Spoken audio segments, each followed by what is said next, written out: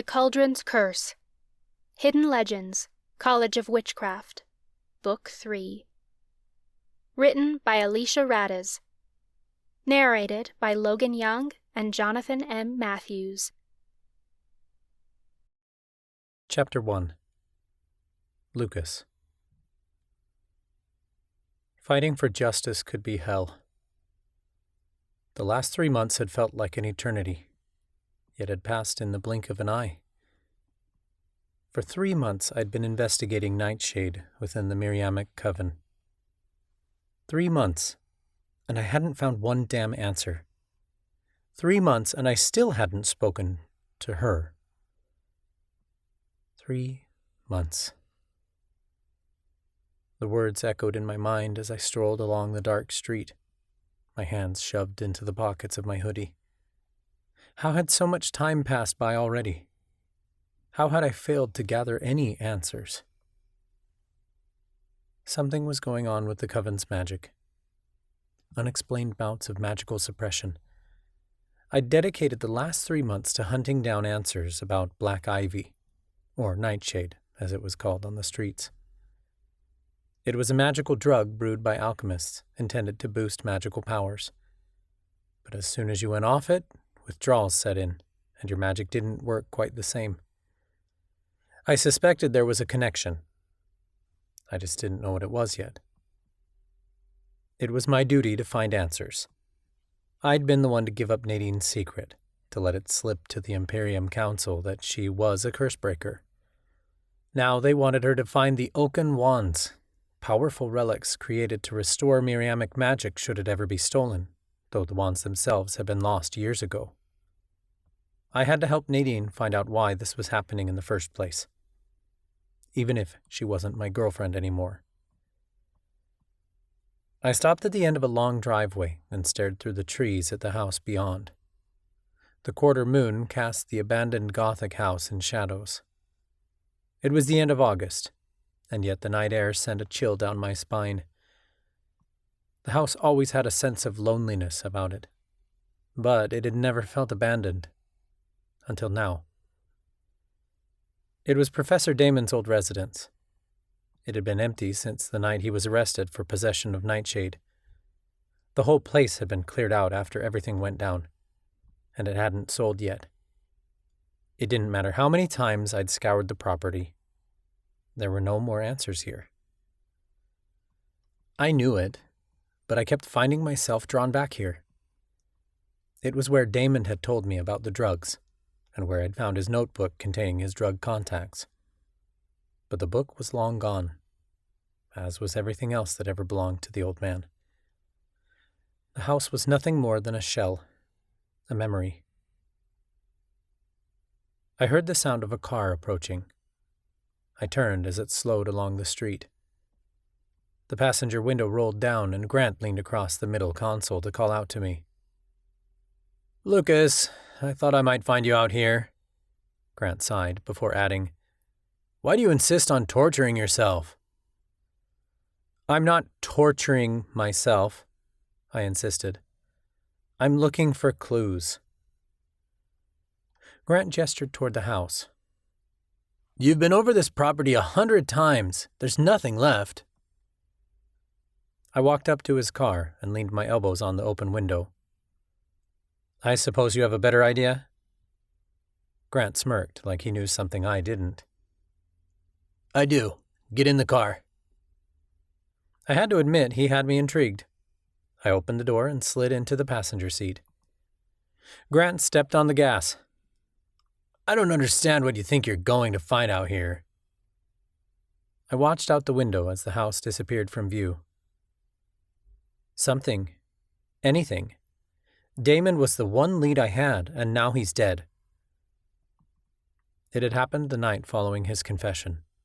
Damon had been found dead in his jail cell. The official report called it a heart attack, but everyone knew what really killed him. He'd been cursed. There was no way to prove it. Curses that could kill were incredibly difficult to cast, which meant someone was fucking pissed at him. It was pretty obvious to anyone with a brain that it had been someone within his drug circle. someone who didn't want the information getting out and pointing back to them. When the Imperium Council caught the guy orchestrating this illegal trade, there would be hell to pay. Damon wasn't your only lead, Grant pointed out.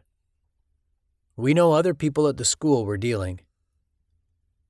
I have no doubt the tarantulas were in on it, I agreed. We already know they've been dealing drugs since freshman year and that they stole from the alchemy department last year. Grant and I had investigated their old hideout, but it had been totally cleaned out. But it's not a great lead if I can't find them, I added. Everyone had their own plans for summer vacation. Nadine had been staying with her grandmother. I hadn't seen her all summer and didn't know what she'd been up to. Talia had spent the summer composing music for her brother's band, and Grant had spent most of his break at the pool. As for me, I'd been crashing on Grant's couch, as I did whenever the dorms were closed. When I wasn't there, I was scouring the town for clues about what the hell was going on in this place. But the tarantulas? I had no idea what they were up to. After news broke of Professor Damon's involvement, it was like they'd vanished, along with anyone else we suspected of dealing drugs on the school grounds. The tarantulas will be back, Grant stated confidently, though we couldn't be sure. The best theory we had was that they were traveling, probably transporting drugs and making deals with other magical races. We already knew the Elementi were trading unicorn hair for nightshade, thanks to Professor Damon's confession. But the Elementi tribe was all the way across the country in California. Someone had to transport the goods, and who better to use than a bunch of kids who had nothing to do all summer. But just because all my leads had vanished didn't mean the drugs had. They'd just gone underground, where the Imperium Council couldn't find them. And neither could we. In the meantime, I think I found a lead, Grant said with a smile. I sat straighter in my seat. You're kidding. Grant traced 2 imaginary lines over his heart. Cross my heart and hope to die. That's great, I cried. What's the story? Grant placed both hands back on the wheel and smirked confidently. I was lifting weights at the gym when I heard Frederick James say something about nightshade. I gave him my whole story about my broken arm and how I had to skip out on the championship swim tournament last semester. I managed to convince him I needed the nightshade energy boost for training. You said Frederick James? I asked. That mentalist who accused Nadine of hexing the school last semester? Grant frowned. Yes, unfortunately. But he's our only lead. Are we going to take it or leave it? I sighed. Take it. Good, because he should be at the school any minute. Grant turned down a familiar road which led to the gates of Miriam College of Witchcraft. The school? I asked. Grant shrugged. It's summer vacation. No one's there this time of year. Oh, and I got you something. He reached into his middle console and tossed me a small electronic device. I caught it and looked over the buttons. It's a voice recorder, Grant said. I figured it'd come in handy with your journalism major. Can't I just use my phone? This is better, he assured me. It's easier to use and picks up more sound. And the design is super simple, so it's less likely to get any interference from magic. It'll pick up everything. I smiled. Then let's make sure we catch a confession on tape. Grant pulled into the parking lot of Miriam College. The Gothic mansion was huge and stood out from the trees surrounding it. It was late, near midnight already, but I was used to seeing college kids roaming the grounds. It seemed eerie that we were the only ones there. We'd just pulled into a parking space when a pair of headlights swept by us. Grant stepped out of the car. The other car sped through the parking lot and came to a screeching halt beside us. James jumped out of an old, beat-up sports car, and the hinges squeaked as he slammed the door. I quickly pressed record on my device and shoved it in my pocket. Grant, my man! James sang as if the two of them had been best buddies since grade school. He was already approaching Grant, but stopped when he saw me climbing out of the car. He eyed me, as if trying to decide if I could be trusted or not. "I see we have company." "Relax," Grant said smoothly. "Lucas wants a vial too. I assume you have enough for both of us?" James relaxed and straightened his leather jacket. "Yeah, I've got enough. What's your story, Lucas?" "A bad breakup," I told him without missing a beat. "I need to forget." That wasn't quite a lie, either. I'd spent the summer trying to get Nadine out of my mind. Nothing, not even throwing myself into this investigation as a distraction, had done the trick. Every morning I woke up, the memory of her was there, seated into the forefront of my mind. Every night I fell asleep. I dreamt of her. I'd been pissed when we broke up, certain I couldn't forgive her for the choices she'd made to protect her friends. Now I knew I'd been wrong, because if I truly thought I could never forgive her, never be with her again, it wouldn't hurt so damn much. James smiled. "The nightshade can help with that. The euphoria is quite something. How much are you looking for?" "Depends. What do you have?" Grant asked. "I can do 2 vials each," James offered. "You got the money?" Grant nodded and conjured a wad of cash. "The price we agreed on," he said. My eyes went wide as Grant handed over several 20s. "That's quite the price tag," I remarked, choosing my words carefully. James narrowed his eyes. "That depends on how desperate you are to forget about this girl." I chuckled, playing along. "Oh, believe me, I want the nightshade." I conjured what little money I had and began slowly counting out the bills. James' eyes grew hungry at the sight of cash. "I was just wondering, is there any chance we can get in on dealing?" I asked. James frowned. "I'm afraid not." I stopped counting my bills, but he never took his eyes off the money. "There's got to be a way to get us in. How did you get involved?" "Can't say," James replied curtly, before quickly adding, "It's boss's orders." "Ever since Damon was busted, someone's been poking around looking for answers. Did you know his house was broken into after he died?" Guilty, I thought, though I hadn't been the first person to think of it. By the time I got there, all clues about Damon's ties to Nightshade were gone. Someone really wanted to cover this up. "Who would do that?" I asked innocently. James shrugged. "Someone hell-bent on getting the drugs out of Octavia Falls, I guess." Huh. So they had no suspects of their own. "Is there some place we can go to get more nightshade after we run out?" Grant asked. A good question.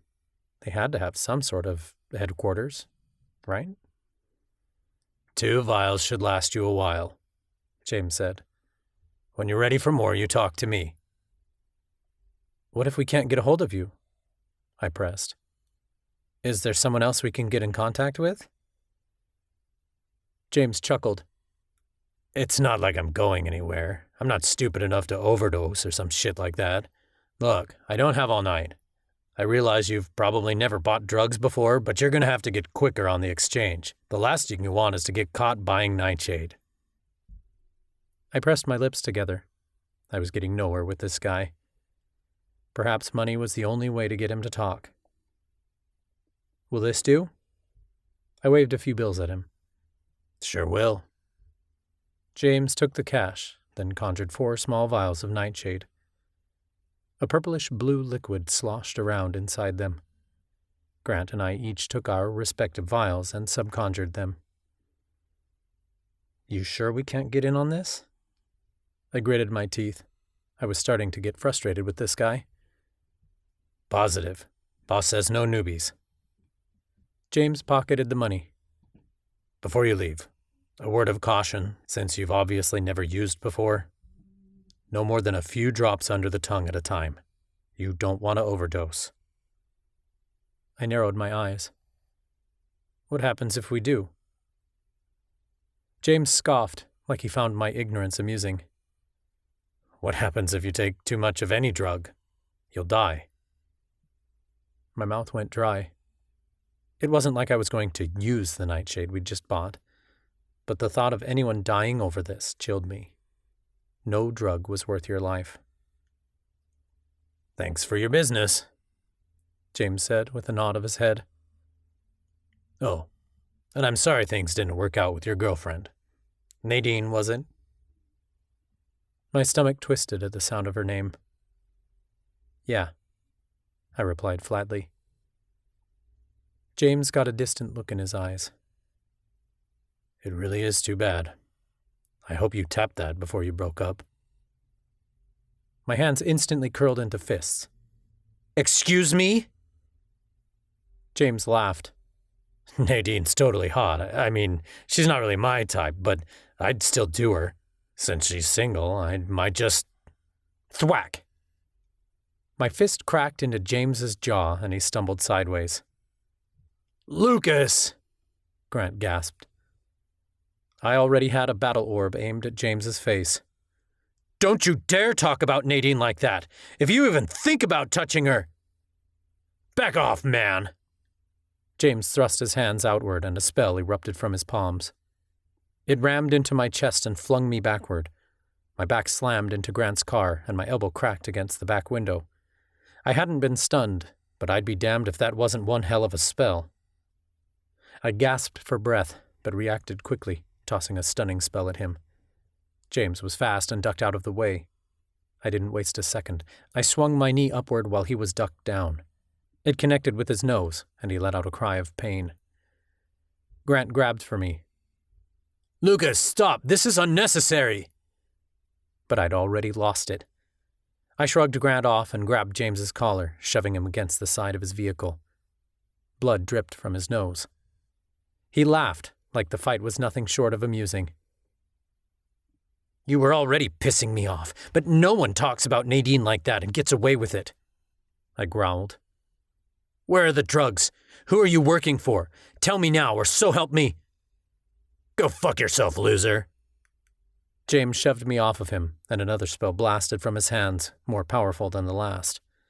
It blew me backward so hard I flew off my feet and rolled across the pavement a few times, accumulating bruises. Something clinked to the ground. James's eyes darted between Grant and me. You can forget about buying any more nightshade off me. Consider this your final purchase. I groaned as I pushed myself to a sitting position. It wasn't until James's eyes landed on the ground that I realized with horror what had slipped from my pocket. My recording device. James's eyes went wide and he flicked his wrist at me. An ungodly pain overtook my body, as if my bones had been set on fire. My back arched as a scream tore from my lungs. Every organ in my body seemed to be ripping apart beneath his spell. I was vaguely aware of Grant rushing to my side. I heard the sound of tires squealing as James sped out of the parking lot. Fuck!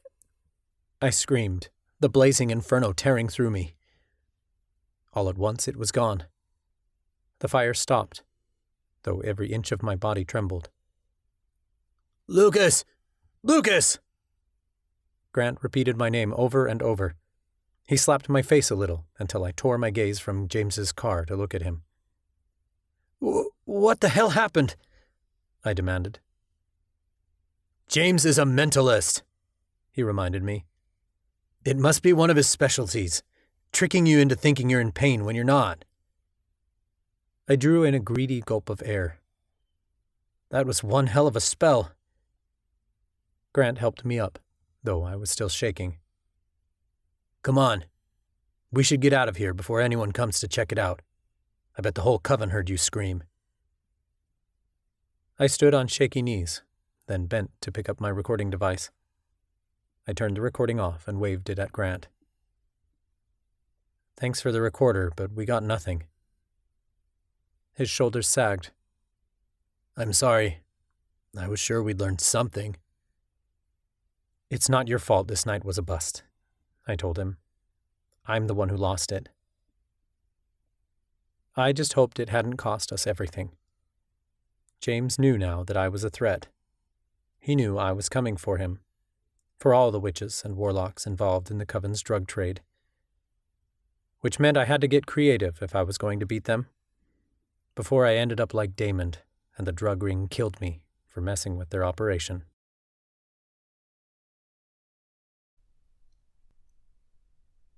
Chapter 2. Nadine. Summer was a cursed season. 3 months had passed, and I'd barely seen my friends. I'd been too sick, but it was more than that.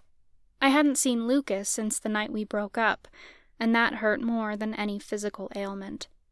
This wasn't just a lupus flare-up. I was suffering from a broken heart. I'd spent most of the summer in bed.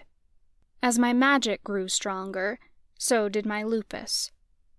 The worst of it started when I'd performed a locator spell with the Imperium Council to track down the Oaken Wands, powerful relics that could retrieve lost magic.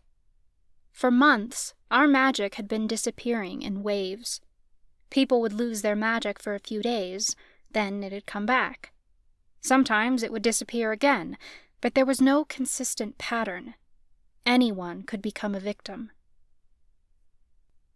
The waning, the term the Miriamic messenger had coined for the event affecting our magic, was only getting worse. Eventually, we could lose our magic for good. We intended to stop the waning before things got even worse. The Imperium thought that together, our magic would be strong enough to find the Oaken Wands, but they couldn't be tracked through magic. It was one of the traits that made them so powerful and kept them protected, and why the Imperium Council hadn't found them yet. I'd asked Grammy about the wands too, but she didn't know anything that would help us locate them. The Imperium and I attempted a second locator spell to track whoever was behind the waning, but without knowing specifics, we couldn't trace the culprit. The spells, though ineffective, had knocked me on my ass. I was tired all the time, and my joints were swollen and painful. What truly did me in, though, was the space-bending spell I'd assisted with at one of the cider mills. The council intended to expand the factory to create new jobs, and we had, but at my expense. I couldn't get out of bed after performing the complicated spell. I'd avoided magic for a few weeks, but as soon as I performed the simplest spell, my symptoms flared. My hair was thinning, and I developed nose sores. I hadn't been back to normal since, and no potion seemed to help. Dr. Yonker had urged me to continue using my magic, because I was supposed to be getting used to it. "It will get worse before it gets better, Nadine," he'd pressed. "Trust me." Hell, I wanted to. I was just sick of waiting for things to get better already. I didn't know why the Imperium Council still wanted my help with the wands, considering I could barely get out of bed most days. Scratch that. I knew exactly why they wanted my help. They thought my family still had the Cursebreaker wand. Each of the Oaken Wands was powerful on its own, but like the casts, they were strongest together. The council needed all 5 wands if they hoped to stop what was coming. It was the only way to restore our magic, before it was gone completely. Returning to school after summer break felt like taking a breath after 3 months of suffocating. If there was a clue to all of this, it had to be here. My first day back at Miriam College, I woke with more energy than I'd had all summer. I was excited to get back to classes, and I'd been itching to explore the library for more information on the wands. At school, I felt free. It didn't feel like the Imperium was watching my every move. I'd felt the scrutiny every time they called me to a meeting. I wasn't officially a priestess yet. not until my induction on Halloween, so I wasn't invited to every meeting. But I'd been to a few, and they'd asked me about my progress in finding the Cursebreaker wand each time. I had to tell them time and time again that I hadn't found it, and that it was no longer in my family's possession. Priestess Lillian insisted I try harder. She didn't believe me. At school, things were different. It used to be that classes were the worst of my problems. Now they felt like a welcome reprieve to the real issues plaguing the coven. But I couldn't hide from my problems, no matter how hard I tried. When I returned to the school, it was evident that these problems followed each and every one of us wherever we went. I stepped out of my car and grabbed my bag from the back. Issa prowled at my side. As I passed by another vehicle, I heard a girl sobbing through an open window. I glanced toward the car to see two girls from my meditation class sitting in the front seats, Ashley and Christine. "It will be all right," Christine said. "It's gone," Ashley cried. "I can't conjure anything. I've lost it." "Your magic will be back in a couple of days," Christine assured her. Ashley wiped at her tears. "You don't know that. This is the third time I've lost my magic this summer. It's getting worse." My stomach twisted as I continued walking toward the school. I reached the front doors and caught sight of a guy fumbling with various textbooks that came out of nowhere. They appeared in his arms one after the other, piling into a teetering stack. He struggled to balance it. "Whoa!" he cried as the stack fell and crashed to the sidewalk. A guy who looked identical to him scoffed. "Stop being so dramatic, Alex." "I'm not being dramatic, Shane," Alex shot back at his twin. "I can't control my conjuring." More items began to spill out of Alex's stash and into his arms. Clothes, notebooks, and coins. They clinkered to the ground, sounding like a slot machine. I eyed the brothers curiously. Shane caught me staring, and he nudged his brother. The two gazed at me, and I heard Shane whisper lowly, "That's her." "She's the new priestess?" Alex gaped. "Oh, great. Here we go." Shane shoved his twin, and the two scrambled away before I could say anything. I wasn't even sure what I'd say. "Yeah, bitches, I'm the latest priestess. If you've got a problem with it, bring it up with the Imperium Council, because it wasn't my idea." Shane and Alex weren't the only ones who noticed me. The whispers seemed to follow as I entered the school. I resolved to ignore them. I was sure people had been talking about me all summer. My secret was already out there, and nothing I could say would change that. Instead, I remained on high alert for signs of other magical issues. I had to pay attention, because it was up to me and the Imperium to stop this. The main foyer was crowded, but most people seemed to perform magic just fine. As usual, a group of alchemists huddled around the fireplace and brewed a potion. One of the group members stood over the cauldron and funneled sky-blue magic into it. On the other side of the foyer, a group of Mortana girls used their magic to tweak their makeup until they were all sporting dark eyelashes and red lips.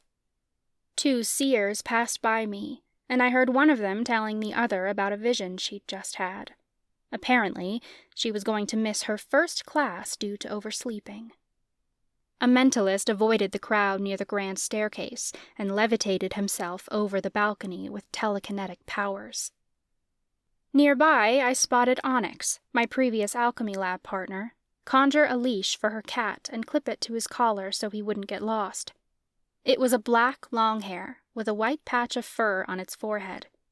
She must have gotten a cat over summer break because I'd never seen her with one before. Though most people still had a firm grasp on their magic, Others weren't so lucky. I heard one girl tell her friend she couldn't conjure her schedule and didn't know what classes she had. A seer complained that the ghost she'd been talking to all summer break had vanished that morning, and she was worried about him. My stomach sank. I'd been called to become a priestess, which meant I had to stop this. I didn't know how yet. I climbed the stairs and dropped my bag off in my room. I saw that Talia's piano was already set up, and a collection of candles and crystals had been laid out atop her dresser. I pulled my phone from my pocket and sent her a message. "Meet you downstairs," she messaged back. I brimmed with excitement to see my best friend again, and I cocked my head at Issa. "Come on, girl." Issa scurried out of the room behind me and down the hall. I noticed several students shooting glances at me in the hallways. It seemed like everywhere I walked, people kept at least 10 feet away.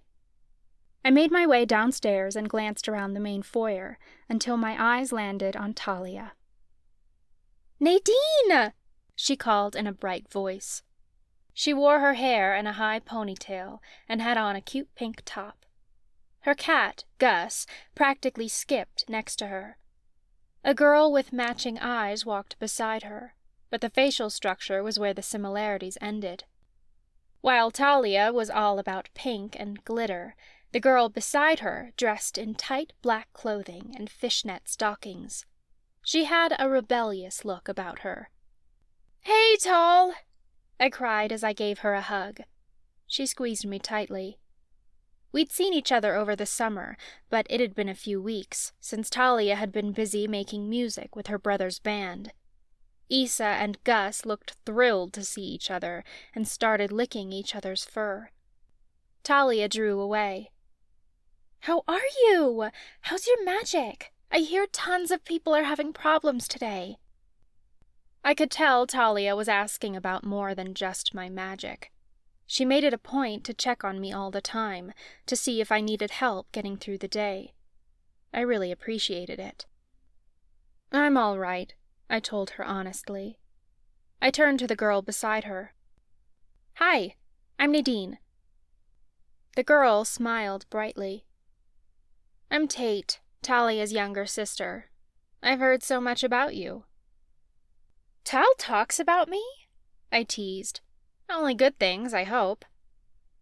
"Absolutely," Tate said. I'd met Talia's brother, Tyler, before, but I'd never met Tate. This was her first year at Miriam College of Witchcraft. "As fate would have it, Tate's our next-door neighbor," Talia said. "We moved her in this morning, and we were just on our way to the lawn to play some games. There's a whole welcome back thing going on. Want to join us?" "Sure." It was great to finally get out of Grammy's house. Tate started rambling as we headed outside, but it couldn't drown out the whispers. "She's a curse breaker," someone hissed. "More like a curse maker," another replied. I looked around for the source of the voices, but there were so many students, parents, and professors around that I couldn't tell who said it. "I love my dorm room," Tate raved. "It's so big! I can't believe I get so much space, all to myself." You have a roommate," Talia chuckled. We stepped out into the sunlight. Gus and Issa wove between our legs as they chased each other around. "It can't be any worse than sharing a room with you growing up," Tate teased. "I was a delight," Talia shot back. Tate frowned and glanced at me for confirmation. "She really is," I said, looping my arm through Talia's. "She's mine now, and you can't have her back." "Just on weekends," Tate offered with a wink. Talia placed a hand on her heart. "Aw, my sister wants joint custody." Tate laughed. "Well, you're still my big sister. I'm going to need a shoulder to cry on every now and then." Talia rolled her eyes and turned to me. Tate has vowed to break as many hearts as possible during her 4 years here. I did not say that, she defended. I only said I might sleep with a couple guys and girls. For my benefit, Tate added, I'm pansexual, if Talia didn't mention. She didn't, but that's cool, I said with a shrug. A high-pitched voice came from behind us. Nadine! Talia! The three of us stopped and turned to see Mandy and Amy waving at us. Mandy's long black braid swayed over her shoulder, and she wore her usual skater dress, which swirled around her knees as she walked. Amy wore a green tank top with tight jeans. Her cat, Stormy, followed beside her. She gave a cheerful smile as they approached. We've been looking for you guys, Mandy said brightly. We checked out your room, but you weren't there. Amy and I are just a few doors down. Your roomies this year? I asked. Absolutely, Amy said. I couldn't stand another semester with my last roommate. She was a homophobic bitch. Tate scrunched up her nose, but her eyes roamed over Amy's slim figure. Homophobes are the worst. Talia placed a hand on her hip and glared at her sister. I'd lived with Talia long enough to read that look. If you're going to be breaking hearts all semester, don't go anywhere near my friend. Tate read the look too, and she dropped her shoulders. We missed you guys! Mandy threw her arms around me. I squeezed her back tightly. I know, it was a long summer. It feels like we haven't talked in ages. Mandy sighed as she drew away. Oh, my summer abroad in India was great, though. I earned 6 credits for my counseling major and learned so much about my Indian heritage. I pulled Amy into an embrace. How was your summer internship? It went better than expected, Amy said. I had a wonderful time studying supernatural history. Where do you intern at? Tate asked. I actually got to travel to a couple different places, she replied. I mostly stayed near the Grand Canyon and learned a bit of hypnotherapy with a small group of hypnotists there. But I also visited a pod of Atlanteans based in Hawaii, and I spent a few weeks in Canada with a really nice vampire couple.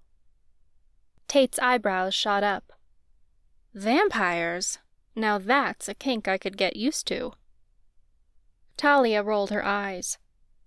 Goddess, someone please remind me the dorm walls are soundproof. They are, right? Tate nudged her sister. I'll make sure to scream, just so you can hear it. Talia turned up her nose. Please don't. Sexual jokes aside, Mandy raised an eyebrow at me. Why didn't you tell us you were a curse breaker? Yeah, we would have kept it a secret, Amy agreed, sounding a bit hurt. My shoulders fell. I didn't tell anyone, only the people who were at my ceremony and saw the mark. I did want to tell you, but the fewer people who knew, the better. Amy frowned. I'm sorry you felt you had to keep it from us. From anyone, Mandy added. I think it's awesome you're a curse breaker. Amy's eyes lit up. Can we see the mark? My heart warmed to see my friends so enthusiastic about my cast. It made me feel as if they'd already forgiven me for keeping it from them. Sure. I glanced around the property, but the closest people were way off by the parking lot. I lifted the hem of my shirt and showed them the crescent moon tattoo on my hip. Mandy's eyes widened. Oh, that's hot. Can I?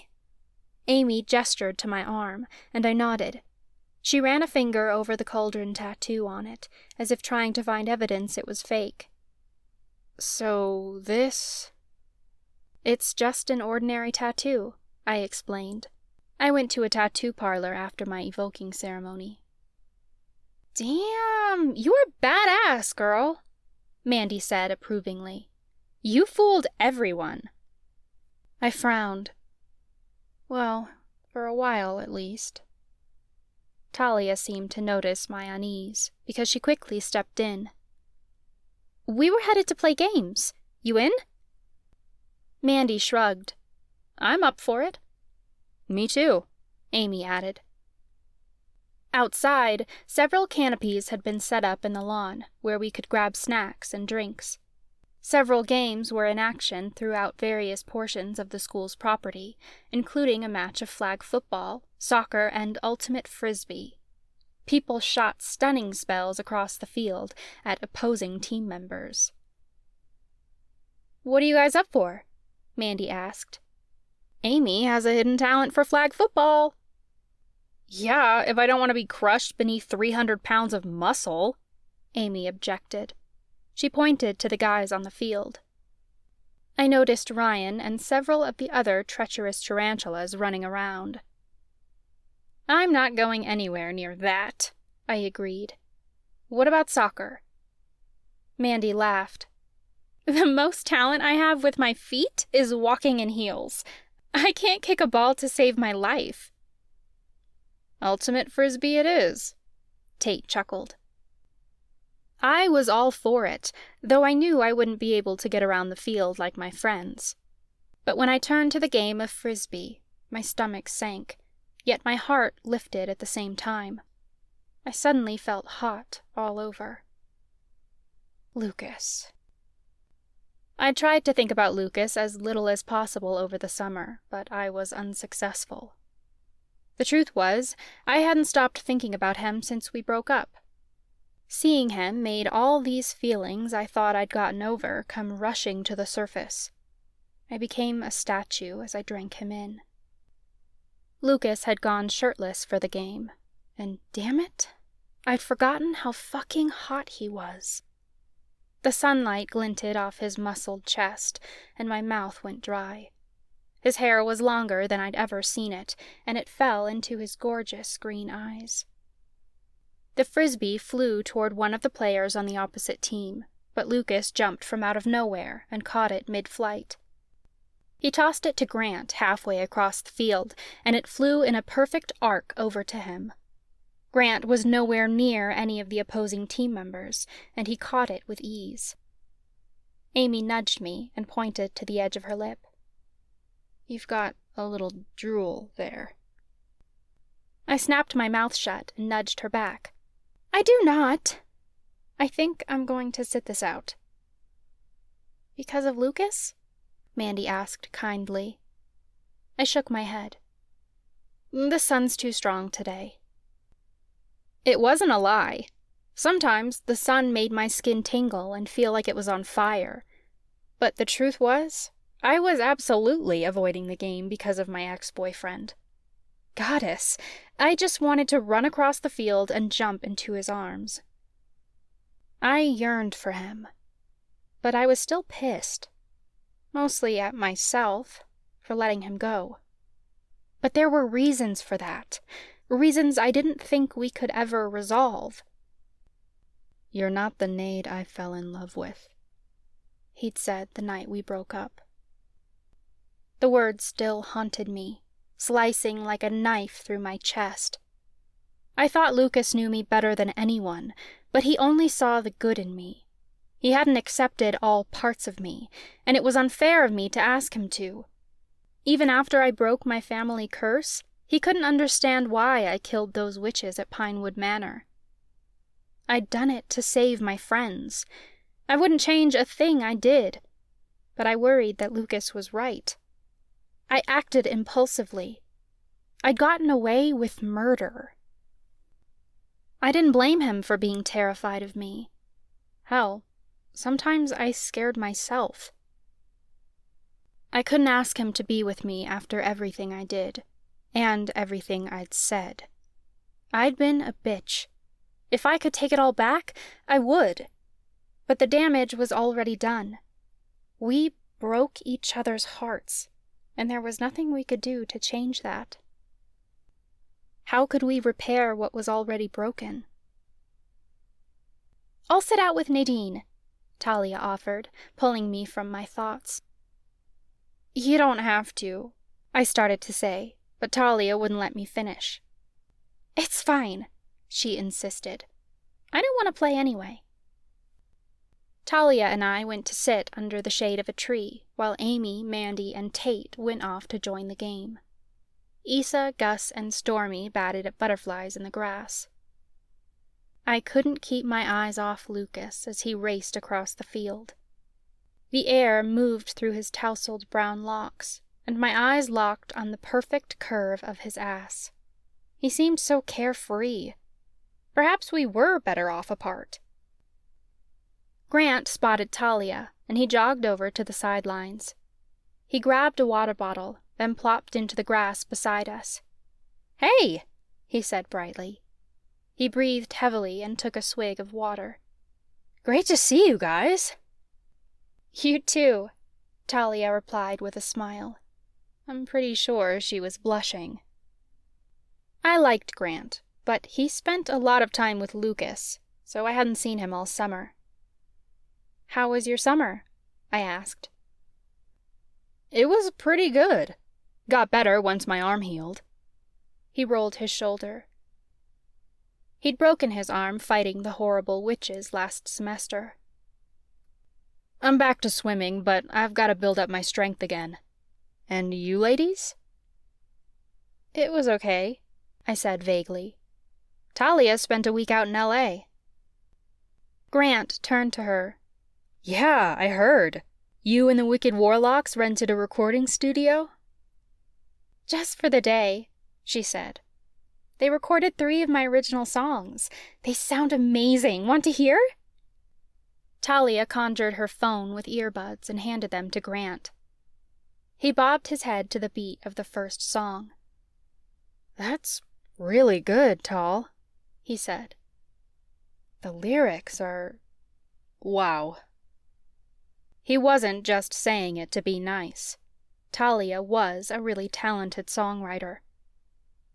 So, I didn't know how to approach the topic, but I had to know. "How has Lucas been?" Grant's shoulders fell, and he gazed onto the field where Lucas ran for the frisbee. "I'm not going to lie to you. It's been rough." My stomach sank. "He looks like he's doing well, though." Grant scoffed, like there was so much more to tell than he could really say. "He's gotten good at hiding it, but I know him too well. He's hurting." I was imagining the worst. Grant must have noticed my fallen face, because he was quick to clarify. "He hasn't done anything bad." Grant was talking about self-harm. It was a relief to know Lucas hadn't hurt himself, but I worried about him. I'd blame myself if something happened. "We don't talk like we used to. Not about things that matter, anyway," Grant admitted. "At least he's doing something about the whole nightshade thing." "Nightshade?" I felt the blood drain from my face. "He's taking drugs?" "Goddess, no," Grant said quickly. "He's investigating for an article, trying to uncover who's behind the whole thing." My guts twisted. That's good he's still writing, but doesn't he realize how dangerous that is? Grant frowned. "He won't take no for an answer." Lucas was treading in dangerous territory, and I worried he was going to get hurt. I felt solely responsible, and it tore me up inside. "Well, I'm gonna get back in there," Grant said as he stood. "See you girls around."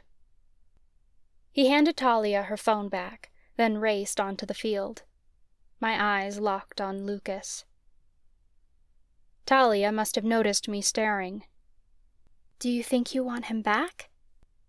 I bit my lower lip. I thought I was getting over him. It was easier when we didn't see each other all summer, but seeing him now...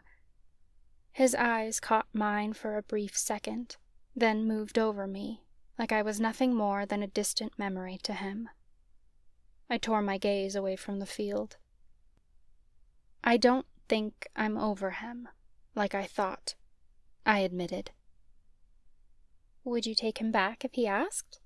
She asked curiously. I snapped off a blade of grass and stared down at it. I used to think maybe I would, but I don't think I regret breaking up. I took a long breath, then continued. I realize I was scared when I broke up with him, and that I'd been a total bitch about it. I know I handled it poorly and said things I shouldn't have. It hurts that we broke up, and I've always loved him, but I don't think we can be together. Why not? She asked softly. If you still love him? I sighed. It's not that simple. I treated him poorly, and it's unfair of me to be with him if I'm a terrible girlfriend.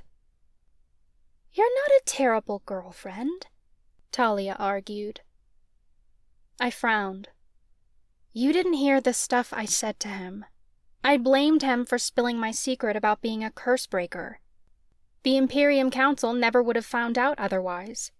But I know he didn't do it intentionally, and it's unfair of me to blame him. I've had to make tough choices, and I can't keep hurting him with those types of decisions. Plus, I can't serve on the Imperium Council if I'm worried about what he's going to think of me. That's not fair to him or the coven. I sighed. Besides, I can't sit around and watch someone I love continue to sink into a hole. He said he was doing better last semester, but I think he was using our relationship as a crutch to avoid his depression. Being with him was worse for him in the long run, because using me to keep himself upright could only last so long. Being together was a distraction for him, rather than a solution. You don't want to be with him because he's depressed? Talia asked, trying to understand. It's not that. I'm okay with being with someone who's depressed, but I need to know he'd be okay even if I wasn't around, and I truly think he'll be better off without me. I can't watch him fall back into his depression. It's too painful.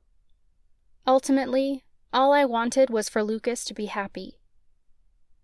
I tried to steer the conversation away from myself. How are you feeling being back?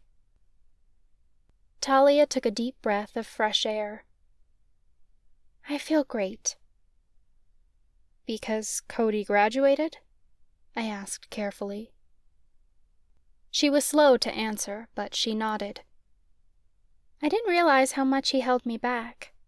I'm still trying to get over what happened between us, but I vowed to make this year better than last. I wiggled my eyebrows. Do I detect a date with Grant in the future? Talia shrugged. I've been trying not to rush into anything after Cody. I feel like I need to be single for a while and find myself, you know? I got so obsessed with Cody, and I just don't want to let anyone control me again. Grant's nothing like Cody. I know, she said quickly. It's not that I think he'd control me, just that I need to learn about myself first. I could never speak up with Cody, and I don't want to be like that with anyone else. I understand. I don't even know if I like Grant, Talia said, but I was almost certain she was lying. She quickly added, I don't want to rush anything. I smirked and threw my blade of grass at her. Rush my ass. The two had known each other for a year. Hey! She objected, tossing a blade of grass back at me. I'm sure Lucas would like to rush your ass. I frowned, but I got hot all over at the same time. I don't want to make things worse than they already are. I think it's best if we just both move on. Maybe it will help to have something to distract you, she suggested. There are tons of clubs on campus. Maybe you could pick up a hobby this semester. Like what? I asked. I've never been good with hobbies. Sports and stuff like that aren't my thing. That's probably why I watch so many mystery shows. Talia frowned. It doesn't have to be sports. You're really good at a lot of things." I furrowed my brow at her.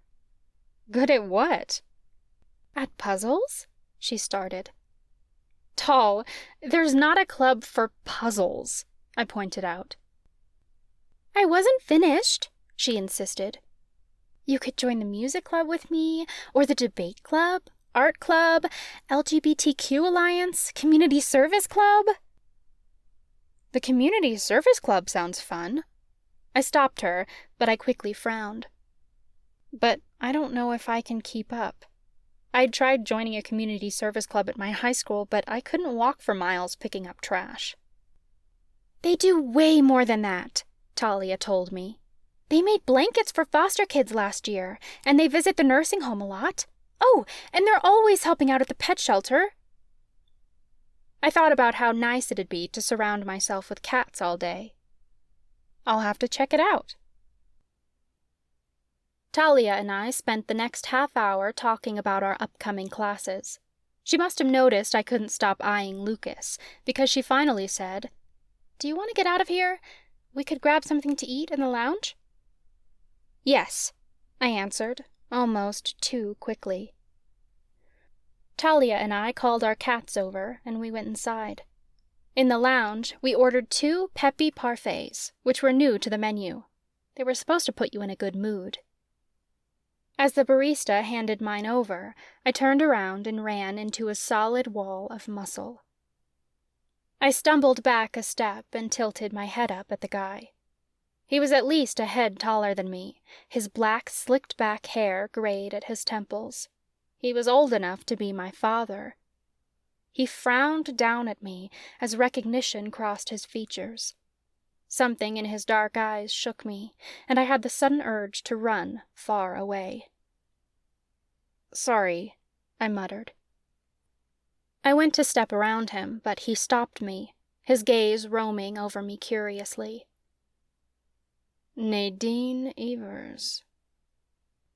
My mouth went dry, but I didn't let my unease show on my face. I tilted my chin up at him. "What's it to you?" He ignored my question. "You're the curse breaker they've called onto the council.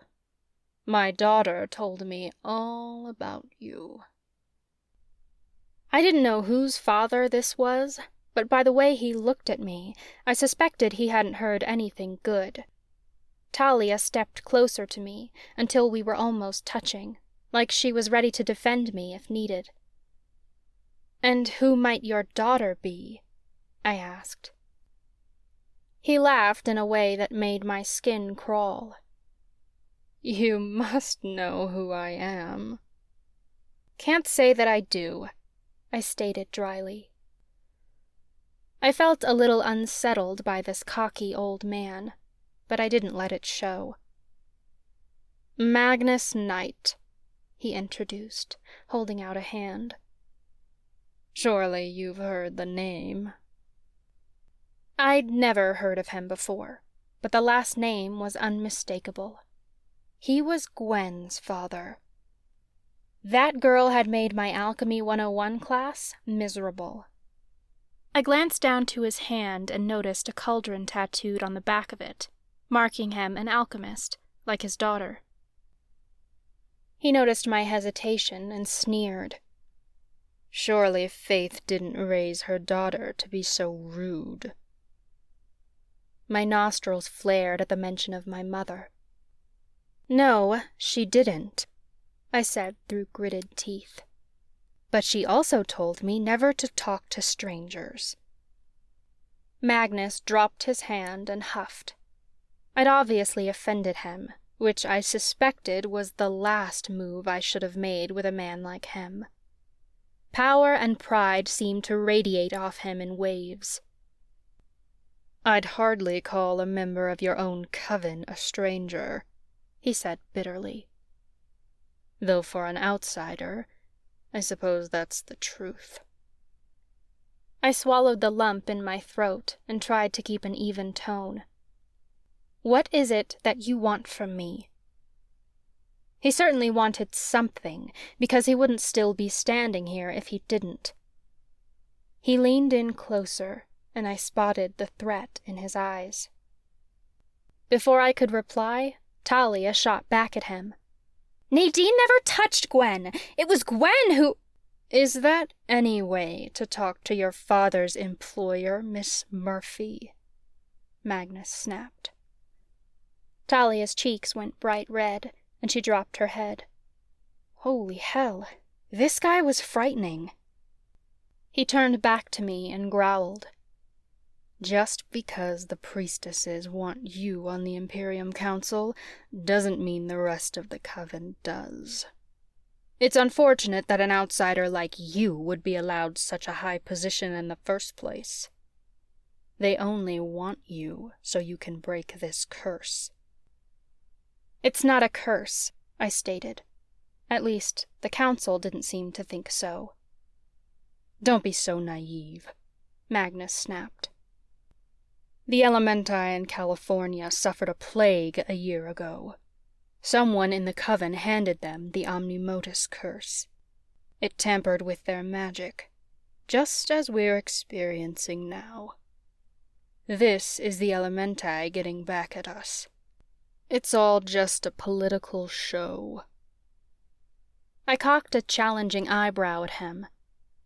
"If it is a curse, as you say, then perhaps you shouldn't threaten the single curse-breaker who could save you from it." Magnus's features faltered. He could try to intimidate me all he wanted, but I had him there. As long as I was in line to become a priestess, he couldn't touch me. His eyes darkened. "That may be the case, until they find the real culprit behind this." There was something in his tone that sounded accusatory. "What do you mean by that?" I demanded. "Witches have left the coven before," he reminded me, clearly talking about my mother. "Perhaps someone has returned to finish something for them. Revenge on the coven, if you will." "That's not true!" I snapped. For a second, I'd forgotten how much he frightened me. Magnus stood straighter and chuckled. He seemed amused that he got a reaction out of me. "No matter the cause, I will not stand to see my daughter get hurt. So help anyone who gets near my family." "Daddy!" Gwen whined from across the lounge, capturing his attention. He looked up to see her waving him over. "I need help with my bags."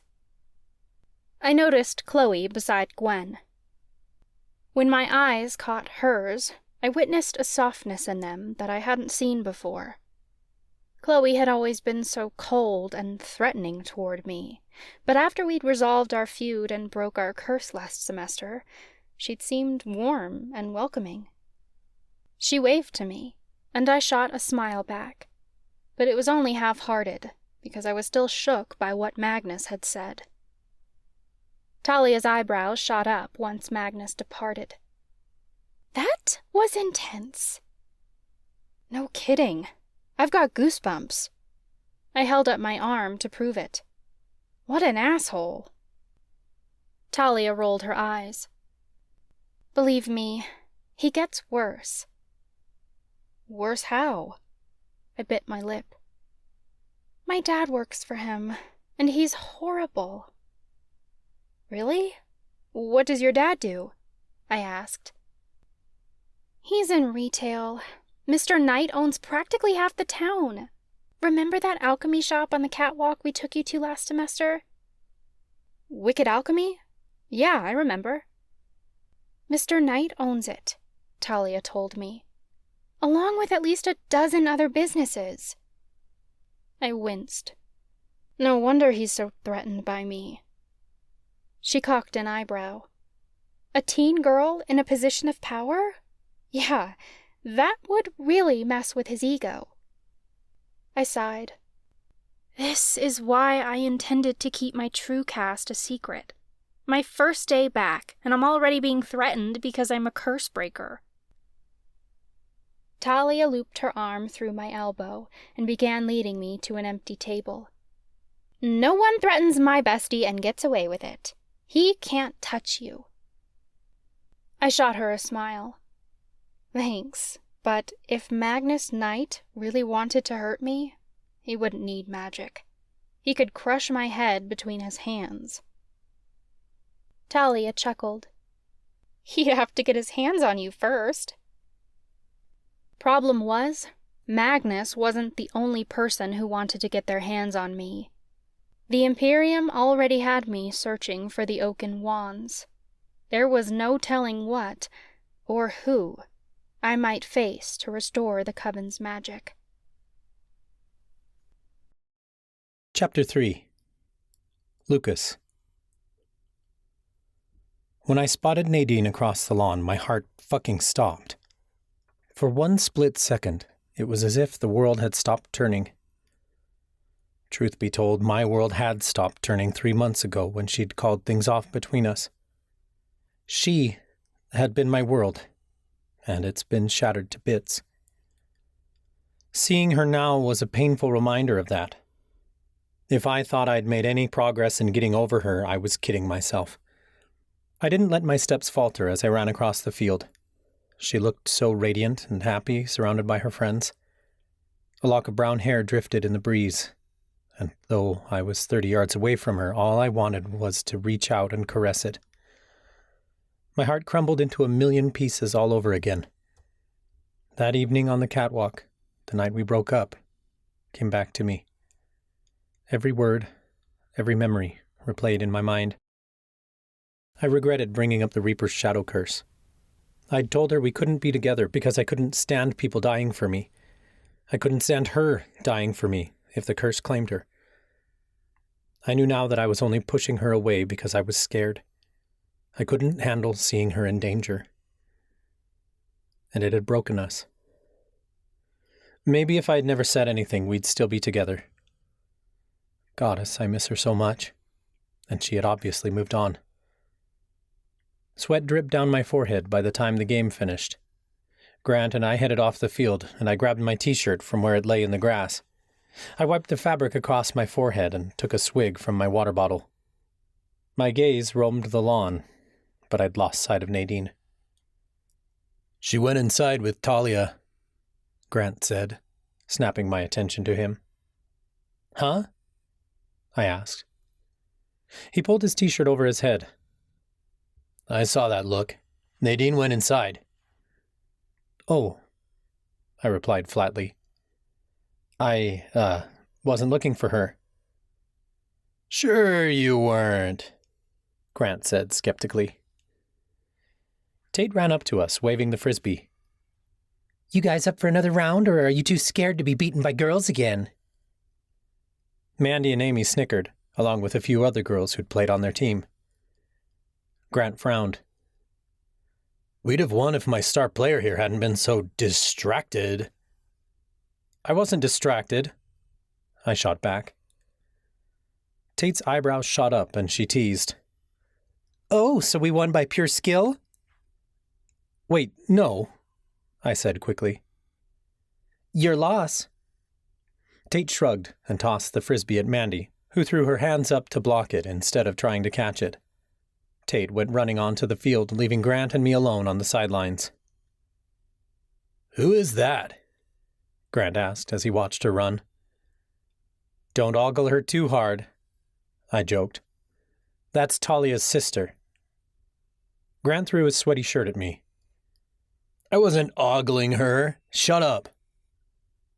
"Who are we ogling?" a male voice asked. I turned to see a guy our age standing there with a calico cat at his heels. He looked a lot like Grant, with the same dark eyes with Latin American features, but his hair was longer and his smile cockier. I barely recognized him at first. He'd grown up a lot. My eyebrows shot up. Miles? It was Grant's younger brother.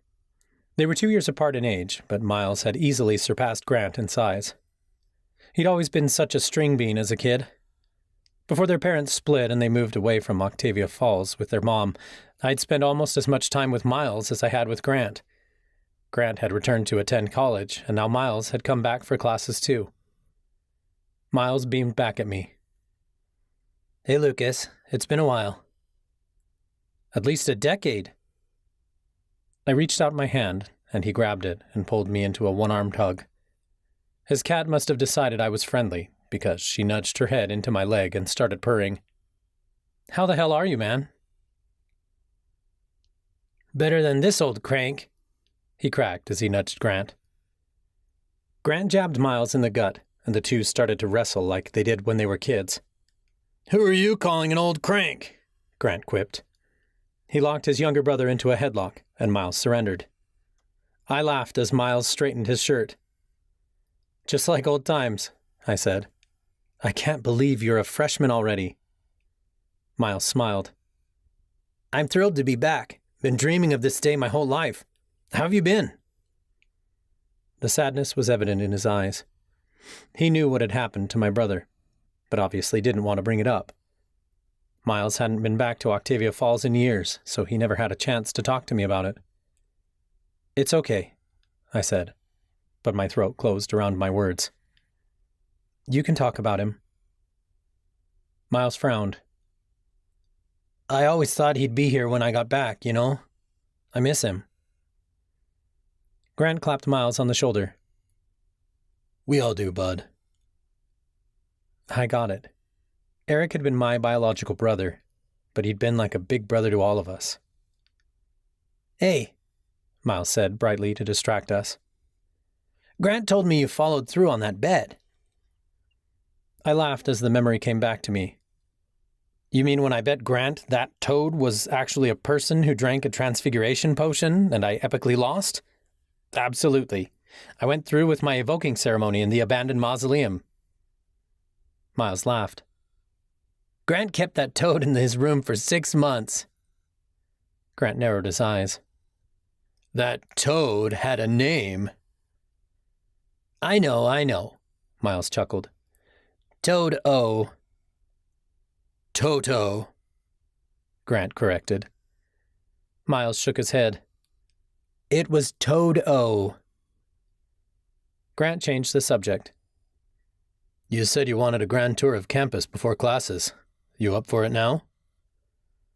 Miles shrugged. "Sure. What's the best place to see on campus?" I pulled my t-shirt on. "Depends on what you like, but you'll probably enjoy the lounge best. It's got a cafe, TVs, pool, bowling lanes, and arcade games." Miles' eyes lit up as we started inside. "Oh, hell yeah! I'm a champ at skee-ball." Grant frowned. "I hate to admit it, but he really is." "There's also the greenhouse if you're into botany, and the pool if you want to swim." I listed off. "Grant got all the family swimming genes, selfish jerk," Miles joked. "Ah, well, if you get too jealous of him, you can toss him into the vanishing stairwell," I teased. "Ha ha," Grant said dryly. "If I know my brother well, he'll be spending most of his time in the penthouse suite." "What's the penthouse suite?" Miles asked curiously. "It's a myth," I stated bluntly. Grant wasn't so convinced. "Legend has it, a red door will appear when you want some privacy. No one else can enter as long as someone's already inside. And it always appears in a different spot, so no one ever knows for sure where to find it." Miles smirked. "So it's the perfect place to hook up. I'm guessing neither of you have had the pleasure of taking a girl there?" "Because it's a myth," I insisted. "It's not like we haven't had the chance." Grant cocked an eyebrow at me. "Have you?" I frowned. Nadine and I had never had sex. "Shut up and show your brother to the cafe." "What's that?" Miles asked. "It's the new cat cafe on campus. Kiki will love it," Grant explained as he gestured to Miles's cat. "Then by all means show the way," Miles said. We started around the side of the school, The cafe was on the other side of the building, and with the space-bending spell that made the school bigger on the inside, it was faster to cut around the outside of the mansion. "What classes are you guys taking this semester?" Miles asked. Grant started rambling about his advanced magical plants class on our way. "I have to take care of a black pothos plant for my final project. They need constant watering and are really hard to keep alive. They're magical plants that bleed black liquid. It sounds creepy, but it's actually really useful. They make great anti-allergy potions." He was describing all the plants he'd learned about last semester when we arrived at the cafe. We stepped inside, and Miles's cat Kiki pranced ahead of us in delight. Her eyes darted every way, like she couldn't decide which part of the cafe to run to first. The cafe was small, with about a dozen tables for patrons and a counter to order tea and snacks in the back. The walls were painted in midnight blue, and tiny twinkling lights had been set into the ceiling and made to look like stars. In the center of the room was a huge cat tower that reached a wooden beam at the ceiling. The beam stretched from one end of the cafe to the other, and cats prowled along it and climbed down, connecting cat towers along the walls. There must have been over 24 cats lacing along the cat towers or roaming the room, waiting for patrons to pet them. Various stations were set up. A toy station with strings, feathers, and balls for the cats. A treat station with all flavors of cat treats imaginable, and a grooming station with brushes, nail clippers, and more.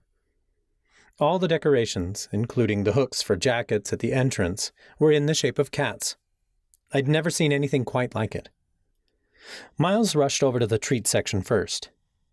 "Kiki," he called in a high-pitched voice.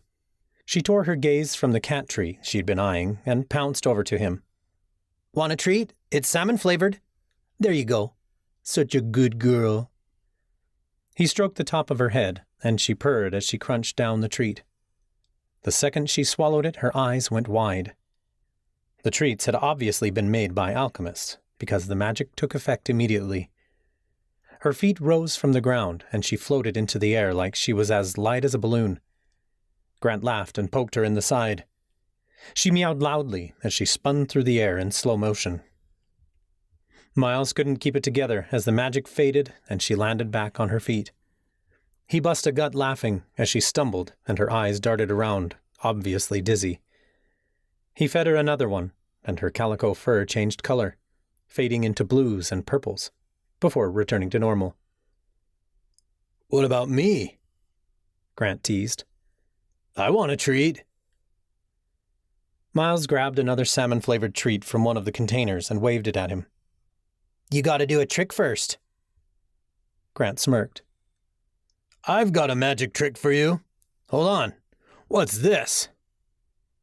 Grant dug into his pocket, then pulled his hand out with the middle finger raised. Miles burst into laughter, startling one of the sleeping cats on the cat tower nearby. Kiki was already on her third treat, which must have created some sort of illusion because she was batting at something we couldn't see. "I meant I want to order something," Grant said. "The croissants here are supposed to be better than the ones downtown." "Let's grab a table while we look over the menu," I suggested. The cafe was already a bit crowded, and there weren't many tables left. We claimed one, and Grant conjured his insulin to get to work checking his blood sugar levels. Kiki meowed up at Miles. "Go on, girl," he encouraged. "Go play." Kiki took off running toward a group of cats, and they started tackling each other. Kiki held down a tabby until it surrendered. She jumped off of it, and they went right back to playing. I laughed while I watched her. "Your cat is tougher than she looks." "Yeah, she can be a bit of a handful," Miles admitted.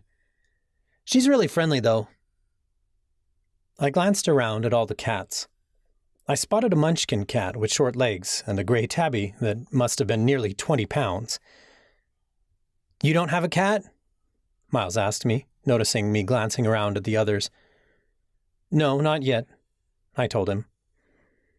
Cats were extremely common pets in the coven, but not everyone had them. In the coven, cats were respected, as they were considered the reincarnation of our loved ones and were here to guide us. You didn't just go to a pet shop and pick out any cat. Your cat found you whenever you were ready. I wasn't ready, apparently. I'd never admit I was bitter about it, though. Miles must have noticed something in my tone, because he quickly changed the subject. So I heard you're studying to become an investigative journalist. I laughed lightly. Yeah, who would have thought? Miles leaned forward.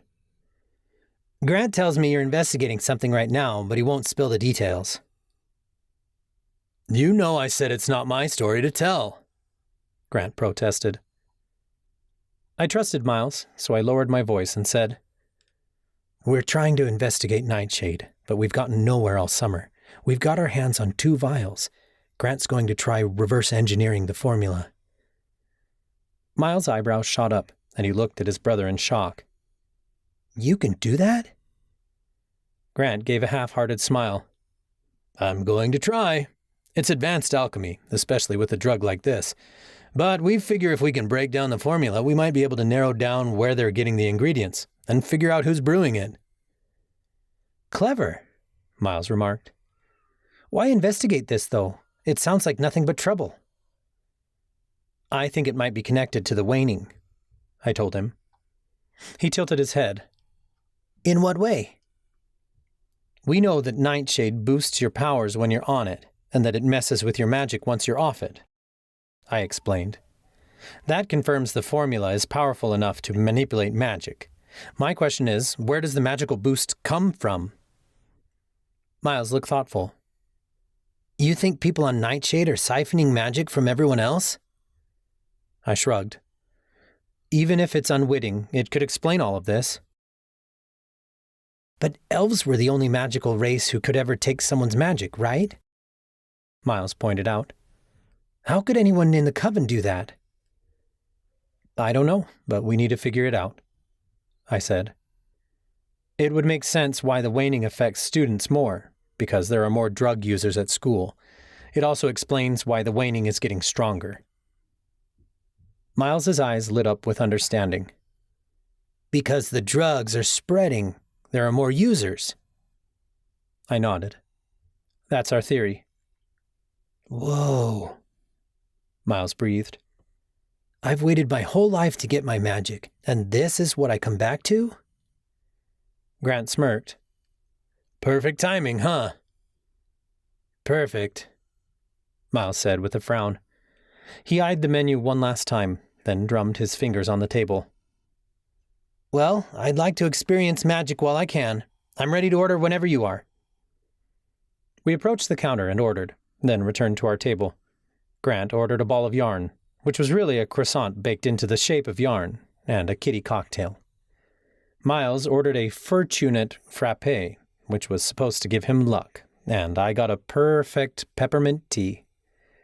A cat came up to me as I was sipping my tea, a tiny kitten with black and white marbled fur. Aren't you precious? I said as I bent to pet it. The kitten nuzzled into my hand and I picked it up. It licked my nose. I found I was really enjoying myself. It had been hard to have fun lately, when all I'd felt was numb. The kitten jumped off my lap and I took a sip of tea. My bright mood lasted only a split second, because the bell above the door snapped my attention to the latest patrons entering the cafe. I froze with the teacup in my hand. My heart lifted momentarily, then immediately sank, when I caught sight of Nadine walking in. She was accompanied by Talia and their 2 cats, but I only had eyes for her. The others might as well not have been there. Nadine smiled at something Talia had said. She moved through the cafe without noticing me, but my heart hammered as she neared my table. Her eyes locked on a group of cats playing on the other side of the room. She didn't notice me until she bumped into my chair. Hot tea jumped from my cup and splashed all over the front of my shirt. I jumped from my chair so fast that it knocked over. The hot liquid burned my skin, and I did the first thing I could think to do. I yanked my t-shirt off over my head, and my skin instantly began to cool. Dear goddess! Nadine cried. She glanced around frantically, then grabbed a stack of napkins on the table and turned to me. But she cut off when her eyes connected with mine. It was like she hadn't noticed she'd run into me. I turned into a statue and everyone else went quiet. The warmth of her body against mine when she'd bumped into me, even for just the briefest of moments, sent my nerves working in overdrive. Her eyes on mine made my heart come alive, as if she hadn't totally forgotten me. For the first time in months, I felt something. I didn't know if that was a good thing or a bad thing. Being next to her was heavenly, but at the same time felt like hell, a torturous reminder of what I'd lost. "Lucas," Nadine said breathlessly. Suddenly I was crumbling at the sound of my own name. I wasn't sure whether to fall to the ground at her feet or make a run for it. Nadine's eyes darted down to my chest, and whatever spell seemed to be forming between us broke in an instant. She took one look at my red skin and began apologizing profusely. "I'm so sorry." Nadine began dabbing the napkins across my chest to soak up the hot liquid. My skin had become red and tender, but I barely felt the pain, as every ounce of my attention was on her. The air left my lungs when she touched me, and for a second all I could do was stand there and let her fingers graze over my skin. But it was too much. I grabbed her wrists to stop her, and she gasped, like she too felt the electricity between us. "Don't worry about it," I said, though I secretly liked that she cared. "I didn't mean—" she started. "Thanks, Nade." I cut her off as I took the napkins from her. I internally cringed at the nickname. I forced my tone to remain even, though the rest of my body quaked. "I hope you're enjoying your first day back." I only said it to ease the tension between us, but it seemed to make it worse. She gave a friendly smile. Goddess, how did she remain so calm? It was like we'd never been together in the first place, like I'd made it all up in my head. Maybe she'd never really liked me and just tolerated me. If that was true, that would be the worst. "It's great." She glanced around the room, looking uneasy. "The cafe is cool." "Yeah, it's, fuck. It's neat." Her gaze roamed over my chest. "Are you sure you're okay?" "It's fine. I barely felt it. I barely felt anything these days." "Well, again, I'm really sorry." Nadine waved, then hurried off toward the treats section with her cat. It was like she couldn't get away from me fast enough. She turned to Talia and whispered something, but I couldn't hear what it was. I watched her go, and though there were mere yards between us, it felt like a million miles. "Fuck," I groaned once she and Talia were out of earshot. "That went... well," Grant said flatly. "There's literally nothing you can say to make this better," I told him before gesturing to the red spots on my chest. "I need to deal with this." I hurried out of the cafe. Grant must have thought better of chasing after me, or Miles had talked him out of it, because he didn't follow. I returned to my room and slumped to my bed, trying to wrap my head around the encounter with Nadine. I'd never been so nervous in my life. What the hell was wrong with me? Apparently, I really liked to torture myself, because I opened the top drawer of my nightstand. Inside sat various mementos I hadn't thrown out yet, though I knew I should toss them. I pulled them out of the drawer one by one. First was the ticket I'd kept from our Valentine's Day date last semester, from the time we'd had dinner on the hearse. It had been a magical night, one I hadn't wanted to forget, even after we'd broken up. Next, I grabbed a vial of liquid and popped the cork off. I inhaled the rose and lavender scent and nearly broke down then and there. It was an essential oils mixture Nadine had suggested when we'd visited Wicked Alchemy. "Lavender and rose? Why these two?" I'd asked her.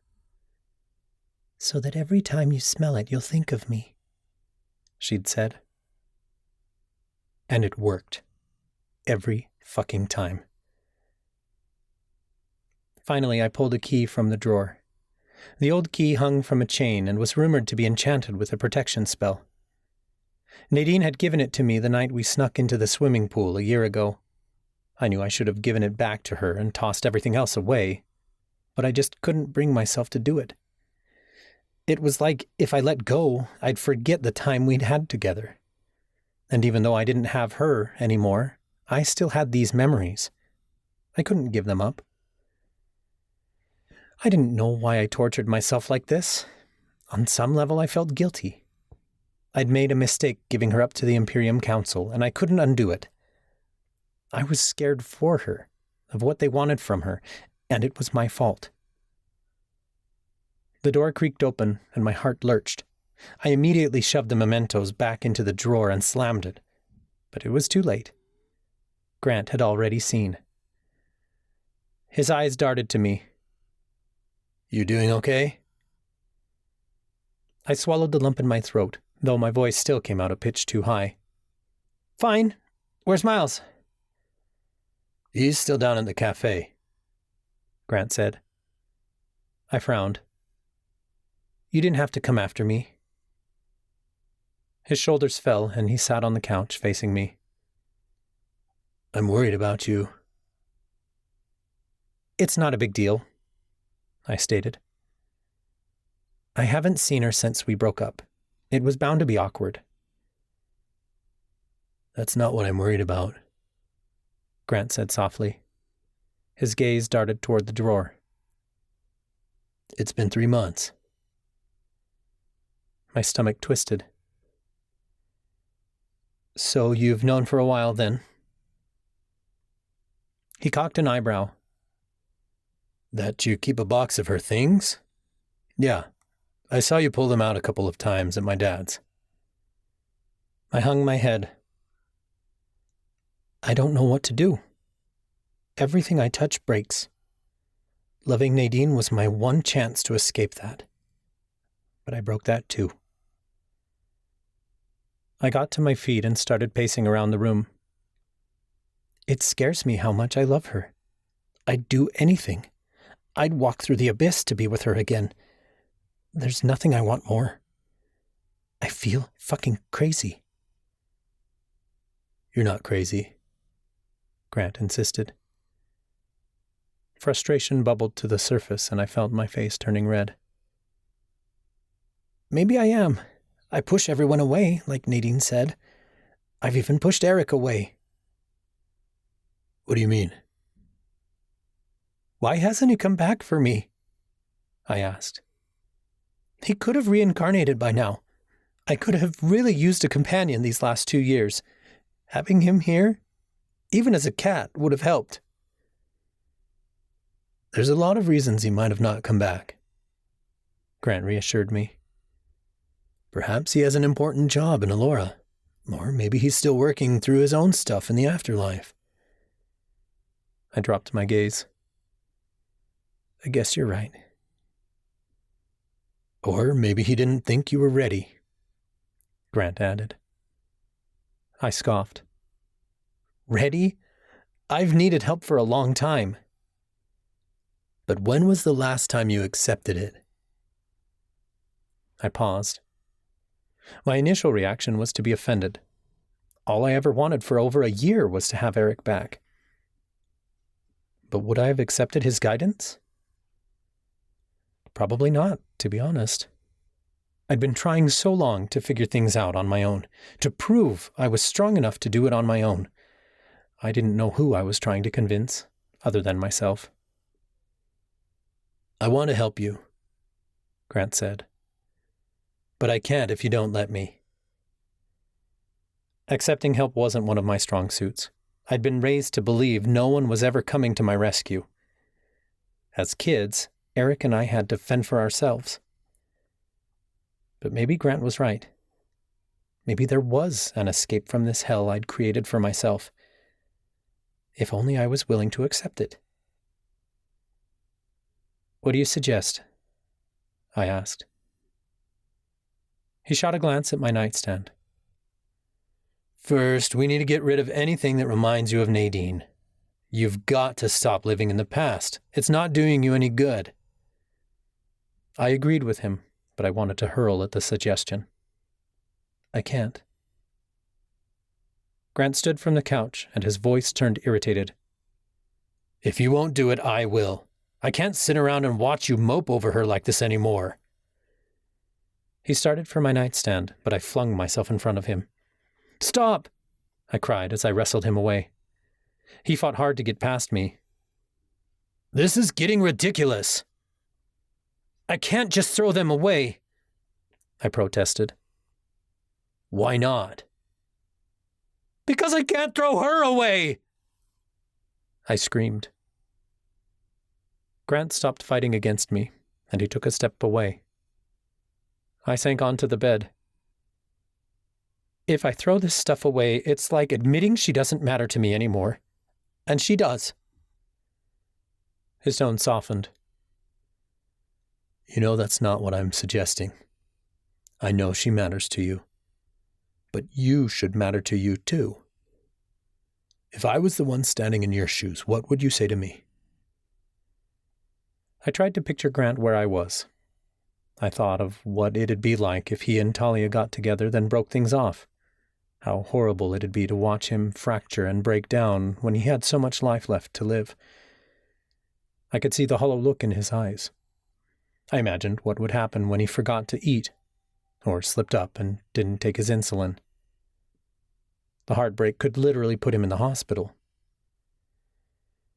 The image of him in a hospital bed began to morph in my mind until I saw myself there. It wouldn't be because of a diabetic coma, but something just as real and very serious.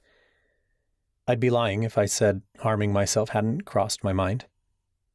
If I didn't get myself together, I could end up there.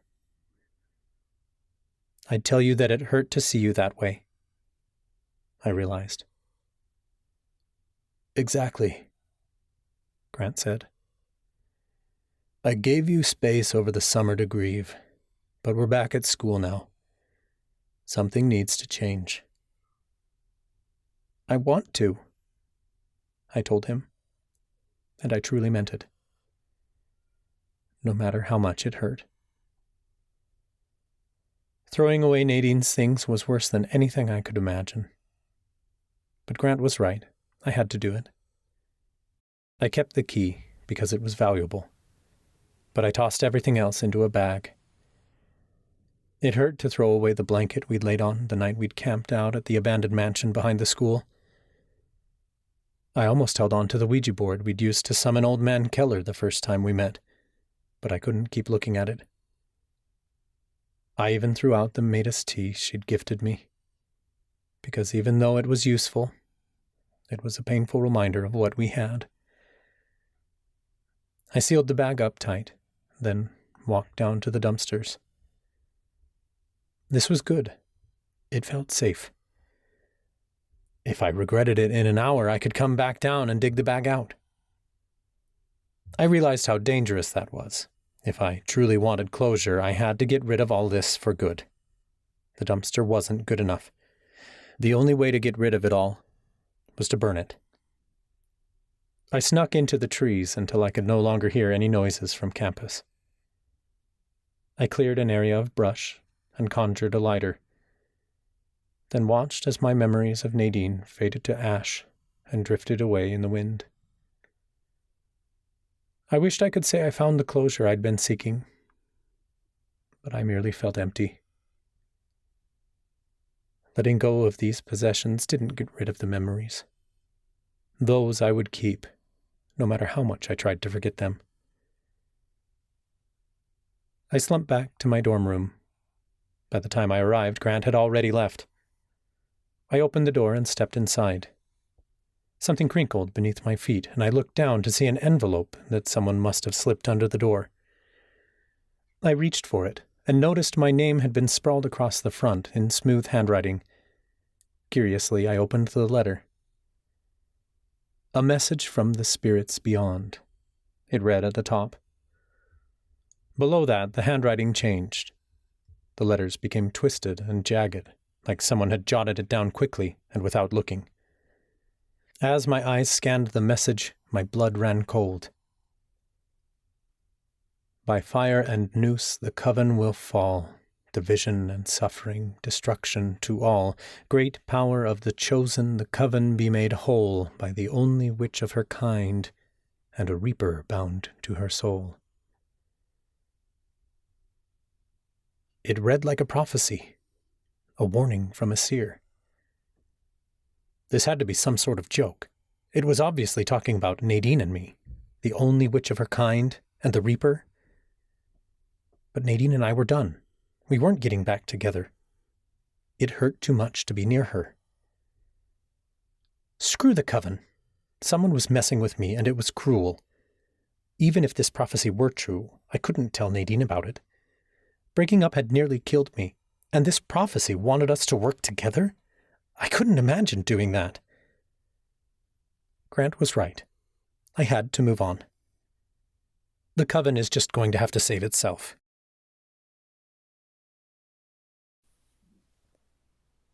Chapter 4. Nadine. What a disaster. The first time I ran into Lucas post-breakup, I literally ran into him. He rushed out of the cafe so fast, I worried that I'd burnt him really badly with the tea. I wanted to go after him, but I stopped myself. For the briefest of moments, I'd forgotten that we were no longer together. I didn't see Lucas again until I walked into my first class of the semester, Wand Theory. My breath stalled when I saw him sitting there, next to the last available seat in the class. He scribbled something down in a notebook and didn't notice me at first. I scanned the room for any other empty seats, but a girl quickly walked by me and claimed the last one. I noticed it was Avery, a bitch from my thoughtography class last semester. She caught me eyeing her, then whispered something to the girl next to her. I didn't realize who it was until she turned. Lena, Lucas's ex-girlfriend.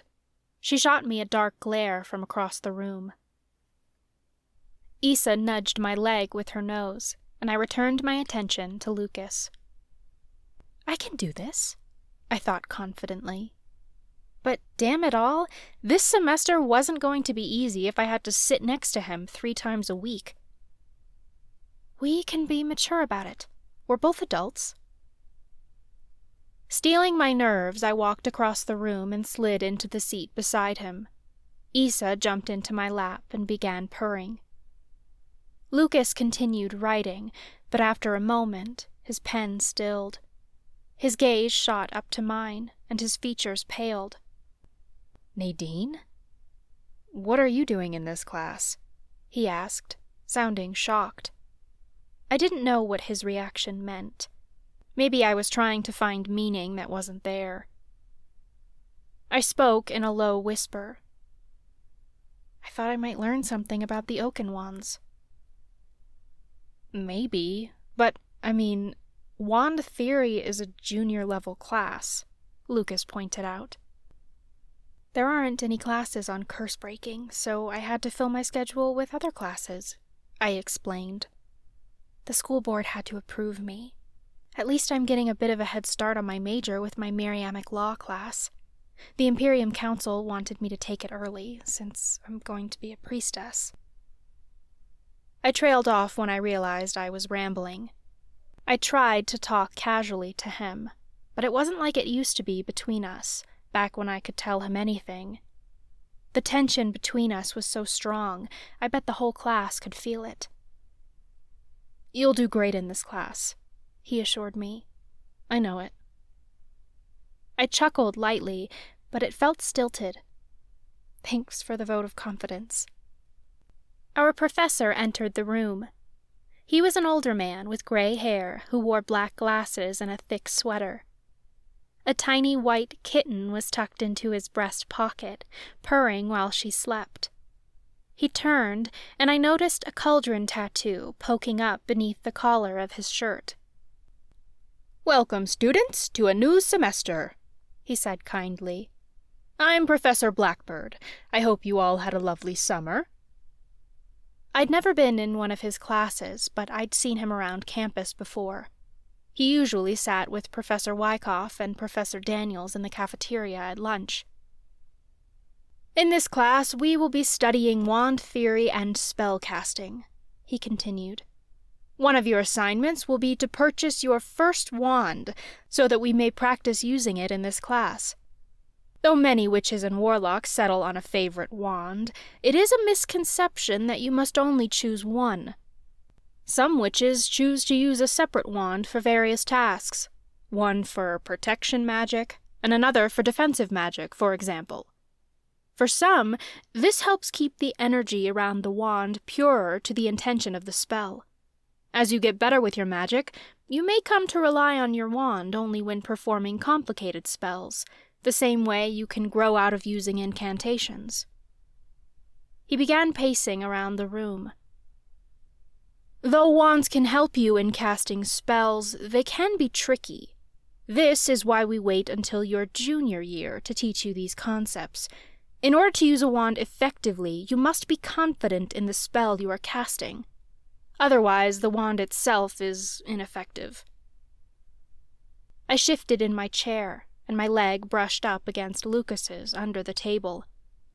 My heart leapt, and I quickly pulled away from him, so fast that my chair squeaked across the floor.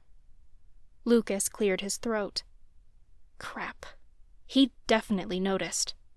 I tried to focus on the lecture, but I hardly caught what Professor Blackbird said, as all my attention was on Lucas. He was just breathing for Alora's sake, and all I wanted to do was lean over and kiss him. Damn it. Professor Blackbird began ticking off on his fingers. "When shopping for a wand, there are several things you want to consider. The first is the wand's magical properties. Do not misinterpret this to mean that wands hold magic for spellcasting themselves. Rather, the properties of one may resonate with you more than that of another. For some of you, your magic may be more compatible with animal-based wands, such as those that contain the hair of a unicorn or the scale of a dragon. For others, solely plant-based wands will be easier to work with. You may have to test several wand compositions before you find one that directs your magic effectively." He continued his lecture.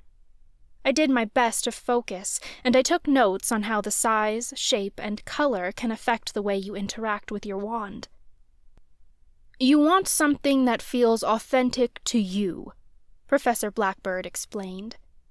"Wands can be used just as effectively from one person to another, but only if you allow yourself to feel it. As this is your first introduction to wand usage, your first wand should be something that makes you feel safe, yet powerful." I know a magic wand that makes me feel safe, I caught myself thinking. And yeah, it was that kind of magic wand. Specifically, Lucas's dick. Fuck. I was practically on the edge of my chair, as far away from Lucas as the table would allow. Did he feel that energy between us? It had to be my imagination. Professor Blackbird conjured over a dozen wands to show us examples. They were all very beautiful. Each was a different length, and they varied in color from pale wood tones to dark mahogany. Some were simple, with smooth handles, while others were intricately carved with swirls up and down the entire length.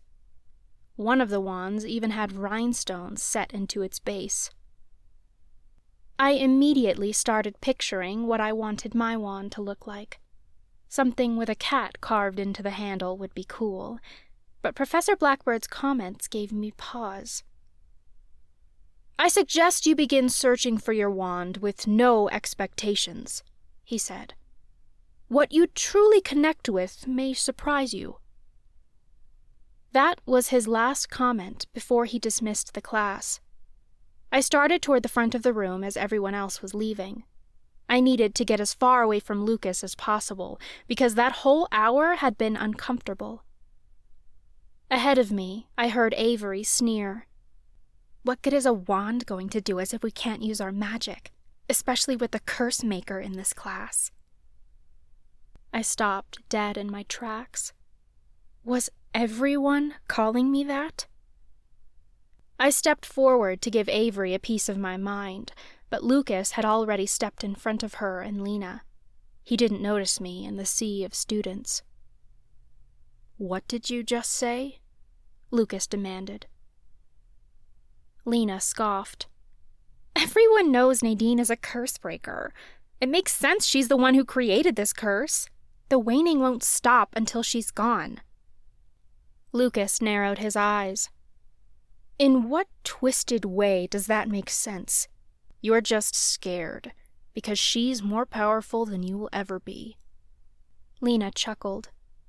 "Don't be so dramatic, Lucas. If she's that powerful, I'd like to see it." "She doesn't owe you a damn thing," he growled. "If you didn't believe she was that powerful, you wouldn't believe these stupid rumors that she started this curse. We all know it would take a damn powerful witch to cause what's happening, but it wasn't Nadine. Don't be so naive." Lena opened her mouth to reply, but Avery nudged her, and the two hurried out of the room, whispering to each other. Lucas looked up, and his eyes connected with mine. I quickly ducked my head and turned toward Professor Blackbird, as if Lucas might believe I hadn't heard everything he'd just said. But I had. Lucas had stuck up for me, and I didn't know what to make of it. Does this mean he still liked me? He had to still care, or he wouldn't have said anything, right? I was doing it again, trying to find meaning where there wasn't any. Lucas was just like that. He stood up for people. I tried not to analyze it too much as I approached Professor Blackbird.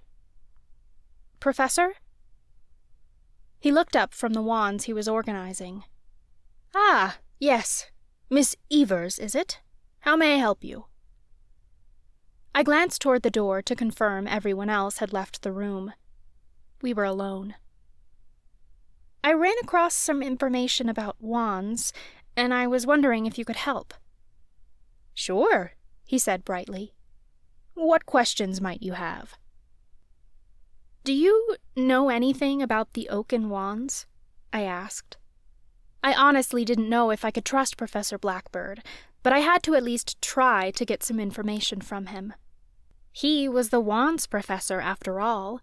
If anyone knew anything, he would, right? His eyes lit up in recognition, but his shoulders fell. "I'm afraid I've only heard the term in the context of lore. I don't teach about the Oaken Wands in this class, as the rumors surrounding them have been largely regarded as false." "You don't think they exist?" I questioned. "If they did, the Imperium Council did a fine job of hiding them," he remarked. "No one has ever seen them." He apparently didn't know their connection with my grandfather. "We believe in all kinds of things we've never seen before, though," I pointed out. "I mean, we have magic." "Yes, but this is different," he said. "Many Miriamic historians believe it to be nothing more than a story to keep witches and warlocks from abusing their magic, like how parents use the story of Santa Claus to get their children to behave." I frowned. Regardless of what Professor Blackbird believed, the wands were real. The Imperium Council knew it, Grammy knew it, and I knew it. I wasn't going to learn anything from this old man. "Thanks for your help," I said. He shot me a smile, like he thought he'd actually been helpful. "Any time." I wasn't satisfied. I needed to know more, so I drove to Grammy's after class. I had to review everything she'd told me about the Oaken Wands, if I hoped to figure out where to go next. We sat on her porch, sipping tea. "The Oaken Wands are a legend," Grammy said. "A legend you believe," I stated. I'd asked Grammy about the wands months ago, but I couldn't shake the feeling that there was something I was missing. "I want to hear the story again." Grammy stopped swinging in the porch swing and looked at me from where I sat in the patio chair. "Yes, I believe they're real. Your grandfather learned of them during the short time he served on the Imperium Council. I leaned forward in my seat. Even Issa, who purred at my feet, perked up. What did he learn about them? Grammy went back to rocking. The Oaken Wands are a collection of 5 wands, cut from a branch of the protection tree. There was 1 wand created for each cast. Their power allows them to attract the magic of their cast, so that it can be restored if it were ever stolen. When all 5 wands are united, the owners have complete control over all Miriamic magic. Defensive spells, protection spells, conjuring, all of it. Like the casts, the Oaken Wands are more powerful together. That's what the Imperium Council told me, I said thoughtfully. Do you think someone could have all 5 wands already? Could that be what's happening to our magic? She shook her head. The wand's effects would be sudden if the owners chose to use them in that way. The waning is gradual, and whoever's behind it doesn't have enough control to make it permanent. Yet. Lucas told me that our magic comes from Alora, our afterlife, I thought aloud. How can it be stolen? It is true that our magic can be replenished, Grammy agreed. But we're also able to harness magic within ourselves. It is no one's right to take from our own reserve. Stealing one's magic is stealing from Alora itself, and is a great offense. That magic belongs to the coven as a whole. Grammy paused for a moment to let me absorb the information. Then she continued. But the implications get far more complicated when you consider the possibilities. If someone can steal your magic once, what's to keep them from stealing it over and over again? Think of it as someone taking the air from your lungs. Yes, our air supply is virtually limitless. There is air all around you, but you have to recover before you can take in another breath. If your air is stolen at the next breath, and the next and the next, it doesn't matter how often you recover, or how much air you breathe in. You will never have enough to support yourself. I sipped my tea and furrowed my brow. So, even though our magic is limitless, our ability to access it can be limited, such as by someone with ill intent toward the coven? Grammy nodded. I continued thoughtfully. So when the Oaken Wands are used to draw that magic back to its rightful owner, the person literally takes back their power. They keep it from being stolen again. Precisely, Grammy said. Grammy's analogy made sense. The more our breath, or magic, was stolen, the less we could support ourselves. Eventually, the coven could lose its magic altogether. That's why I agreed to help the council find the wands. Not for them, but for the coven. I couldn't live to see the coven lose their power. Grampy had one of the wands, didn't he? I'd asked. Grammy dropped her gaze. He did. I need to know the real story, I begged. Chloe gave me one version, and the Imperium Council mentioned a few things, but I need to know what really happened, from someone who was there. Grammy finished her tea and set the cup and saucer beside herself on the porch swing. I agree. You've proven to me that there is no need to keep this from you any longer, to keep anything from you. Clearly, I've let my fears get the better of me, and you deserve to know everything. She drew a deep breath. As you know, your grandfather Nicholas was the only curse-breaker of his time, just like you are. As such, He was the only eligible witch or warlock to serve as a cursebreaker on the council. Is there a reason there's only one cursebreaker at a time? I asked. Hundreds of years ago, there were many cursebreakers. I do not know why Mother Miriam has not chosen more in modern times. She sighed. After your grandfather became a priest, he was let in on many of the coven's greatest secrets. I opened my mouth to ask which secrets, but she held up an index finger. Before you ask, you should know that he didn't share these secrets with me, she stated quickly. Much of it he was sworn to secrecy for the safety of the coven. However, there was one thing he became obsessed with. The Oaken Wands? I asked. Grammy nodded. Your grandfather admitted to me that the council showed him the wands, and that they spoke of using them to control magic. He didn't agree. He believed, as do I, that we reserve the right to our free will and therefore our magic. Nicholas believed he had been chosen as a cursebreaker in order to protect the wands from the power-thirsty council of our time. Grammy drew a long breath, then continued.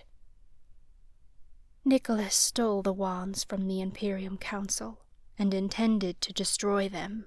He believed they were far too powerful. But he quickly learned that they could not be destroyed, and so he decided to hide them. I sat at the edge of my seat. Hide them where? Her lips turned down. I'm afraid he didn't share that information with anyone, not even me. However, he was unable to hide all the wands before the Imperium found out what he'd done. Jeb Olsen, the late husband of Priestess Lillian and Chloe's grandfather, went after Nicholas. He stole the Mentalist wand from him. The two dueled, Jeb with the Mentalist wand, and Nicholas with the Cursebreaker wand. It was the duel that killed your grandfather. My mouth went dry. Grampy did what was right, though, I argued. The Imperium was going to steal magic for themselves. He was only protecting the coven, as he promised Mother Miriam he would. Grammy frowned. In some way, the Imperium believed they were protecting the coven, too. You agreed with Grampy, though, right? I asked. Of course I did, Grammy quickly assured me. I just wish there'd been a better way for the Imperium Council to agree on how to protect the coven. If there had been, perhaps Nicholas would still be here today. Grammy's eyes glistened, and I quickly asked another question to distract her. So Grampy managed to hide the other 3 wands before the duel, the Mortana, Seer, and Alchemy wands. I believe so, Grammy replied. But he never told me where. What happened to the Mentalist and Cursebreaker wands after the duel? I took the Cursebreaker wand and kept it hidden for many years. But it was lost from me long ago. Someone stole it? Again? I asked. Yes, Grammy quickly added. But recall that the wands can only be used by their own caste. No one can use the Cursebreaker wand, but you. It sounded like Grammy was trying to convince herself I was in no danger from the Cursebreaker wand, as if she was racked by guilt over losing it. I'm going to find it, I stated confidently. She wiped her eyes, but she couldn't hide the worry in them. I wish I could do more to help. You have helped, I assured her. I know where the Cursebreaker wand was last. It gives me a starting point. Do you know anything else about the Mentalist wand? Grammy shook her head. Last I knew, the Olsons had it. I pressed my lips together. Priestess Lillian swears they don't. Maybe Jeb did something with it and never told her. Or maybe she's lying. Grammy took my hands in hers. Whatever happened to them, they must be found. The coven is losing magic, and we can't wait until it's too late. I hate that it's my family wrapped up in this again, but perhaps Nicholas was right.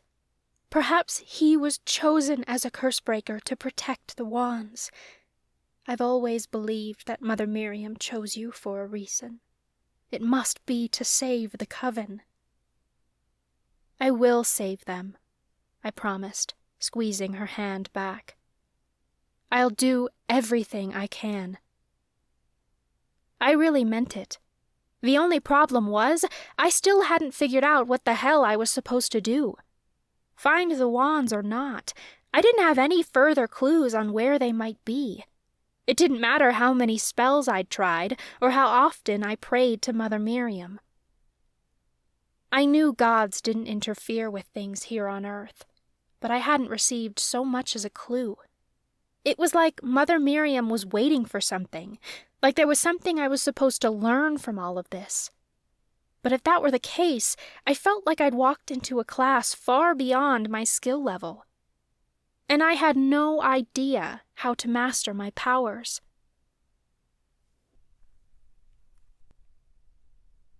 I replayed Grammy's story in my mind the following day, wondering if I missed anything. I didn't think I had. I needed more pieces of the puzzle to solve this one. I was on my way to Headmistress Verla's office, because she'd asked to see me after class. I didn't know why, but it must have been important. Verla was a powerful witch, and very busy. I knocked on the door, and a kind voice answered. "Come in." I stepped inside. Issa prowled in front of me and narrowed her eyes at Odin, who lazed on his cat tower beside Verla's desk. "You wanted to see me?" I asked. Verla had all kinds of books, crystals, and tarot cards spread over her desk. She wore a look of concentration. She looked up and smiled at me. "Yes, come in." She quickly swept up her belongings and placed them neatly in a drawer. She shut her books and slid them into place on the bookshelf behind her. "Have a seat." She gestured to the chair across from her desk, and I sat. Issa curled in my lap, but I shifted under her weight.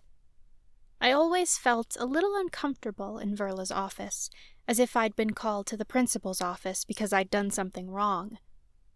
But Verla wasn't wearing that disappointed frown I'd seen her use before, so I figured this was about something else. "It's good to see you, Nadine," she said. "I trust that you had a good summer." I stroked Issa's fur. "It was okay. I was sick for most of it."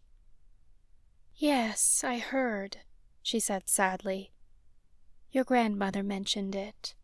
Did you get the cookies I sent you?" "Yes, they were lovely. Thank you."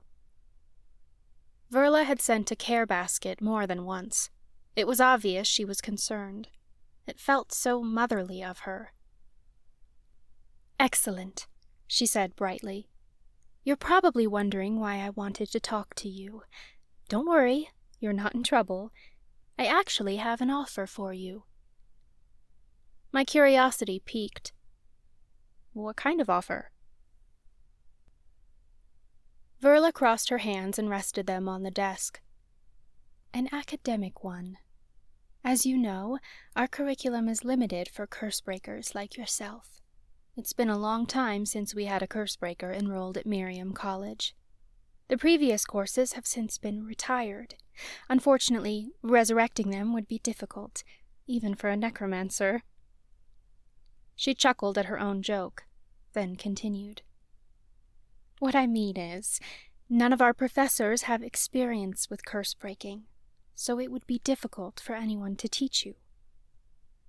"So, How will I learn? I asked.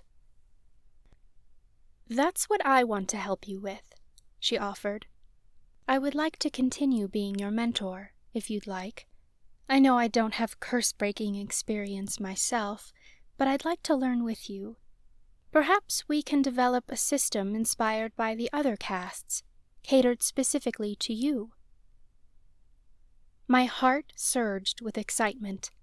I felt like I had so much to learn, and that I was doomed to fall behind the rest of my classmates.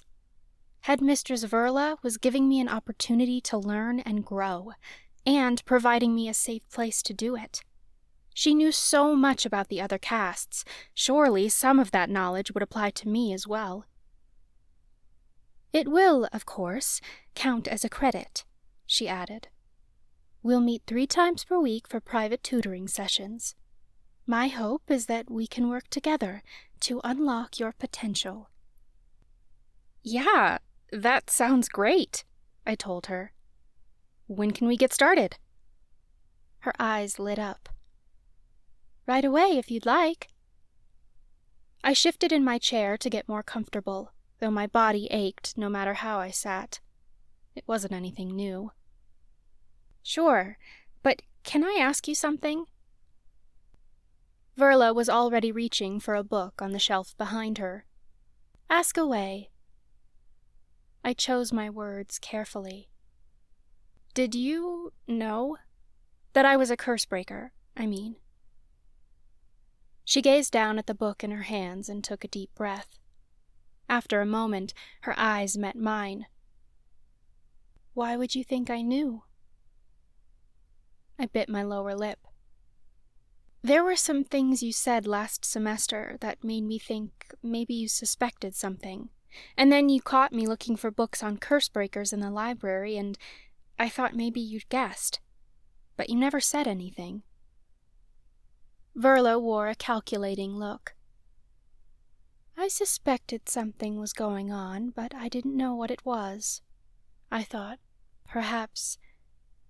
Perhaps what? I asked when she trailed off. I thought maybe you were researching spells beyond your capabilities, she admitted. Now I see you are capable of so much more than I ever would have thought. What exactly do you think I'm capable of? I asked. I mean, besides breaking curses. The curse-breaking title can be a bit misleading, because your power has far more potential. She smiled lightly and glanced down to the permanent cauldron tattoo on my arm. Though I suppose you've already figured that out. Yeah, kind of. As a curse-breaker, I could move magic from one place to another. It's what allowed me to break curses, though I could use it for other purposes as well. I'd been posing as an alchemist last semester, since I could brew potions using alchemy crystals. Perhaps we can continue your alchemy study throughout your time at Miriam College, Verla suggested. I nodded. I think learning to brew potions is a good skill. Will you be teaching me? Not in our mentorship, Verla said. I'd like our sessions to focus specifically on learning more about your abilities. We don't know much about curse-breakers because they've always been a rare caste. I'd like to see how we can push the boundaries of your magic and what we can learn together. For example, if you can manipulate alchemy magic, could you do the same with telekinesis or necromancy? I've tried that, I admitted. I used crystals from other castes last semester, but they didn't give me any new powers. Verla thought about it for a moment. I don't imagine they would. My theory is that perhaps you can enchant objects with magic. Take a powerful mentalist, for example. They can infuse their telekinesis into a broom, so that any witch can fly it, regardless of whether they have telekinesis or not. Really? I questioned. Why don't I see more people riding brooms then? Forget my car. I want to ride a broom. Verla smirked. Enchanting is complicated magic for a witch, but it can be done, and I believe you'll be able to do it with some practice. This is one of the ways in which the casts are stronger together. A witch might be able to enchant an object herself, but it should be easier with your help." My heart lifted. I loved the idea of using my magic for more than just breaking curses. The dark magic could get depressing. "What other things do you think I could do?" "If you can break a curse, you should be able to break wards," Verla said. "Wouldn't that be unethical?" I questioned. "That would depend on the ward," she pointed out. "If a ward holds after the spellcaster dies, you may be the only one who can remove it. It could help out families who have lost valuable possessions to wards, for example. I think you'll find there's more potential than you realize. Cursebreakers are also said to be able to absorb magic. It would be interesting for us to explore that angle, once you have a firm grasp on simpler concepts." I felt really hopeful. "Where do we start?" "I'd like to start with transference. It's similar to enchanting, but transferring magic into crystals is easier than enchanting a regular object, though the two are both advanced techniques." Verla placed several crystals on the desk between us, all different colors. "I don't expect you to get this on your first try, but we have to start somewhere." "Oh, I've done this before. This is easy." I picked up an amethyst point. Verla's eyebrows shot up. "Many students graduate Miriam College without ever mastering transference. You've already done it?" "Isn't it basically the trademark of my caste?" I tested the weight of the crystal in my hand. "Though I don't feel any magic in this." "Well, you have to put magic in it," Verla said. "That's the point of transference."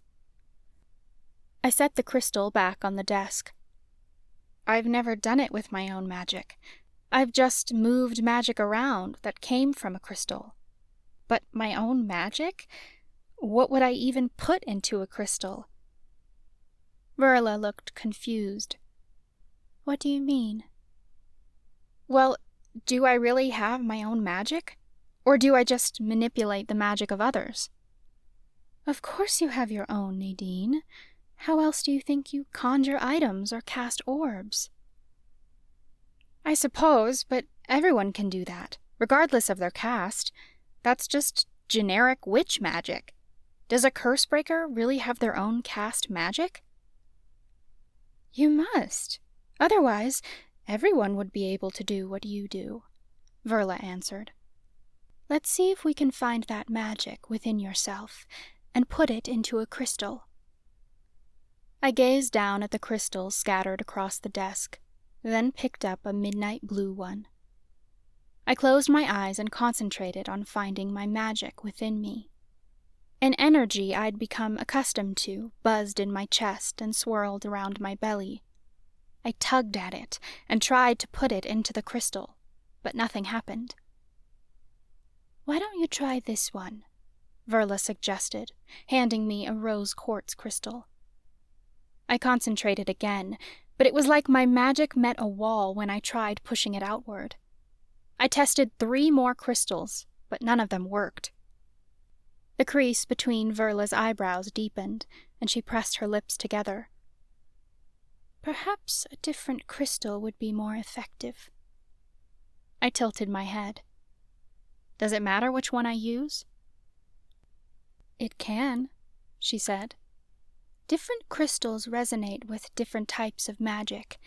It's why, even without magic infused into them, various crystals are used in different rituals, or used to amplify different powers. Seers often use shadowkite for clearer visions, for example, so it's one of the stones seers usually start with in their transference lessons. Alchemists use different crystals to amplify the power of their potions. Rose quartz for love potions, or agate for concentration and balance.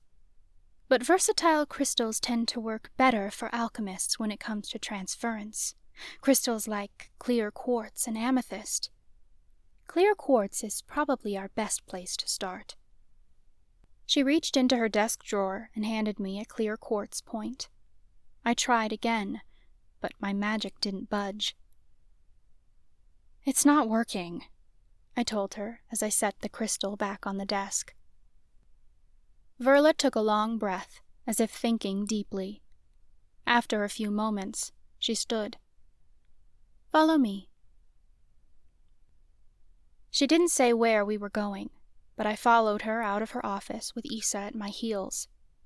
Odin slowly climbed down from his cat tower and waddled after us. We wove down a few hallways until we descended a flight of stairs and reached the basement of the school. Verla stopped at a door marked Crystallery. She conjured a ring of keys and unlocked the door. "This is our crystallery," Verla said as she flicked the light on. "It's the school's crystal storage." I gasped as I stepped into the room. The room was long and skinny, more like a hallway than a room. I expected rows of shelving, but there weren't any shelves in here. Instead, thousands of holes had been cut into the wall, fit perfectly for every single crystal. Crystal points and smooth stones were set into the walls, and they seemed to glitter in the light. It was like stepping into a magical cave. "Go ahead," Verla encouraged, gesturing me further into the room. "Have a look. See if any stone calls out to you." My jaw dropped as my gaze roamed over all the beautiful stones. I stepped further into the room, hoping something might jump out at me, but I was a bit overwhelmed by the beautiful rainbow of colors. Isa sniffed at one of the crystals near my feet, and it fell out of the wall and clinked across the ground. She jumped back and hissed, then hid behind me. Verla grabbed the crystal before I could and returned it to its spot on the wall. I took another step into the room, looking up and down the walls. The crystals were arranged in clusters, with identical crystals set together and labeled so they were easy to find. I ran my fingers across various crystals, reading the labels as I passed by. Citrine, aventurine, fluorite, obsidian. The list went on. As I touched them, I could sense that they didn't have any magic within them, but each of them felt different. It was like Headmistress Verla had said, that crystals could be used to amplify certain powers, emotions, or abilities. "What exactly am I looking for?" I asked her. "Anything that speaks to you," she said. "It may not be obvious at first, but see if something sticks out, even if there's no rhyme or reason for it. Follow your intuition." I turned to a collection of light bluish-green stones. The label beside them read Aquamarine, Communication, Courage, Calming. Intrigued, I pulled one of the crystals from the wall. I held it for a moment, testing how it felt in my hand. Something about it didn't feel quite right, like it wasn't what I was looking for at that moment. I had no reason to think that, other than a simple inner knowing. I put the crystal back, then did the same thing with several others. I must have picked up a dozen stones before my eyes landed on a collection of beautiful white crystals with a blue shimmer. My breath caught, and I began reaching for the stones before realizing it. The moment I touched the crystal, I felt an instant connection. A calm, inner knowing spoke to me, telling me I'd found it. "This one," I announced to Verla as I pulled a round stone from the wall. "This one feels right." "Rainbow Moonstone," she said thoughtfully. "This is a stone of balance, creativity, and feminine energy. Shall we try it?" "I'll give it a go," I said. I curled my fingers around the crystal and concentrated. My magic resisted at first, and I wasn't sure why. Verla remained silent, and I worried I was taking too long. After taking several deep breaths, I opened my eyes. I don't think it's working. Verla studied me. You're thinking hard. About what, if I may ask? I shrugged.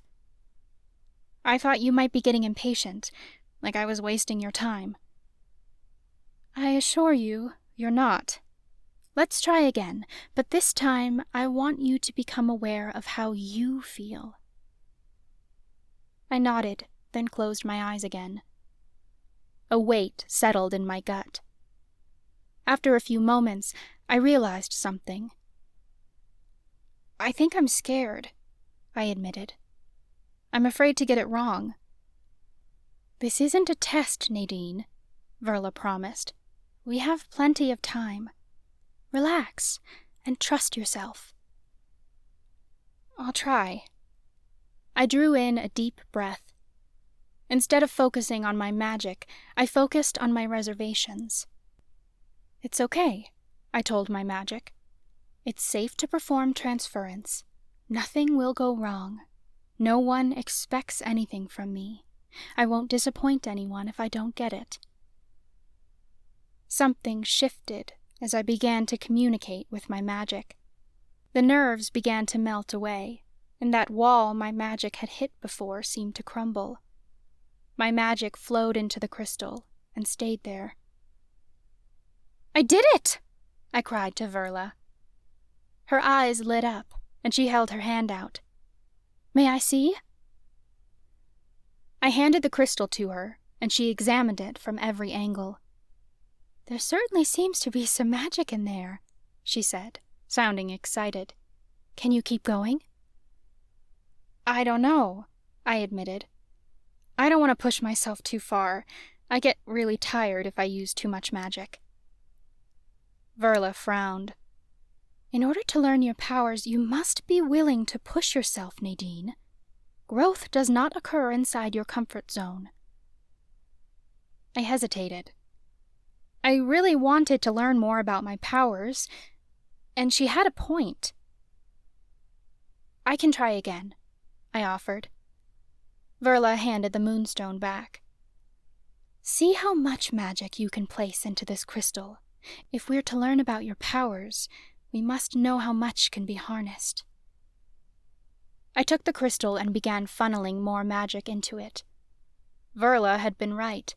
I still had more to give, and the magic within the crystal hadn't pushed back yet. But the more magic I used, the more fatigued I became. My head started to spin, and I steadied myself against the wall. Issa meowed, sounding concerned for me. I'm not sure I can do this anymore, I admitted.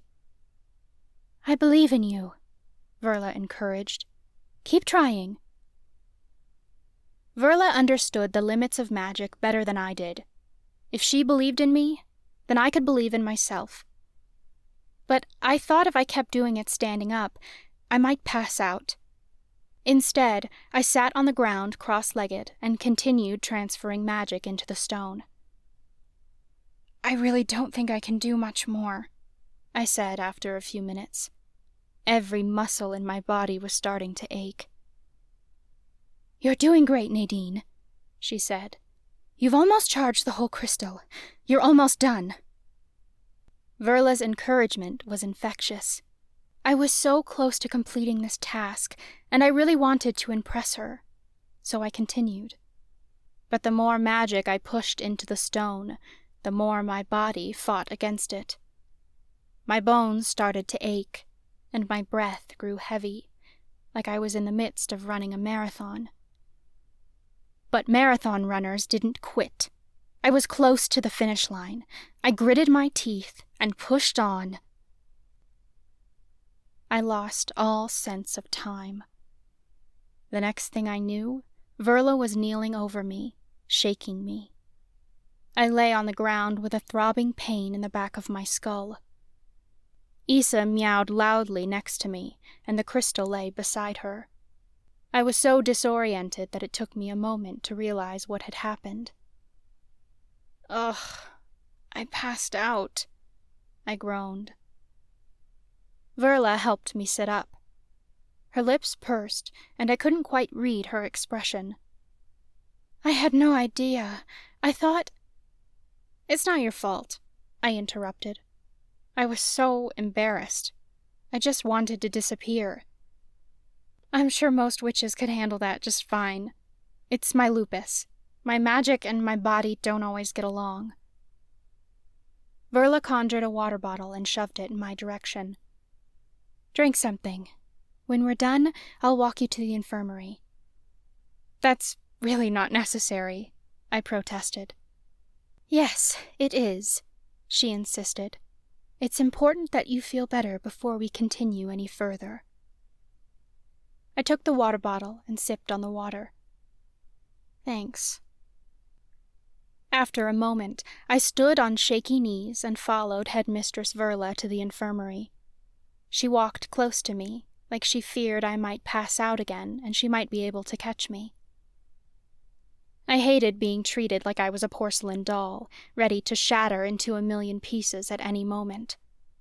The problem was, it wasn't too far off from the truth. Verla had said growth didn't occur inside your comfort zone, but that implied that discomfort could benefit you. But sometimes, discomfort indicated that things were bad for you. I had to start learning the difference, or my magic could end up breaking me. It was clear over the next 2 weeks that keeping up with my classes was going to be harder than ever. My lupus flared, and I could hardly get out of bed. I thought I was doing better on Wednesday, but I got halfway through a shower before realizing I just didn't have the energy for anything more that day. On Thursday, I managed to get to one class, but my brain fog was so bad I didn't absorb anything the professor had said. I'd gone back to my dorm room for a nap and slept through my alarm for my next class. On Friday, I was feeling a bit better and managed to get to class. Amy and I had moonology together, and she'd saved me a spot. We covered the phases of the moon, which was pretty basic stuff that would set the foundation of the lunar spells we'd be learning the rest of the semester. "Hey, you like bowling, right?" Amy asked as we were leaving class. "Yeah, I love it," I told her. "I haven't had many chances to play recently, though." "Tate invited me to play after class," Amy said. "Do you want to come?" I hesitated. I had to be careful where I put my physical energy. If I went bowling now, I wouldn't have the energy for homework tonight. Even if I sat on the sidelines and watched, I'd drain my energy. But I really didn't want to miss a game with my friends. I decided my homework could wait until the weekend. I hoped I felt well enough to complete it then. "Sure, I'd love that," I told her. Amy ran her fingers through her hair as we headed toward the lounge. "How do I look?" I smirked playfully and wiggled my eyebrows. "Are we trying to impress someone?" She visibly blushed. "I might be crazy, but I swear Tate's been flirting with me." "Ah, so that's why you invited me along. Emotional support," I teased. She snickered. "Maybe just a little. Tate's so outgoing and fun. I don't want her to think I'm boring." "You're not boring," I assured her. "Plus, you're smart and creative and really supportive. Tate would be lucky to date you. Just be yourself. If it's meant to be, it will." Amy smiled, and I was glad I could alleviate some of her fears. When we stepped into the lounge, though, her face dropped. Stormy stopped in her tracks, and Issa ran into her butt. Tate sat on one of the couches next to the TVs, sandwiched between identical twins, Shane and Alex. She threw her head back in laughter and touched one of their legs. "My brother isn't that funny," Shane teased, reaching over Tate to punch Alex in the shoulder. She laughed so hard that she doubled over and struggled to catch her breath. "Oh, come on," she gasped between breaths. "You know me. Everything's hilarious when I'm around you two." Her eyes caught Amy's, and her laughter quickly settled. "Sorry, boys," she said. "I've got a hot date. I'll catch up with you later." Tate winked at the twins, then hopped to her feet. Shane grabbed her by the wrist before she could get too far away. "Aw, can't you stay?" he begged playfully. She pouted, playing along. "I'll be back later, I promise." "You should be careful," Alex said in a low voice, though we could still hear him. "Stick to your own caste." Tate rolled her eyes. "I don't have a caste yet, silly. My evoking ceremony isn't for months." "But you're going to get seer, like us," Alex insisted. "That's what you said your family is." "Yeah, but it's no guarantee," Tate pointed out. "Look, if I get the mark of a seer, you can have me. Until then, I'll go where I please." Shane dropped her arm, and Tate held her head high. She practically danced over to us. "What was that about?" I asked, confused. Tate rolled her eyes. "It's stupid. Everyone's being dumb." Amy frowned. "A bunch of people in my alchemy class were talking about this. How we had to stick together." I furrowed my brow. "Like, the castes have to stick together?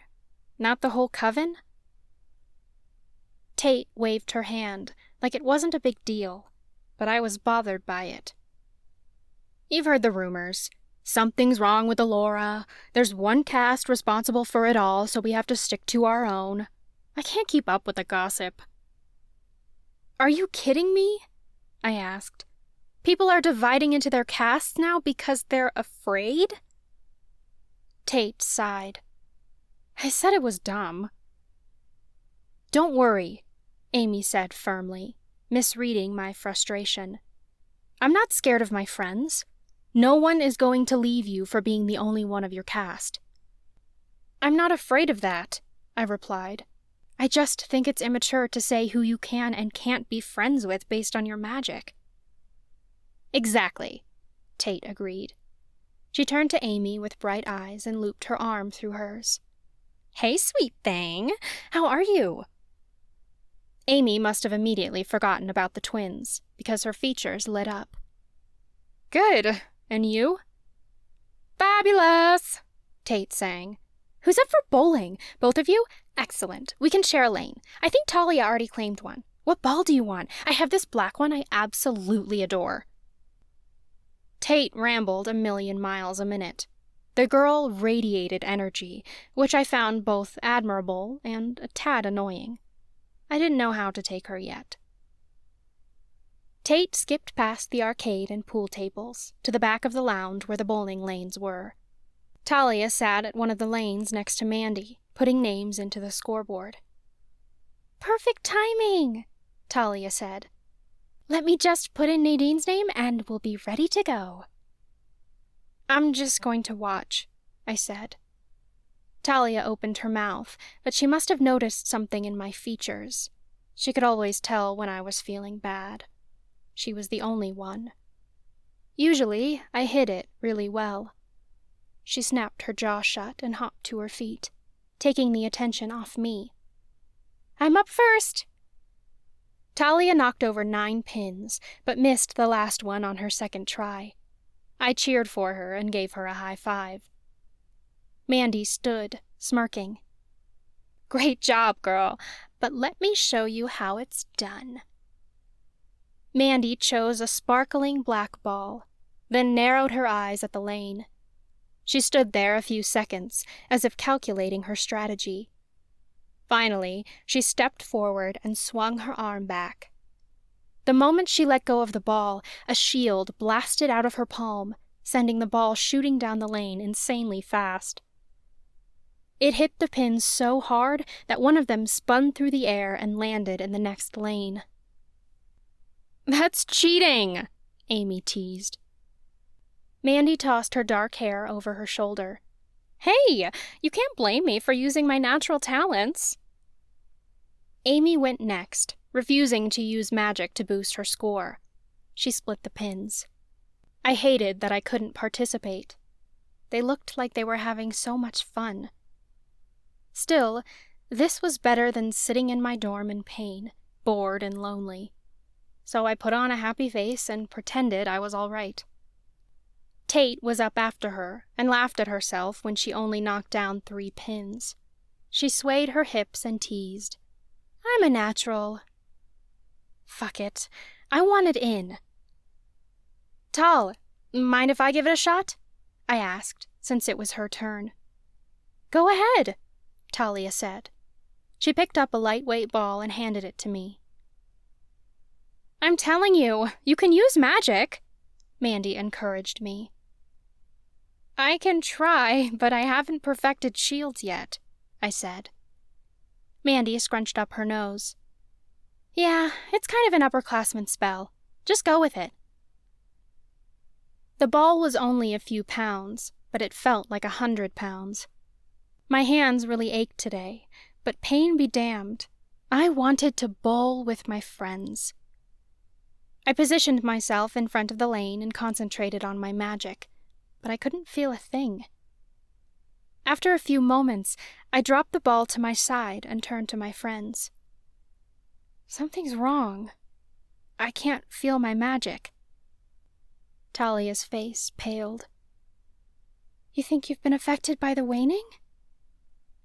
I don't know. I lifted my hand and tried to conjure a pen, something light and easy. But nothing happened.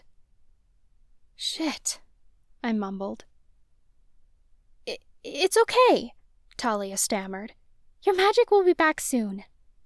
She was trying to reassure me, but she sounded nervous. I bit my lower lip. Yeah, I guess. Hey, I bet you can't bowl a strike, Mandy challenged. She was trying to distract me, and it worked. I'll take that bet, I told her. I took my shot and was confident in my swing until the last second when the weight of the ball became too much. A twinge traveled through my hand, and I winced. I accidentally twisted my hand, and the ball thudded to the ground and landed in the gutter. Mandy started laughing. She hadn't noticed what had actually happened. No one did, because I'd become so good at hiding my pain. Pay up, girl, she said. Think I can get a spare? Double or nothing? I asked. You're on, she agreed. I tried again, but the same thing happened. My stomach twisted as the ball rolled down the gutter. I plastered on a smile as I turned to my friends.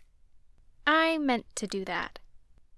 Sure you did, Tate teased.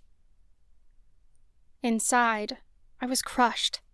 I used to be so good at bowling. I knew I could hit a strike if my symptoms were under control, but it didn't matter what I did today. My body just wasn't going to cooperate. I gotta go to the bathroom, I announced, though it was a lie. I'll be back. I turned and started out of the lounge. Issa meowed and followed behind me. It wasn't until I stopped in the hall that I realized she wasn't the only one who'd followed. Talia emerged from the lounge behind me. Hey, Nadine, she said softly. Are you okay? It's nothing, I lied. I leaned my back against the wall and scowled. I didn't want Talia to think I was overreacting. It was, after all, just a game of bowling. Except I knew it was bigger than that. I just didn't know how to explain it to her. You can talk to me, she encouraged. I know I can. I blew a breath. It's not a big deal. It obviously is, she pointed out. I chewed my lower lip, then lifted my gaze to look at her. Her eyes were so soft and welcoming. maybe Talia would understand. Okay, so you know how when you're reading something and you just can't get it because of your dyslexia? I asked. Talia chuckled lightly. All the time. Sometimes it doesn't matter how many times I read a passage. It just doesn't make any sense. Right, and for me, it does. I don't even have to think about it. Talia nodded along. My lupus can be like that sometimes, I said. Like, things that just seem easy to you guys are a big deal to me. I freaking love bowling, and I just can't do it today. There's nothing I can do to force my body to do it. I'm sorry. It probably feels like I'm upset over nothing. No, Talia assured me. I appreciate the metaphor with dyslexia because that's something I can understand. And most people don't get that either. So I understand that you have trouble where I don't. I relaxed. Thanks for understanding, Tal. I just really wanted to enjoy myself, and I couldn't. I feel so out of control with my body, and it can be devastating sometimes. Bowling used to be easy for me when my symptoms were under control. I could bowl strikes every game. I felt in control. And now I don't. Talia frowned, like she felt bad for me. I wasn't searching for pity, just understanding. Maybe it would help to find something you can control, she suggested. Like what? I asked curiously. She pressed her lips together thoughtfully. I'm not sure yet. Start with something small, like getting your nails done. I smiled. It was a good idea, a middle finger to my aching joints. If I couldn't use my hands properly, at least I could control what they looked like. I might do that, I said. I still have that gift certificate to the spa Lucas gave me for Valentine's Day. I could get a massage and a manicure. There you go, Talia said brightly. I know it's probably not the answer you wanted, but it's a start. I shook my head. No, it's fine. I need to focus on the things I can handle, and I can handle a day at the spa. Talia snickered. Can't we all? Talia offered to tell our friends why I'd left. Meanwhile, I called the spa, though I had to use Talia's phone because I couldn't conjure mine. The receptionist said they'd had a cancellation, and I could get my massage in an hour. I was shocked to get in so soon, and I really wanted that massage right now. I booked the slot, and Talia drove me into town after bowling. I was worried about driving on my own right now. The spa was located in a strip mall, surrounded by various alchemy and crystal shops. Talia dropped me off in front of the spa. I want to do some shopping while you're in there. I'll park over there and meet you out here when you finish. Sound good? Yeah, I told her. I'll see you soon.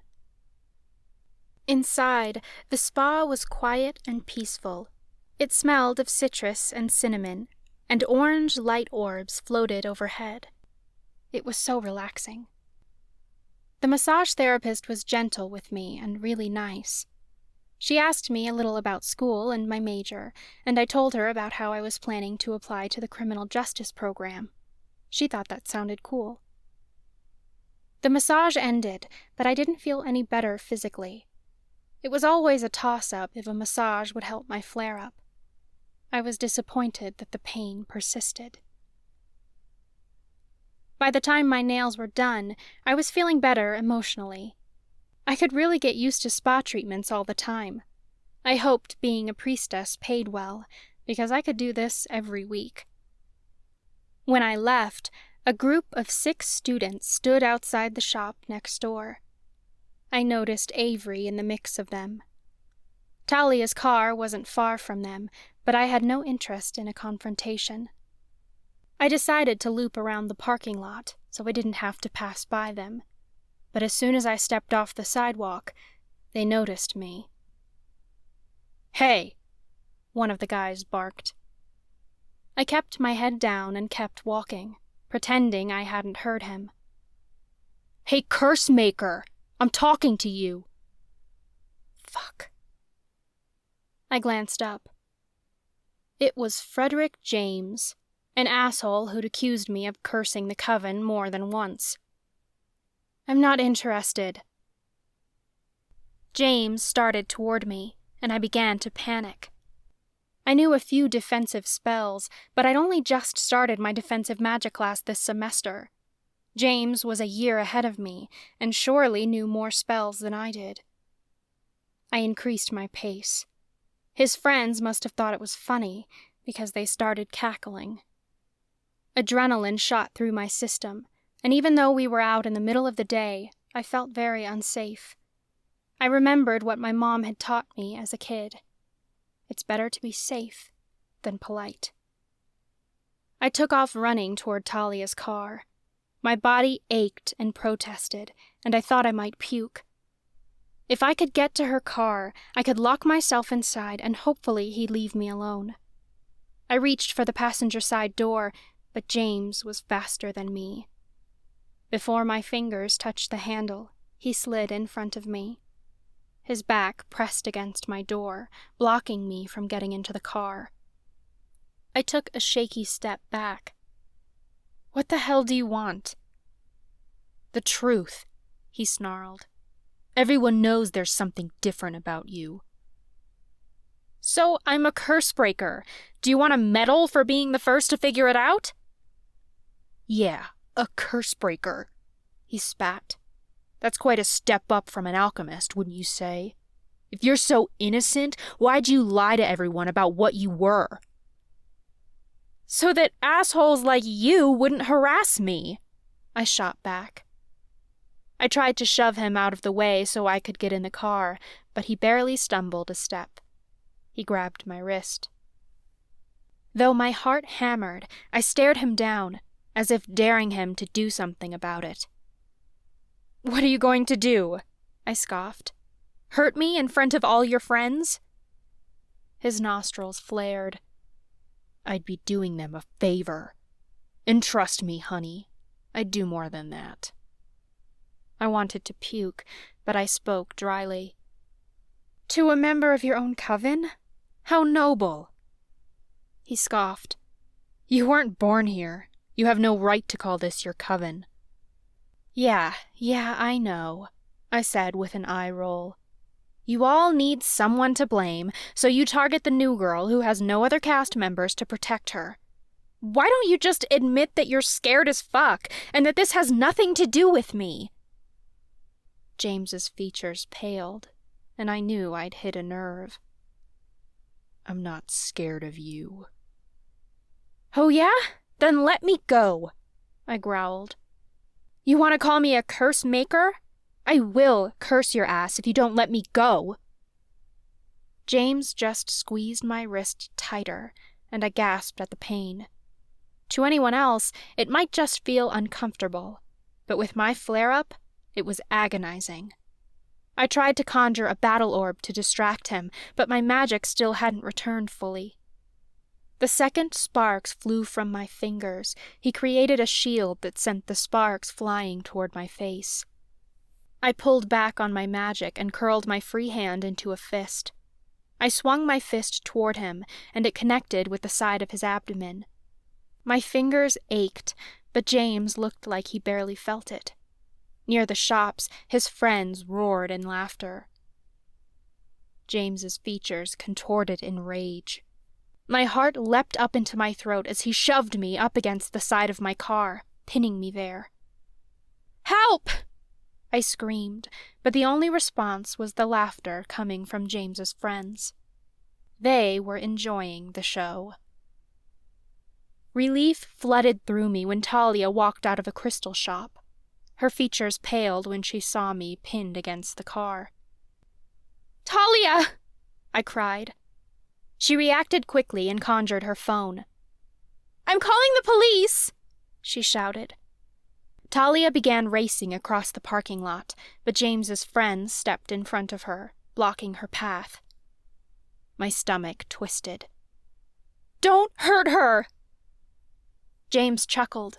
His disgusting breath brushed across the side of my face.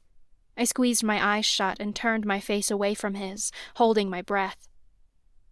"You think you're so tough," James said.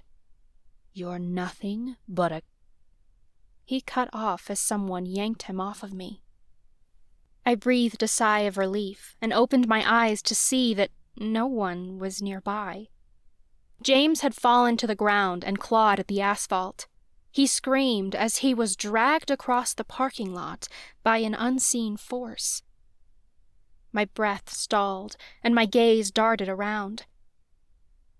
The Imperium Council hurried toward us, their robes billowing around them.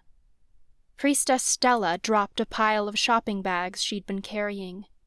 Priestess Lillian's gaze locked on James, and I realized she'd been the one to pull him off of me with her magic. Her fingers twitched at her sides. James's body yanked upright until his toes hovered a mere inch off the ground. The Imperium Council surrounded him, and in unison they drew wands from their robes and pointed them at his throat. "A what?" Priestess Margaret snapped, waving her wand at him. She was shorter than James by at least a foot, but she held her head high and fucking owned her authority over him. "Go on! Finish your sentence!" He stammered. Fear overtook his features. "A coward, perhaps?" Priestess Lillian suggested. "If you were looking for a word to describe yourself." His nostrils flared. "I'm just trying to get answers. Someone needs to do something." The council exchanged a glance, then spoke in unison. "Silentium." Magic shot from their wands at the same time, and James's jaw snapped shut. His eyes went wide in fear, and he moved his mouth like he wanted to speak, but nothing came out. They must have cast some sort of muting spell on him. "Answers will be found," Priestess Margaret stated confidently. "If you so much as threaten Nadine Evers, you will answer to us. And so help me, the Imperium Council does not take threats to future priestesses lightly." "We trust your friends to know better as well," Priestess Stella added. "Or they shall expect a death far worse than the one I've foreseen for you." James said nothing, but he whimpered as Priestess Lillian released her hold on him. He crumpled to the ground, then scurried to his feet and raced toward his friends. They'd all gone completely silent and shared a wide-eyed look. When they were out of sight, I finally felt like I could breathe again. My whole body sagged as I steadied myself against my car. Talia ran over to me. "Are you okay?" she asked, looking me over. "He didn't hurt you, did he?" I cradled my aching wrist. "I'll be all right." The Imperium Council approached, and I turned to them. "Thank you." "The Council does its best to protect its people," Priestess Charlotte said. Lillian crossed her arms. She shot a look at Talia. "Leave us." Talia hesitated. "It's okay," I told her. "You can wait in the car." "I'll be right here if you need me." Talia looked apprehensive, but she went to the driver's seat anyway. Priestess Lillian scowled at me. It was like she wasn't pleased with having to step in and save my ass. Like a soon-to-be priestess should be able to protect herself. Hell, I would if I could. "You're lucky we were here," Lillian sneered. "We can't defend you at all times." "I understand that," I said, still reeling from how fast it all happened.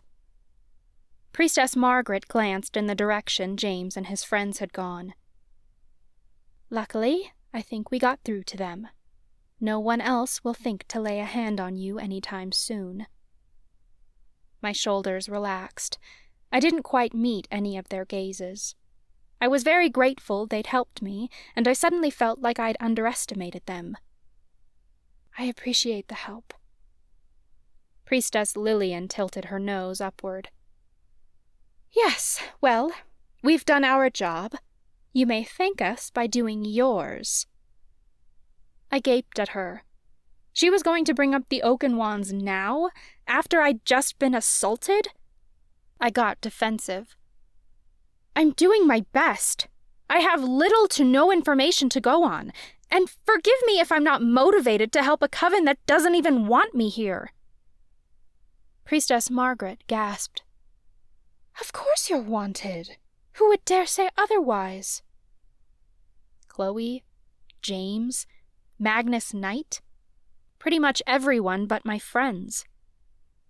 I didn't get a chance to answer before Priestess Stella said, Anyone who doesn't want you in our ranks is an ignorant fool. And you can prove them wrong, Lillian added.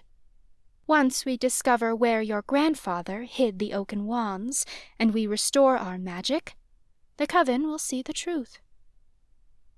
She said it like it was supposed to motivate me, but I felt bitter as all hell. I don't have anything to give you, I told her bluntly. I don't know what more you want from me. We need proof, Lillian demanded. Proof that I don't know anything? I asked. Lillian pursed her lips.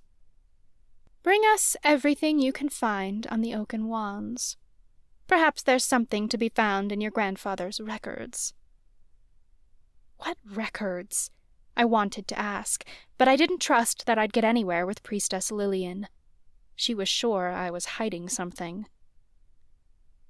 I'll do my best, I promised. Very well, Lillian said. We'll be waiting. The council whirled around in unison, the hems of their robes billowing around their ankles. I climbed into the passenger seat. That was intense, Talia said. As the Imperium Council walked off, it became clear to me why they came to my defense. They don't care about me, I said. All they want is for me to find their damn wands. They'll protect me, but only as long as they need me. I didn't want to find out what would happen once they no longer deemed my presence necessary. Chapter 5. Lucas. Classes passed by at an agonizing pace. I couldn't concentrate, and all I wanted to do was sleep. Then came the weekend, which was even more torturous. I couldn't get out of bed for anything, and I wasn't sure what had triggered it. Let's face it, I was a failure. The coven was losing magic, and I'd failed to come up with any answers. Investigating nightshade was proving to be useless. There was nothing I could do to help. I told myself I'd make it to class on Thursday. But sunrise came, and it didn't matter how much I talked myself into it. I already knew it wasn't going to happen. You're being an idiot, I told myself. You've been stuck in bed for a week for no reason. You're pathetic. I needed help, but I was too fucking proud to ask for it. The end is finally here. A voice that wasn't my own cut through my thoughts. It sounded like an older woman. I wasn't sure if she felt relieved by her death or not, but it felt more depressing than anything. The voices always got louder when I slipped deep into my depression. I curled my pillow around my ears, like that might quiet the thought echoing in my mind. The door to my room opened, and I buried myself deeper under the blanket. I figured it was Grant coming back from class. He probably wanted to talk again. I didn't want to talk. If we did, he'd know how pathetic I truly was. He couldn't help me. "Wakey, wakey, sleepyhead," someone said, tugging on my ankles. I groaned and curled into a ball. "Go away, Grant, I'm sick." "I'm sick too. Sick and tired of not seeing you in class. You've got half an hour until magical plants and herbs. You're not skipping today. We're dissecting spira cacti. They're cactuses shaped like... Whether or not I go to class is none of your damn business. Go away, I snapped. It's my business when you're my lab partner and I'll fail the class without you. You're not even in that class. I cut off as I tossed the blanket off my head and realized it wasn't Grant standing there. It was Miles, along with his cat Kiki. He was my lab partner. Magical plants and herbs was required for all castes, since the coven didn't want people accidentally eating things they shouldn't, or shit like that. Plus, there were a ton of plants used in different coven-wide rituals we had to learn about. Alchemists were the only ones who took advanced plant classes, though. I groaned and sank deeper into the bed. Your brother let you in? Miles smiled proudly, then yanked the blanket the rest of the way off of me. Cool air swirled around me, and I swear it was the worst feeling in the world. Fuck off, I growled before burying my face in the pillow. Grant's been trying to get you out of bed all week, and he's gotten nowhere, Miles said. He thought maybe I could help. I snorted. If he can't, neither can you. I might surprise you. Miles sat on the couch waiting. Kiki sat at his feet, and she stared at me with piercing eyes. The silence was agonizing. If you're just going to sit there all day, you might as well leave, I said. I have a better idea, he replied. I'm going to help you the same way someone helped me when I was in your position. I lifted my head to look at him. What do you mean? I've been where you're at, Lucas. I scoffed. No, you haven't. Don't act like you know me, Miles objected. I've been depressed. Yeah, right. You're one of the happiest people I know. You missed a few years of my life, he reminded me. I eyed him curiously. He wasn't lying. It was a few years ago, Miles said, even though I hadn't asked. I was in a lot of pain from rheumatoid arthritis, and I hadn't been diagnosed yet. I lost interest in school, and I fell behind. I thought I was just stupid, so I started skipping. My mom and I fought all the time, and our whole house was just dysfunctional. I went to this really dark place that made no sense at the time. It really freaked me out. I didn't know what to do. I finally sat up. What did you do? I found a friend who helped me, Miles admitted. She tutored me, got me back on track, and helped me fight for a diagnosis. She encouraged me to make up with my mom. Was she your girlfriend? I asked curiously. He shook his head. Just a really good friend. We still keep in touch. Miles sighed. I'm not going to sit here and tell you to buck up and be a man, because that never worked for me either. I'm not going to tell you that you've got to get over this today, that if you just get out of bed, everything will feel great, because I know it's a lie. But I am going to make you come to class. You don't have to like it, but you've got to do it. No, I don't, I said. Yes, you do, because if I don't help you do it, you'll never do it by yourself, he insisted. It's too hard with this disability. I scoffed. Depression isn't a disability. My depression was nothing like Nadine's lupus. She was actually disabled. I wasn't. Miles raised his eyebrows.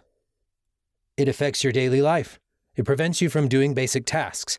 It may be a psychiatric disability, but it is a disability. It's important to learn how to work with it. Just do one thing today. I'm willing to compromise how we make it happen, but it's gotta happen. It's too much, I admitted. I know how it feels, Miles said. Getting out of bed. It seems so simple, but it's the hardest thing in the world when you've got depression. You just want to sleep until it's over. Or until you die. That's the thing, though. I don't want to die. Not the way Eric did. I don't even know if that counts as depression. Miles frowned. The longer you lie to yourself, the harder it will be to figure out a solution. You don't eat. All you do is sleep. You don't hang out with friends. Grant told me all about your pessimism and irritability. You look like you haven't showered all week. It's a classic symptom. I've showered. I started to say, but I realized I couldn't actually remember the last time I had. Okay, I'll make you a deal, Miles offered. You only have to do one thing today. You can either shower or go to class. I didn't want to do either of those things. Or what? I'll sick a ghost on you, he joked. I rolled my eyes. Like you could. I can, he said proudly, lifting his sleeve to show me a tattoo on his shoulder. You missed my birthday. I got seer. I sat up straighter to look at the image of an eye on his arm. Really? That's great. Yeah, it turns out I can see and talk to ghosts. Pretty neat, huh? I was really happy for him. Yeah, man, that's awesome. No one's haunting my room, are they? Just you and your stinky-ass feet, he cracked. Yeah, I know, I grumbled. I really could use a shower. So that's your decision? Miles asked. It's better than going to class, I grumbled. Agreed. Miles crossed his arms and leaned back on the sofa. I cocked an eyebrow. You're going to sit there the whole time? He grinned widely. Moral support. Not if you actually want me to accomplish anything. I yanked off one of my dirty socks and threw it at him. It hit him in the face. I don't need a babysitter. His shoulders fell, and he spoke genuinely. Fine. If you feel that way, I'll leave. Miles clapped me on the shoulder as I got out of bed. He was perhaps the only person who understood how great of a feat it truly was. His encouragement meant the world to me. Thanks, I told him. No problem. If you decide you want to come to class later, I have a spira cacti ready for you, he offered. Miles left the room with Kiki, and I dragged my feet to the bathroom. The hot water felt good on my shoulders, but all I could do was stand there. Even washing my hair seemed like a monumental task. Soon, standing became too much, and I sat in the tub. I brushed my teeth in the shower because it was easier than making a second task out of it. By the time I finished, the whole room was a cloud of steam. I thought about tossing on a pair of boxers and crawling back into bed, but I forced myself to put on a t-shirt and a pair of jeans. Once I did that, putting on socks and shoes didn't seem so hard either. I'm already dressed, I might as well go to class, I thought. Truth was, I knew that if I crawled back under the covers, I'd never leave. But going to class right now was like asking myself to move a mountain. Instead, I took it in steps. All I had to do was open the door, then step out into the hall, then walk down the stairs. Professor Warren passed by me in the hall and gave a polite nod, like he was happy to see me up and about. He knew I struggled with depression, since he'd tried to help me with it more than once. As much as I appreciated his effort, he was no therapist. He couldn't help me. Eventually, I made it to the greenhouse. Miles's features lit up when he saw me, and that almost made coming to class worth it. I sat next to him and looked over the dissection kit laid out in front of us. Good to see you, Miles said. Thanks, I told him, but it was more than just a pleasantry. I really meant it. Class passed by quicker than I expected. Miles cracked jokes the whole time to keep me entertained, and we finished our report before class let out. All I'm saying is if Professor Lewis didn't want people to make penis jokes the whole class, she should have chosen a less phallic plant, Miles said as he walked beside me in the hall. What else would we possibly use to ward off evil spirits? I teased. Miles stopped outside an open doorway. Hey, perfect timing. Isn't this your next class? I glanced into the classroom where Professor Daniels stood, writing things out on the board before class. I'd had her once before for demonology. Her Bengal cat slept on the edge of her desk, so close that it looked like it was about to slide onto the floor. I sighed. Journalism ethics. You walked me past her on purpose, didn't you? Miles plastered a look of innocence on his face. I didn't do anything. It's not like I know your schedule by heart. I frowned. Grant told you? Miles didn't give up the facade. If you don't want to go to class, you don't have to. I'm proud of you for making it to magical plants and herbs. Lucas, good to see you, Professor Daniels called. Her long brown hair flowed around her as she turned from the board. You're here early. Did you have a question about your report? My mouth went dry. There was a report? That's due today? I asked. It's due next week, she said kindly. You have plenty of time. Miles nudged me forward and I entered the room. I couldn't exactly ditch class now. The classroom was empty, as I was the first one there. I slumped into a chair at the front of the room. There weren't many people in this class, and Professor Daniels always wanted us to fill the front rows first. Professor Daniels went over to her desk and began shuffling through papers. After a few moments, she looked up. Did you happen to hand in your proposal for your final paper? I seem to have lost it. My shoulders slumped. We were supposed to write an article for our semester final, to practice what we were learning in class. Then we were supposed to follow up with a report on our experience and how we'd incorporated 5 ethical lessons learned throughout the semester. I should have handed in my idea for the article already, so it could be approved and I could get to work on it. I hadn't even thought about it. I'm a little stumped on a topic, I admitted. I'd reached a dead end on my nightshade article, so I couldn't submit that for my topic. There are plenty of interesting topics to write about, she said brightly. Several of your classmates have chosen to write about the waning, but there are many other ideas to explore. I'm working on a piece myself for the Miriamic Messenger on the topic of drug use among college-age students. My spine straightened, and I chose my words carefully. How would a journalist go about finding information about something like that? Interviews, mostly, she said. Hell, I'd tried talking to people, and it had gotten me nowhere. But who do you start with? I've been interviewing faculty who have some insight, she admitted. It's quite an interesting topic. Have you ever heard of black ivy, sometimes referred to as nightshade? My mouth went dry. Nothing more than whispers. Do you think it could have anything to do with the waning? Professor Daniels smiled with a gleam in her eye. Perhaps that's a topic you'd like to investigate for your final. I might, I said thoughtfully. Could I interview you? She smirked. That would be cheating. I think it's best if you get your information from direct sources.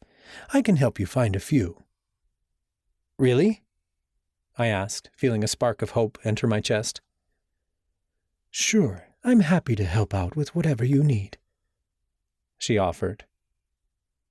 Just then, a group of girls entered the classroom, and Professor Daniels greeted them. She turned back to me. I'll get you a list of sources after class. My heart lifted. For the first time in months, I felt hope. I might actually be able to help the coven. Professor Daniels didn't speak to me again since other students had started arriving for class. She dove into a lecture discussing the ethics around making promises and deals with your sources. She emphasized to always exercise caution when making promises, but that journalists must always keep their word. The longer I sat in this class, the more I realized I broke a shit ton of journalism rules last semester when I was investigating the missing kids. I'd broken a lot of promises, like telling my friends things I'd vow to keep private. Hell, I'd promised an article I never even finished writing. It just didn't seem to matter after I discovered my journalism advisor was the one behind it all. I was determined to get things right this time. I left class with a list of sources in one hand and a renewed sense of purpose in my heart. I read over the list Professor Daniels had given me. It wasn't very long and was mostly filled with names of different professors. The first name on the list looked promising. Professor Clark, a seer who taught counseling and criminal justice classes. According to the notes, Professor Clark had written his master's thesis on drug use and addiction. I was walking through the halls when I overheard Nadine's name from around the corner. My heart stopped and I paused. I didn't mean to eavesdrop, but I couldn't help it. James did what? A girl squeaked. I'm serious, a guy replied. He pinned that cursebreaker up against a car and threatened her. When? The girl asked. Last week or something. I can't believe you didn't hear about this. My hands curled into fists. This was the first I'd heard about it, and it royally pissed me off. The girl snorted. Good for James. I hope he scared the shit out of her. Well, we would have if the Imperium Council hadn't stepped in. No one's allowed to touch Nadine, or they'll answer to the Council. My blood boiled. Frederick James had assaulted Nadine? That asshole was about to learn a lesson, and not just from the Imperium Council. He had a Reaper to answer to. I stomped down the hall, hungry for blood. I spotted Tate walking in my direction. She had her nose buried in her phone. "Hey, Tate," I said, stopping her in the hall. She came to a halt and looked up at me, narrowing her eyes a bit. It's Lucas, right? Yeah. Any chance you know Frederick James? She eyed me skeptically. I might. Why? I'm looking for him. Have you seen him? Last I saw him, he was at the Cafe, she said. But that was a while ago. Thanks, I told her before rushing off. I made my way to the Cat Cafe on campus. It wasn't too crowded, but James wasn't anywhere in sight. That fucker. The atmosphere was strange when I walked in, though I couldn't put my finger on it right away. Then I noticed that there was no one sitting in the middle of the cafe. Everyone stuck to the outer walls, as if avoiding each other. The treacherous tarantulas sat at a table across the room, laughing loudly at some disgusting joke, I was certain. My gaze roamed over various tattoos, and I realized that everyone had segregated themselves by caste. It was a bit eerie. My eyes landed upon my friends at a table near the window. They were the only group in the whole room whose members were from multiple castes. Grant, Talia, Amy, and Mandy crowded around each other, staring down at the front page of the Miriamic Messenger. I approached their table. Has anyone seen James? They looked up from the paper. Talia must have noticed the murderous look in my eyes because her features paled. Oh no, you heard. Hell yeah, I growled. Why didn't anyone tell me what he did to her? Talia bit her lower lip. The Imperium took care of it. Speaking of the Imperium, take a look at this, Mandy cried, slapping the newspaper. What's going on? I asked. The Imperium Council has issued a curfew, Talia said, sounding disgruntled. She stood behind Grant and read over his shoulder. Effective immediately, all individuals ages 22 and younger must adhere to a curfew of 10 p.m. to 6 a.m. daily. Students found outside their living quarters during nighttime hours will be subject to a fine, with possible jail time for repeat offenses. Fines are double on weekends. This curfew remains in effect until further notice, pending the investigation of the waning. My friends were trying to distract me from James, and it worked. This is ridiculous, I protested. They're deliberately targeting college students. We're adults. We should be able to come and go as we please. How can they do this? Grant frowned. They're the Imperium Council. They could do anything. I crossed my arms. They're going to piss off a bunch of people in the process. Town curfews aren't uncommon, Amy pointed out. Yeah, but that's for noise and shit, isn't it? Mandy countered. This makes it sound like we can't leave our dorms at all. I know people who work later than 10 o'clock. How are they supposed to do that if they'll be fined for leaving campus? I get having a curfew, Talia said. I'm sure the Imperium Council is just trying to protect us while they figure out what's going on, but 10 o'clock seems too early. I've had study sessions go later than that.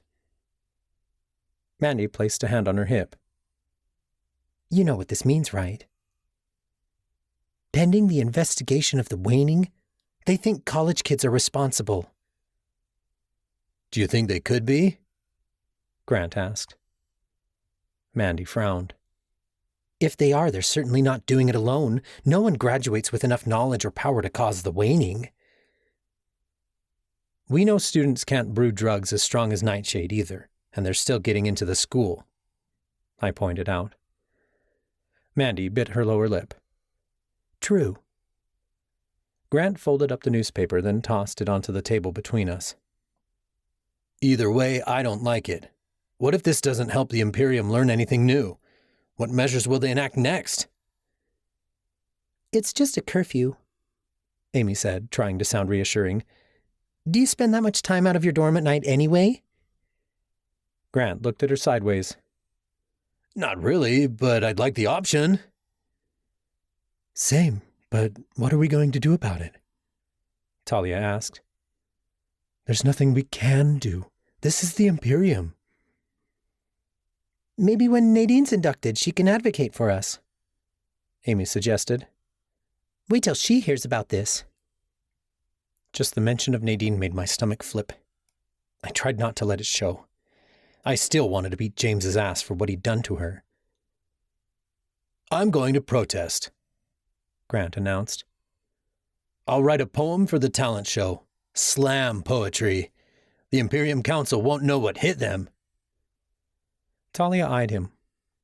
Have you ever written slam poetry before? No, he admitted. But the talent show isn't until the end of the semester. I have plenty of time to learn. What's this about a talent show? Mandy demanded. Why didn't you tell me? I could design a dress and show off my fashion skills, like on a runway. That's a great idea, Grant said. You should sign up. Meanwhile, what do you think of this? You give us a curfew in the name of justice, but what you call justice, I call a disservice. You talk about fairness, but I call it a lie. You'll just fuck us over till the day that we die. Not too bad. I'm honestly impressed, I admitted. Isn't it a little dramatic? Amy asked. Well, it sounds better when it's dramatic, right? Grant said. Maybe I can tone it down. You think you're so great, you think you're the man, but I am an adult. I'll do whatever I want. He trailed off, looking at a loss for a rhyme. He blushed, obviously embarrassed. It's good, Talia assured him. We can work on it. I think that embarrassed Grant more, because he stood quickly and abandoned the table. I'm up for a coffee. Anyone else? No, I told him. I didn't think I could eat anything right now. As he walked away, Mandy leaned forward. Do you think you'll enter the talent show, Tal? You could play your keyboard. Yeah, it might be fun, she said. I've actually been composing a new song. It might be ready in time for... Talia cut off as her eyes locked on something across the room. I followed her gaze to see that the tarantulas had stood from their table and gotten in line behind Grant. My stomach twisted, and I knew this couldn't be good. I was on my feet in a second. Ryan spoke so loudly that his voice projected across the cafe. I heard your little poem. Pretty impressive. Really? Grant asked, sounding shocked. Yeah, maybe you could make money off it back in Mexico, Ryan taunted. I stepped between him and Grant. A couple of the tarantulas started laughing like they couldn't wait to see a fight break out between us. Back off, Ryan, I snapped. I was already pissed off about James, and Ryan was making it worse. I was 2 seconds away from breaking. Look who it is! Lucas has come to save the day again! Ryan laughed. What is it with you? I was being nice. You were being an asshole like always, I shot back. You really want to do this here? Ryan challenged, puffing out his chest. Yeah, I do, I said. A warlock's duel. Right here, right now. It was obvious I meant business. You didn't suggest a warlock's duel unless you intended to do real damage. But I was sick of the way the tarantulas treated Grant, and I was determined to end it. Lucas, you really don't have to, Grant protested. Yeah, I do, I countered. If I won this duel, they'd finally leave Grant alone. I'll enter the duel, Grant offered. Ryan stared me down, smirking. Nah, Taylor's the one who challenged me. I want to fight him. Nobody with a pair of balls turned down a warlock's duel, but it had rules. It wasn't like the time the tarantulas beat the shit out of Grant and me. A warlock's duel could only be fought between two contenders, and with magic only. The tarantulas couldn't outnumber me this time, because if any of them stepped in, Ryan automatically forfeited. He'd live with the shame until we graduated. At minimum. You're on, I growled. Warlock's duel outside! Nolan shouted, cupping his hands around his mouth. The girl behind the counter gasped, but a few other people scurried out of their chairs to follow us outside. Talia froze in her seat, looking worried, before scrambling to follow behind Amy. Mandy rushed to my side as I stepped outside. Are you really going to do this? I cracked my knuckles. Anger stirred in my belly, and I knew there was no way I was backing down. Hell yeah, I'm going to do this. I've wanted to for years. You realize how dangerous this is, right? Amy asked, her tone shaky. If Ryan's pissed enough, his battle orbs could kill you. Then you all better stand back, I warned. A wide stretch of grass lay between the entrance to the cafe and the forest. I stomped out to the middle of the clearing, then turned to face Ryan. Over a dozen people had followed us outside, and several others who had been passing by came over to watch. We were surrounded on all sides. Let the warlock's duel begin! Corbin yelled. The tarantulas began cheering, and several other onlookers joined in. I just barely caught the look of worry on my friends' faces before Ryan lifted his hands. A crackling ball of black magic shot out of his palms, but I was ready for him. I threw up a shield and the battle orb bounced off of it and fizzled out. I scoffed, though I felt alive inside. You call that magic? Show me some real power. Ryan twitched his fingers. In the blink of an eye, he conjured a knife.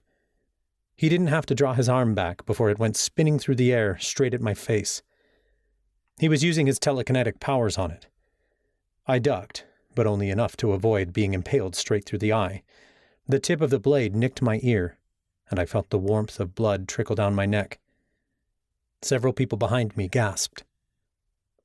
Heat swept across my skin as fury flared in my bones. I retaliated quickly and swiped my palm through the air while muttering an incantation. The skin on Ryan's cheek split open, like he'd been sliced by a blade. A line of blood several inches long began to seep from his skin. Motherfucker! He cried as he clutched his face. I smirked in satisfaction. It was an advanced spell I'd never tried before. We weren't supposed to use it on other members of the coven, but I was too pissed to care. Ryan swore loudly, then spoke an incantation I hadn't heard before. Battle magic surged from his palm like a lightning bolt. It came so fast that I didn't have a chance to get out of the way. The magic struck me in the chest, sending a jolt of electricity surging through my entire form. It blasted me backward, and I rolled in the grass several yards from where I'd been standing. The air left my lungs, but I didn't let it slow me down. I leapt to my feet, nostrils flaring. Asshole! A battle orb whipped out of my palm, striking Ryan in the shoulder. It must have hit him pretty hard because he screamed, and his arm went limp at his side. You've dislocated my shoulder, you jackass! Ryan seethed. I saw the battle orb forming in his hand, but I reacted faster. I pulled the same trick Professor Carlyle had on me the night at Pinewood Manor. I created a shield around Ryan, encompassing him inside. He didn't notice, and he threw his battle orb as hard as he could. The orb bounced off the shield and whizzed by his head before ricocheting off the other side. It slammed into the back of Ryan's skull, and he collapsed. A collective gasp traveled around the group of onlookers, but I ignored them. I rushed over to Ryan and jumped on top of him, conjuring my scythe in the process, a weapon I'd picked up at Pinewood Manor. It was infused with magic after I'd used it to slice off the head of a hellish monster. Since it was magical, I wasn't breaking any rules of the duel by using it. I knelt on top of Ryan and aimed the point of my scythe at his neck. He came to, but it took him a moment to process what was happening. When he saw the scythe, his eyes went wide. The crowd around us cheered, but I didn't pay them any attention. "That's cheating," Ryan growled. "Not if it's magical," I countered. "Tap out." "Like hell," he snapped. "You'll have to cut my throat open with that thing before I submit. You don't have the balls to do it." "Don't I?" I leaned closer to him until the point of the scythe pressed into his skin, threatening to break it. "Give up, leave Grant alone, and tell me what you know about Nightshade." "Like I'd tell you," he scoffed. He didn't sound scared, but I could see it in his eyes. "I know you're dealing," I stated confidently. "Who's brewing it? You have to know or you wouldn't have stolen all those alchemy supplies last year." Ryan narrowed his eyes. "Who have you been talking to?" "Doesn't matter," I snapped. "Answer my questions or lose the duel. Who are you working for, you prick?" Ryan stretched his neck, distancing himself from the point of the scythe, but I pressed it into his skin harder. "Stop embarrassing yourself and finish this already," he challenged. "I'd be happy to slit your throat," I said. "I'm sure one of your buddies will talk. I know how shitty Declan is at keeping secrets. Shall I use this scythe on one of them?" Ryan didn't like that. "Burn in hell, you damned reaper!" he screamed. A shield ballooned from his chest, blasting me off of him. I flew so far away that I landed in the arms of several onlookers, who helped me stay upright when I stumbled backward. My scythe landed in the grass several feet away, and I dove for it. I jumped for Ryan, who was getting to his feet. Someone leapt between us, catching me before I could gouge Ryan's eyes out. "You're dead, tarantula!" I screamed. "Mess with my friend again and you're dead!" "I'll lay you in a grave!" Ryan snapped back. "Stop!" the newcomer shouted. He shoved me, and I finally realized who had stepped between us. Professor Warren drew his wand, pointing it at me. He held his other palm up in Ryan's direction. The two of us froze as Professor Warren's threatening gaze shifted between us. "What the hell are you boys thinking?" Professor Warren growled. "It was him!" Ryan pointed an ugly finger at me. "Oh, like you didn't do a thing?" I snapped back. "I don't care who started it. I'm ending it," Professor Warren said, sounding a bit scary. I'd never seen him like that. "Thanks so much, Pops," Ryan said with an eye roll. "Goddess, you sound just like my father." "I mean it," Professor Warren roared. "You should all know better. Let's break it up." Warlocks' duels were prohibited on campus. Professor Warren was going easy on us. He shot a glance around at the onlookers, and people started to disperse immediately. I caught Grant's eye, and he looked bummed. He obviously felt like this was his fault. Talia placed a hand on Grant's shoulder, then turned away. All the blood drained from my face when I saw who stood behind them. Nadine. Hell, she'd been here for the whole thing. She looked angry, like she was disappointed in me for starting a brawl. Or was she worried? I wasn't sure. She looked like she wanted to give me a piece of her mind, but Amy nudged her, and the girls turned away. "Am I going to have to report you two to the headmistress?" Professor Warren threatened. Ryan cleared his throat. "No, sir." Professor Warren shot me a look as if to ask what I thought of this. There was no point in getting the headmistress involved. If she knew we'd agreed to a warlock's duel, we would both be suspended. "It was just a friendly sparring session," I said flatly, never taking my eyes off Ryan. "Don't let it happen again," Professor Warren demanded. "Get back to class. Ryan huffed, then strode away. The duel had ended in a draw, and we were both pissed about it. I grabbed my scythe and subconjured it. I started back toward the school, but Professor Warren stopped me. Lucas, he called. I turned around, my hands curled into fists at my sides, but I steadied my tone. Professor? He stepped toward me. Is everything all right? Of course, I lied. He eyed me skeptically. It was like he could sense everything that was wrong, even when I didn't fully understand it myself. Nothing upsetting has happened lately? He asked. Hell, did he know something? Who was I kidding? He knew me. He could tell something was wrong. What was I supposed to say, though? My best friend is being bullied by a pack of losers, and I can't seem to help him. I've got all these feelings that make no sense. Oh, and I'm still pining after the girl I broke up with months ago. What a load of bullshit. It was no excuse. Everything's fine. I lied again. Okay, he said like he believed me, though I knew he didn't. May I offer a word of advice? I shrugged. You'll give it to me whether I want it or not. Professor Warren ignored my rude remark. When I have a lot weighing on my mind, I find that resolving one thing can help with all the rest. You don't have to do it all at once, Lucas. Start somewhere and see where it takes you. At that, Professor Warren walked off, leaving me to think about his comment. But I didn't want to think. All I wanted to do was forget. I returned to the school, but I nearly ran into Nadine when I entered the back door. She was alone, like she'd been waiting for me. I took a step back. If you're here to give me a lecture, save it, I said. Professor Warren beat you to it. I actually wanted to make sure you were okay, Nadine said. She reached up with a clean tissue to wipe the blood from my ear. I winced, but my heart softened beneath her touch. It doesn't look like it needs stitches, she remarked. I'll be fine, I told her. Are you okay? Well, I'm shocked, to be honest, she admitted. I'm not asking about the fight, I said.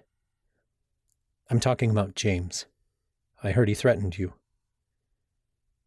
Nadine sighed. He was just trying to intimidate me. And someone needs to intimidate him, I insisted. The Imperium Council already did, Nadine reminded me. She crossed her arms and frowned. Lucas, what are you doing? Trying to protect you? You're looking for fights, she countered. She could see straight through me. You just fought Ryan, and now you want to fight James. You're going to get yourself hurt. So? I challenged. So you could get yourself killed. Why do you care? We broke up. The words slipped out of my mouth before I could stop them. She looked at me in disbelief. I'm not allowed to care? Do you really think I'd rather see you dead? I don't know what you want, I snapped. All I knew was she didn't want to be with me. Promise me you won't go after James, she insisted. He's not worth it. I swallowed the lump in my throat. That wasn't a promise I wanted to make. Nadine, I sighed. Please, Lucas, she begged. She wasn't taking no for an answer. I held her gaze for several seconds before I finally caved. Okay, I promise I won't go after James. I could make this one promise, but I couldn't promise I'd stay out of danger.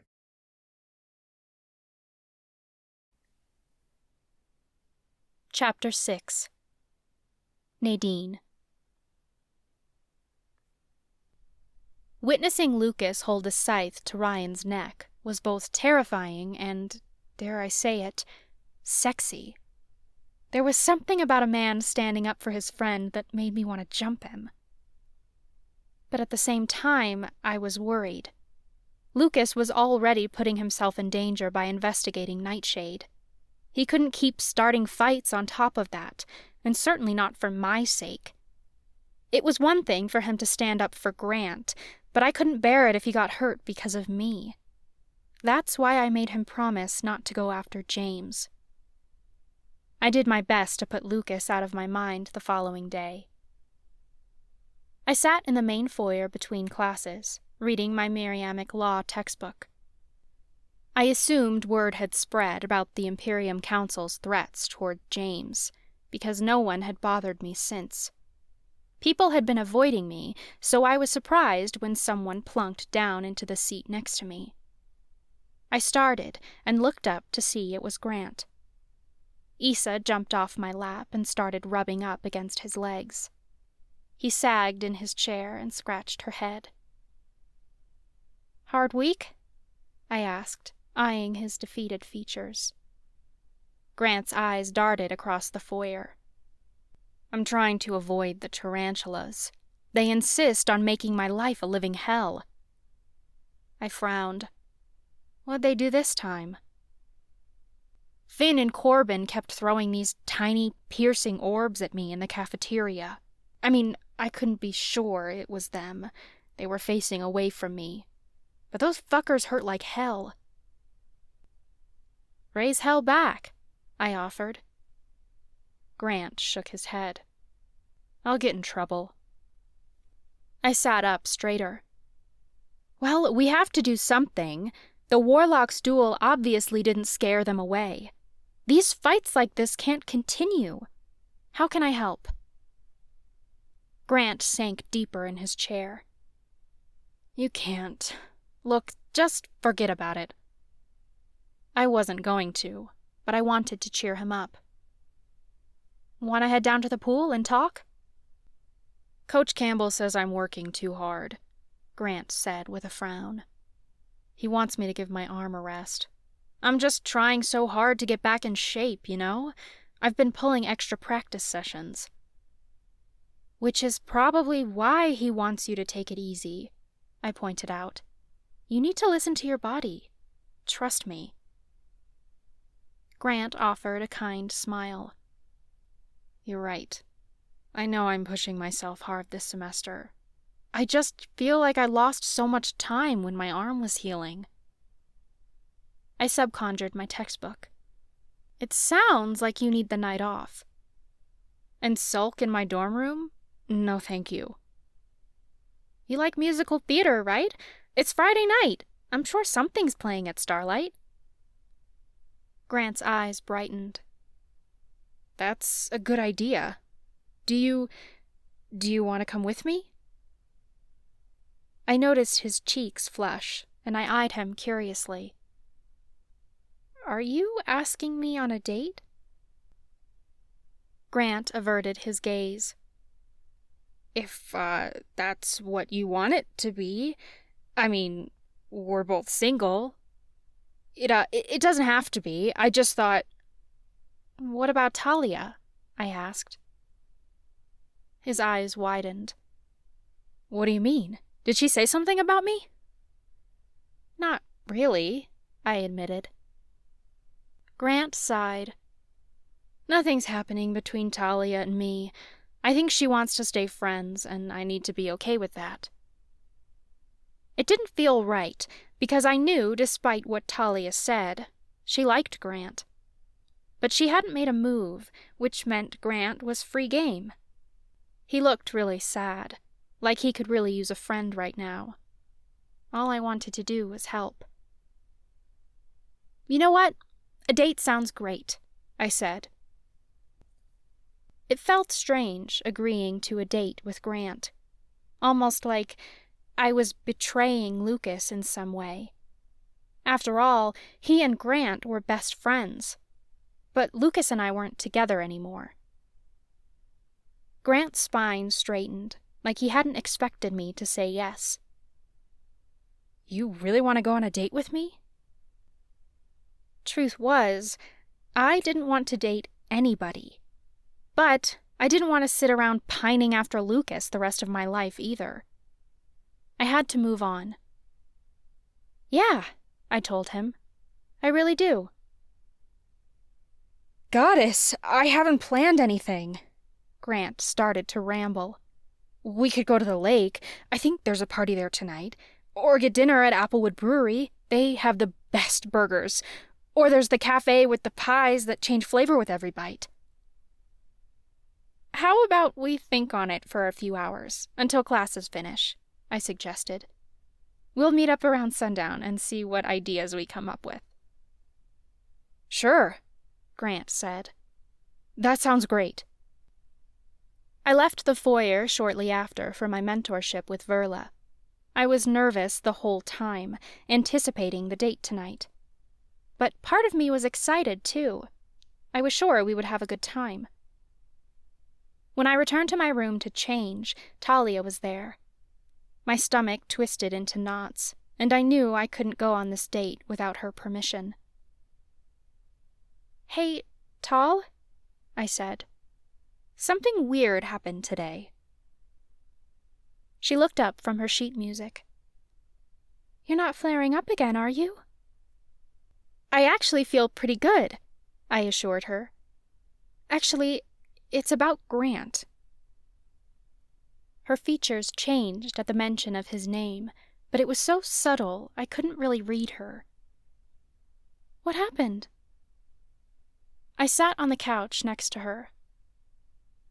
Grant asked me on a date. Oh, she said, looking stunned, though her tone was difficult to read. That's okay, right? I asked. I mean, I know he likes you, and you might like him, but you're giving it some time. I don't like him, Talia stated. I was skeptical, but she was so firm about it. You're sure? I mean, if he wants to ask you on a date, that's fine. I don't own him. Really? I wasn't sure if I believed her. Because if you don't want me to go, I won't go. I'm not going to tell you what to do, she said, but she was acting weird. She wouldn't look me straight in the eye. Okay, if that's how you really feel. It's fine, she interrupted. I still wasn't sure, but Talia seemed insistent, so I got ready to go. I changed into a cute orange dress with pockets and boots. I brushed out my hair, then darkened my makeup with a bit of my magic. When I felt I looked cute, I left the room, leaving Issa behind. She'd already fallen asleep on my bed. Grant was waiting for me when I reached the main foyer. I have the whole night planned, he said. We'll start out with a show at Starlight, then have dinner at Red Apple's. They have amazing pumpkin pie. Unless you had any ideas.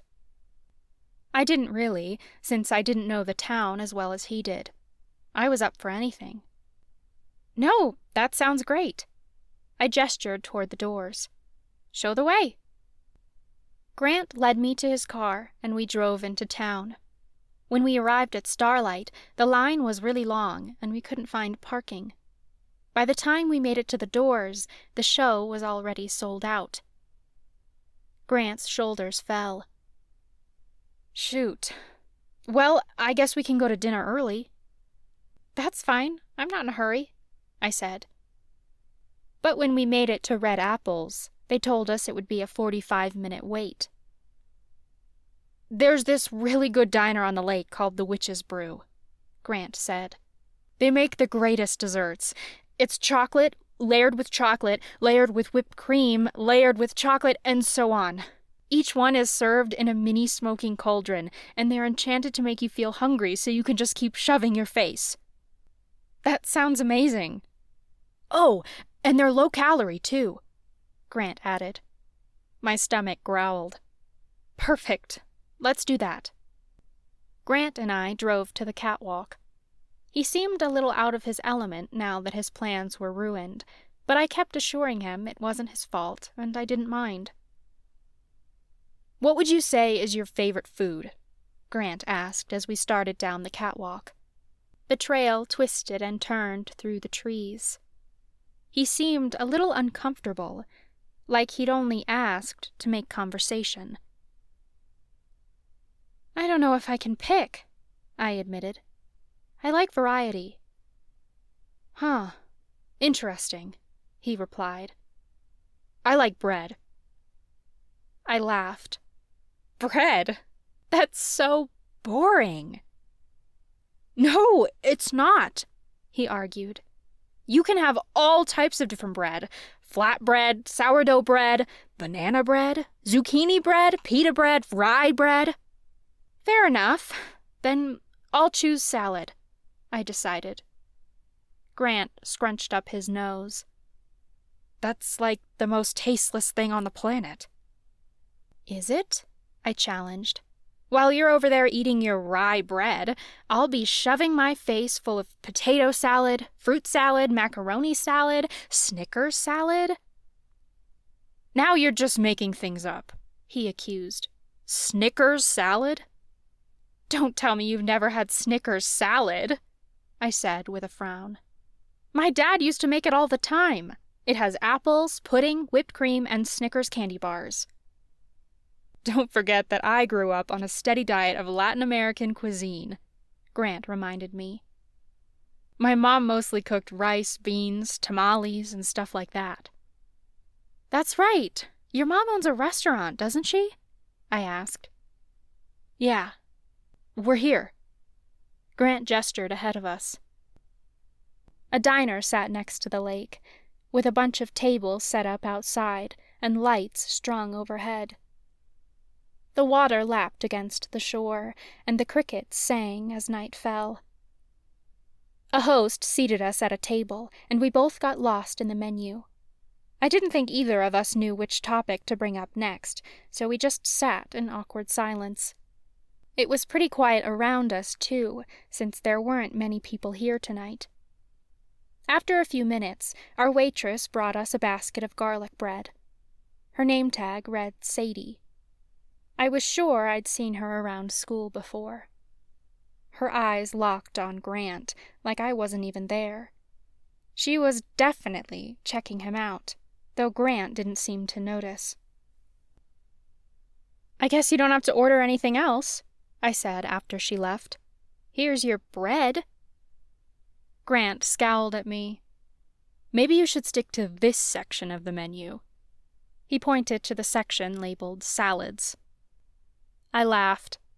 I'm thinking of maybe getting the Friday fish fry. It's a lot of food, he warned me. I shrugged. With our magical dessert, I'll have plenty of room. Well, if you want something magical, check out this page. He opened to another page and pointed out a section of magical entrees. Oh, the walking crab sounds good. I haven't had it yet. It's infused with necromancer magic, so it dances around your table, even though it's fully cooked. I'd like to see that, I said. Then it's settled. That's what I'm getting. Grant closed his menu, and we ordered shortly after. Grant didn't seem to know what to do while we waited, so he started playing with his straw wrapper. I excused myself to use the bathroom and stayed in there longer than I probably should have, just to kill the time. Finally, I returned to our table just as the waitress was bringing our food. My fried fish smelled delicious, and Grant's crab really did dance around on his plate. Grant poked at him, and the crab snapped its pincers at his fingers. Grant yanked backwards so fast he nearly knocked his chair over. Whoa, he's a feisty one. Be careful he doesn't get away from you, the waitress teased. Her eyes sparkled down at Grant. He's not going anywhere, Grant stated confidently. He poked his butter knife at the crab like he was preparing for a sword fight. The crab snapped its claws at him. I laughed. Hurry up and eat him, or he'll get you. Grant frowned. He's not going to get me. He's just a harmless... Ow! Grant squealed like a child as he sprang up out of his chair. The crab had jumped toward his face and clung tight to his ear with his pincers. Grant shook his head and swatted at the crab, but the devilish little crustacean held on tight. The pincers broke skin, and blood oozed out of Grant's ear and dripped onto the ground. "Goddess!" I gasped. I leapt out of my chair and grabbed a stack of napkins from the table. I reached out to yank the crab off his ear, but Grant spun away from me. "No, don't!" he cried. "It hurts!" "Then let me get him off!" I insisted. Grant swatted at the crab, which hung from his ear like a giant earring.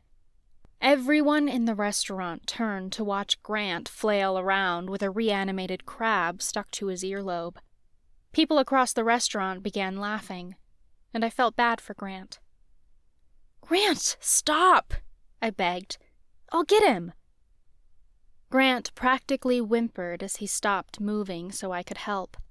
I grabbed the crab around the middle with one hand, then pinched its leg in my other and yanked the two apart. The leg ripped off and went limp, even though the crab in my hand was feisty as hell.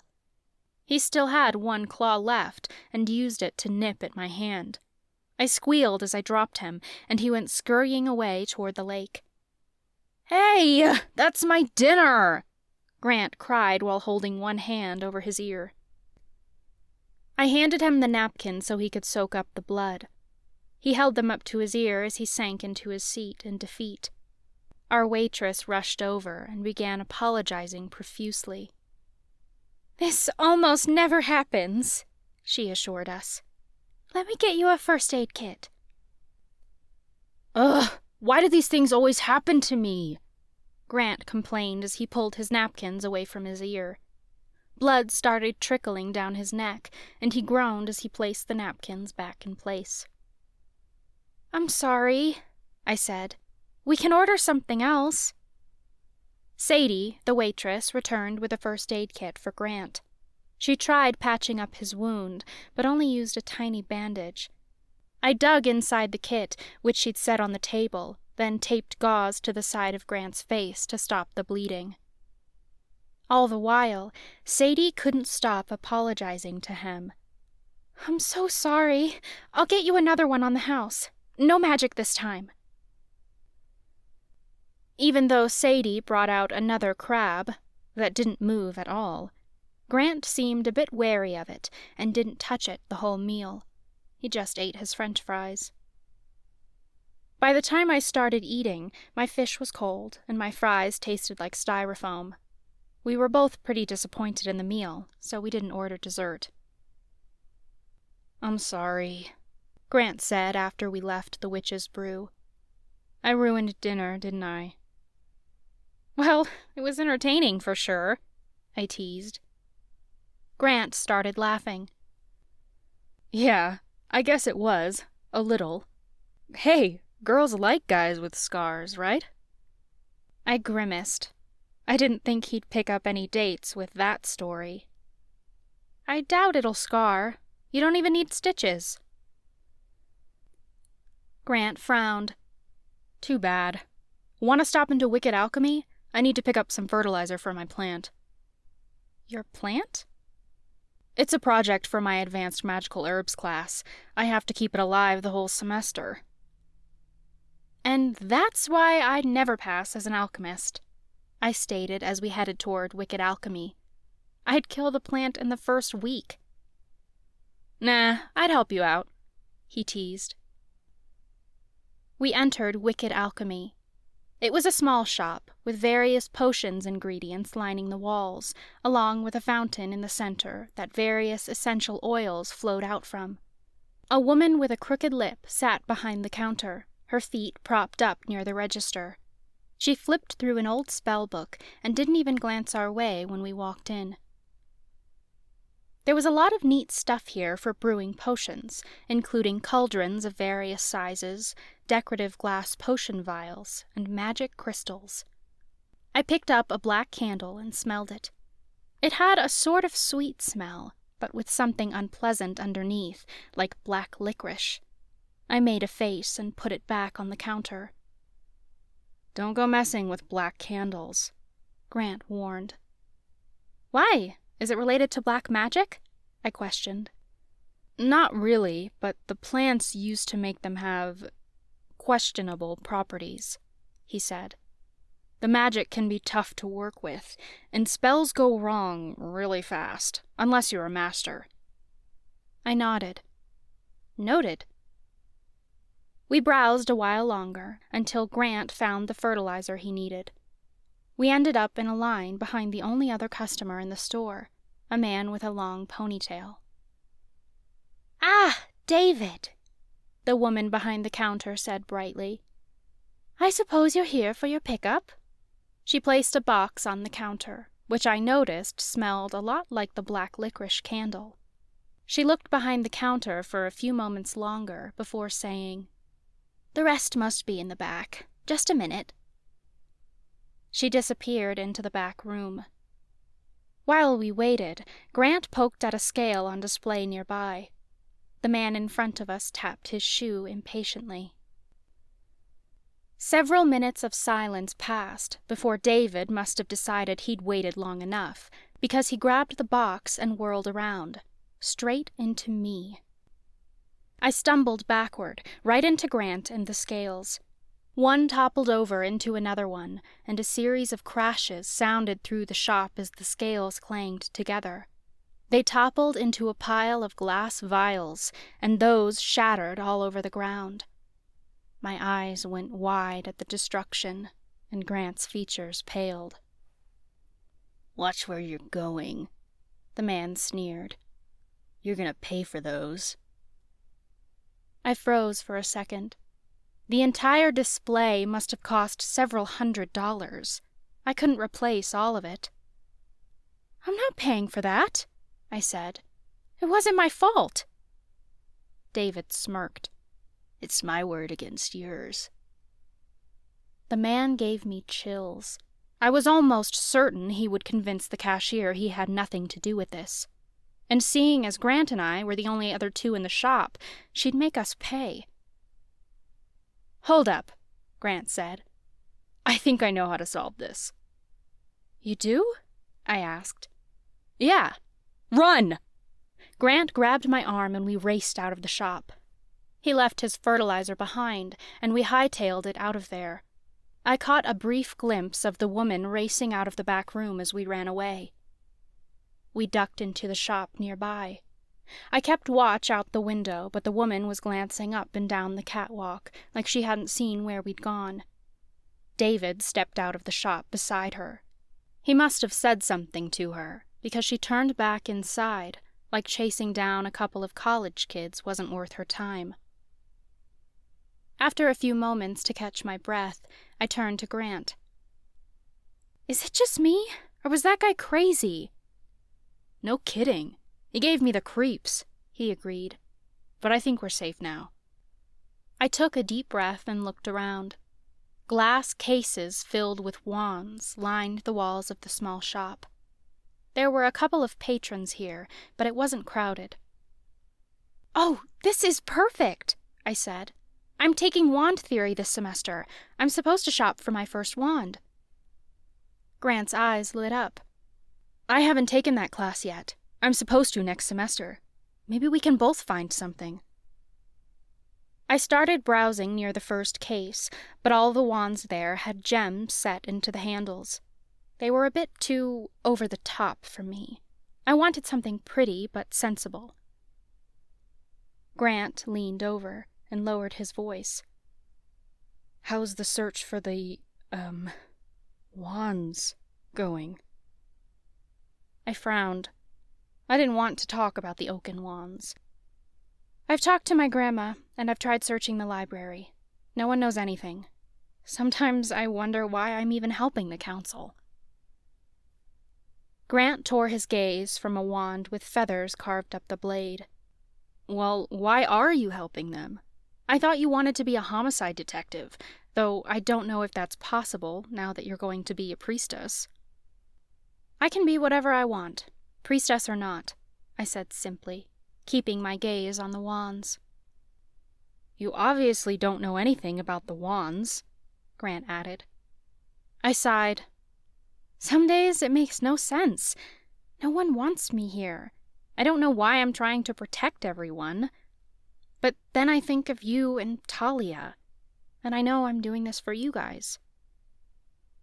Grant ducked his head and blushed. I don't know how you do it. I think I would have given up by now.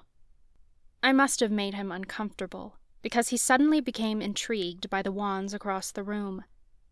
Their handles were designed to look like the hilt of a sword. I was eyeing a wand with a braided design on the handle when a woman came up to me. Can I help you with anything? She asked. I pointed to the wand. Can I see that one? Certainly, she said kindly. She opened the display case and handed it to me. I wasn't sure what I was looking for in a wand, so I turned it over in my hands. How does it feel? She asked. I like it, I remarked. Why don't you give it a try? She suggested. Sure, I'll give it a go. I waved the wand over a dirty spot on the display case and spoke a cleansing incantation. Ask it once, ask it twice, make this glass as clear as ice. I was confident in the incantation, as I'd learned it in one of my classes last semester. But I must have been wary of the wand, because a huge puff of black dust blew out of the end of it. The whole display case became covered in what looked like soot. I couldn't even see the wands beneath it. The woman coughed a few times. Perhaps we could try something infused with magical properties. We have a selection over here. She led me over to another display case. The wands were very pretty, with twisting swirls all over the blade and intricate designs on the handles. Some of them seemed to shimmer under the light. She handed me one with a blue stone on it. Let's start with something simple, she suggested. I could try subconjuring something, I offered. She laughed. Oh no, honey. There are too many wards on this place to prevent theft. Perhaps try a glamour spell. There's a mirror right here if you'd like. She turned a tabletop mirror toward me. I looked into it as I waved the wand around my face. I'd been trying to darken my makeup, but nothing happened. It's not working, I remarked. Let me see, she said kindly, offering her hand. I handed back the wand, and she flicked it a few times. I gasped when her features changed. Her makeup had gone from looking light and neutral to so dark that she looked like a clown. Red, glittery eyeshadow covered her lids, and her eyebrows turned into a unibrow. She noticed the horrified look on my face and turned the mirror toward herself. Her reflection must have scared her, because she stumbled back a few steps. Dear goddess! She waved the wand a couple more times, but she couldn't get her face to go back to normal. Whatever spell I'd cast must have stuck. I hoped it didn't last long. Nearby, Grant was trying to stifle his laughter. I bit my lip. I'm sorry. She looked a little ticked off, but took a breath to calm herself.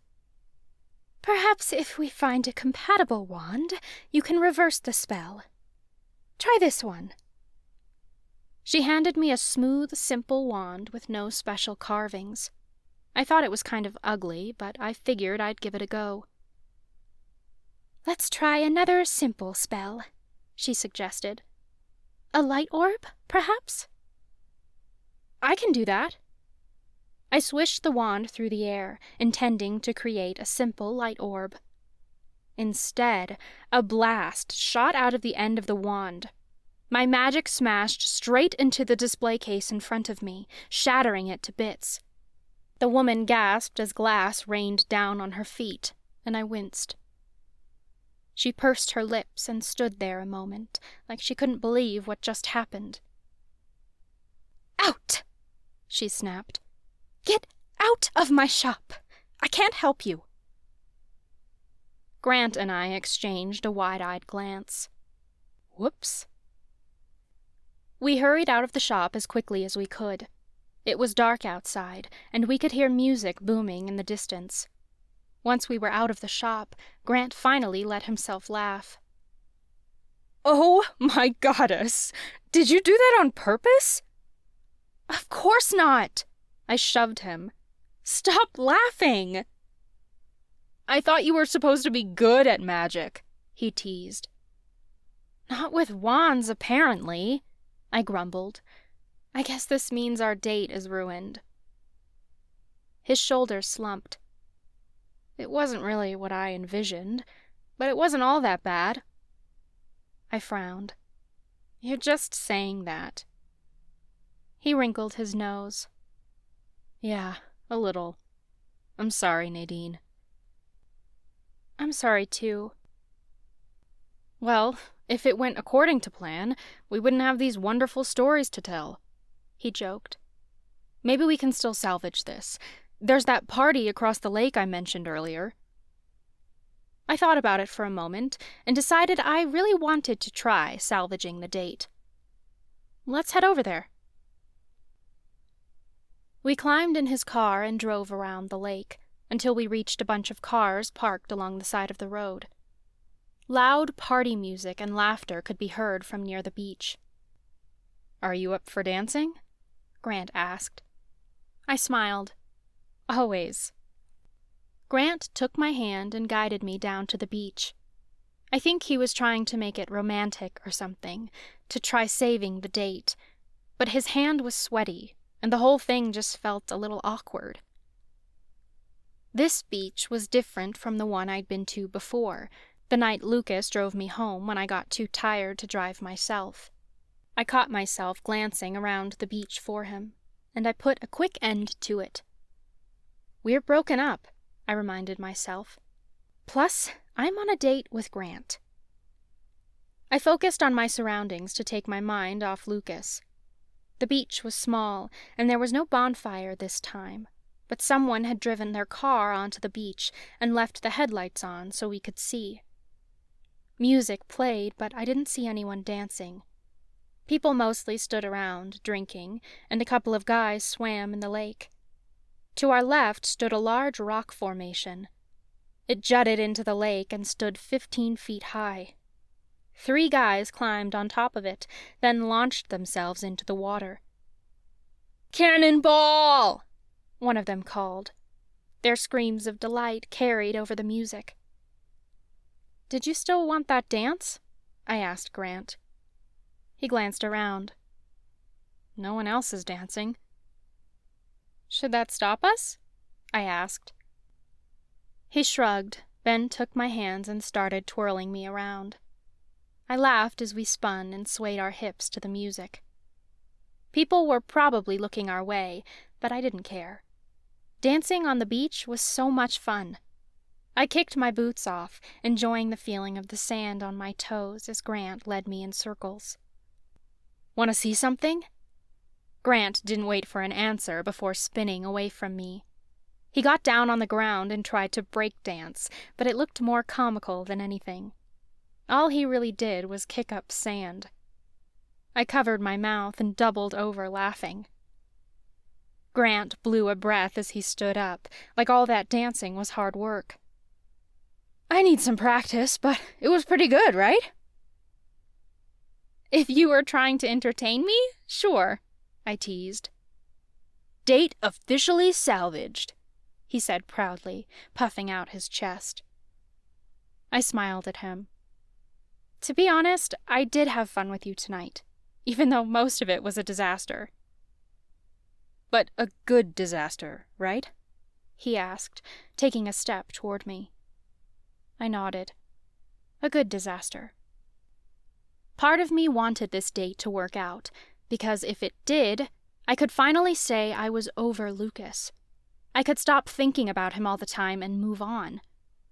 After all, why couldn't Grant and I work out? We were good friends. Maybe we could be something more. Grant and I were so close that we were nearly touching. I didn't really know how it happened. It just seemed like the right thing to do at the time, like I needed to experiment to see just how good the date actually went. I reached out and took his hands in mine, and he came even closer to me. I tilted my chin up to him. He hesitated a moment, and I had no idea what was going through his head. For a moment, I thought he was going to back off, and I caught myself thinking I hoped he did. If this date ended horribly, I didn't have to let go of Lucas. I'd never admit it to myself, but I was so freaking terrified of letting him go. I almost backed away, because I didn't think I could do it. I couldn't move on. It was wrong. But then Grant closed the distance between us, and his lips connected with mine. I couldn't turn back. My breath hitched in surprise. I didn't think we'd actually kiss, but we were kissing. Except it was all wrong. Our hands hung limply in one another's. There was no passion, no surge of excitement, just the sinking of my gut as I waited for the kiss to end. I wanted to feel something, but I just didn't. Grant took a step closer to me, except he got too close and stepped on my foot. He tripped, and we fell into the sand. Grant landed on top of me, and for a second, the two of us just froze. After a beat, I burst into laughter. Grant looked totally embarrassed at first, until he started laughing too. "Nope, can't be salvaged," I teased. Grant chuckled. "Friends?" My laughter quieted, and I nodded. "Friends." Grant pushed himself off of me, but his belt buckle snagged on my dress. "Sorry," he said as he fumbled to unhook himself from the threads. We were in the shadows, so he couldn't really see what he was doing. This date was turning out to be hilariously sad, if anything. "Oh no! Help! Help!" I joked with a laugh. Grant looked a bit uncomfortable as he tried to free himself. "I'm getting it. I just don't want to—" Thwack! Something came out of the darkness and connected with Grant's stomach. I gasped as he was flung off of me. The threads in my dress snapped. Grant rolled across the sand, into the shadows where I could hardly see his face. I hadn't realized what happened at first until I looked up to see a tall, shadowy figure above me. "Nadine?" he asked breathlessly. My heart skipped a beat at the sound of his voice. "Lucas." I was too shocked to say anything. He walked around me and straight up to Grant. "What the hell do you think you're doing?" Lucas grabbed Grant by the collar, then slammed his fist into the side of his face. The air left my lungs as I scrambled to my feet. "Whoa, man!" Grant started to say. Lucas hadn't heard him before he punched him again. A sickening crack sounded across the beach. "Stop!" I screamed, racing over to grab Lucas's shoulder. "Stop it, Lucas!" Grant scrambled to his feet, then tackled Lucas to the ground. The two ended up in a scuffle in the center of the headlights lighting up the beach. Fists flew in all directions, and everyone turned to stare. "What the hell's your problem?" Grant snapped. Lucas stilled in the sand. It was like he hadn't realized who he'd been fighting until then. It had been too dark to see his face.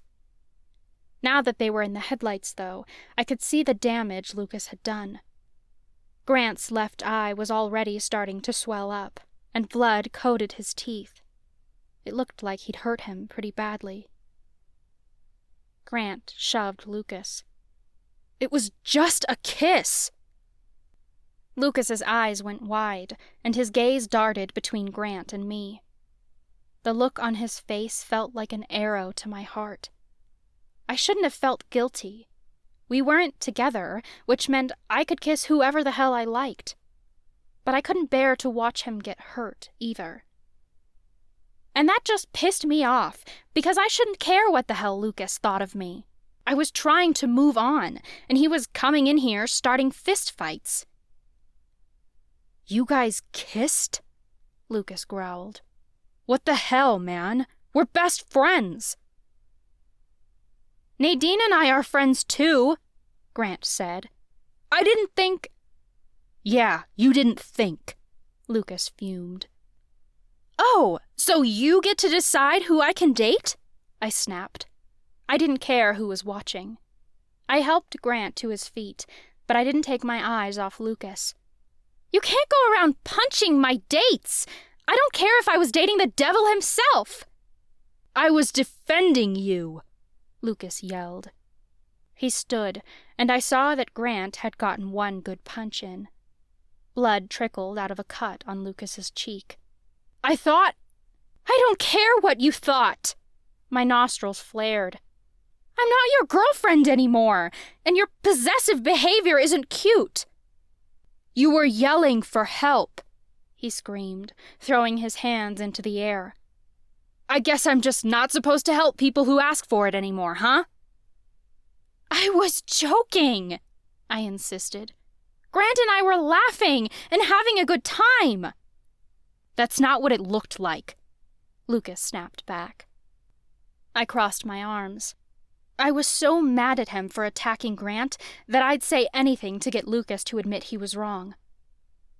"I don't care what it looked like. If I wanted help, I'd take it from anyone but you." "What's that supposed to mean?" he demanded.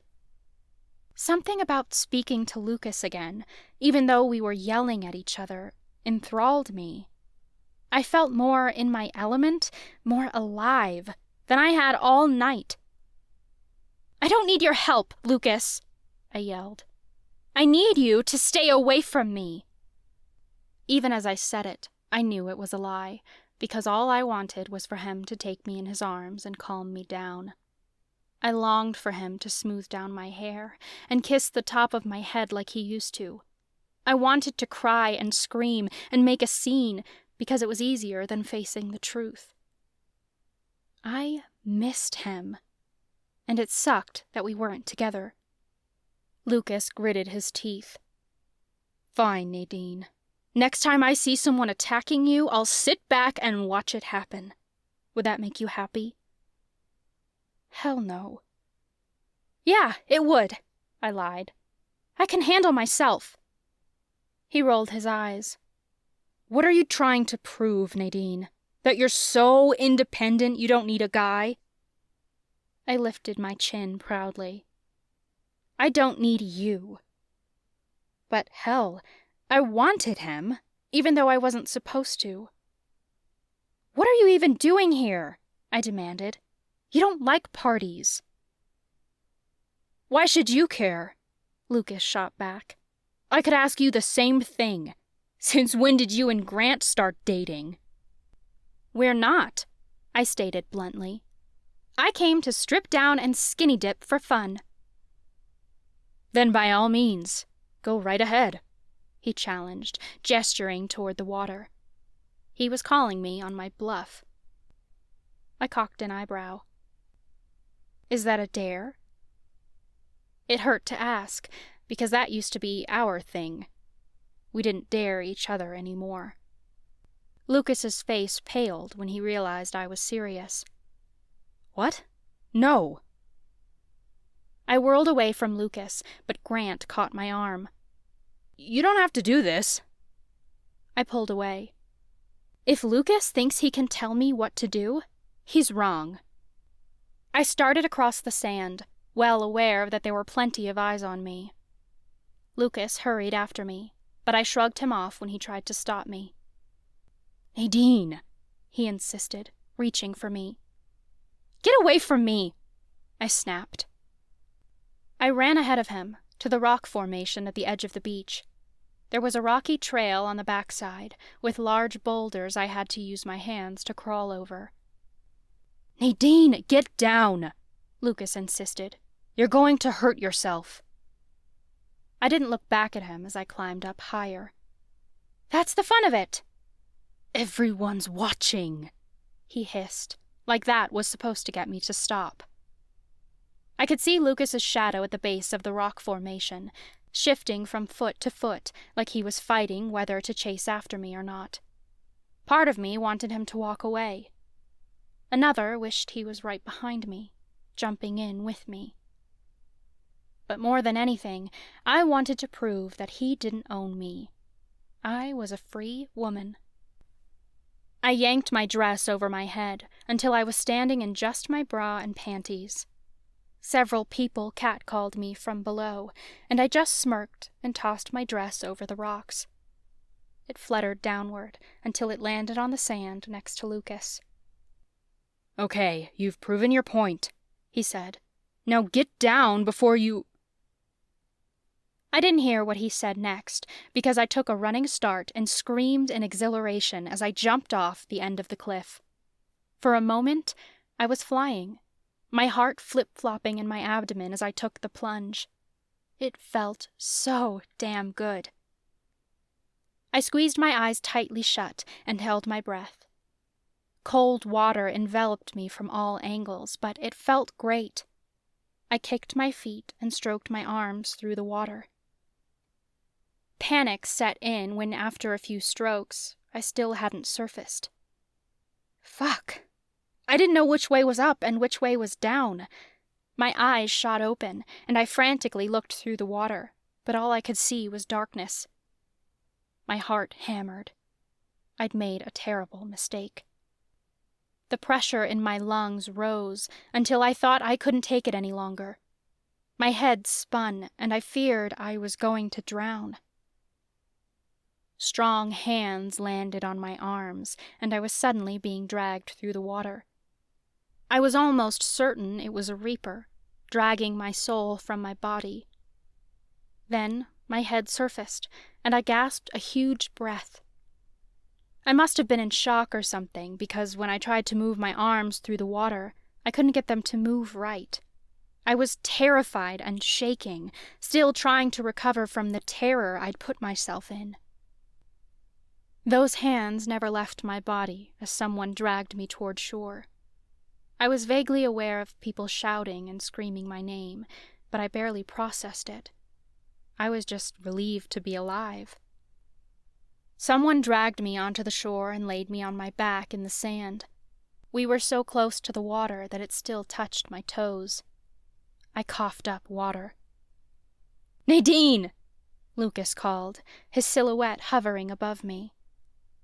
Water dripped from his wet hair and onto my chest. It was only then that I realized he'd been the one to drag me from the water. Relief flooded through me, and my heart surged in my chest. I didn't think about what I was doing when I flung my arms around him. "Goddess, Lucas!" "That was stupid, Nate," he started to say, but I must have squeezed too hard because he grunted in my ear. The sound brought me back to reality, reminding me that I was half naked and far too close to him. I pulled my arms away quickly and glanced around. My chest heaved in deep breaths, and everyone stared.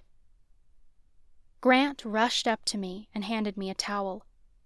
I didn't know where he'd gotten it, probably from one of the other people who'd been swimming, but I took it anyway and covered up. "You all right?" he asked. I glanced at Lucas, who had a worried look on his face. "I will be." Lucas started to reach out for me, but he seemed hesitant. It broke my heart a little. I may be a free woman, but at what cost? I still needed Lucas to rush in and save me, and I hated that, because it wasn't fair of me to rely on him anymore. "I should get you back to school," Grant said. I pulled the towel around myself and let Grant help me to my feet. I kept my eyes on Lucas. He brushed his wet hair out of his eyes, watching me go. I wanted to say something, but I was so conflicted, I didn't even know how to feel anymore. There was no pride left, that was for sure. Whatever I'd been trying to prove, I hadn't. I just felt immense gratitude for him being there, and I knew I couldn't expect that from him. I hung my head, unable to stop throwing glances back at him. The look on his face was heartbreaking, like for a moment he actually thought he might lose me. And the terrifying thing was, we'd already lost one another. Chapter 7. Lucas. I didn't know what I'd been doing at that party. Hell, that was a lie. I was drinking away my feelings, if I was being totally honest. I'd made it through Professor Daniel's lists of contacts in a day, and I'd interviewed them all except one. The last lead was out of town.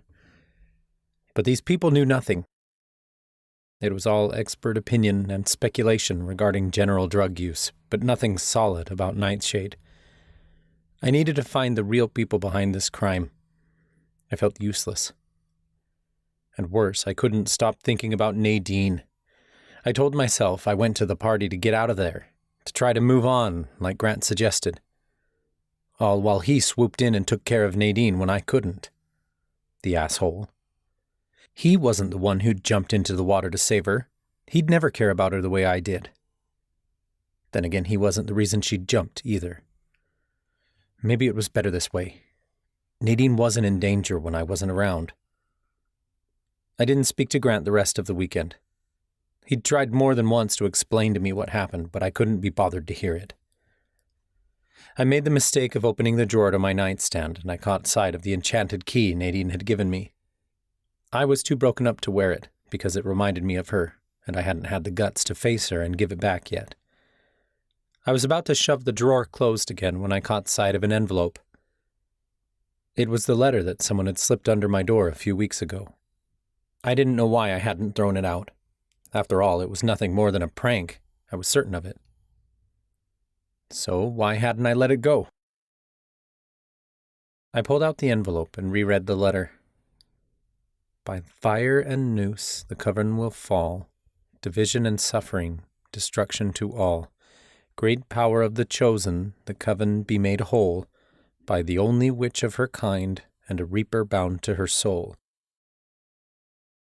I eyed the handwriting, and it suddenly hit me that I recognized it.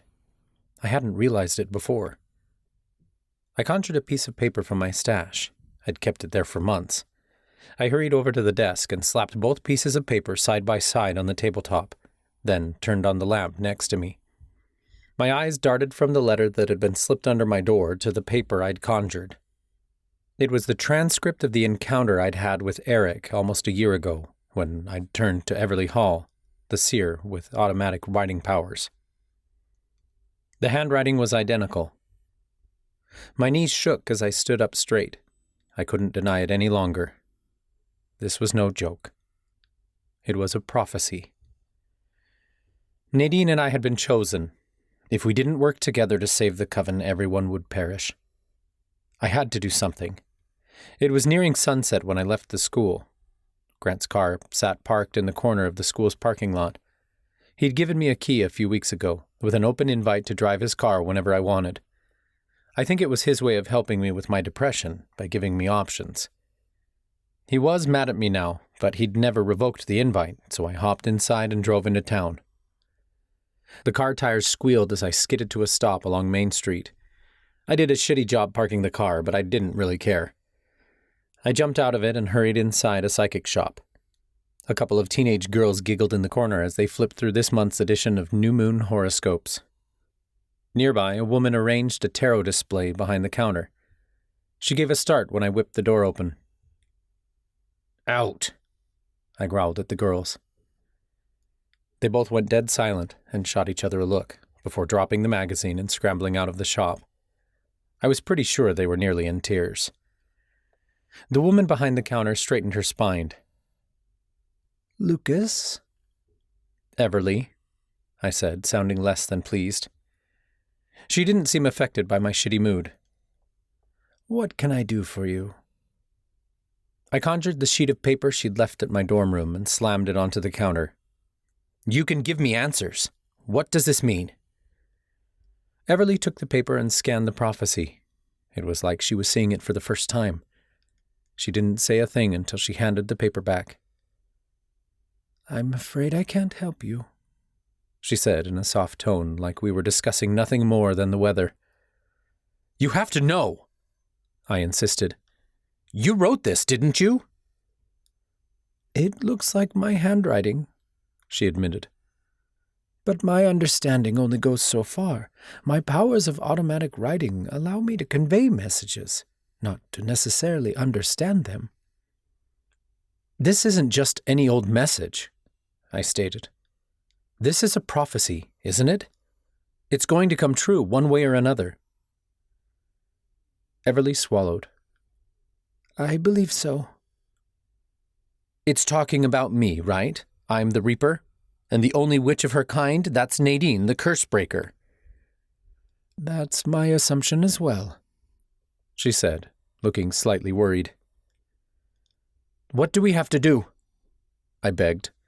What's this great power? How do we save the coven from destruction? I don't have those answers, she said. I sensed my phone ringing in my stash, but I let it vibrate without answering it. I need to know, I snapped, slamming my fist against the counter. Everly didn't seem fazed by my outburst at all. She simply blinked and said, All will be revealed if you are patient. Please understand that I don't even remember writing this. I wrote it and gave it to you in a trance. This message came from someone on the other side, not me. If you want answers, you'll have to ask the goddess yourself. I cannot help. That's not good enough, I insisted. If I'm to fulfill this prophecy, I need guidance. My phone continued to vibrate. Someone was desperate to get a hold of me. Whoever the hell it was better have a damn good reason. I conjured my phone and answered. What? I snapped. A woman sobbed from the other end of the line. Lucas. My blood ran cold. Mom? It's the house, she cried. I could picture her shoulders shaking as she sobbed. I'd seen it too many times before. She said something, but I didn't catch it. I turned away from Everly, the prophecy forgotten. All that mattered was my mother. I worried that Dad had gone on a rampage again and wrecked the house. I just hoped he hadn't hurt her in the process. My stomach hollowed at the thought. Mom, I can't understand you. What happened? It's gone, she sobbed. What's gone? I demanded. Mom, what's gone? The house, it's in flames. There's nothing we can do to save it. My stomach dropped from my abdomen. This couldn't be happening. For a moment, my mind went blank. Surely I hadn't heard her right. The house burnt down? I repeated in a raspy tone. It's burning right now! She cried. Her sobs snapped me back to attention. Where are you? I asked, panic evident in my tone. I'm right outside the house, she said. What's left of it anyway? Don't go anywhere, I told her. I'll be right there. I snatched up the prophecy page and subconjured it, then raced out to the car. Tires squealed as I tore out of my parking spot and onto the street. Someone honked at me as I cut them off, but I held tight to the steering wheel and sped through town. I smelled the fire and heard the sirens before I reached my street. A huge black cloud of smoke billowed into the sky. I could barely see the sun setting behind the ominous cloud. The street was so crowded that I couldn't get through as firemen and onlookers filled the area. I slammed on the brakes and parked the car in the middle of the street, abandoning the keys inside as I jumped out. Let me through! I snapped as I pushed past people. They must have noticed the vengeance in my eyes because people parted until I reached the edge of a barricade. A fireman caught me by the chest and pushed me back. A shield ballooned from his palm, keeping me at bay. I need everyone to stay back, he yelled. My knees went weak as my eyes locked on the scene before me. Orange flames engulfed the tiny house I grew up in.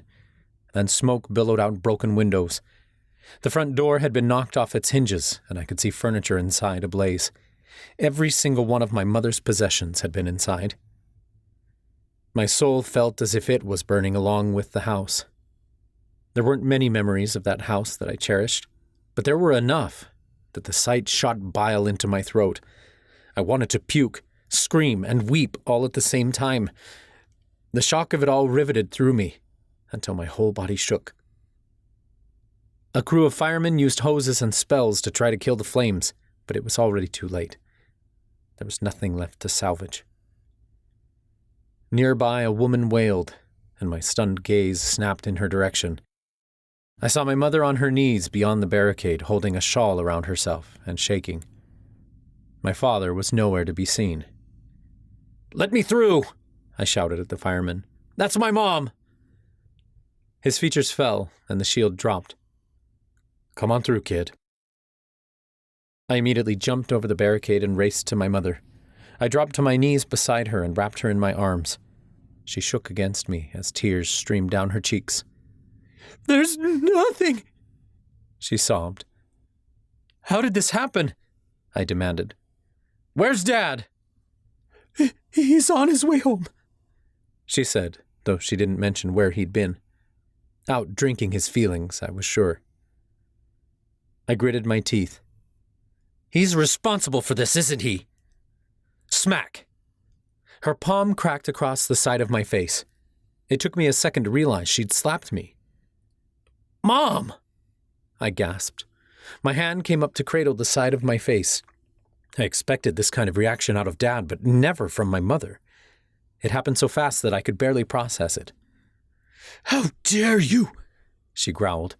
"How dare you accuse your father of this?" "It's something he would do!" I cried. "He's careless like that." She glared at me. "Your father has made mistakes, but he would never do something like this. He wasn't even here. It was someone else." She sounded so certain, like she knew. My mouth went dry. "You're talking arson. You know who's responsible?"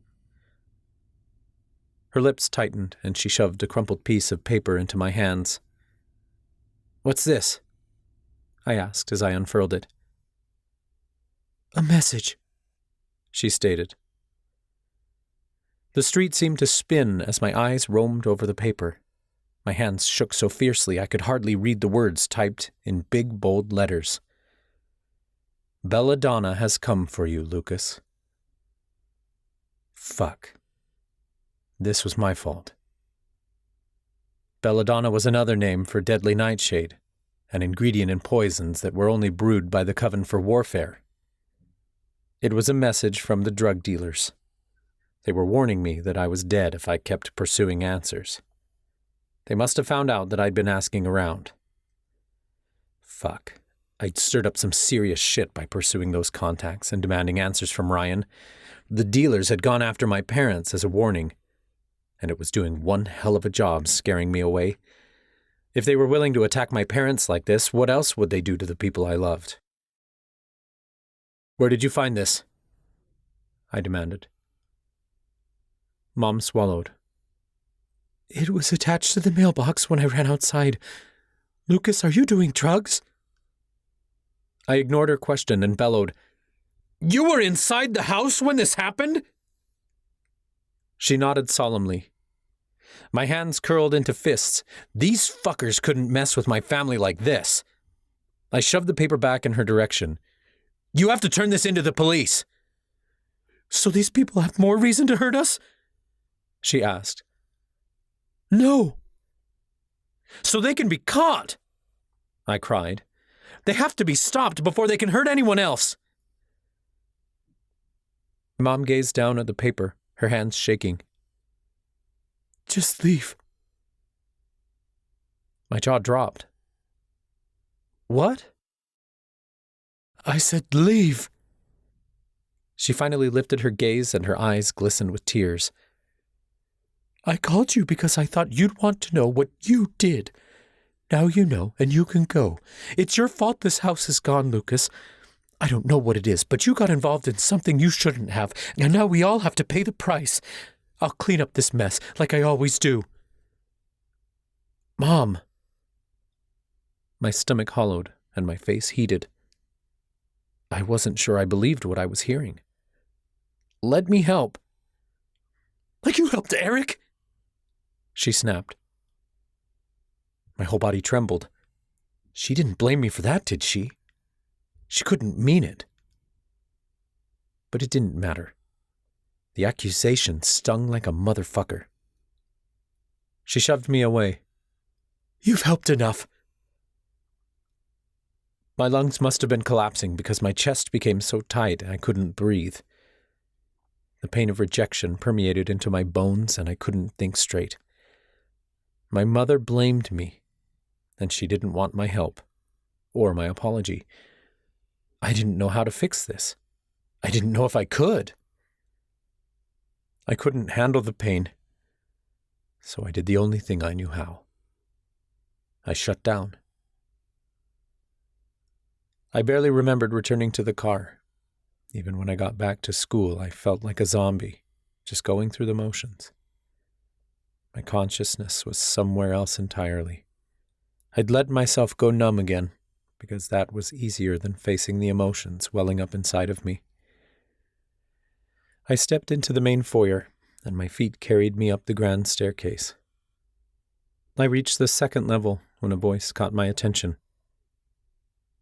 It was low, nearly a whisper, but I honed in on it. We heard you're the guy to go to for nightshade. I stilled and turned in the direction of the voice. I sure am, a nasally voice replied. Gregory Walker stood beside a group of girls, smirking proudly. Of fucking course, Gregory was dealing. I should have known. If these drug dealers wanted to mess with me, they had one hell of a death wish. They wanted to scare me off, to show me exactly what they're capable of. But I was a reaper, a symbol of death. I'd show them just how deadly I could be.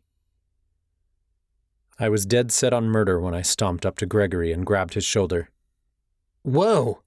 he cried as I whirled him around to face me. "We need to talk," I demanded. Gregory's eyes went wide. "About what?" I rolled my eyes. "I need some fucking alchemy supplies. I know you deal." He shot a glance at the girls. "Sure, I can get you alchemy supplies, but I'm in the middle..." "Now," I growled. I wasn't giving him a choice, and Gregory knew it. "Step into my office." He gestured down the empty hallway. I blew a breath, but followed him away from the girls anyway.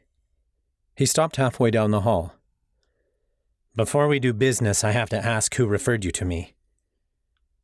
"The fucking ashes of my childhood home!" I snapped. Gregory's face paled. "I don't know anything about that." "You sure as hell know where to find someone who does," I growled. "Maybe be a little more discreet next time. Your clients just blew your cover.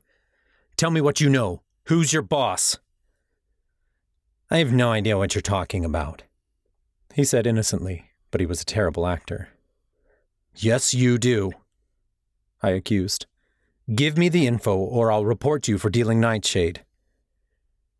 His voice came out a pitch higher than normal. "Nightshade? Never heard of it." I was sick of this game. I didn't just sit with my sobbing homeless mother to come back here and talk circles with this guy. I snapped.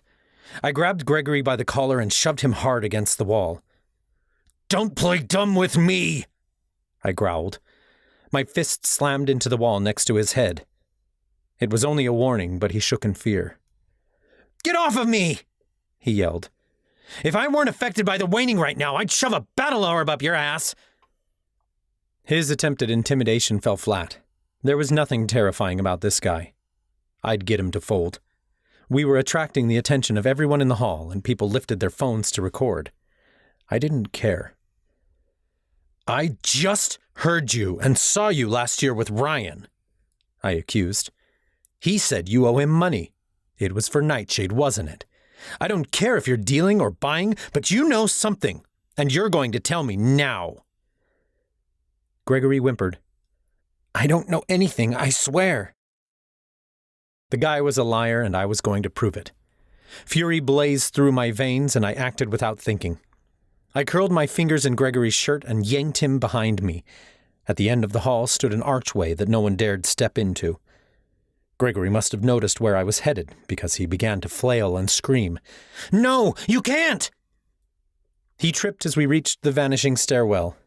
I yanked him forward and forced his head through the doorway. I held him so tightly that he couldn't move. He squeezed his eyes shut tightly, and his lips trembled. Who was it? I seethed. Who's behind all of this? The drugs, the arson, give me a name! I don't have one. Gregory whimpered. They contacted me, knew I needed the money for my medical bills. I've got all sorts of shit wrong with me. I was born with a heart condition and asthma. I get that nightshade from pickup locations all throughout town. It's never the same place twice. Same with the cash. I never talk to anyone. I've never seen a face. It sounded like he was telling the truth, and I was pissed. My first real lead in months, and it turns out to be a dud. Just like all the contacts Professor Daniels had given me. What a waste. You're useless, I said in disgust. I want a phone number. Let me find this guy myself. It changes every time, he said.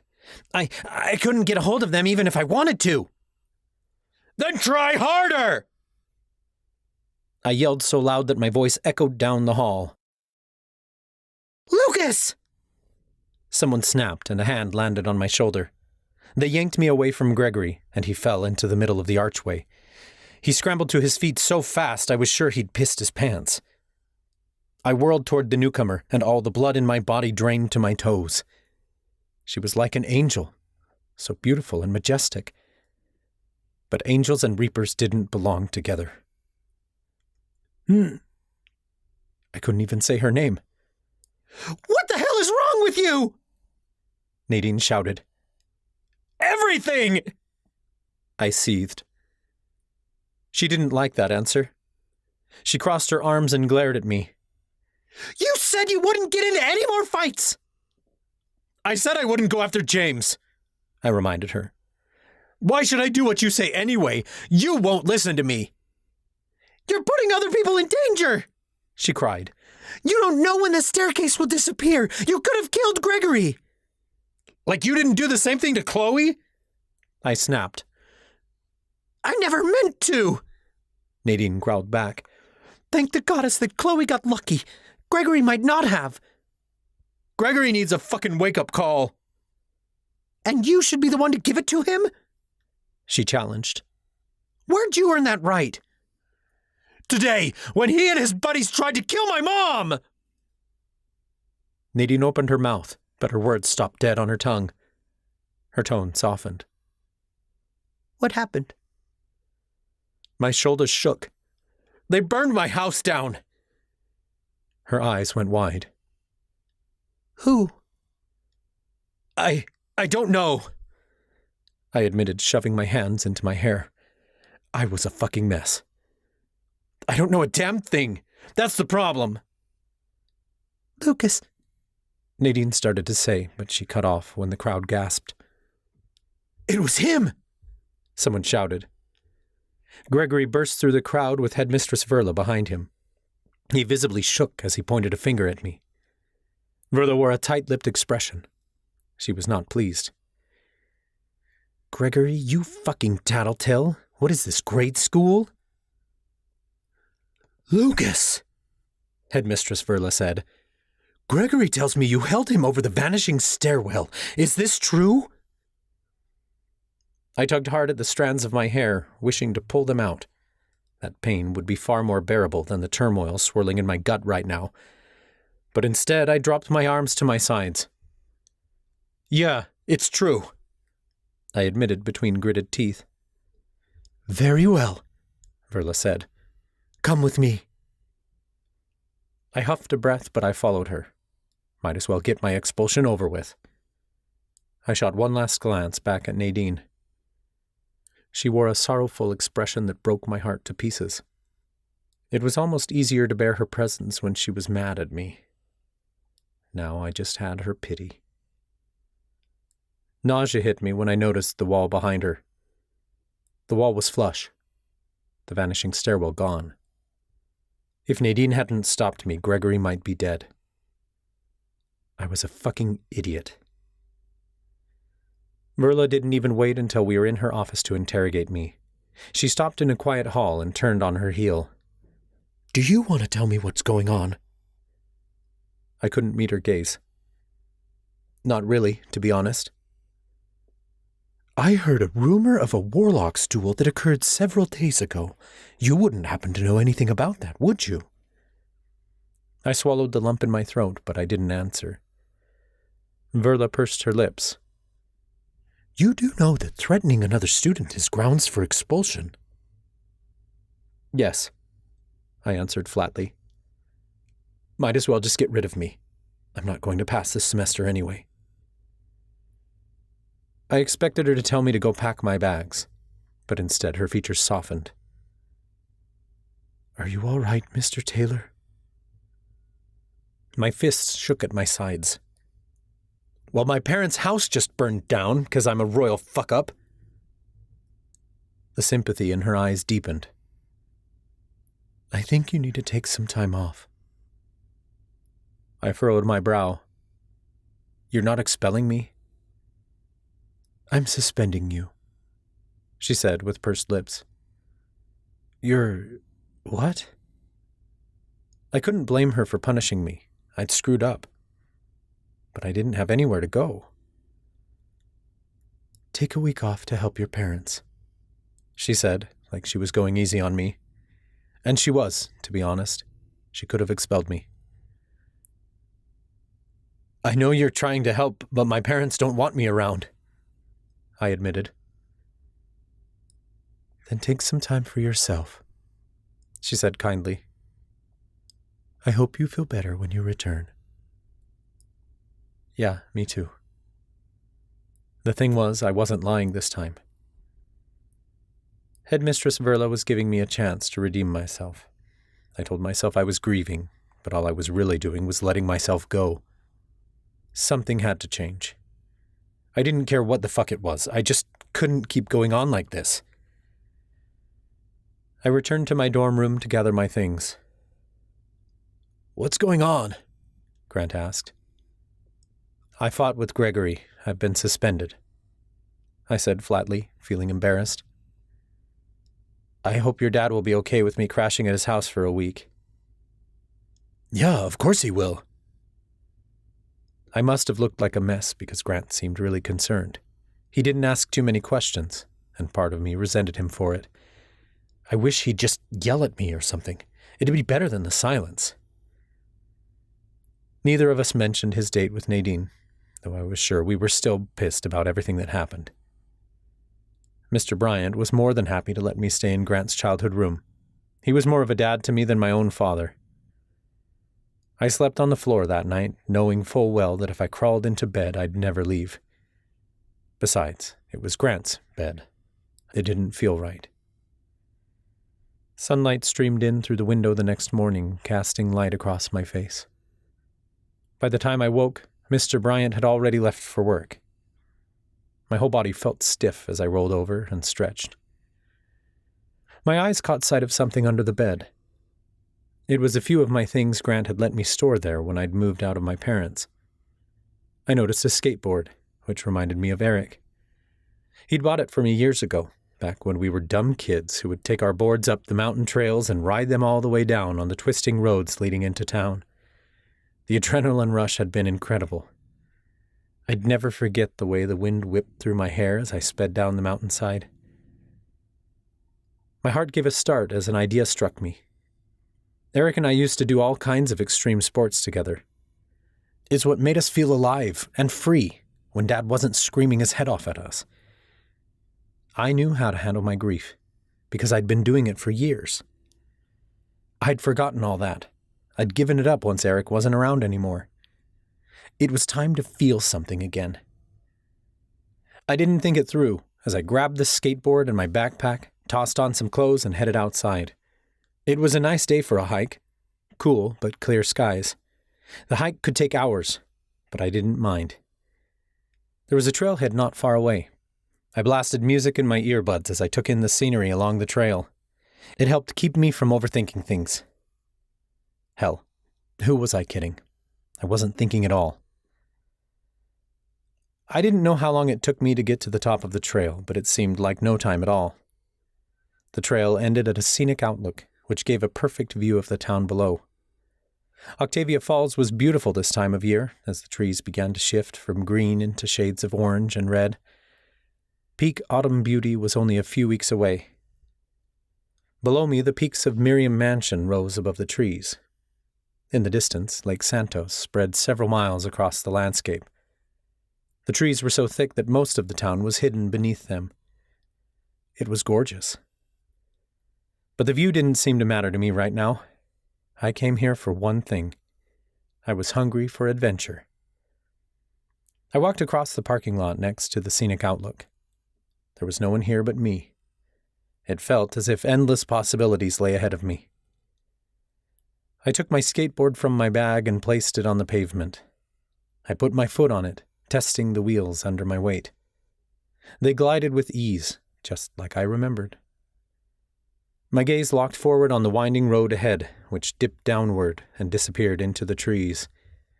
A smirk stretched across my face as I was already anticipating the thrill. "Let's do this," I said aloud. I kicked off. My skateboard rolled forward, picking up speed within seconds. I sped down the road faster than most would dare, knowing I couldn't stop my momentum until I reached the bottom. My heart hammered as adrenaline kicked in. I crouched down and kept my eyes forward, controlling the board around twists and turns. Air swept through my hair, which was getting so long that it fell into my eyes. I laughed in exhilaration. I felt all-powerful up here on this mountain, like if I could take on these twists and turns, I could take anything life threw at me. I guided my board around another turn, then spotted the next bend ahead. It turned so sharply that a guardrail bordered the outer edge. It was dangerous for sure, but that's what made it fun. My pulse quickened as I approached the bend.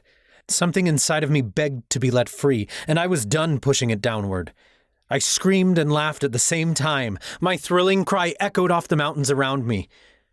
I reached the bend and shifted my weight. The skateboard moved to my command, breezing past the curve faster than I could blink.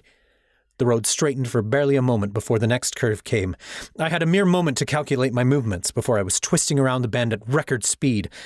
I moved to the rhythm of the road, feeling on top of the world as I took on the dangerous challenge. "Woohoo!" I screamed. I kept my eyes on the curve ahead, knowing this was going to be an easy one. I barely had to shift my weight.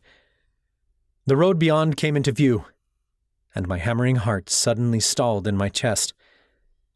All I remembered was the side of a vehicle headed my way.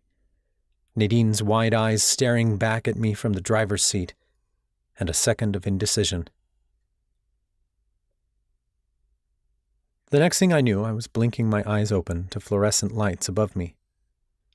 I had no idea what had happened, or if any of it had even been real.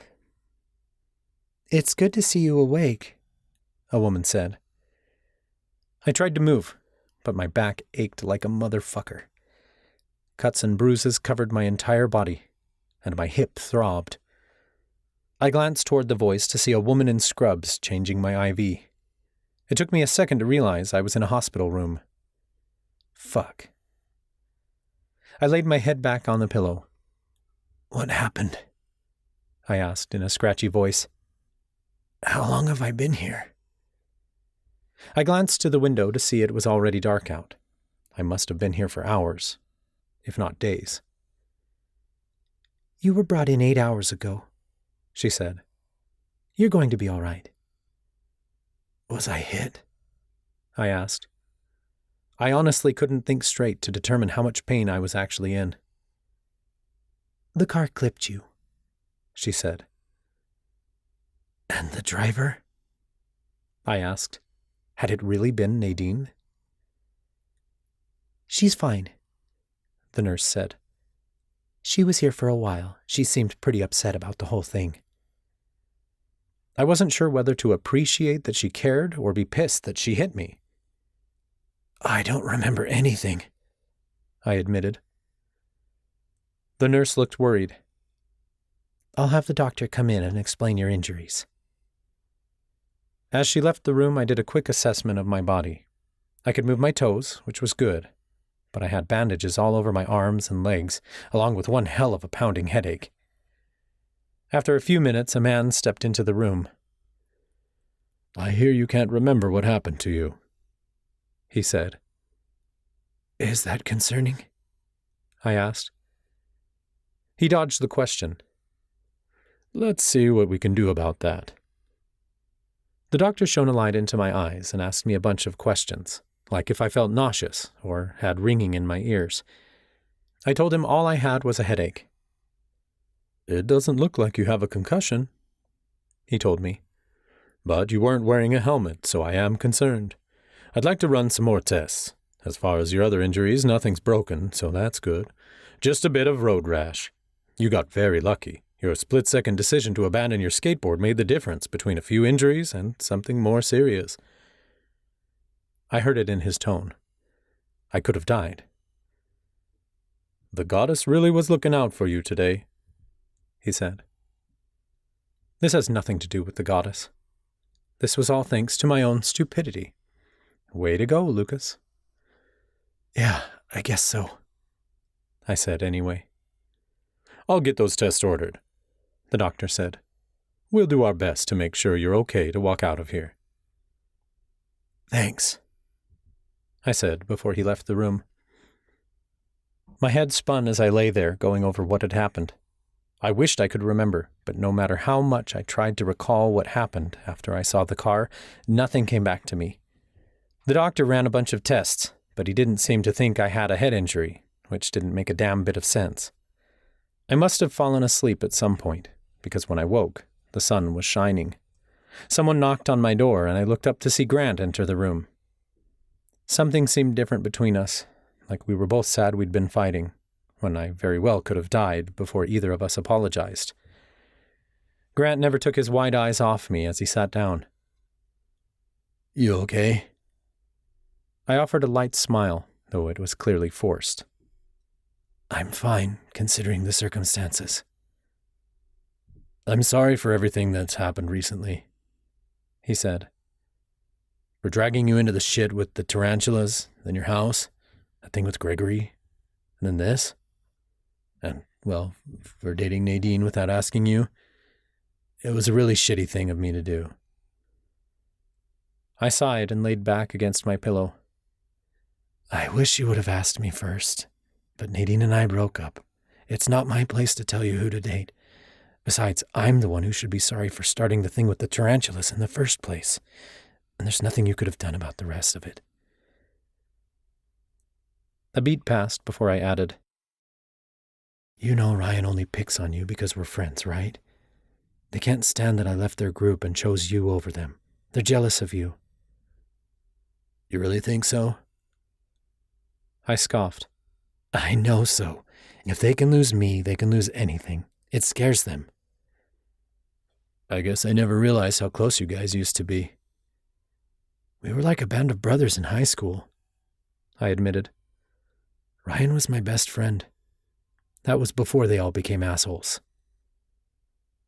Thanks for stepping in. I just wish it wasn't necessary. I wish I had the courage to stand up for myself. He hung his head. That's not what this is about, I assured him. I know. You were just standing up for me. That's what you do. Are you mad? I questioned, unable to read him. He nodded his hands together. I feel like I should be, but it's not your fault. It's just so emasculating that I can't fight my own battles. I can't just sit there and let them pick on you, I said. I know, he sighed. I'm glad you're okay. Are you still mad at me? I asked. Not if you're not mad at me. You know about Nadine. The thought of them kissing made my stomach twist, but I knew it was unfair. Didn't change how I felt, though. I couldn't stand back and watch Grant fall in love with the woman I cared about. Do you like her? I asked. I couldn't help it. I needed to know. Grant shook his head. Nah, we're just friends. There's nothing between us. That was a relief. I'm sorry, he said. It was a spontaneous thing. I didn't really think about it. There's a lot I didn't think about either, I said with a chuckle. I winced, since it hurt my face. I hadn't had the balls to look in the mirror yet, but I could tell the cuts were pretty bad. Yeah, haven't been thinking anything through lately, have you? Grant teased. I smirked. Not for a second. I'm just glad it didn't turn out worse than it did. You're lucky. I practically snorted. I'm something. Grant frowned. Why'd you go by yourself? You knew it was dangerous. I frowned. I had to do something. I just don't want to be miserable anymore. The only person I'm hurting is myself. What can I do to help? I shook my head. I don't honestly know. Well, if you think of something, I'm here for you, he offered. I mean it. Thanks. Are we good then? I was honestly a little worried he might not want to deal with me anymore. Grant nodded. Yeah, we're good. Eventually, Grant left to get some food. It wasn't long after that, someone else arrived. I didn't know how long she'd been standing there, and I jumped a little when I saw her. She stood in the doorway, watching me with a soft expression, as if trying to assess how I was feeling. Helena? I said, shocked. Nadine's grandmother smiled as she stepped into the room. I heard what happened. How's Nadine? Helena took a seat next to my bed, placing her purse on her lap. She feels awful. It wasn't her fault, I said. Something about talking to Helena was easy. She knew all about my anxiety and depression, and she'd never judged me for it. Perhaps you two can talk about it soon. Here, I brought you a gift. Helena took a thermos from her purse and pressed it into my hands. Tea? I asked. I appreciate it, but I can't keep using Matus tea and shrub leaves to try to fix myself. I need a lasting solution. She frowned. I'm not here to drug you, Lucas. I'm here to listen. It's chicken noodle soup. Oh, I said flatly. I opened the thermos, and the most delicious scent hit my nose. Thank you. It means a lot. I sipped on the broth, and I practically melted into my pillow. It was so good. Do you want to talk about it? Helena asked. That's how she had always used to start our conversations, back when I first started coming to her for the Matus shrub leaves that helped soothe me. I'd opened up a lot to her the year after Eric died. There wasn't much Helena didn't know about me. Part of me doesn't want to talk, I admitted. Part of me wonders, what's the point? I hate that I've slipped back into these old habits. I feel like I made so much progress last semester, and now it all seems like it was for nothing. What if I put in all this work again, and I end up right back here? You might, Helena said thoughtfully. But what if things do change? I shook my head. You were always an optimist. Life is easier that way, she said with a wink. I know you can't see it now, but that progress you made is still there. It will compound over time. You're just facing different things now, learning new lessons. I don't remember the accident, I blurted. The doctor said my head's fine, though. Helena looked thoughtful. Sometimes we forget things to protect ourselves. From what I hear, you've been through a lot lately. You think I blacked out so that I had one less thing to deal with? I asked. She shrugged. It's been known to happen. The question is, what are you going to learn from this? I thought about it for a moment. All I know is I can't keep going on like this. If blacking out and getting hit by a car is what it takes to show me things need to change, then it's already gone too far. She considered my words. A radical change such as this one requires a radical choice. Like what? I asked. She sat back in her chair. I think it's time for you to see a therapist. I want to help you get the professional support you need. My initial reaction was to reject the idea. I didn't need a therapist to tell me something was wrong with me, but deep down I knew the real reason I'd never pursued therapy. I didn't want to admit to myself that I couldn't do this by myself. It was shameful if I couldn't pick up the broken pieces of my life. But it was worse if I let myself break any further. I was so fractured that maybe asking for help was the only way to pull myself back together again. And I had to. Not to save anyone else, but to save myself. Okay, I agreed. I'll go to therapy. After Helena left the room, another visitor arrived soon after. I was apparently very popular today. I noticed the black cat first. When I looked up, my heart stalled. Nadine held a gift bag in her hands, but I barely noticed it because I was too busy staring into her soft eyes. I didn't think she'd come. I'm sorry, Nadine said immediately. I feel terrible.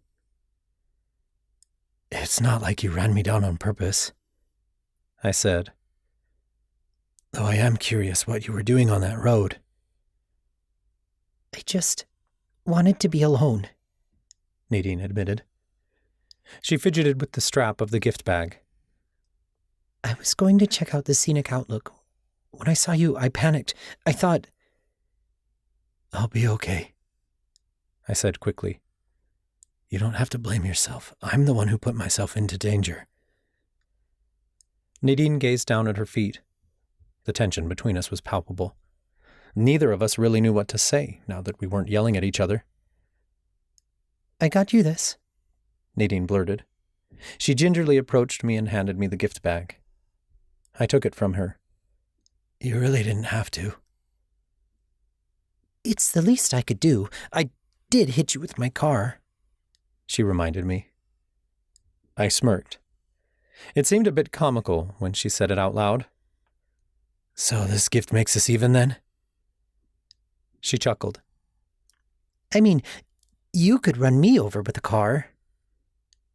Never, I said, reaching into the bag. I pulled out a wad of tissue paper to reveal an array of care items.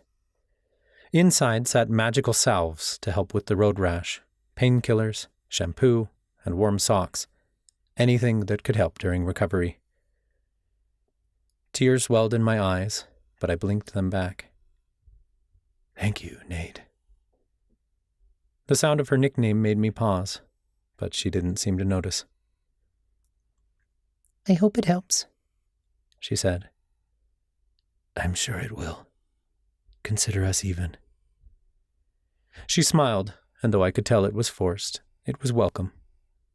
Her apology gave me hope.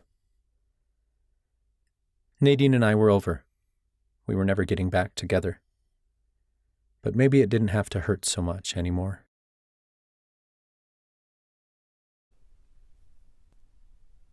Chapter 8. Nadine. Lucas is out of the hospital, Talia told me later that week. We were on our way to the cafeteria for lunch. Our cats ran on ahead, batting at each other playfully. Grant told me this morning. I picked at my fingernails just to do something with my hands. That's good to hear. I'm going to visit him after class, if that's okay, she said. I furrowed my brow. Yeah, you don't need my permission. Well, I wanted to make sure. I eyed her curiously, but she wouldn't look at me. I stopped in the lunch line and turned to her. Hey, are we good? Sure, why not? She asked. You've hardly spoken to me since I went on that date with Grant. I pointed out. "Are you mad at me?" Talia bit her cheek. "No, I don't know. Maybe." "You said you were fine with it." "Well, I guess I lied," she admitted. "I didn't know at the time that it would upset me." I knew she liked him. "If it makes you feel any better, Grant and I agreed to be friends," I said. "I guess that helps, but I didn't want to say anything, because it's not like Grant and I are going to start dating. I'm still not ready." "You're still allowed to feel something for him," I offered. "I'm sorry I went out with him." "I'm sorry I lied about how I felt." "We're okay then?" I asked. She nodded. "Yeah, we're good. So, do you want to come with? To visit Lucas, I mean?" I bit my lower lip. To be honest, I wanted nothing more than to see how he was doing. But I had mentorship with Verla after lunch, and I didn't think I'd have the energy afterward for anything else. "I'm honestly not feeling well today," I admitted. "My back is killing me, and I can't think straight today.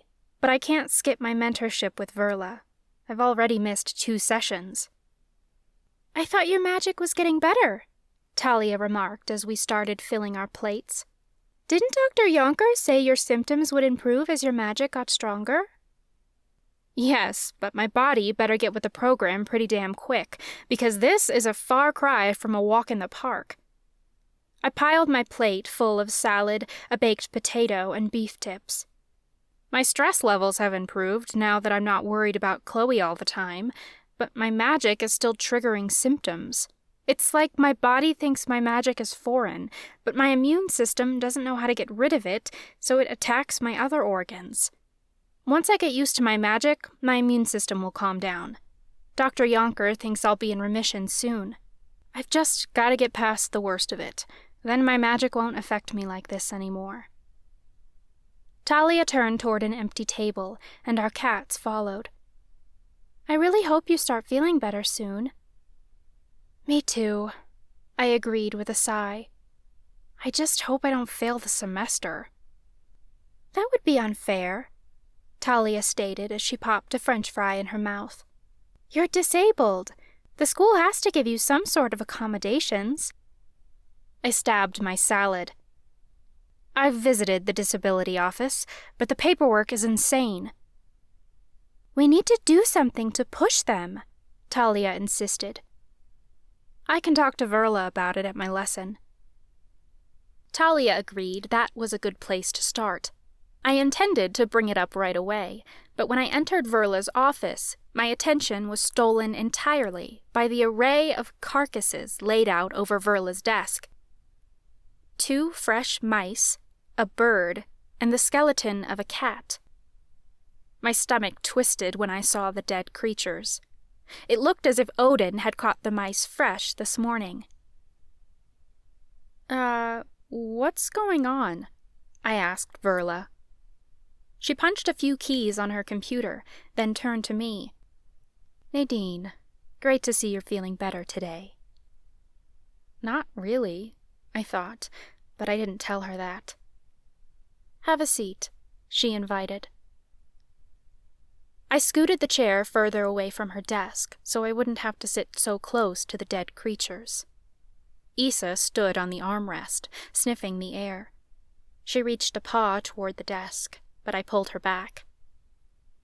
"I thought we could play with some necromancy magic today," Verla said brightly. I had to admit, I was a bit intrigued. "You want me to try to reanimate these creatures? How would that work?" "I've explained how we might be able to achieve this through enchanting," she reminded me. I remembered she'd mentioned it, but for some reason I couldn't quite remember all the details. "Can you remind me?" "The necromancy magic resides in a crystal," she explained. "You would simply have to transfer the magic from the crystal into the carcass. If we can get it to stick, you've effectively enchanted the animal." It seemed simple enough. "This is just a theory for now," but I think this will be the easiest place to start," she said, before sliding a dark crystal across the table. "Go ahead and take your time with the magic. When you're ready, try funneling it into one of the creatures, just as you've done with the transference into crystals." Okay. I picked up the crystal and tested the weight of it in my hands. I could sense the buzz of magic inside of it. Mortana magic was just as I remembered it, chaotic and unpredictable. I wondered why Verla had chosen this type of magic to start with, but I didn't ask. I figured it was easiest to tell if necromancy was working, as opposed to other enchantments. I didn't know how long I sat there before Verla suggested, "Let's start with one of the mice." I nodded, then reached out to grab the bird. Verla gave me an odd look, and I realized my mistake. Fuck. Brain fog could be a real struggle. It was part of my lupus, which, like my other symptoms, came and went on its own. My cheeks flamed as I set the bird back down. "You said the mouse, didn't you?" "Yes, but if you'd rather start with the bird, that's okay," she offered. "The mouse is fine," I said. I took the limp creature in one hand and the crystal in the other, focusing on shifting the magic from the crystal into the mouse. I found that the magic moved through me effortlessly, but when I tried to funnel it into the mouse, it simply sprang back into the crystal. "What do you feel?" Verla asked, looking hopeful. "Tired," I wanted to say, but I knew that wasn't the answer she was looking for. "It feels like it's resisting me," I said. "Or maybe I just need more practice. This kind of, magic." I paused because I'd totally forgotten the word. It happened all the time with brain fog, and it could be really embarrassing. "Necromancy, you mean?" Verla pressed. "Yes, necromancy. Sorry." I cleared my throat. "Necromancy magic seems harder to control. Maybe if we tried enchanting something else to start with, I could work up to this." "I fail to see the difference," Verla said. "This is a perfectly good place to start. Why don't we try—" I didn't hear what else Verla said, though she continued to talk. Instead, my attention fell upon a bird that landed on the branch outside her window. Both Odin and Issa noticed, and they perked up at the same time. Issa balanced on my armrest, moving her weight from one foot to the other, like she was ready to pounce on it. "Nadine!" Verla snapped. I jumped a little and tore my gaze off of the bird preening its feathers. "Are you even listening to me?" she demanded, sounding upset. I didn't blame her. I was being a bit disrespectful. I just couldn't seem to focus on anything. I sank into my chair. "I'm sorry. What were you saying?" "I'm saying you must focus," she emphasized. "This is important work we're doing here." A lump rose in my throat, but I swallowed it down. The last thing I wanted was to disappoint Verla and fail the semester. It was so hard for people to see how difficult things could be for someone with a disability, because the things that were easy for everyone else were a chore for someone like me. I shouldn't feel ashamed for the way my body worked, but it was hard sometimes not to. I felt like I should be able to keep up, when I knew I couldn't. This couldn't be fixed with willpower. I placed my hand over my mouth, and my shoulders shook. A sob broke from my chest. Verla's features fell. "Nadine, what's wrong?" It's just so hard," I admitted, my voice cracking. "This semester is so hard. My class schedule is packed. I've missed so much class already, and it's only been a few weeks." I'm already falling behind. I can't focus. I can't think straight. Is it something you're stressed about? She asked. I wiped at my eyes. I'm just having a really hard time with my lupus. I hate to say this, but I need help. Verla reached for her phone. Do you want me to call Dr. Yonker? I sniffled. No, not that kind of help. I need understanding. I need to be able to miss class without fearing that I'm going to fail the whole semester. Verla looked sympathetic, but she didn't seem to understand. Nadine, you need to learn your material. You can't pass without doing your work. I know. I don't want to miss out on anything, I agreed. But part of my grade is based on attendance, and I can pretty much kiss that part of my grade goodbye. Even if I attended every lesson until the rest of the semester, my GPA's already gone to shit. Verla looked skeptical. If your attendance was forgiven, how would this help you? You need to learn the material. Yes, but I need some way to do it on my own time, I said. If I can devote my time to it when I have the energy, I feel like I'll actually learn the material better, rather than trying to force myself to go to class when I can't absorb the material. Maybe my friends can record the lectures for me, and I could watch them outside of class. Verla frowned. This is not standard practice. I swallowed the lump in my throat.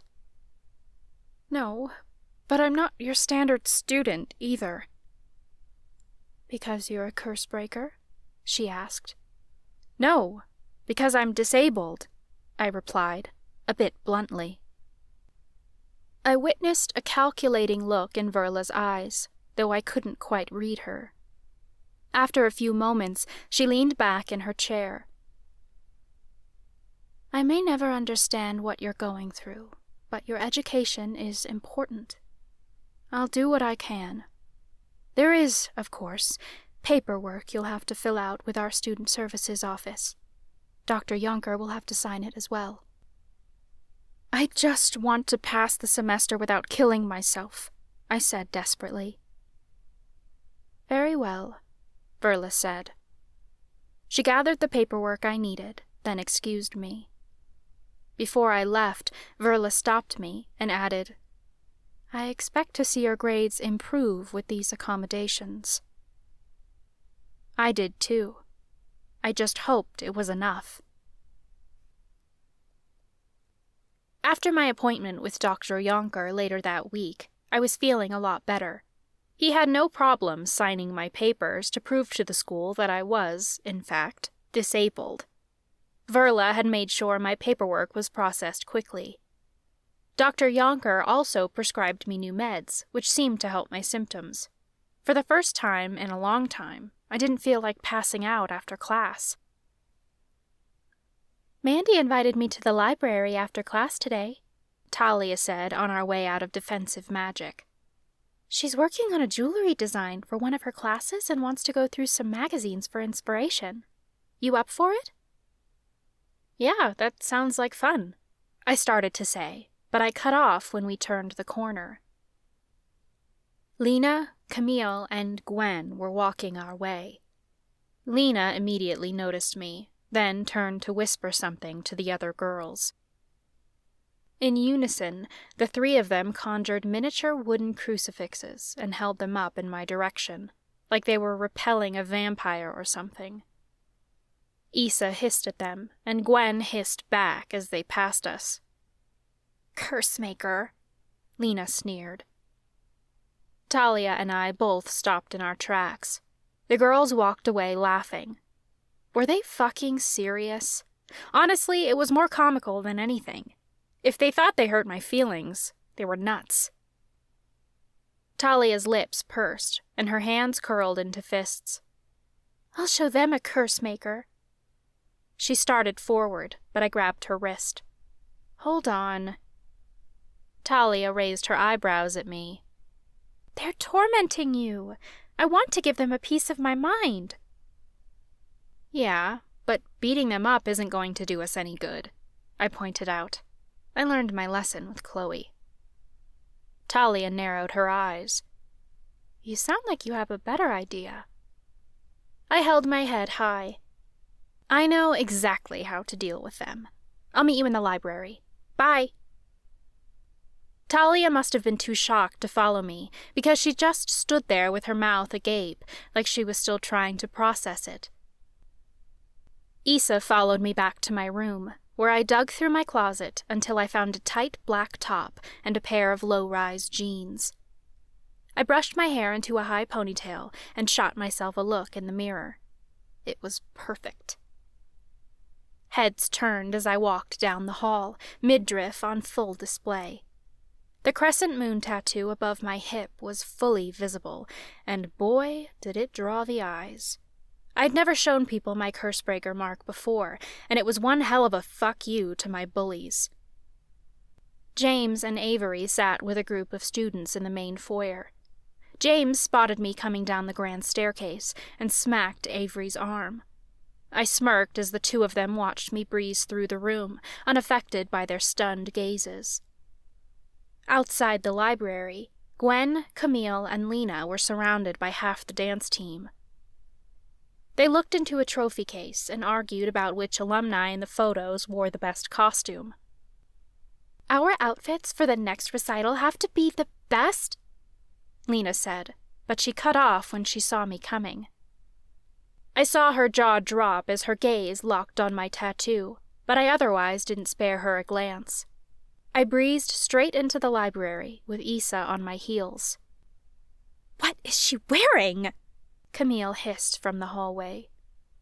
I spotted Talia and Mandy at a study table nearby, and I waved to them. Mandy's jaw dropped, and she whistled. Wow, that is one sexy tummy, Mandy said. You like it? I teased. Nice tattoo, Talia added. Where'd you get it? I tossed my ponytail over my shoulder. Only the best tattoo artist around. Shh, the librarian hissed from across the room. We lowered our voices. Mandy rested her chin on her fist and stared at me with dreamy eyes as I sat. Forget these magazines. I think I know where I'm getting my inspiration for my design project. I blushed a little. Oh, come on. You don't have to do that. Mandy sat up straighter. No, I'm serious. You look freaking hot. I could draw on some of that confidence. I think I'm going to build off a crescent moon design. I just need to pick a stone to start off my color scheme. How about a rainbow moonstone? I suggested. Mandy's eyes lit up. That would be perfect! Oh my gosh, I'm so excited! She shuffled around her magazines until uncovering a sketchbook. She immediately opened it and started drawing out designs. I'd never seen her in such deep concentration before. This is going to be so hot, Mandy mumbled to herself. Talia smiled at me from across the table. I guess my work is done here. I see you didn't let those mean girls get to you. I shook my head. Not a chance. If Lena thinks she can shut me down, she's wrong. I'm proud to be a Cursebreaker.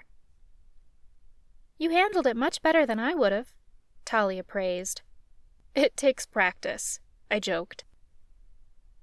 Mandy finished a quick sketch and turned it to me. What do you think? I might have to change the way this wire swirls around the stone. Her imagination was the perfect blend of complicated and elegant. I love it, I told her honestly. I think this might be part of the ensemble I'll create for the talent show, she said proudly. Are you signing up? I shook my head. I don't really have a talent that I can show off on stage. You're great at puzzles, Talia pointed out. You could solve a Rubik's Cube on stage. Is that really a talent, though? I asked. Sure it is, Mandy said. Hold on, I think I have one. Mandy conjured a Rubik's Cube and placed it on the table in front of me. I laughed lightly.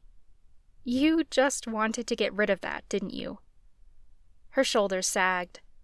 I've been carrying it around forever. Amy bet me I couldn't solve it, and she was right. It's best we just forget about that bet. I picked up the cube and eyed it from every angle before I started twisting the squares around. I'm not sure about this. You could try poetry, Talia suggested. Grant says he's going to try stand-up comedy instead of slam poetry, so the show could use a poet. I wasn't much of a writer, not like Lucas was. He could improv a poem like it was nothing. My heart sank, and my fingers froze on the Rubik's Cube. I remembered all too well the night we'd shared at the abandoned mansion my first semester here, where he'd opened up to me and shared an impromptu poem. It had been so sweet and romantic. At the time, it made my heart swoon. Now it just made me sad. Are you stuck? Mandy asked, eyeing the cube in my hand. I snapped out of my thoughts and glanced up at her. No, just thinking. Maybe poetry was a bad suggestion, Talia said. She went on to suggest several other ideas, but I didn't hear her, because my mind was on one thing only, and that was Lucas. It was so hard to think about anything but him these days, and when I tried, all I felt was a heavy weight in the pit of my stomach. The guilt I felt every time I wasn't thinking about him was unbearable. It was like I had to think about him constantly, or I'd forget how much I'd loved him. It was like admitting the time we'd shared together didn't matter. But it did matter, and it was all the time we'd get. We didn't get any more, because we weren't getting back together. Nadine, Mandy prodded, snapping her fingers in front of my face. You've been staring down at that thing for a full minute. You okay? I'm miserable, I thought, though I didn't say it out loud. The truth was, I knew hanging on to Lucas was doing no one any good, and yet I couldn't seem to let go. I had to start learning how to enjoy myself, Lucas or no Lucas. I shook my head, as if that might help clear my mind. I'm fine, I said, before twisting the Rubik's Cube a few more times until I had all the red squares on one side. Mandy looked impressed. I just think if I'm going to pick up a hobby, I need something more active, if that makes sense. Something to take my mind off things. Mandy chuckled. But you're so good at resting. I wish my hobbies included sleeping. My eyebrows shot up, and my jaw dropped. Mandy had no freaking clue. If you had lupus, you'd have no choice but to rest as much as I do, I snapped. It's not like resting is a hobby or a passion. It's not all I care about. I care about my family, my friends, and the coven. I care about social justice and helping people. I care about solving problems, not just puzzles. I tossed the Rubik's Cube back on the table, abandoning it. Mandy reeled back, looking shocked. Oh, Nadine, I'm so sorry. I didn't mean it that way. I don't care how you meant it. It wasn't funny, I said. I loved Mandy to death, but her joke had really hurt me. I sighed and stood. I just need to do something. I'm tired of sitting around being miserable. What are you going to do? Talia asked. I'm going to do something that matters, I told her. I'll catch up with you guys later. I left the library and found my way to Professor Daniel's office. She taught my demonology class my first semester, though I hadn't had her since. She sat behind her desk with her door open. I knocked lightly, and she looked up with a smile. Nadine, good to see you, she said brightly. What can I help you with? I stepped into the small room. You're the advisor for the community service club, right? I am, she said with a nod. I was thinking about joining. Can I still do that? Sure, we'd love to have you. She reached for a form behind her desk, then handed it to me. Our next service project is this Saturday. We'll be baking cookies in the kitchen starting at 9 a.m. Just fill out this form to sign up for the club, and we'll see you there."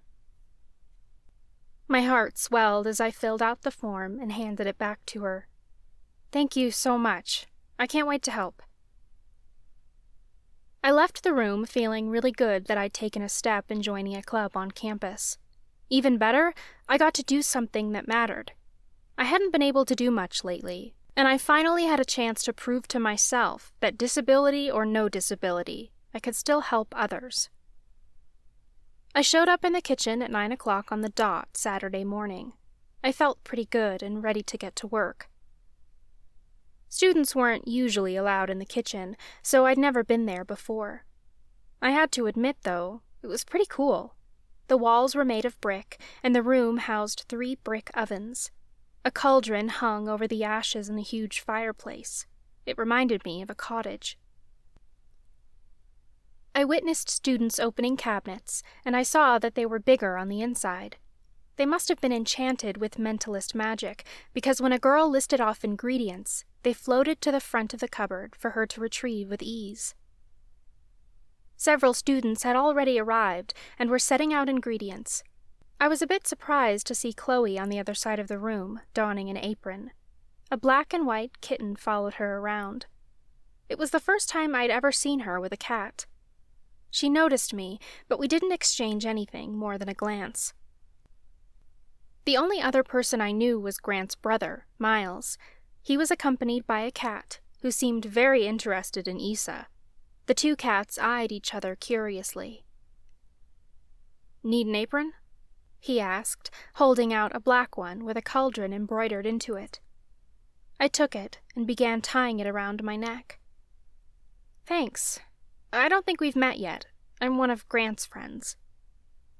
"Nadine, right? He's mentioned you." Miles wiggled his eyebrows. My cheeks flamed. "Oh, goddess, he told you about our date, didn't he?" "Only that it was a disaster." Miles beamed. I laughed. "Just a bit." "Don't worry. This will be a piece of cake," Miles said as he slid a container of flour toward me. I smirked. "Very funny." He shrugged. "I'm told I'm a genius." "A very humble genius, I hear," I cracked back. "What can I say? The rumors are true." Professor Daniels came by, shuffling through a pile of index cards. "Let's see, how many people do we have? I need 3 on chocolate chip cookies. Chloe, why don't you come over by Miles and Nadine? You 3 can work together." Sure," Chloe agreed, but she sounded apprehensive. "It's okay," I told her. "I don't mind." "Perfect," Professor Daniels said, handing us a recipe card. "We need 3 batches. Let me know if you have any questions." As Professor Daniels walked off, Miles glanced between Chloe and me. "I'm sensing some hostility." I honestly wasn't sure how Chloe felt after everything that happened last semester. We hadn't really talked about it. "Nope," she said, though she didn't meet my gaze. "Everything's fine. Let's get started." Chloe used her telekinesis to gather our ingredients. They floated out of the cupboards and across the room. Miles and I began measuring out the ingredients. I tried twisting off the cap to the vanilla extract, but it wouldn't budge. I'd always had weak hands thanks to my lupus, but it was kind of embarrassing that I couldn't even open a tiny bottle. Miles noticed. "Do you need help with that?" "Would you?" I asked, handing it to him. "My hands are weak as fuck." He chuckled. "Same, but I can try." He made a face as he tried twisting off the cap, but he couldn't get it either. He shook out his hand and tried again. "It's my RA. Bottle caps will be the death of me." "You have rheumatoid arthritis?" I asked. I was shocked, but I felt a little flutter in my belly. It was always a bit exciting to meet someone with an autoimmune disease, because they just got something about me that no able-bodied person could. Miles handed the vanilla to Chloe, who took it without saying anything. She just shot a glance between the two of us. "Yeah, it's a pain," he joked. "I hear you," I told him. "I have lupus, so my symptoms are very similar." "Aw, man," he groaned. "That totally sucks. I've just got stiff, painful joints. How many pickle jars have you broken by getting frustrated and slamming that sucker against the counter just so it'll open?" I laughed. "Luckily, none. I did throw my water bottle across the room once and broke one of my mom's vases." "Ah, the infamous water bottle," he said in understanding. "I steer clear of anything with a twist cap." "Wise advice," I joked. "Almost done," Chloe announced. The ingredients appeared to swirl together in the bowl on their own, though I knew it was from Chloe's powers. "We're missing chocolate chips, though. I couldn't find them." "I'll hunt some down," Miles offered. He walked off, and a momentary silence stretched between Chloe and me. Her manicured fingernails tapped against the countertop, but I couldn't take the silence. "Did you mean it?" I blurted. Her wandering gaze darted to mine. "Do I mean what?" "That we're fine," I clarified. "I mean, I know what happened between us last semester was intense. I'm not asking to be friends or anything, but I don't want us to hold anything against each other anymore." Chloe sighed. "Thank the goddess. I don't want that either. Honestly, I wish I could take it all back." "Same," I told her. "You seem different." "Really?" She raked her fingers through her hair. That was the first time I noticed her black locks had a bit of a blue shimmer to them, like she'd dyed it. "I'm trying something new with my hair. Do you like it?" "It's kind of cool," I admitted. "But there's something else." Chloe chuckled. "You mean I'm not acting like a raging bitch?" I laughed and joined in on the joke. "Maybe that's it." I'm trying. That's why I joined the community service club, after I was kicked off the dance team." My jaw dropped. "Are you serious?" "I guess technically I quit," she admitted. "I just couldn't handle those girls anymore." "Even Gwen and Camille?" I asked. "Especially Gwen and Camille," she said. "But you were so close to them." "I know." Chloe dropped her gaze, like she was sad about it. "But I couldn't handle the drama anymore. I thought maybe I could make up for all the horrible shit I did by helping people, you know?" I was surprised, to say the least. "That's good. I've actually been wanting to ask you something, if you're willing to help me." She eyed me. "That depends. What do you need?" I lowered my voice. "Information. I'm not trying to dig up old wounds, but it's about our grandfathers. The Imperium Council has asked me to figure some stuff out." Chloe's eyes sparkled with intrigue. "Ooh, priestess stuff. I'm all in." "We know our grandfathers fought over the mentalist wand. Your grandma swears she knows nothing about what happened to it afterward, but is there any chance anyone else in your family knows?" Chloe shook her head. "I wish I could help, but I don't think I can. If my grandmother doesn't know anything, no one does. All she ever told me is that it was lost after the feud. My only guess is the council seized it when my grandpa was arrested for murder." "But wouldn't the council know where it is now, if that were the case?" I questioned. "You'd think so? But if I've learned anything from my grandmother, it's that even the council members keep secrets from one another." I scrunched up my nose. "Ew, that's gross. How can the council do their job if they're always waiting to be stabbed in the back?" "It causes problems, for sure," Chloe agreed. "Let's not do that," I said. She tilted her head at me. "You mean if I'm on the council with you?" "You said the priesthood is usually passed down through families, right?" I asked. "So you'll be a priestess, right?" She smiled. For sure. Miles returned then, tossing a bag of chocolate chips on the counter between us. That only took forever to find, but we can finish up now.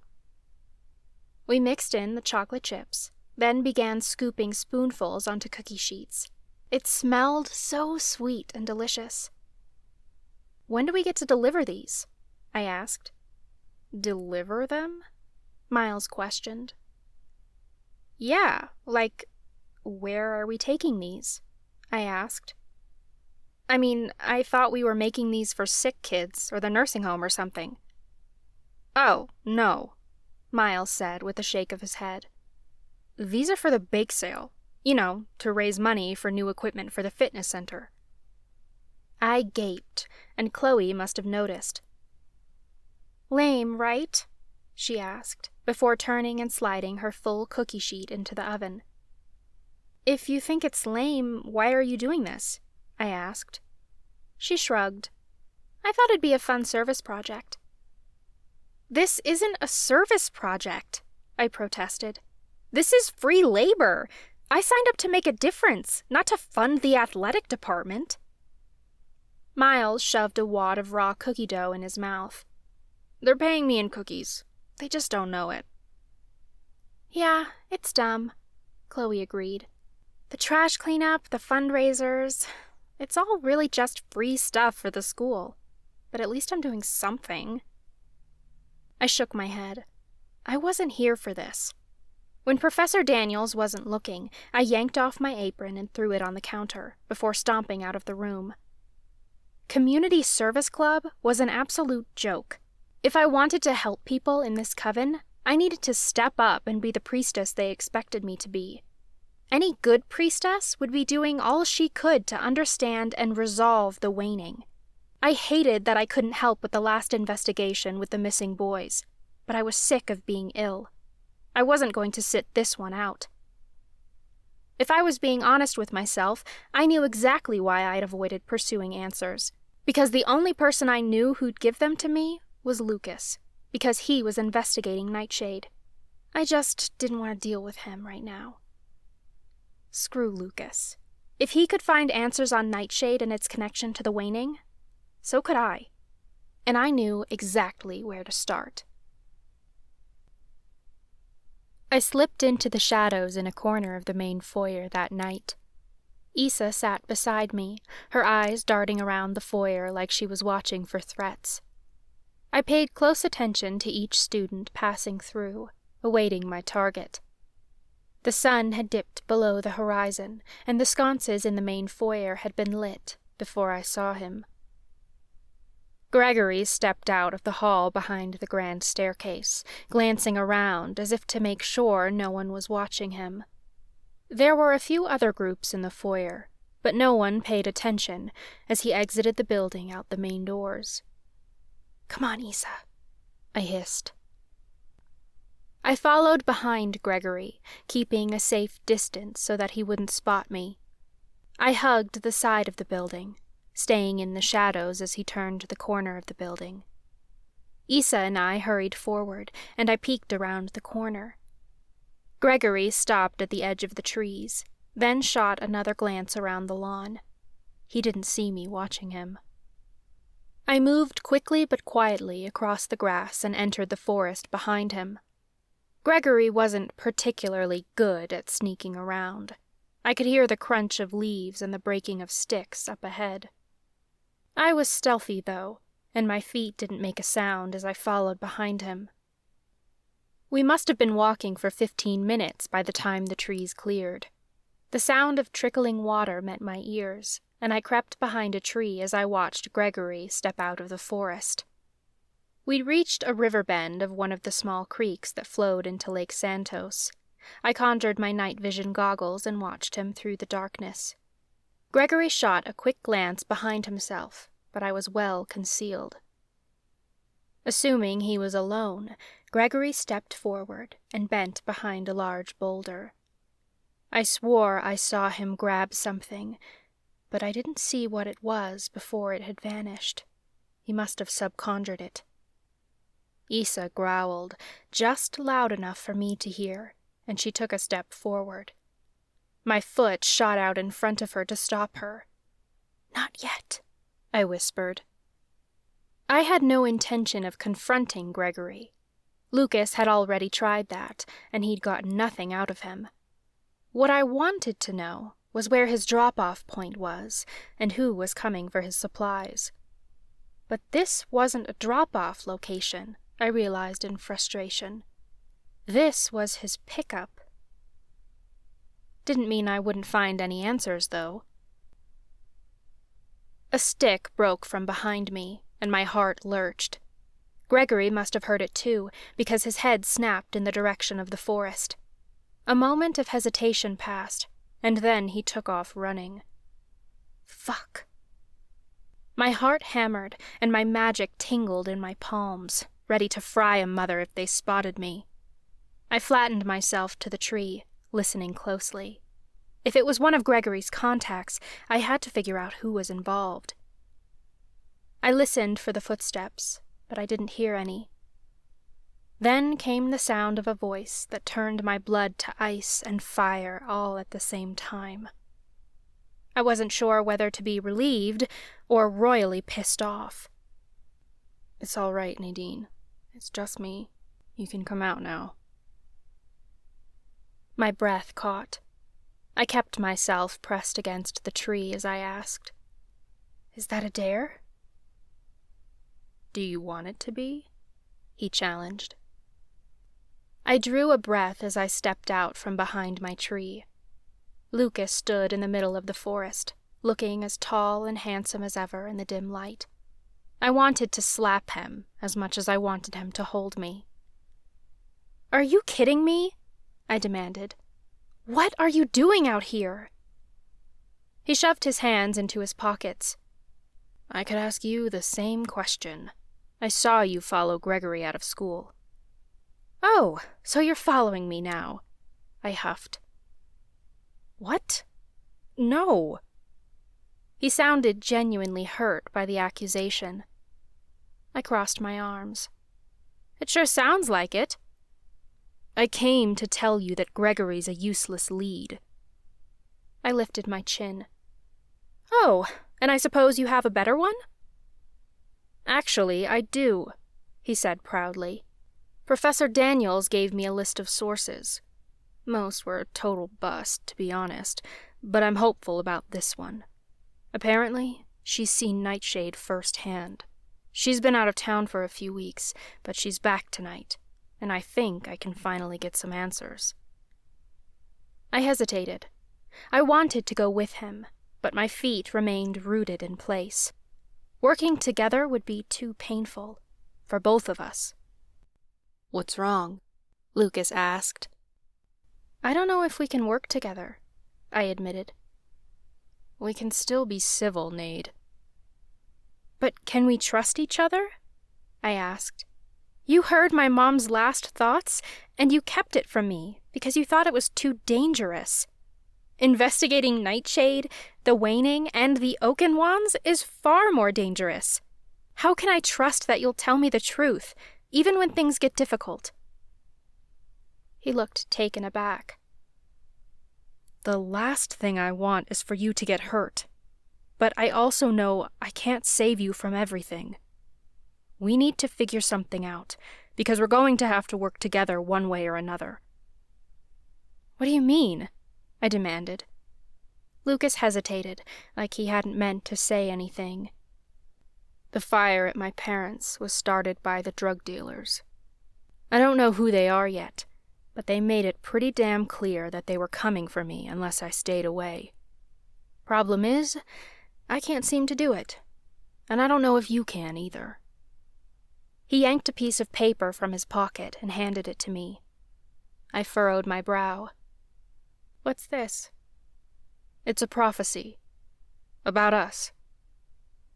My heart pounded as I unfurled the piece of paper. Is this some sort of joke? "Unfortunately, no," he said with a frown. "A seer gave it to me." "By fire and noose the coven will fall, division and suffering, destruction to all. great power of the chosen, the coven be made whole, by the only witch of her kind, and a reaper bound to her soul. I read over the prophecy several times. Each time, my knees grew weaker and weaker. I steadied myself against a tree, and Issa meowed in concern. Bound to her soul? What does this mean? We have to get back together? I shoved the paper to his chest. I'm not taking relationship advice from some cryptic message from the beyond. I stomped away from him, but he followed. What? No, he insisted. Nade, please. We need to talk about this prophecy. I whirled back toward him. What's there to talk about? We both already know our magic is special. We both want to help the coven. What else is there to know? The prophecy says we have to do it together, he pointed out. Please, just do me this favor and come check out this source with me. Maybe we'll find something. I was getting frustrated. I didn't want some prophecy telling me what to do. Why should I do you any favors? The last time I tried, you blew up at me and we broke up. I saved your life. That was unfair of me, he admitted, so calmly that I wasn't even sure I was talking to Lucas. What? I asked. You were right, he admitted. When you killed those witches to save everyone, you did the right thing. His confession caught me off guard. I eyed him up and down. Who are you, and what have you done with Lucas? He drew a deep breath. I'm the same guy. I'm just trying to do better. I really am. Look, I'm not going to push you away this time. You're right. If I want your help, I have to get comfortable with you getting your hands dirty. Well, that's unexpected, I said. You really think we can work together? I'd like to try. Silence stretched between us. I hadn't made up my mind. Lucas sighed. I wish magic could fix all this. I chuckled lightly. No kidding. Lucas held up his palm as if he were trying to conjure an orb. Nothing but a spark came from his fingers. I'm all out tonight. My shoulders fell. The waning? He frowned. Unfortunately. Magic or not, I do want your help, Nade. I eyed him curiously. Even if it's safer for me to just go back to school and stay there? I couldn't stand to see you get hurt, but I'd be lying if I said I didn't believe in you, he admitted. I can run around pretending like I've got the guts and the know-how to uncover the coven's secrets, but it's you who knows how to piece this shit together. And I know you won't sit back and play it safe anyway. At least if we do this together, you won't be alone. Lucas would never know it, but what he just said meant the world to me. Just the thought of diving into this investigation further gave me a thrill. And that Lucas believed in me and wanted me here made it all the better. But you should know how dangerous this could become, he added. If they find out you're poking into this, they'll go after you, too. I'm not okay with that. Then let's make sure they don't find out, I stated confidently. Where do we find this next lead? Chapter 9. Lucas. The sun had set by the time Nadine and I made it into town. She parked her car outside a shop with a big sign that read The Jolly Pumpkin. The shop itself was painted to look like a pumpkin, with an orange exterior and a green roof. So what can this lady tell us? Nadine asked as she climbed out of the car. I shrugged. The history of Nightshade, hopefully. Nadine quickened her step like she was determined to beat me to answers. Even though we'd agreed to work together, I was certain she was more than a little sour about what had happened between us. Couldn't say I didn't taste the bitterness either. We were obviously working together because it was our only option, not because we wanted to. It was painful, to say the least. I slipped in front of her and held the door open. She frowned, though she didn't say anything, as if she found my chivalry insulting. I realized I enjoyed irritating her with kindness. Isa followed her inside. The shop housed all kinds of witchy items, from crystals and wands to maple syrup and candy apples. I felt like I could wander the shop for hours, taking in the variety of potions and oracle cards. The shop was empty of patrons. I almost didn't see the shopkeeper until her head popped up from behind the main counter, next to a sign that advertised specialized tarot readings. She had a basket in her hands and was arranging a display behind the glass at the main counter. "Can I help you find anything?" she asked kindly. The woman was old, with long white hair that contrasted against her dark skin. "Are you Hattie?" I asked. She gave me a smile that met her bright eyes. "I am. What can I do for you?" "Layla Daniels sent me," I said. "She said you might be able to help me with a paper I'm writing on nightshade." I held my breath, hoping I'd chosen my words well. "Ah, yes," she said mystically. "I have many stories to tell. Come, take a seat." Hattie gestured to a small table nearby, which had a vase of flowers upon it. Nadine and I sat beside each other, almost so close that we were touching. I eyed her hand resting on the table beside me, but I resisted the urge to reach out and take it. "Do you mind if I record our conversation?" I asked, conjuring the voice recorder Grant had given me. "That's fine," Hattie said. "Anything to help with your report." Hattie hobbled around the corner with the use of a cane.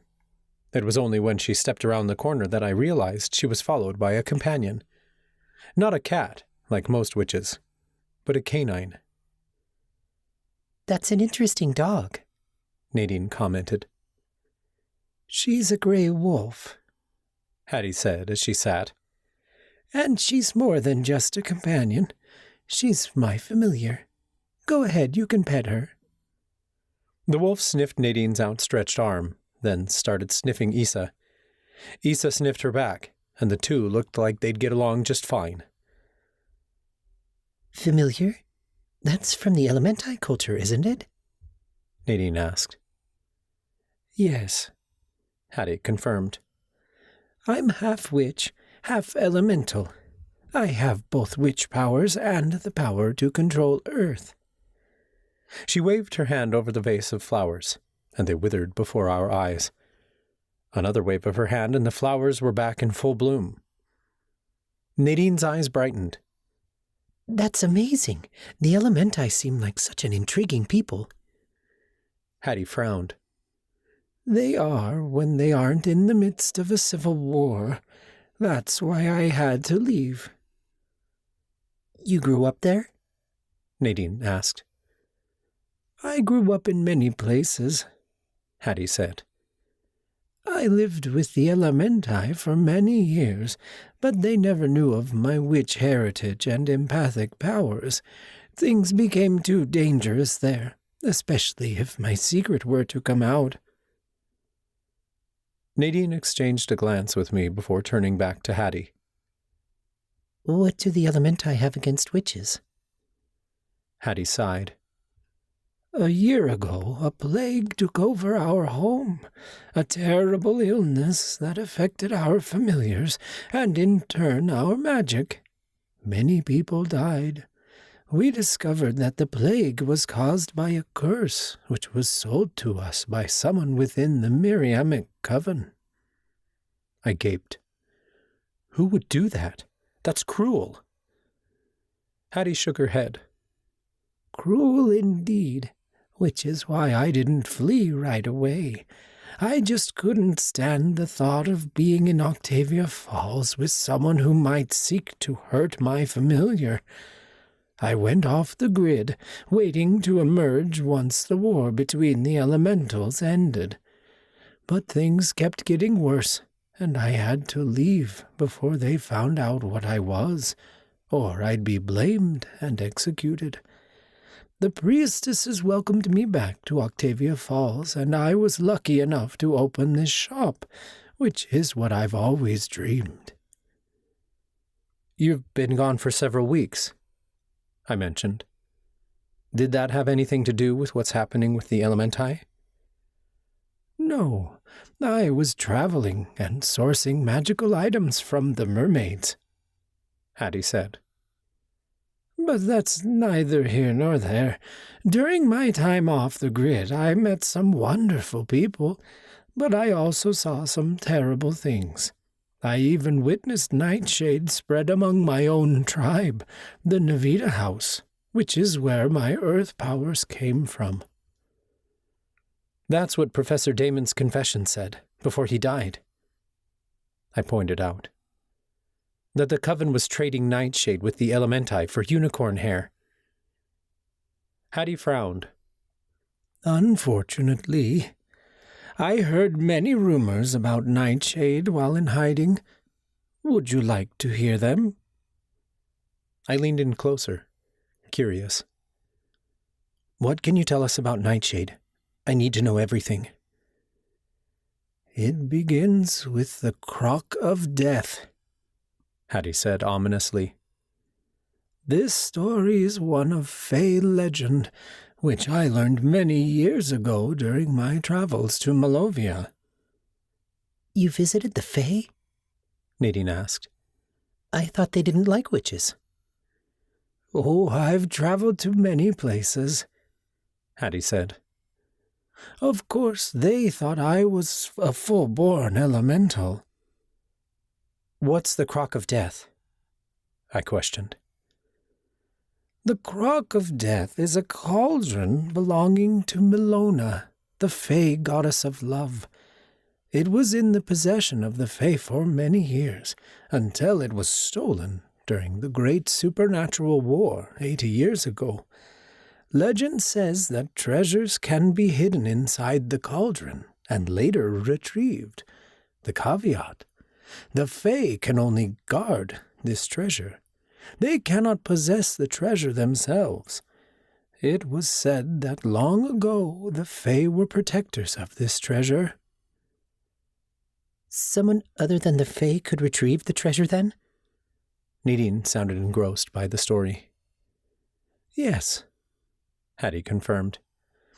But as the legend goes, the treasure can only be retrieved by brewing a specific herb. Nadine wore a calculating look. So someone inside the coven stole the crock of death from the Fey, and they're brewing nightshade in an attempt to retrieve the treasure locked inside? That's the rumor, Hattie said. No alchemist in Elementi society has been able to replicate the nightshade brew, which suggests they're missing something. If it's not ingredients, then it must be something else. The crock, Nadine said brightly. You think nightshade gets some of its properties directly from the cauldron? Hattie smiled. I'd bet my cane on it. My jaw dropped. It was a lot to take in, considering a deity's cauldron was involved. This wasn't the kind of thing you'd heard every day. What's this treasure that's supposedly inside? Hattie shook her head. I'm afraid I can't answer that, as I do not know. Where could we find out? Nadine asked, looking toward me. We'd have to dig into Fey lore, I replied thoughtfully. The coven keeps some records on the Fey so that we know how to fight them in times of war. I'm sure we can find some books in the library or talk to some professors. It's not that simple, Hattie said. Old tales won't give you an answer. If you know how to use the cauldron, if you know what herb to brew, then you can put whatever treasure you want into it. It's possible that in the 80 years since the crock went missing, someone removed the old treasure and added something new. So there's no way to know who might be motivated to find the treasure, I said. Hattie leaned forward. I'll tell you one thing. You're looking for someone motivated by material possessions. That's the point of treasure, isn't it? Nadine pointed out. Perhaps, but that is not the point of the crock, Hattie replied. The crock symbolizes spiritual attainment. Material treasures can be found within it, but not if you are motivated by the material need, which makes you wonder, if someone is brewing nightshade to obtain this treasure, why haven't they found it yet? Hattie's question hung in the air. Only someone who had been searching for the specific treasure for material gain would have been trying this long to get at whatever was inside. Otherwise, they'd have retrieved it by now. Thank you for the information, I told her. Is there anything else? Be careful, Hattie warned. I sense whoever is behind this is much more powerful than you realize. A shiver ran down my spine. We thanked Hattie and returned to Nadine's car. I tapped my fingers on my knee as I gazed out the window on our way back to school, thinking. We have to destroy the cauldron, Nadine blurted, breaking the silence between us. What? I practically choked on the word. This is a deity's cauldron. I don't know if we can destroy it. Well, we have to try, she insisted. If this cauldron is the only way to brew nightshade, and that's somehow tied to the waning like you think, then we have to cut these people off at the source. If we destroy the cauldron, we destroy nightshade for good. That's if it can be destroyed. But I'm down for a little theft. I smirked, and Nadine shot me a mischievous glance. We unfortunately have to find it first. There are thousands of cauldrons in Octavia Falls, and even more people who'd want one for its treasure. True, she said thoughtfully. But it must be an alchemist who took it, right? Yeah, it would have to be, I replied. Only an alchemist can brew potions. Nadine sighed. That hardly narrows it down. I mean, how many alchemists are in the coven? Thousands? 10,000 at least. My shoulders sagged. Nadine pressed her lips together. I think I need to talk to Grammy about this. She might know more about the Crock of Death. I bet she's heard of it. Good idea, I said. She pulled into the school's parking lot. And you? What's your next step? If the crock is used to brew nightshade, then my goal is to learn what nightshade is made out of, I said. I have a hunch that figuring out the ingredients might lead us somewhere. Nadine pulled into a parking space and cut the engine. How are you going to do that? I'm already on it. Well, Grant is, I clarified. He's been trying to reverse engineer the ingredients all semester, but it's a long-ass process. She narrowed her eyes. Where did he get nightshade to reverse engineer? I sucked air between my teeth. It's probably best if you don't ask. You went undercover, she said flatly.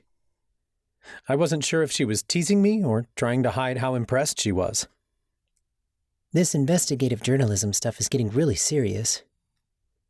I shrugged. Not sure I can call it that, considering how many rules I break. Ah, so you're a bad boy? Nadine teased, nudging me. I chuckled. You like bad boys. She smirked. Is that a question? Are you willing to answer? She winced playfully. Oh, sorry, only my diary knows the answer to that one. I rolled my eyes. For a moment it was easy to forget that we'd broken up. But then I remembered that we had, and it was like a knife to my stomach. It was a far cry from the metaphorical sword that once impaled me every time I looked at her, and I counted it as an improvement.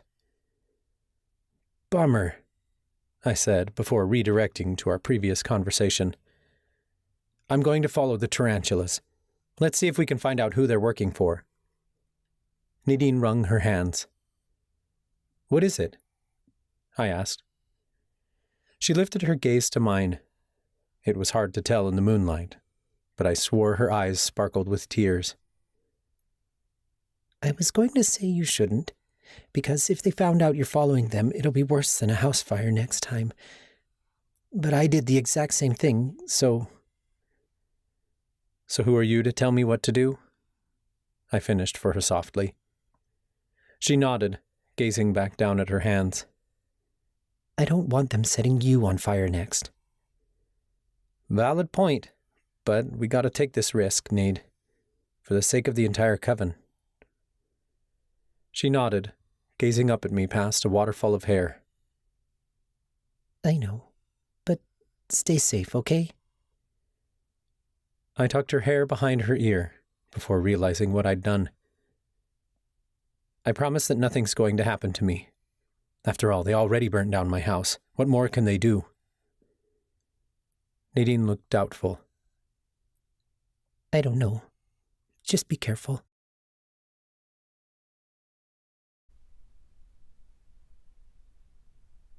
Chapter 10. Nadine.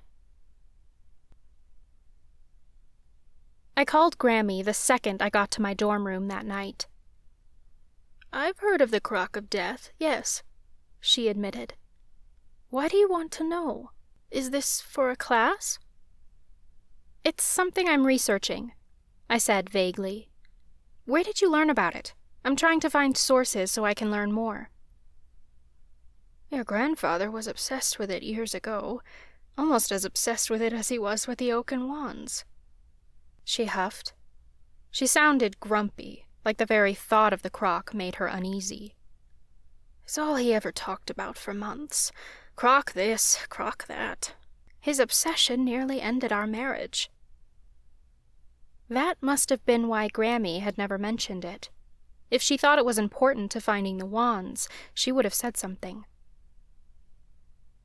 "I asked him what treasure he thought he might find inside," she continued. "He'd always say, 'It's not about the treasure, Helena. It's about the potential.' Whatever that means." My heart stuttered at the potential to learn more. Grampy never found it, did he? "Of course not. What do you think? I'm hosting the Crock of Death in my attic? The closest he ever came was those drawings." I clutched the phone tighter. "What drawings?" She sighed. "He had a journal he'd draw in, the same cauldron over and over. I told him to burn the pages and end his obsession once and for all, because there was no way he was getting his hands on a Fae goddess's personal cauldron." "Rumor has it the coven stole it," I told her bluntly. "No, we can't possibly have it. Your grandfather would have found it if that were true." "Why do you think Grampy was so obsessed with it?" I questioned. "Perhaps the council knew someone in the coven had their hands on it. Maybe he was trying to protect it, like he did the Oaken Wands." The other line was silent. "Grammy?" I prodded. "Are you still there?" "I'm here, I just..." She trailed off. "If the coven had it, why didn't your grandfather ever mention it to me? He spoke of the crock so often." "Maybe he was bound by secrecy," I pointed out. "The council must have secrets, right?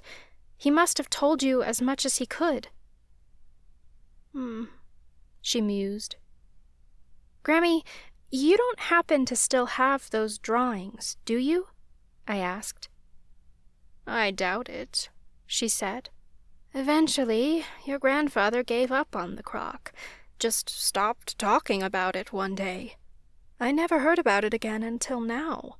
I figured he'd burned the sketches and gave up, like I'd suggested." "Didn't he leave anything behind?" I was ready to beg on my knees for any clues that could lead us to that cauldron and bring an end to the waning. I have boxes in the attic, but I doubt you'll find anything. Can I at least come and look? I asked. Sure, but I'll have to clear the stairs. They've become terribly crowded over the years with storage. Come by after class on Monday, and we'll take a look. I beamed. Thank you so much, Grammy.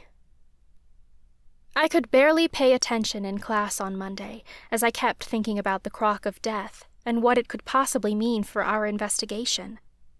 By the time I finished with class, I was more eager for answers than ever. When I arrived at Grammy's, the house appeared to be empty. Grammy?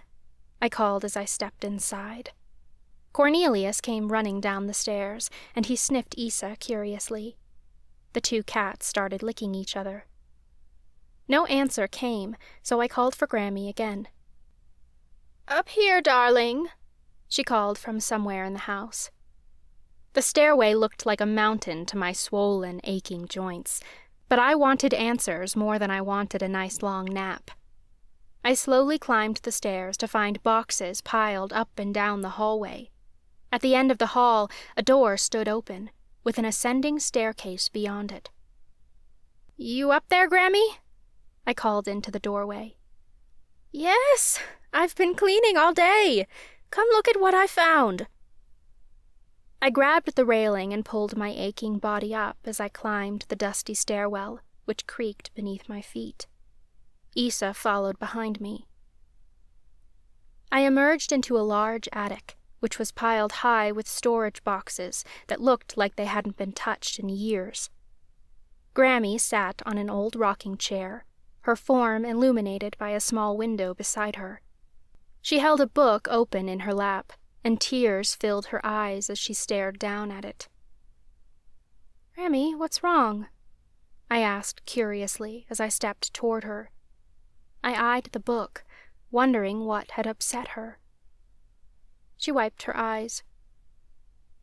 Nothing's wrong. I thought I'd lost this. She gazed up at me with sparkling eyes. It was an old scrapbook, with pictures of a young couple in it.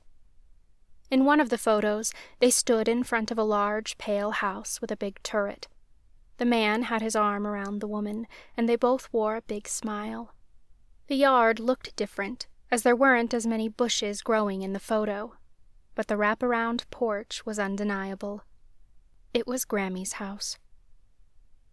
Is that you and Grampy? I asked. She smiled, before standing from her chair and offering it to me. Here, take a seat. Look through it. I think you'll like it. I sank into the chair and placed the scrapbook on my lap. I flipped to the front page and began thumbing through the scrapbook. There were so many pictures of my grandparents at a young age. Grammy had been such a beautiful woman, with long brown hair that she wore in curls. Grampy was an attractive man, too, with a charming smile. Grampy had the same look on his face in every picture. His eyes never met the camera, because he was always staring at Grammy, with this star-struck look in his eyes. I ran my fingers over the photographs. It was like a portal back in time. My grandparents stood in the main foyer at Miriam College, posing in front of the big fireplace. The carpet had changed since then, but the painting of Mother Miriam remained. In the next photograph, they were crowded around the protection tree with their friends, reaching around the large base and hugging the thick oak.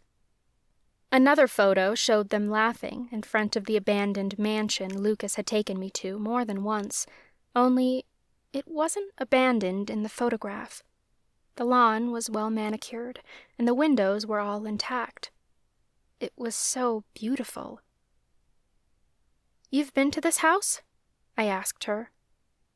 It was our headmaster's, she said. Nicholas and I were in the honor society. Every year the headmaster would host a dinner for the honor students at his house. It was always so much fun. You've seen it before? Lucas showed me, I said. You're very lucky, Grammy told me. Rumor has it, there's a spell upon the house to conceal it. Very few people have been there since it was abandoned. That's too bad that no one fixed it up, I said sadly. It's a really beautiful place. It was. Grammy stared down at the photo fondly. Nicholas and I always said we'd love to live there, but we graduated and bought this place before the headmaster died. You're the lucky one, I joked. I can't imagine owning a house like this right after graduation. Yes, well, times were different then. She stared back at the photographs as I continued flipping pages.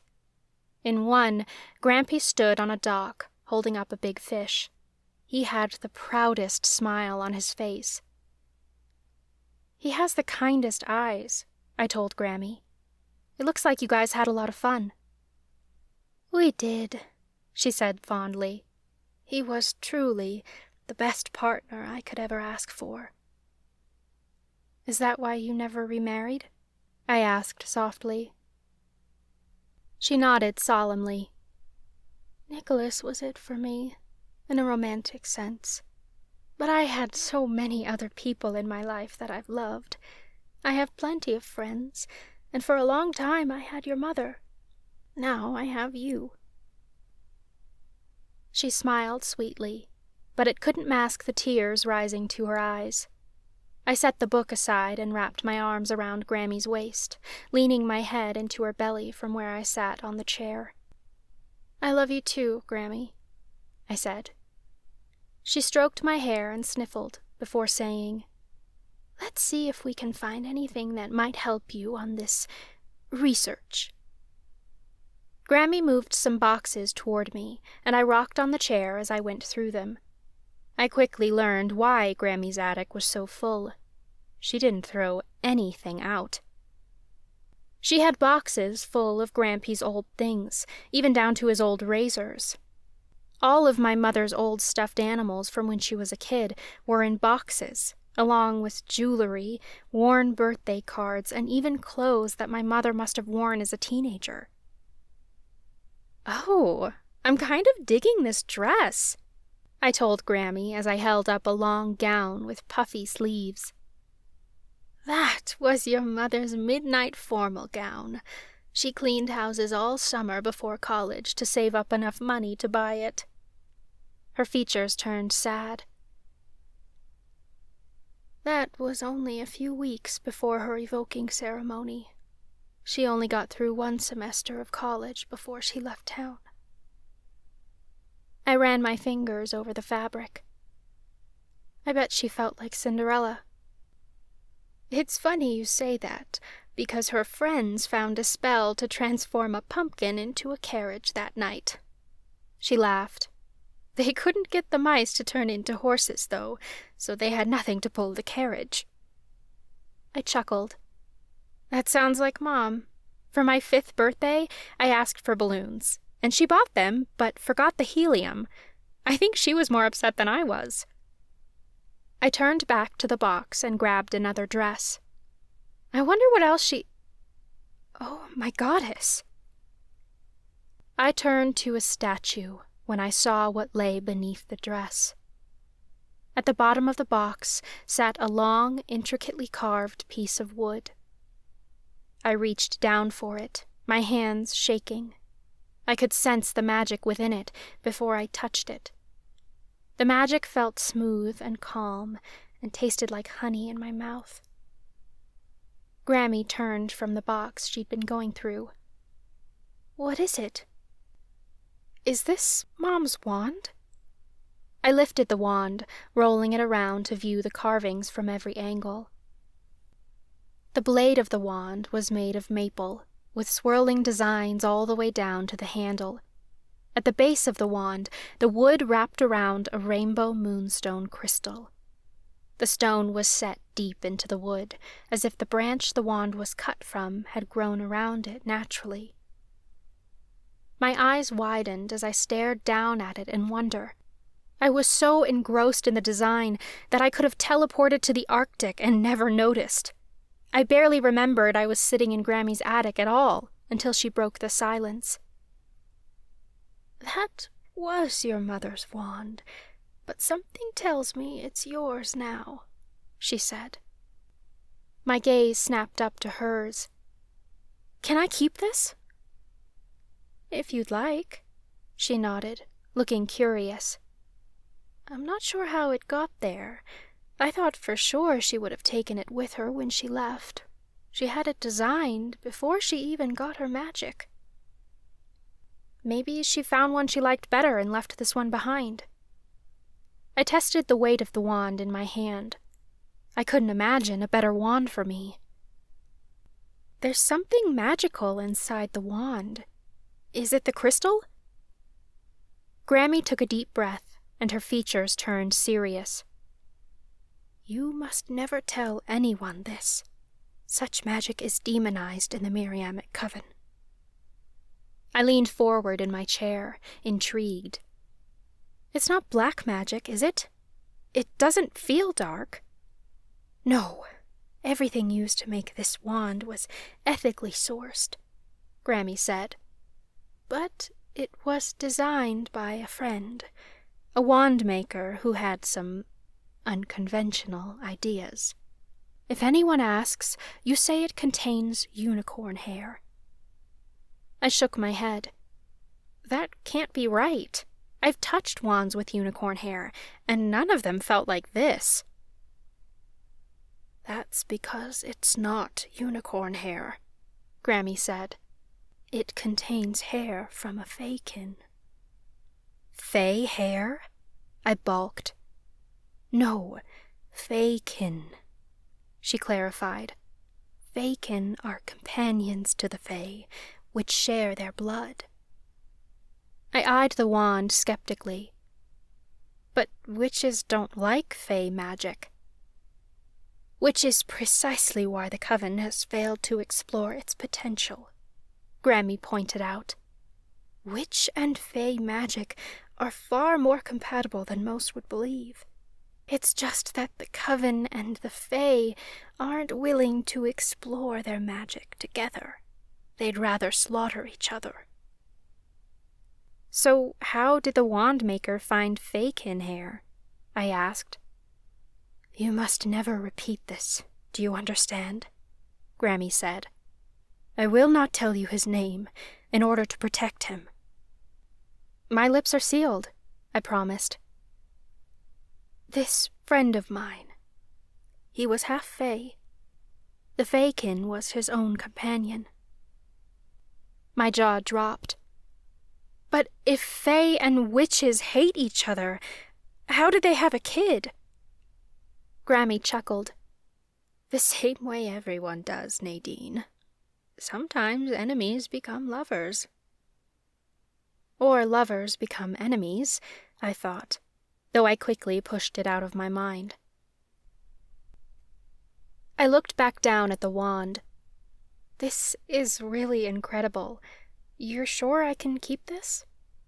Yes, of course. It's yours, she said with a smile. Can I test it out? I asked. Grammy shrugged. Have at it. I stood and swished the wand through the air, muttering a simple incantation under my breath. Bubbles floated out of the end of the wand, and I beamed. Issa jumped at the bubbles, popping them with her paws. So far, so good, I told Grammy, before trying another spell. I swirled the wand in circles, and tiny little light orbs swirled around me. I laughed as I swished the wand in the opposite direction. The orbs began to float through the air the other way, dancing to the motion of my wand. Issa's eyes lit up as the orbs began flashing above her head. She tried to catch them, but they blinked out before she could. Watch this, I giggled. I drew a heart in the air, and it hung there like a neon sign for a few moments before fading away. And this, I added. Light of sun on summer's day, make all this dust go away. I flicked my wand. All the dust in the attic swirled together in a whirlwind, then swept out of the room through the tiny window behind me. I watched it go, enjoying the ease at which I performed the spell. Thwack! I jumped as a loud sound filled the room. I whirled around to see that a box that had been teetering on top of a pile had been knocked off by the gust of wind. All sorts of belongings spilled out of it, and I rushed to help Grammy pick it up. I handed her old salt and pepper shakers, a pocket mirror, and a watch that no longer worked. "These all look really old," I remarked. "I wonder if Talia would want any of this." "She's welcome to come look," Grammy started. She cut off when I gasped. An idea suddenly struck.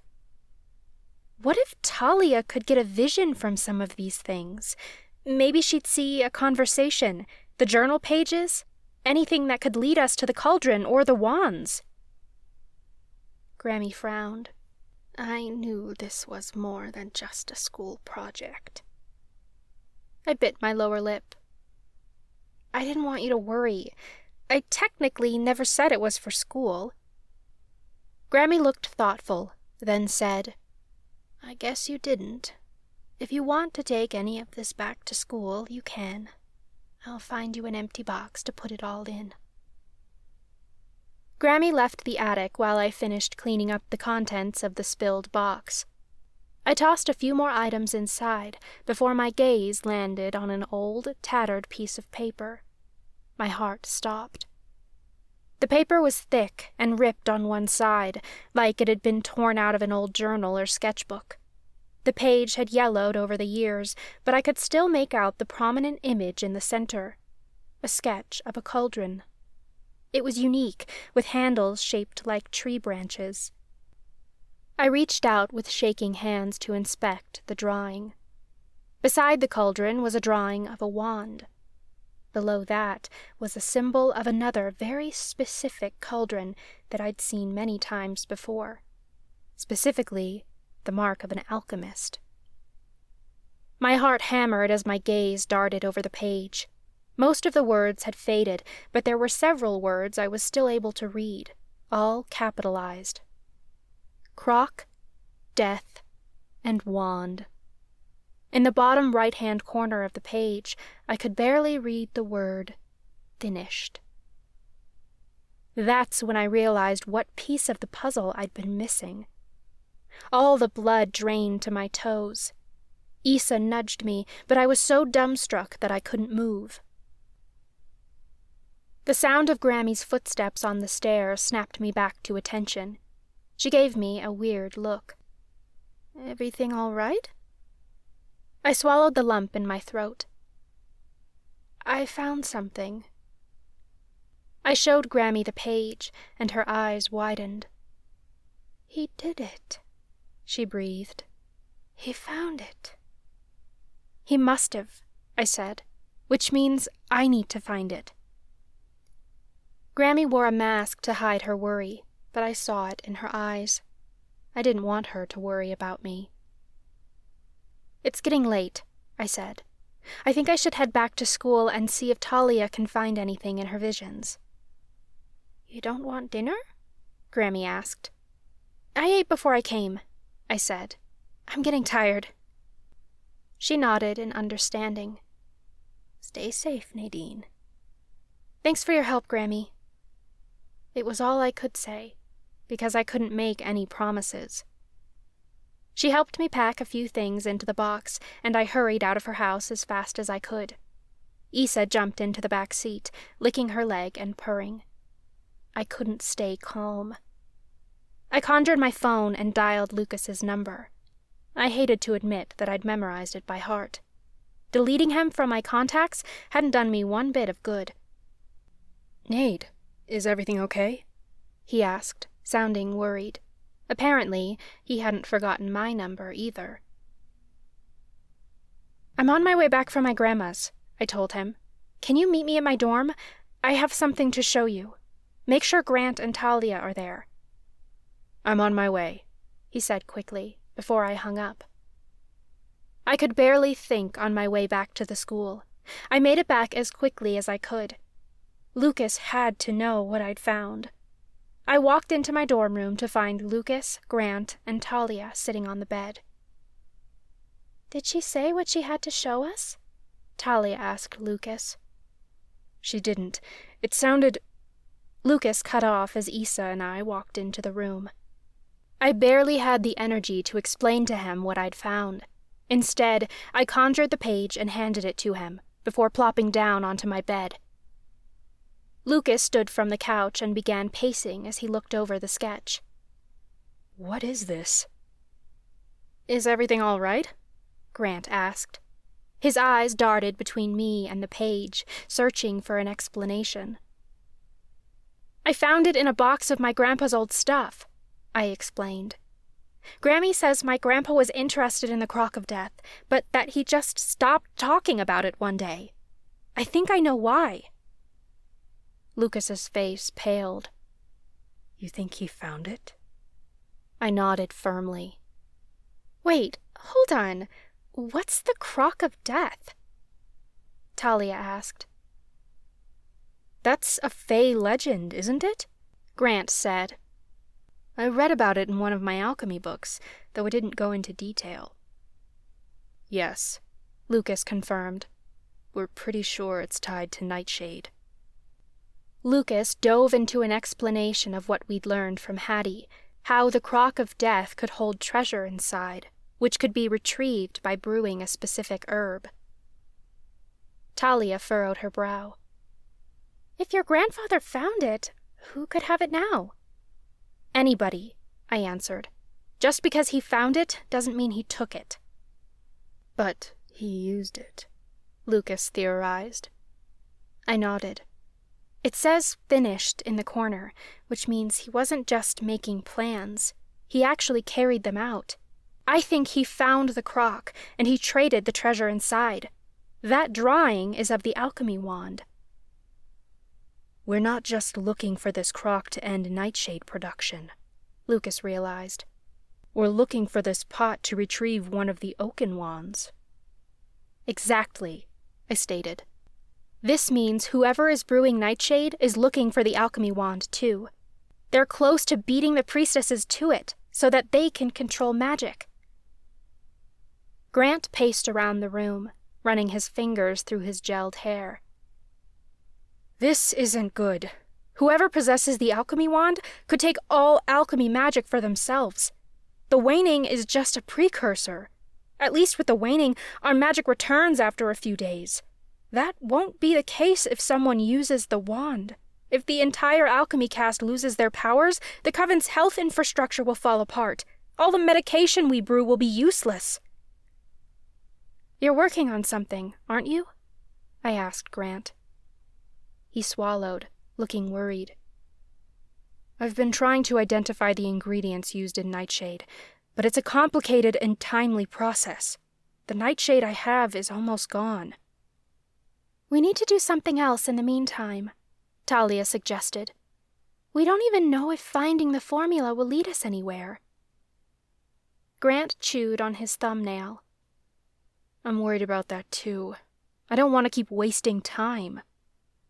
"It's not a waste," Lucas insisted. "We'll find something." "Is there anything I can do?" Talia asked. I handed her the box I'd taken from my grandma's. "I need you to see what kind of visions you can get from these. Maybe we can find clues in my grandfather's past." Talia's eyes brightened, looking happy to help. "I can work on that. What will you do?" "I have to take this information to the priestesses," I said. "It's what I signed up for. I have a meeting with them tomorrow, so I can tell them everything we've learned. Hopefully, they can find the crock and bring an end to all of this." Lucas got an excited look in his eyes. "If the priestesses catch who's behind this, nightshade will be off the streets, and it could bring an end to the waning." "Right," I agreed. "Which means we wouldn't even have to find the other wands."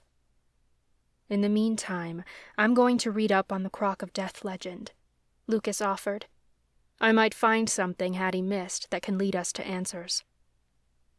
By the goddess, I hope we find some, I said.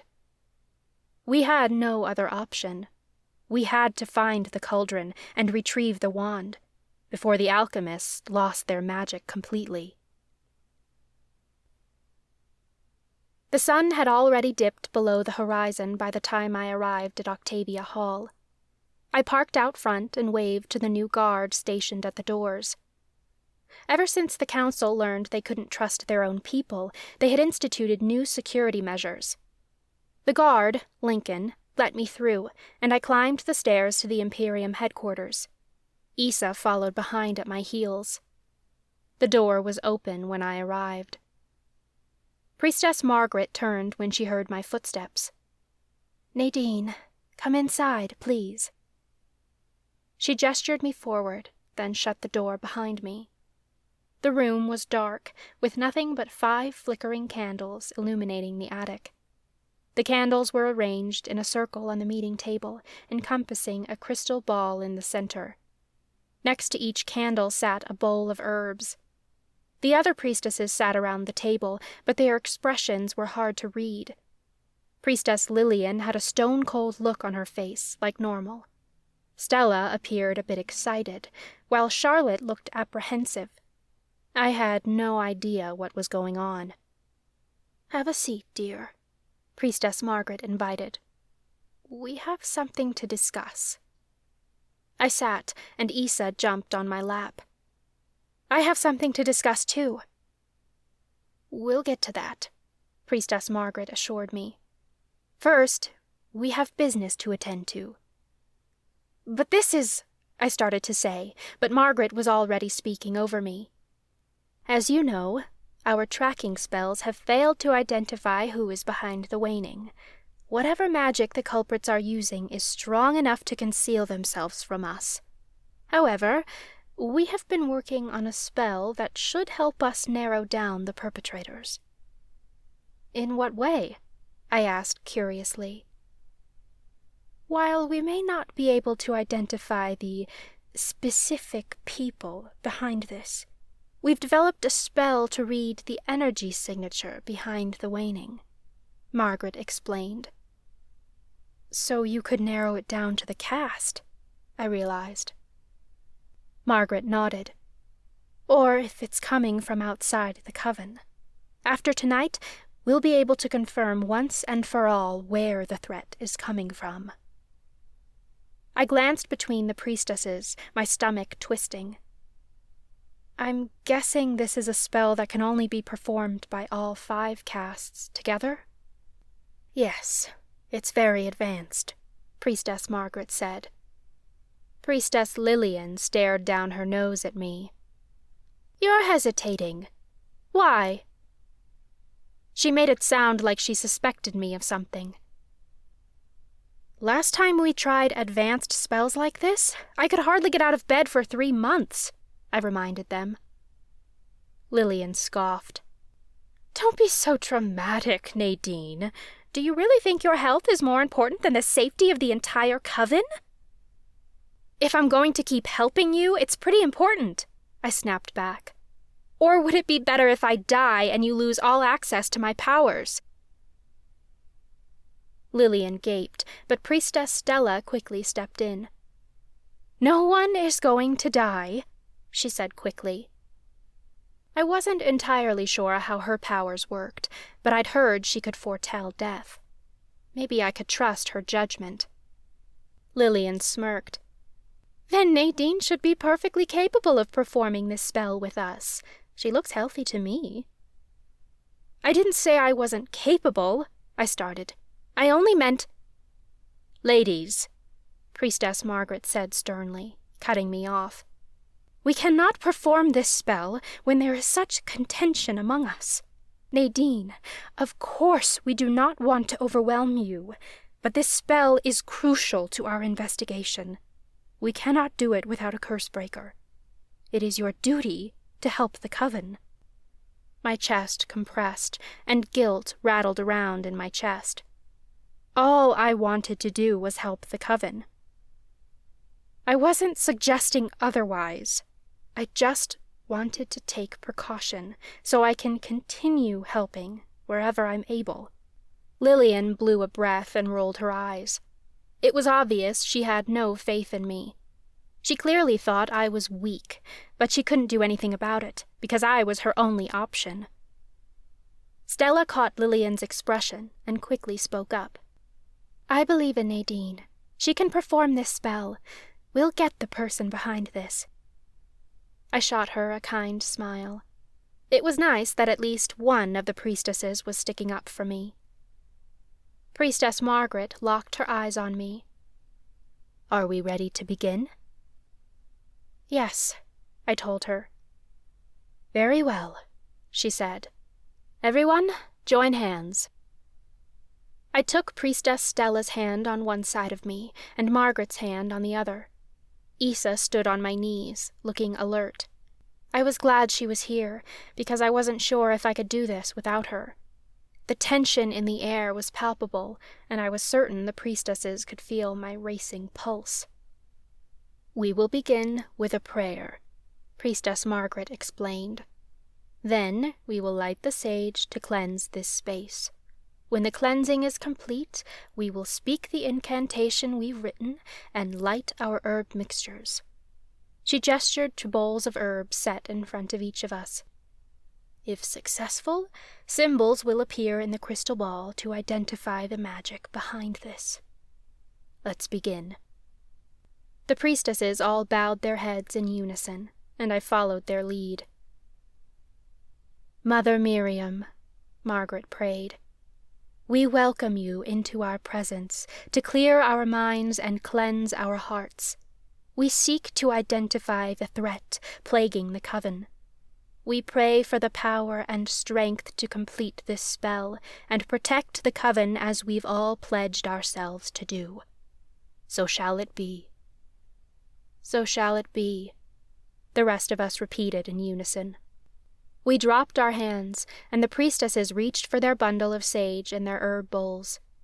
I copied them and held my sage to the candle in front of me. The scent of burning herbs filled the attic.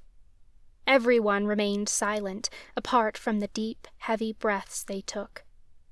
I drew a long breath and dropped my shoulders, feeling a little more at ease. After several minutes, Priestess Margaret announced, You may light your herb bowls now. Repeat after me. The waning is spreading. We must overcome. Reveal to us where this magic came from. In unison, we took our candles and lit our herbs, then began chanting in unison.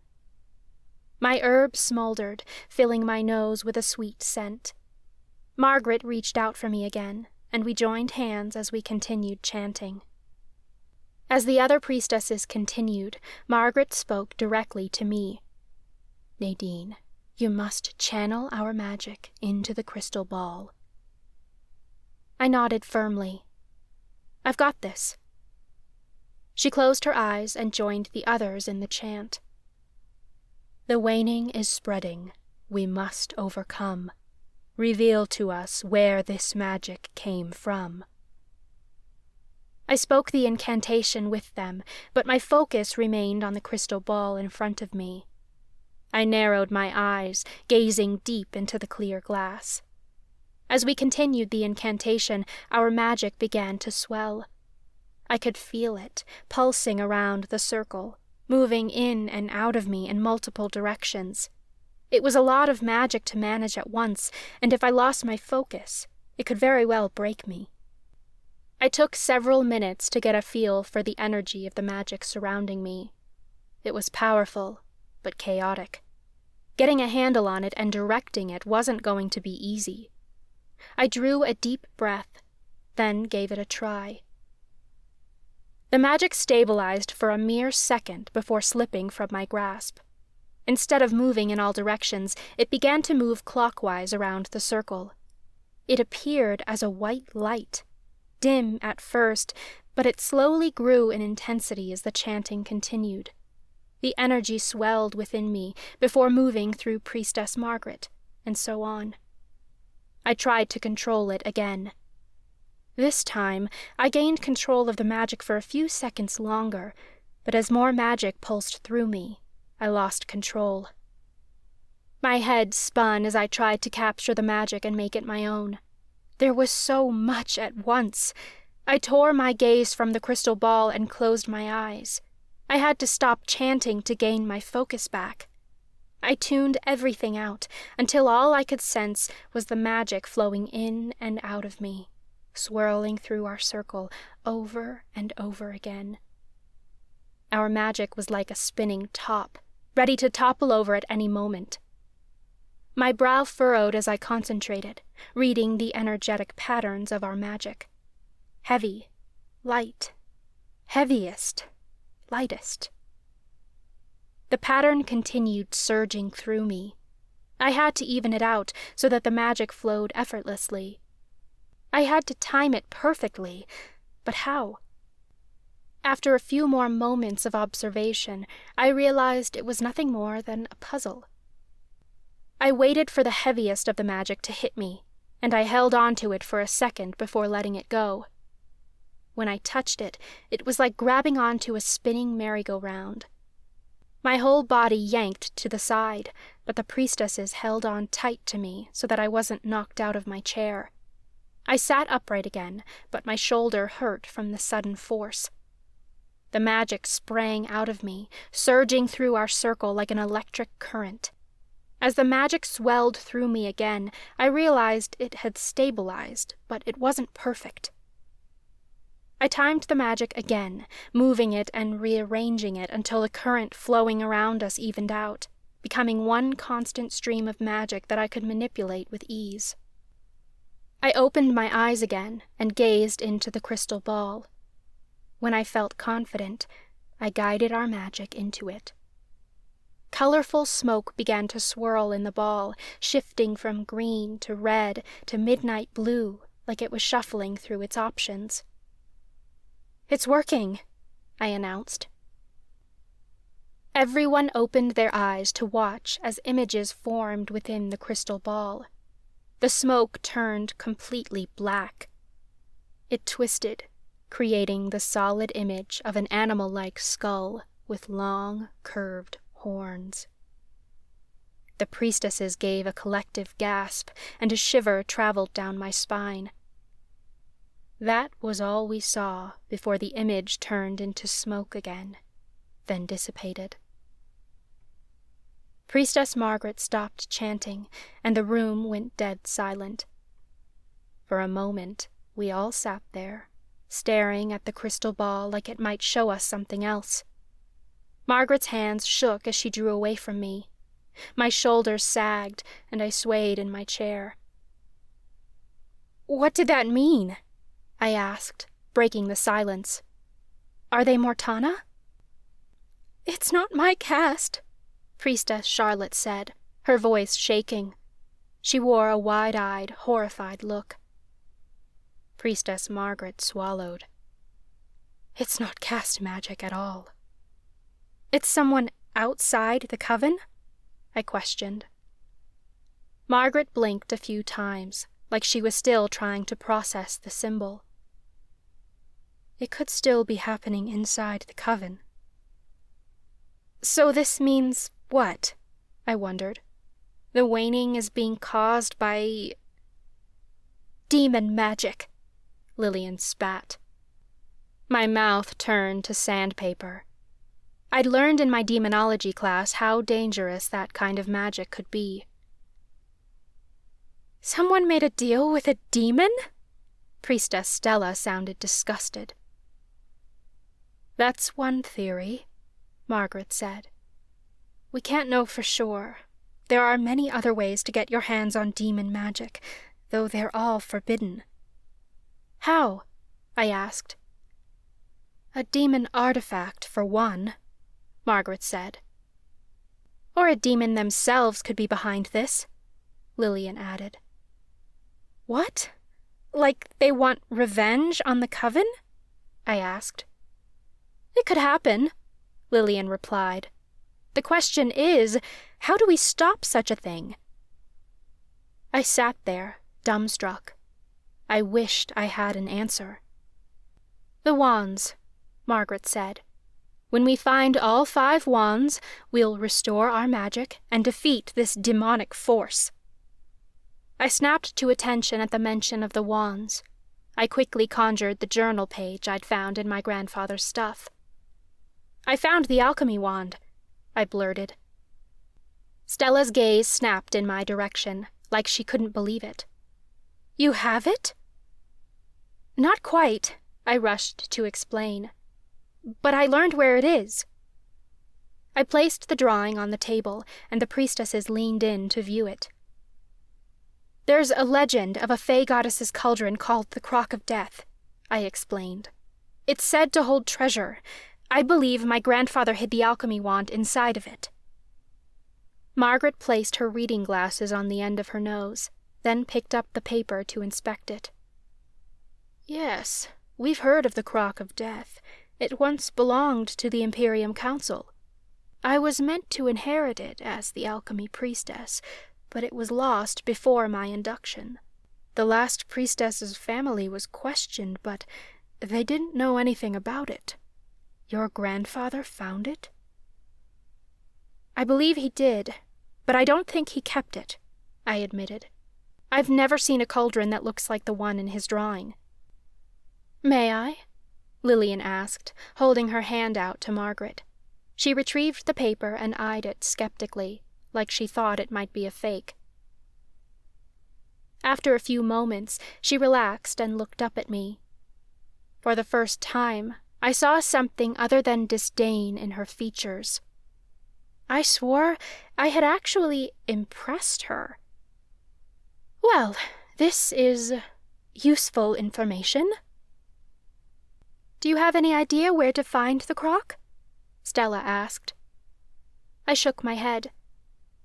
"I'm afraid my grandfather didn't leave those clues behind. I believe it's tied to nightshade, though. As the legend goes, you must brew a specific herb to retrieve the treasure. I think that herb is nightshade, which means whoever is brewing nightshade is looking for this wand." Stella's eyes went wide, like she couldn't believe the connection. Priestess Charlotte looked disgusted. "Then whoever is brewing nightshade shall be considered a traitor to the coven. When we find them, they shall suffer the death sentence." "I agree," Priestess Margaret said. "Nightshade is a threat against the coven. We've already seen 3 overdoses in the last 6 months." My jaw dropped. This was the first I'd heard of it. "Not to mention, our relations with the Elementi are strained over this," Margaret added. "We must get Nightshade off the streets of Octavia Falls," Lillian said firmly. "We've spent so much time dealing with the waning that Nightshade has lost priority. Given this new information, we must consider this our #1 priority in order to get our hands on the alchemy wand." I tilted my head to the side. "You think the waning and Nightshade are 2 separate events? You don't think they're connected?" "We've considered that, but we can't be sure until we have more information," Priestess Margaret admitted. "Knowing the waning involves demon magic, it's unlikely they're connected," Charlotte pointed out. "The Crock of Death is a different type of magic entirely." "Yes," Stella agreed. "Nightshade doesn't seem like demon magic. We know from Professor Damon's confession that it's brewed using unicorn hair. Such an ingredient couldn't be used with demon magic." "That's true."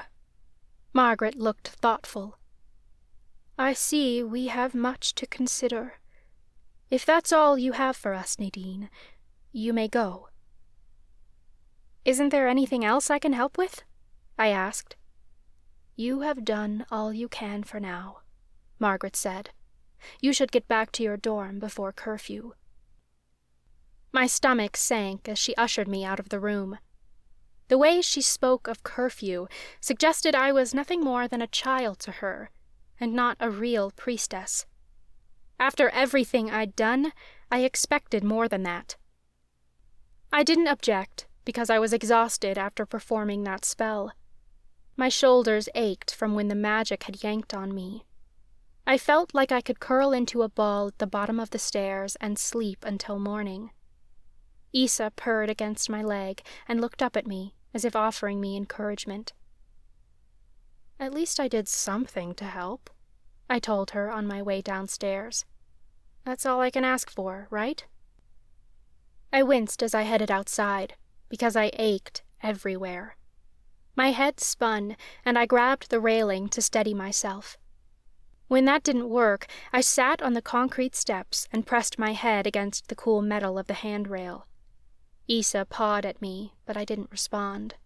I was just trying to keep my dinner down at the moment. I didn't know how long I sat there. Even after the world started to stabilize, I couldn't bring myself to drag my ass back to my car. I was just so tired after that spell, and I worried about driving home. After a while, I heard footsteps from behind me. I lifted my head to see Priestess Stella leaving Octavia Hall. She slowed when she saw me. "Nadine, you're still here," she said, sounding surprised. I shrugged. "I'm not feeling the best."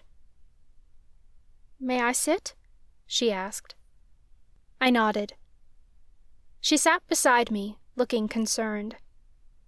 "I'm sorry about the way you were treated back there."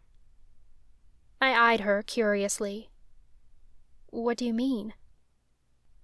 She glanced toward the doors, as if to make sure no one else was coming.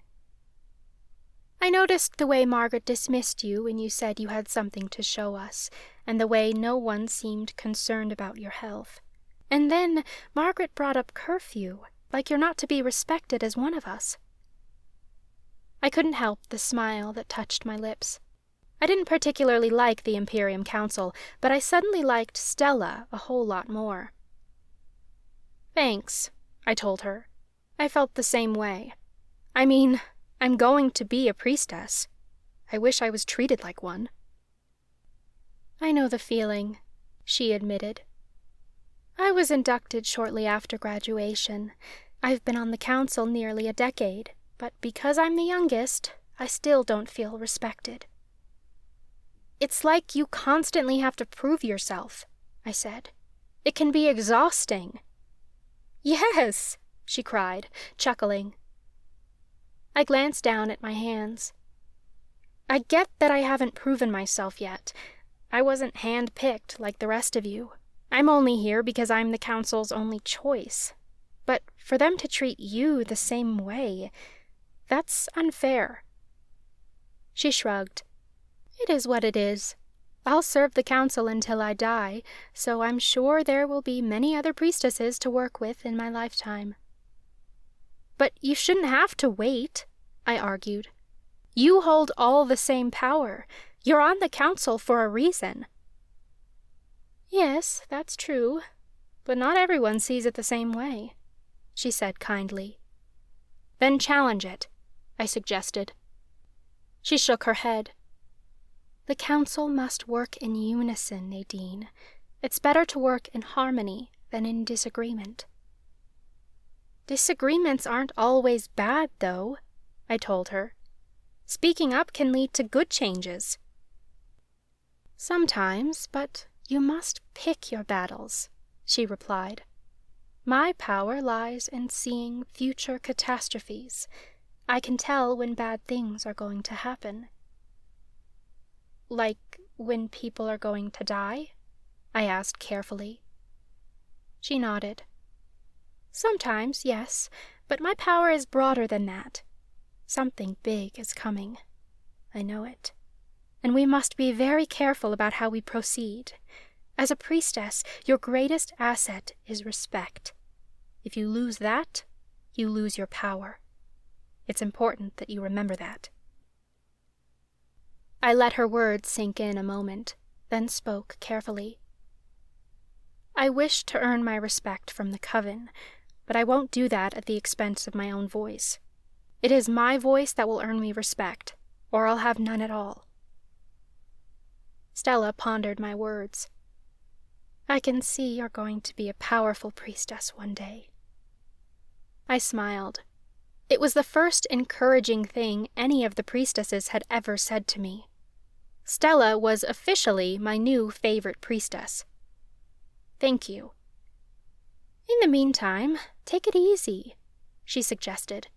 "This position can be very overwhelming at times, and I see it's already taking its toll on you." "I can't slow down now," I told her. "We have to find the Crock of Death."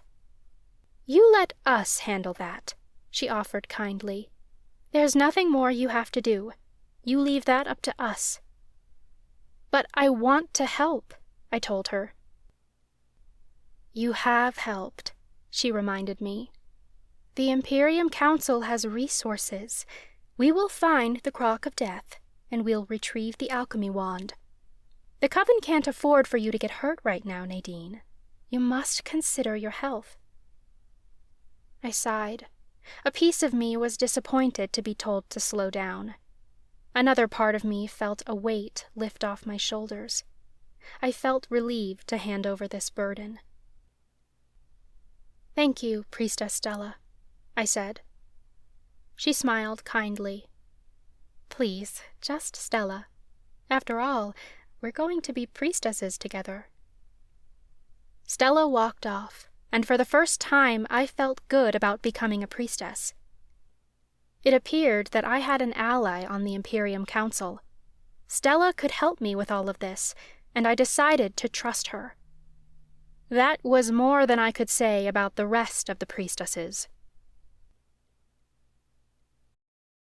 Chapter 11. Lucas. A week later, my head was still reeling with the information Nadine had found. We knew what we were looking for, but we had no idea where to find it. It was driving me nuts. "Lucas," Dr. Mack said, snapping me out of my thoughts. I lay on a couch in my therapist's office, staring up at the ornate designs on the tiled ceiling. I'd taken Helena's advice and finally started therapy. I'd had a few sessions already, and they seemed to be helping, though I had a lot of work ahead of me. The room was dark, with tones of black and red surrounding me. I liked the small space. It reminded me of a cave where I could hide away and not be bothered. I wondered if she'd decorated the room like that on purpose. I turned my gaze toward her. She was a middle-aged witch with short hair and cat-eye glasses. An eye tattoo was inked in the back of her hand, marking her as a seer. She always wore long, flowing cardigans and a pin shaped like a cat. It looked strikingly similar to the orange tabby that slept next to her desk every session. A clipboard sat on her lap where she took notes during our sessions. "Linda?" I replied. She insisted I call her by her first name, even though it felt more natural to call her Dr. Mack. I figured it was her way of trying to connect with me or something, but I didn't think it changed how much I opened up to her. It was hard, but I knew I wasn't going to get anywhere by bottling it all up inside. I knew I could trust Dr. Mack, and it had gotten easier to open up after a few sessions, but I found myself still holding stuff back. I wasn't sure whether I was holding back from her, afraid she'd judge me, or if there were things I was too afraid to admit aloud to myself. "You haven't said a word since you got here," Dr. Mack pointed out. "How are you feeling?" I swallowed the lump in my throat. "I'm all right, I guess." "That's good. How did things go with your parents?" I shrugged. I tried talking to my mom, but it didn't go over well. "My parents found an apartment, and they've filed an insurance claim. They seem to be doing okay, but it's hard to tell. Mom barely said a word, and trying to talk to my dad, well, that's a useless cause. I don't really want to talk about my parents, though." Dr. Mack nodded in understanding. "We don't have to talk about them. Last time we spoke, you said you wanted to talk about your hospital stay. Are you ready to discuss that, or do you want to save it for another time?" I relaxed and looked back up at the ceiling. "I can talk about it. I guess the biggest thing is that I blacked out, and that was pretty scary." "I can understand that," she said kindly. "How much of that day can you remember?" "I remember the morning, and I remember hiking and riding my skateboard, but I can't recall anything after I saw the car, I told her. It's like I got hit in the head or something, but the doctor said I didn't have a concussion. I guess I should consider myself lucky, but I can't help but think that maybe it wasn't the accident that made me forget. Maybe it was all in my head. And that terrifies me, because it means it could happen again. What if I forget something really important? Sometimes our minds forget the details in very stressful situations, Dr. Mack explained. It's our mind's way of protecting us, but it's a very real experience. Don't write it off as all in your head. What is any experience if not in our minds? Well, there are things that are real and things that we make up, I said. A concussion is a real, tangible thing you can see and diagnose. My amnesia, for lack of a better word, it's something I created because my mind is broken or something. Disassociation is just as real, Dr. Mack emphasized. And you are not broken. You are wounded and simply in the process of healing. What's the difference? I asked. We're not looking to fix you, she said. You're not something that needs to be glued back together. It's not about applying glue and a bit of paint to hide imperfections. We're bringing these wounded parts to the surface to be healed and released. Do you see the difference? I shrugged. I wasn't sure I did. Do you remember why you took your skateboard out that day? Dr. Mack asked. I drew a deep breath, trying to remember exactly what I'd been thinking that morning.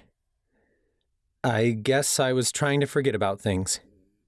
Maybe forget isn't the right word. It wasn't even about distraction, really. I just wanted to feel something again, you know? I thought if I started doing sports like I used to, it might make me feel better. Dr. Mack looked thoughtful. I think you had the right idea, but it sounds like you were looking to this as a cure, when sports are simply a tool. What's the difference? I asked. Dr. Mack paused before answering.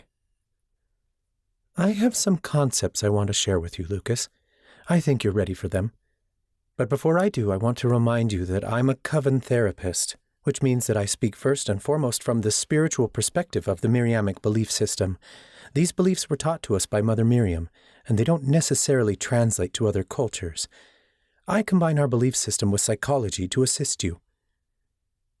I understand that, I told her, not quite understanding why she felt the need to remind me. She must have picked up on my tone. I mean to say that this spiritual perspective doesn't work for everyone, not even for all members of the coven. However, I ask that you open your mind to the ideas. Regardless of whether you choose to subscribe to them or not, it's safe to try on a new idea or two, like a new sweater. She had me intrigued, and I wanted to hear more. Lay it on me. Activities like sports can be helpful to inner healing, but deeper work must be done. Without it, these activities are simply temporary fixes and do not address what's truly going on below the surface. I eyed her curiously. So what is happening beneath the surface? She smiled slightly. That's what I'm here to help you figure out. From what you've told me, I believe much of your anxiety and depression stems from a lack of purpose. Can sports do that? Give me a sense of purpose?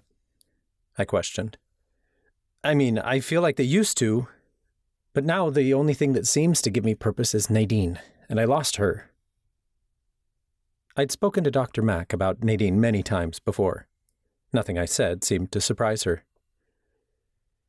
Sports were never your purpose, Dr. Mack said. They were a way for you and your brother to bond and escape your father. Maybe writing is my purpose, I suggested. Like sports, writing is a tool, she replied. That doesn't mean it can't become your passion that drives your purpose.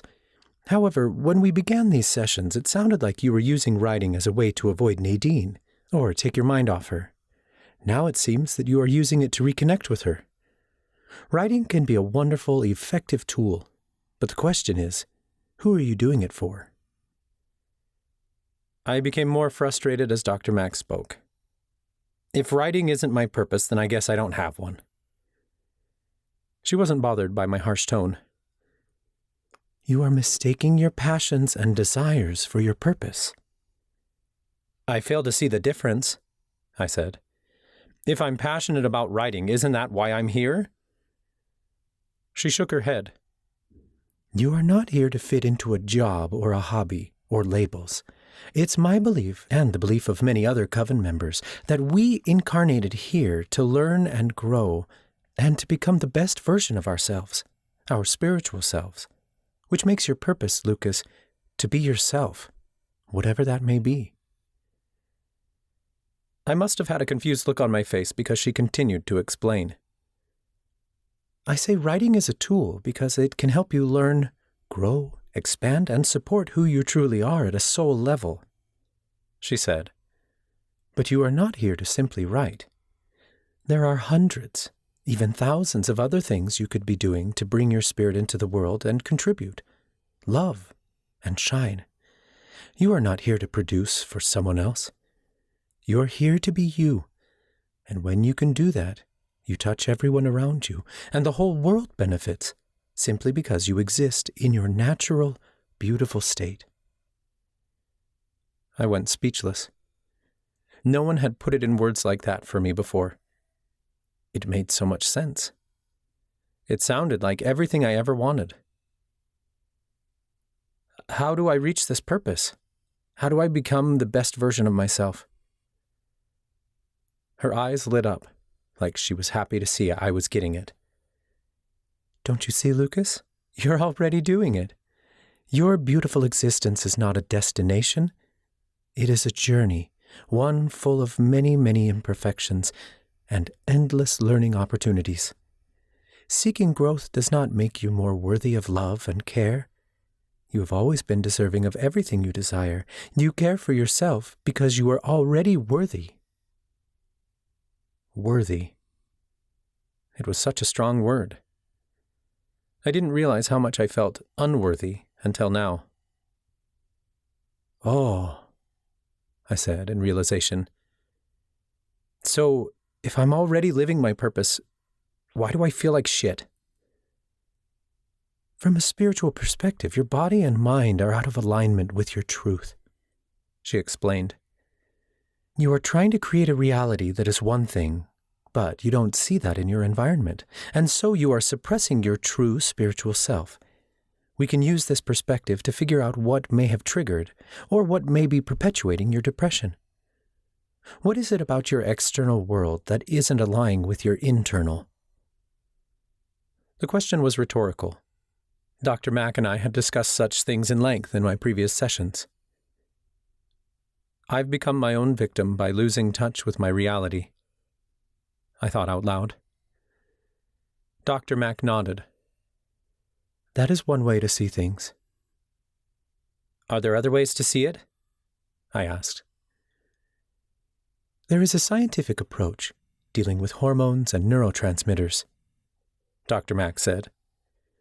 And we can always explore that side of things if you'd like. Many clients come to me seeking medication, and those who choose that route oftentimes truly benefit from it. But again, it is a tool. For some, spiritual healing is not enough, and they truly need medical intervention to help them. There are certain clients I will absolutely recommend medications to, and I always encourage listening to medical professionals first and foremost. Well, you're my doctor, I said. Do you think I need meds?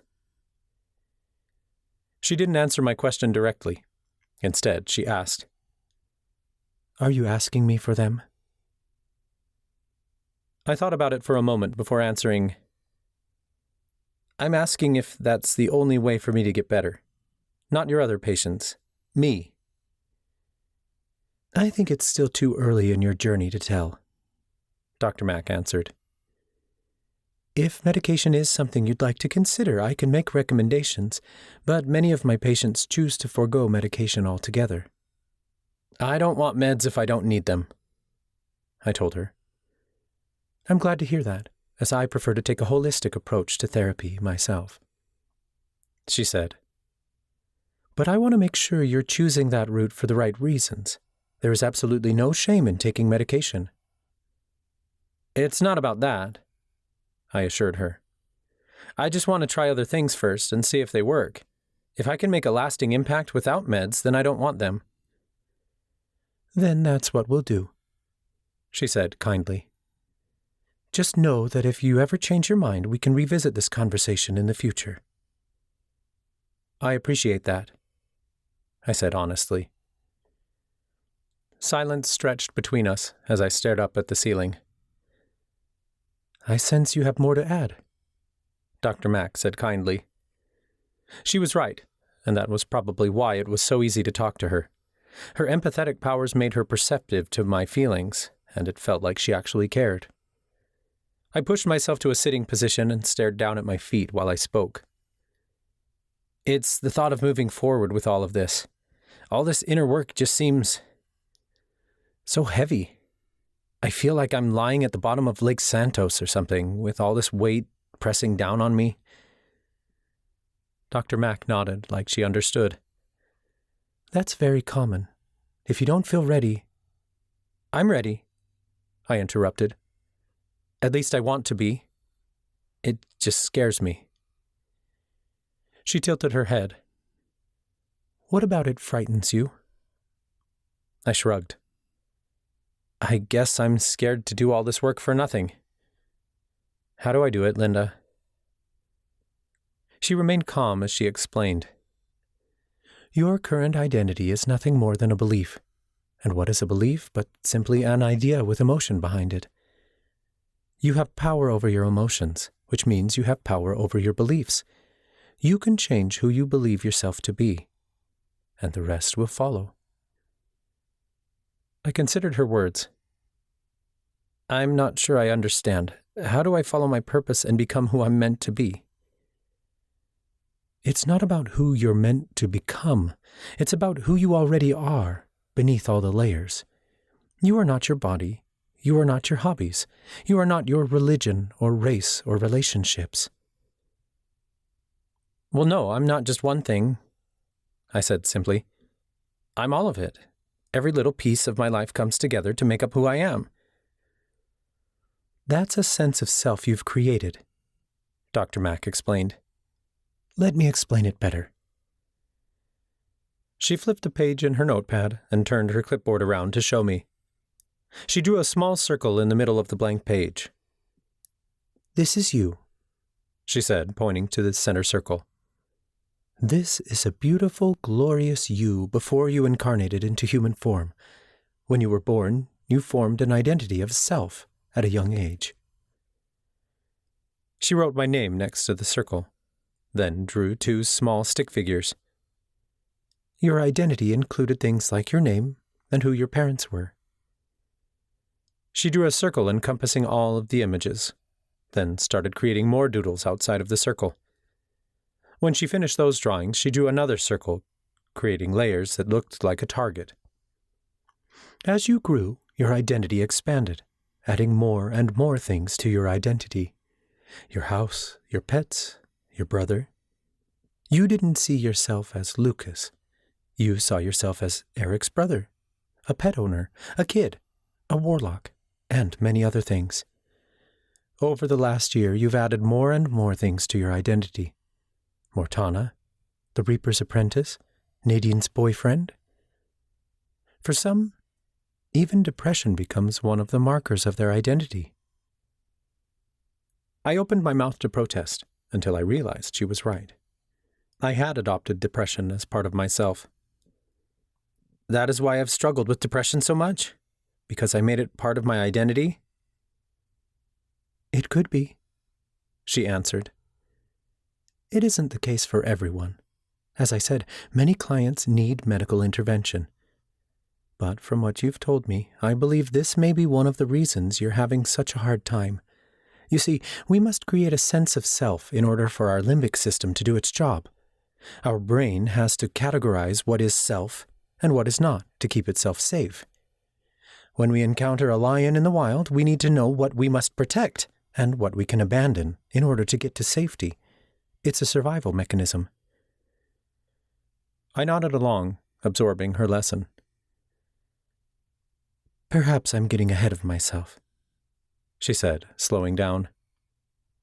No, keep going, I told her. I'm ready to hear it.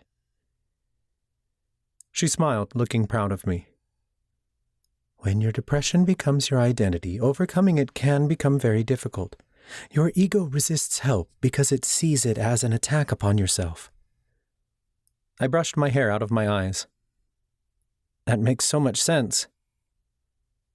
From this perspective, it's actually beneficial to categorize things like our loved ones into our sense of self, she continued. If we protect our spouse and children, the human race survives. So I've gone into survival mode, even though there's no lion trying to attack me? I questioned. She nodded. In some ways, yes. But this phenomenon is not unique to individuals with mental illness. It happens to all of us. It was nice to know I wasn't alone. That's not to say that we shouldn't love other people and protect them, she continued. The problem is that when we tie our identities to external things, like people or money or success, our experience becomes determined by those things. We lose our own sense of self because everything we're feeling is dependent on how that other person feels about us, or what grades we're getting in school, or how much money we have in the bank.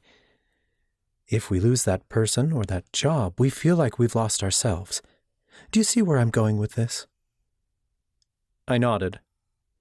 For once in my goddamn life, something actually made a bit of sense. None of this is who I truly am. Precisely.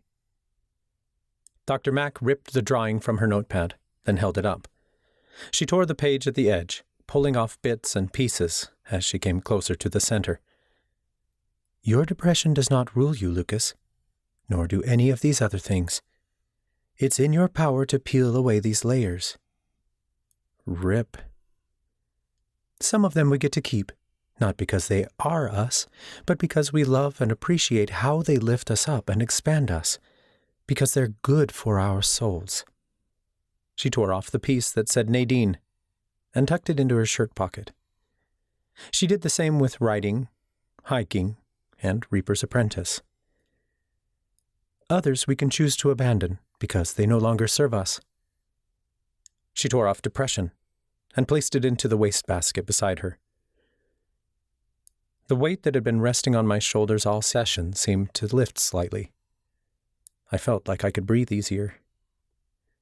She continued tearing away the layers until she held up the center circle she'd first drawn. Eventually, what you're left with is you, the true you, the soul you. She set the scrap of paper on the table beside herself, then took the other pieces back out of her pocket. She began sprinkling them around the tabletop. Everything else is simply something which we choose to surround ourselves with. Our values, our beliefs, our people, our experiences. It's all there to support us. I stared at the tabletop, absorbing the lesson. So you're saying I have control over all that? She looked thoughtful. To a degree. I do not want to confuse the power to choose with the power to control.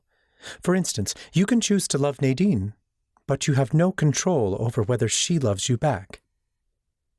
Dr. Mack picked up the piece that read Nadine and pulled it out of the pile to illustrate before she continued on. You can choose to write one of your articles and submit it for publication, but you cannot control whether the editors run your story. You can choose to skateboard down a mountain, but you can't control the wind or whether someone else is driving on that road. I chuckled lightly. No, I guess you can't. She rearranged the paper scraps as she spoke. The beauty of separating your identity from these things is that, should you take something away... She swept up a few items, leaving half of them behind, including my soul in the center. You do not lose yourself. You are safe. Nothing on this earth can harm your soul unless you let it. Warmth settled in my heart, and it was the first time in a long time I didn't feel ice cold. It was going to take some time to process her lesson, but I sensed that it had already done more for me than she'd ever know. I wrung my hands. How do I do it? How do I separate myself from all this and start over? You don't have to strip your old identity all at once, she promised. In fact, I encourage you to hold on to any identities that are serving you, anything you truly feel good about. There are many tools we can use in this process, though it will take time, repetition, and conscious effort. It's going to be difficult, but every other client I've had go through the process tells me that it's worth it. Okay, so we're not starting over. I made sure to choose my words carefully to ensure I understood the message. I'm just rearranging some things, healing others, and embracing who I truly am. If everything in my environment changed, what would I be left with? Dr. Mack beamed at the rhetorical question. You're already on the right track, Lucas. I'm so proud of you. Hell, I couldn't believe I was actually getting somewhere. The idea behind this is to essentially rewire the brain, Dr. Mack said. We can use tools like journaling, meditation, and hypnosis, deep breathing, dancing, music, prayer and rituals, affirmations, the list goes on, to help you overcome some of the beliefs and habits holding you back. I know it sounds like a lot, but we don't have to use all of these tools. There is no one-size-fits-all approach. For example, some of my clients really enjoy music and dance because the activity keeps them grounded in their body and in touch with their reality. Other clients prefer the peace and quiet of meditation. The key is finding what works for you and to leverage it to your advantage. I thought about it for a moment. I like music. Maybe we can start there. Journaling has helped me before, so I could try that again. And maybe affirmations? I'm not sure. Well, we can try it, Dr. Mack suggested. If it doesn't work for you, we won't force it. I'm going to put together a playlist of songs I want you to listen to, and I'll send over some journal prompts that we can go over in your next session. I'm glad to see you taking this so seriously, Lucas. I shrugged like it wasn't a big deal, but I knew it was. Something has to change. I hate that I've wasted so much time. Dr. Mack's expression softened, like she really felt for me. It's important that you forgive yourself for your past. Well, my past self was a bit of a whiny bitch, I joked. Dr. Mack didn't seem to like the joke, because she frowned and stood. She walked over to her desk and opened a drawer. There's a ritual I'd like you to try if you're willing. I think you're ready. My spine straightened. What kind of ritual? She pulled out an old leather-bound book that looked like it must be a spell book. It's one of forgiveness and letting go of the past. She flipped through the pages, then handed me the book. I scanned the open page to see it wasn't a spell book at all. There was no magic involved. But I was willing to try anything. I furrowed my brow. Do you really think I'm ready for this? She smiled softly. I do. You are open and ready to learn. I believe in you. Thanks. I think I'm ready to believe in myself too. I never thought I'd hear myself say that. The crazy thing was, it was actually true. It didn't feel right to rush into the ritual right away, so I spent the rest of the week preparing for it. Every moment I wasn't in class, I was writing in my journal, pouring my heart onto the page. By the time classes finished on Friday, I had half a notebook filled with confessions and fears. Once I started writing, I just couldn't stop. I left after sunset on Friday night and hiked through the forest to a secluded edge of Lake Santos. By the time I reached the water, it was well past curfew. The small clearing I'd found housed nothing more than a rock, just large enough for me to sit on. Trees surrounded me, and I felt cozy and alone, like no one else would bother me here. It was perfect. It was the new moon, the perfect time to perform this ritual of new beginnings. The stars were the only light I had to see by. I stripped off my hoodie and tossed it beside me in the grass. The autumn night air was surprisingly comfortable, as if welcoming me to perform the ritual. The ritual was going to be difficult, that much I was certain. But for some reason I felt totally calm. My hands didn't shake as I conjured my journal and the book of rituals. My feet felt steady in the grass. I gazed out over Lake Santos with hope in my heart. I'm ready, I told myself. Let's do this.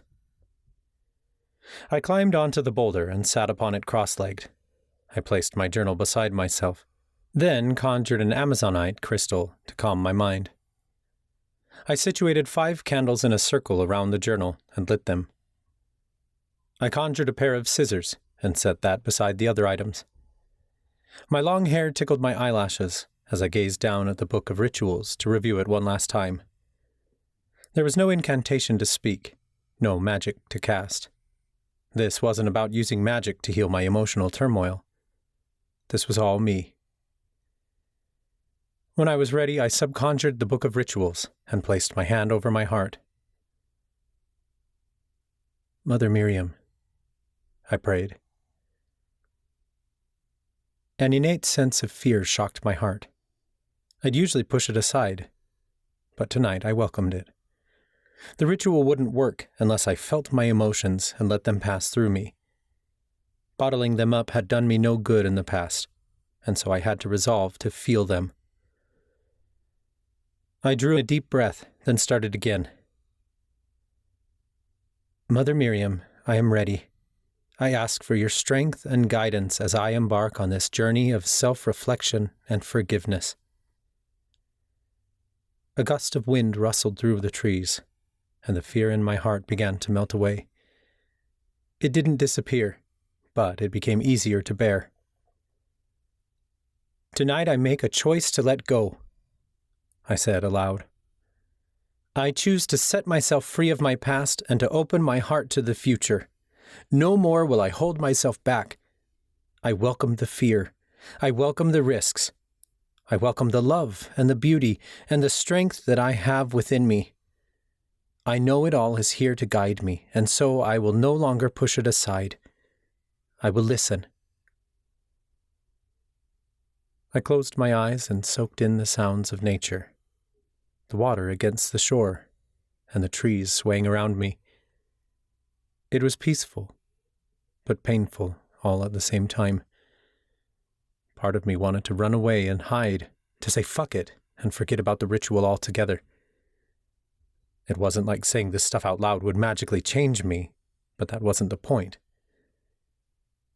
I focused on the rock beneath me to ground myself in the moment. My fear does not rule me unless I let it. I am safe here, I told myself. I am safe to let go of all that has been holding me back. I've been so afraid to let go because I thought it meant forgetting. I can't forget the things I've done or the things that have been done to me. I hold on in hopes of not repeating the same mistakes over again, but it's this holding on that has its power over me. I do not have to forget, but I can be okay moving on. The wind brushed through my hair and I breathed a long sigh. Just saying it out loud made a huge difference. Even if I didn't believe everything I'd said deep down inside, I knew that I could learn to believe it, with time. The change started right now. I am ready to release this baggage, I spoke aloud. I no longer wish to carry around the weight of my childhood memories. I do not have to acknowledge that my father's actions were okay, but I do not have to dwell on them anymore. I am free of him. The only chains that remain are those which I've created myself.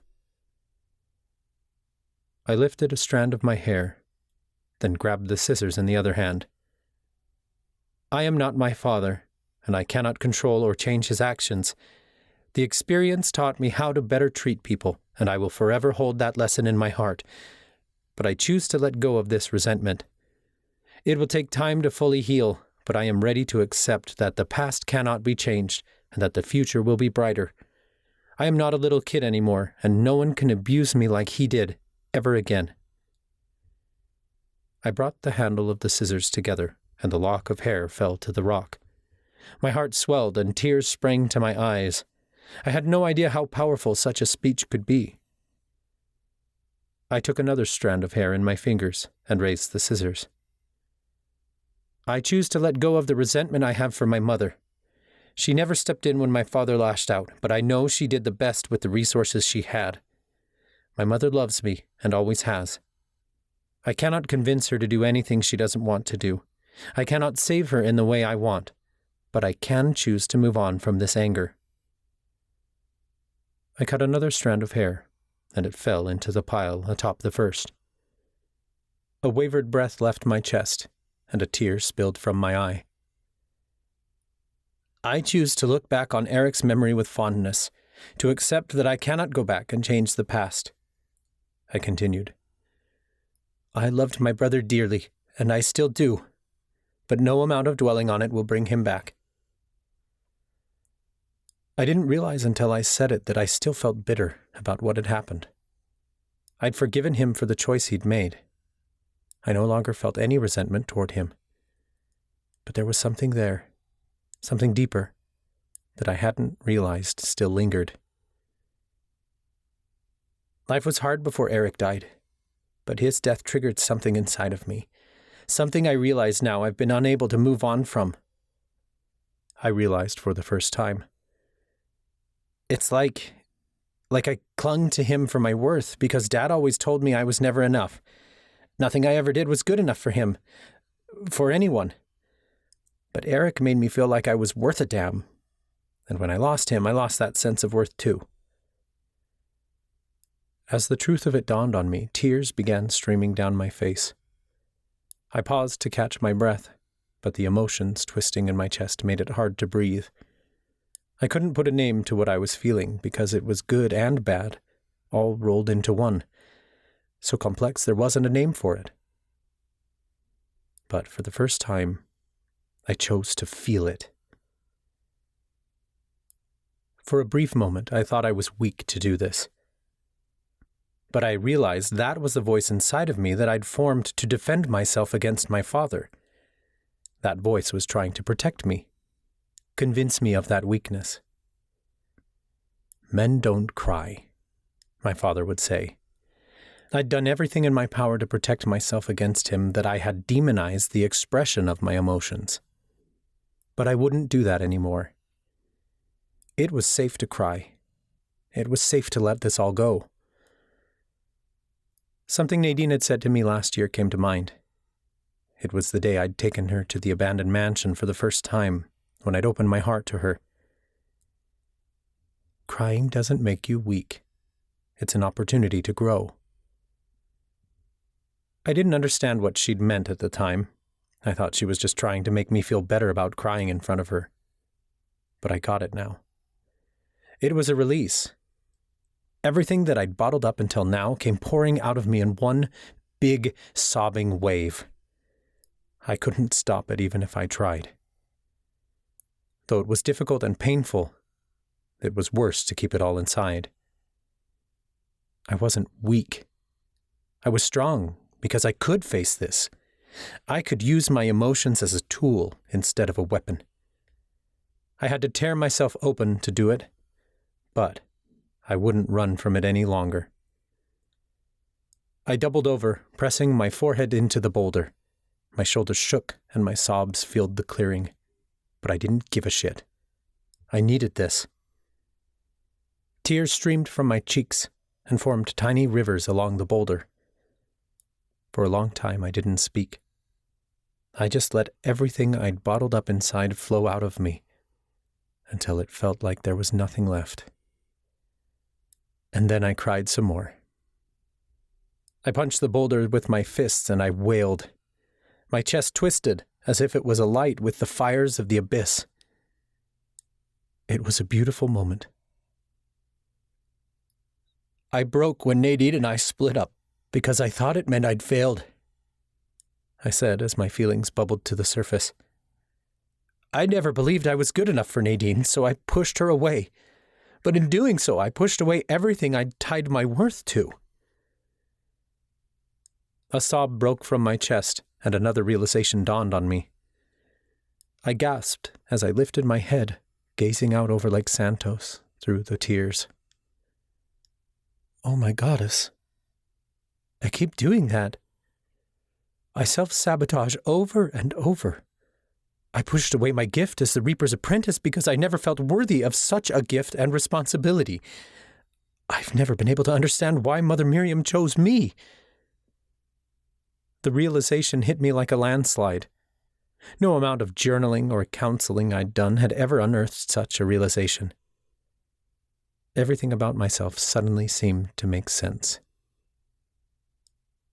I tried to change the wrong things, I realized.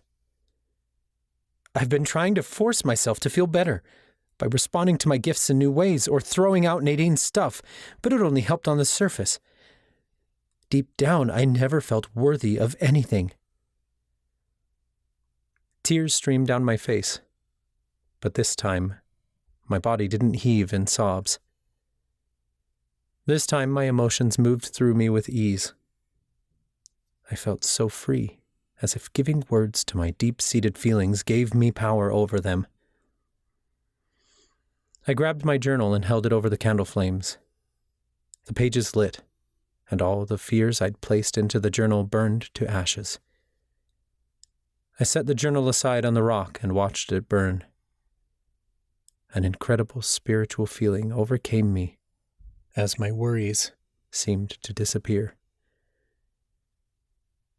A raindrop fell from the sky and hit the end of my nose.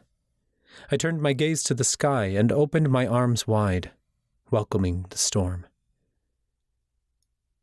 I choose to claim control over myself again, I announced to the sky overhead.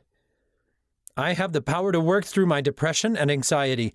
They do not control me. Heavy raindrops splattered against my face, and the sound of them hitting the water seemed soothing. It seemed so symbolic, as if the rain had come to wash me clean. I didn't really think about what I did next. It wasn't part of the ritual. It just felt like it needed to be done for me to truly move past all of this. I stood and began stripping my clothes off. With every article of clothing I removed came another declaration. I am worthy, I claimed as I stripped off my shoes. Not because Mother Miriam chose me. Not because Nadine wanted to be with me. Because I choose to be. Not someone else. Me. I pulled off my socks, then tossed my wet hoodie onto the rock. I am the Reaper's apprentice because I chose to serve the goddess. No one forced this upon me. I accepted. My gift is good, and I am worthy of it. I yanked my t-shirt over my head, then kicked off my pants. I am worthy! I declared one last time, shouting it over the sound of the raindrops around me. Then I stepped into Lake Santos. The chilly water made me shiver, but I was ready for this. I walked out into the lake until I couldn't touch anymore. Raindrops ran down my face, but I didn't mind them. I took a deep breath, then allowed my body to dip below the surface. I released my breath and sank to the bottom. I lay flat on my back, feeling oddly at peace beneath the weight of the water above me. I am worthy. I am enough. Love surrounds me everywhere I go. I repeated the affirmation over and over again in my mind. My chest began to feel as if it might implode, but I didn't stop just yet. I continued to repeat the phrase until I actually started to believe it. I am worthy. I am enough. Love surrounds me everywhere I go. My aching chest told me to give up, to kick myself to the surface and take a breath. But I wanted to stay. It wasn't to torture myself. In fact, it was the exact opposite. There was something spiritual about laying here at the bottom of the lake, confessing my fears and welcoming a new perspective. I didn't want to leave until I had to. I am worthy. I am enough. Love surrounds me everywhere I go. I repeated in my mind. Then the most amazing thing happened. I saw a light behind my eyes, as if the morning sun was coming out. But I knew that couldn't be. It was nighttime, and storming. I opened my eyes to see a white light floating above me in the water. Beyond it, I could see the ripples of the raindrops upon the surface of the lake. I thought I must be hallucinating. I'd gone too long without oxygen, and my mind had made up the white glowing light. Then came the voice. The white light spoke to me in a voice I'd heard once before. She was calm and supportive, like the voice of a mother. You are worthy. You are enough. Love surrounds you everywhere you go. The white light said to me, You are ready to show the world the light within you, Lucas. It was Mother Miriam. A feeling of weightlessness overcame me, and even though I lay at the bottom of the lake, I felt like I was floating. Thank you, I thought. As if the light could hear me, it began to swirl around me. Then the light lowered until it touched my head. A warm, comforting feeling swelled inside of me. The light seemed to enter me through the head, and it swept through me, permeating its beautiful energy into every cell of my body. I felt invincible. I lost all sense of time when the light touched me. It was so spiritual and beautiful that my breath didn't even seem to matter at the moment. I didn't know how I reached the surface of the water. I didn't remember kicking off the bottom or swimming to the top. But somehow my head broke the surface, and the light that had touched me was gone. I sputtered and inhaled a deep breath, then glanced around. Panic hit me when I realized how far away from shore I'd gone. I could barely make out the shadows of the shoreline. My arms and legs felt like noodles as I began to swim back to shore. My vision blurred as raindrops trailed into my eyes. It was so dark out, I wasn't even sure I was headed toward shore. Maybe I'd imagined the shoreline. For all I knew, I was headed out to the center of the lake. Relief flooded my body when my toes hit sand. I stumbled toward shore and tripped on a rock. I gasped for breath as I crawled the rest of the way out. I'd expended all of my energy and collapsed into the grass. My wet boxers clung to my legs. My feet remained submerged in the water, and the side of my face became coated in mud as I sucked in deep breaths. Something moved in front of me, but it was so dark that I couldn't make out what it was. Shaking, I lifted my head and squinted through the rain. I heard something like footsteps in the mud, and though any rational person would have made a run for it, I didn't move an inch. It felt safe, whatever it was. I reached out and something soft nudged my fingers. A meow sounded. It was a gray tabby cat. My breath hitched as the world around me seemed to tilt from side to side. The scent of bergamot hit my nose. It instantly took me back to Saturday mornings as a kid, when Eric would brew a pot of Earl Grey tea for us to share. The taste of peanut butter cups filled my mouth, reminding me of mine and Eric's post-Halloween parties, where we stayed up all night trading candy and stuffing ourselves until we passed out. He always gave me all his peanut butter cups, because they were my favorite. "Eric, you son of a bitch!" I laughed. There was no doubt in my mind that this was him, my brother's soul reincarnated to guide me along my journey. The cat nudged my hand again, and I scratched it behind the ears. He purred like my touch was the most amazing thing in the world. My heart swelled with joy. I pushed myself up and reached out for the cat. The rain began to let up as I squeezed the creature to my chest. I buried my face into its fur, and it pressed its nose to my forehead. "It's about time you showed up," I said as I wept into the cat's fur. Just in time, too. People always said your cat would arrive when you needed them most. I'd come here tonight a broken shell of a human being. But I'd emerged from the water a new man. I was ready now, for whatever was ahead.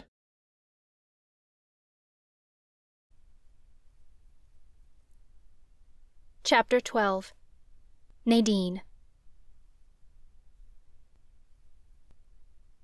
Several hours earlier. I felt like shit. I probably should have skipped class, but I didn't. I stroked Issa's fur and ignored my pain while I focused on my moonology lecture. "We've spent the last few weeks studying moon cycles," Professor Lauren said. She paced in front of the room, her long black dress billowing around her ankles. "Today, we'll be discussing new moon rituals before moving on to full moon rituals later this semester. This is important information to pay attention to, as various rituals are more powerful depending on what phase the moon is in when the ritual is performed." She stopped beside her desk and stroked her cat's tail before continuing. "The new moon marks the beginning of a cycle. It is a time to focus on new beginnings, such as your goals and manifestations. The full moon, however, signifies completion. It is a time to celebrate your achievements, to let go, and forgive that which has come before. Both phases are important, and they can even work together. You will find that full moon rituals are just as important as new moon rituals for manifesting your desires. You must release the old in order to welcome in the new." I raised my hand. "Is that why the full moon is so good for cleansing energy? And why we charge our crystals under the full moon? Because we're letting go of that old energy?" "Precisely," Professor Lauren said. A few seats over, Stacy snickered under her breath. She leaned over to the girl beside her and whispered, "She's so clueless." The other girl, Valerie, eyed me up and down. What a freak. I sank a little in my chair, and Amy leaned over to me. "I'll fry them with a battle orb if you want." "Don't do that," I whispered back. Professor Lauren pursed her lips and shot a death glare at Stacy and Valerie. "We'll be focusing on new moon rituals first, so I want you to start thinking about something you'd like to create. A new beginning, if you will. You'll be required to perform a moon ritual during the semester and write a paper on your experience." Professor Lauren shared a brief overview of various moon rituals, then gave us time to write out ideas for our projects. By the time she dismissed class, I hadn't come up with anything. I was so bothered by Stacy's and Valerie's comments that I couldn't think straight. I gathered my things, but I moved slowly. "Do you want me to wait for you?" Amy asked. "I'll be fine," I told her. "Okay," she said, though she didn't look entirely convinced. "I'll meet up with you later." Everyone had left the room by the time I stood. I felt horrible. "Nadine," Professor Lauren called before I reached the door. I turned to her. "I'm sorry, Professor. I didn't mean to interrupt class with a stupid question." "There are no stupid questions," she stated kindly. "I think Stacy and Valerie would disagree." I tried to joke about it, but my words fell flat. Professor Lauren frowned. "And why should their opinions matter?" I shrugged. "I don't know." She waved her hand, and the door shut by itself. "Let's talk." I took a curious step toward her. "About what?" Professor Lauren rounded her desk and sat, then gestured to the nearest chair. "First of all, I'm curious why you're in class today." I furrowed my brow as I sat. Issa jumped onto the desk in front of me, purring. "Why wouldn't I be?" "It's come to my attention that your paperwork at the school's Disability Services office has been approved," she said. "You're supposed to be taking it easy." I grimaced. "I'm trying. I just have a bit of a cold." It wasn't a lie. I'd definitely come down with some sort of infection. Professor Lauren shifted in her chair. "I know a flare-up when I see one." My jaw dropped. I'd gotten so good at hiding my flare-ups that even Grammy couldn't always tell when I was feeling ill. You say that like you know firsthand, I pointed out. She nodded. I myself have Crohn's disease. My symptoms are under control, but I've spent many years with severe abdominal pain and fatigue.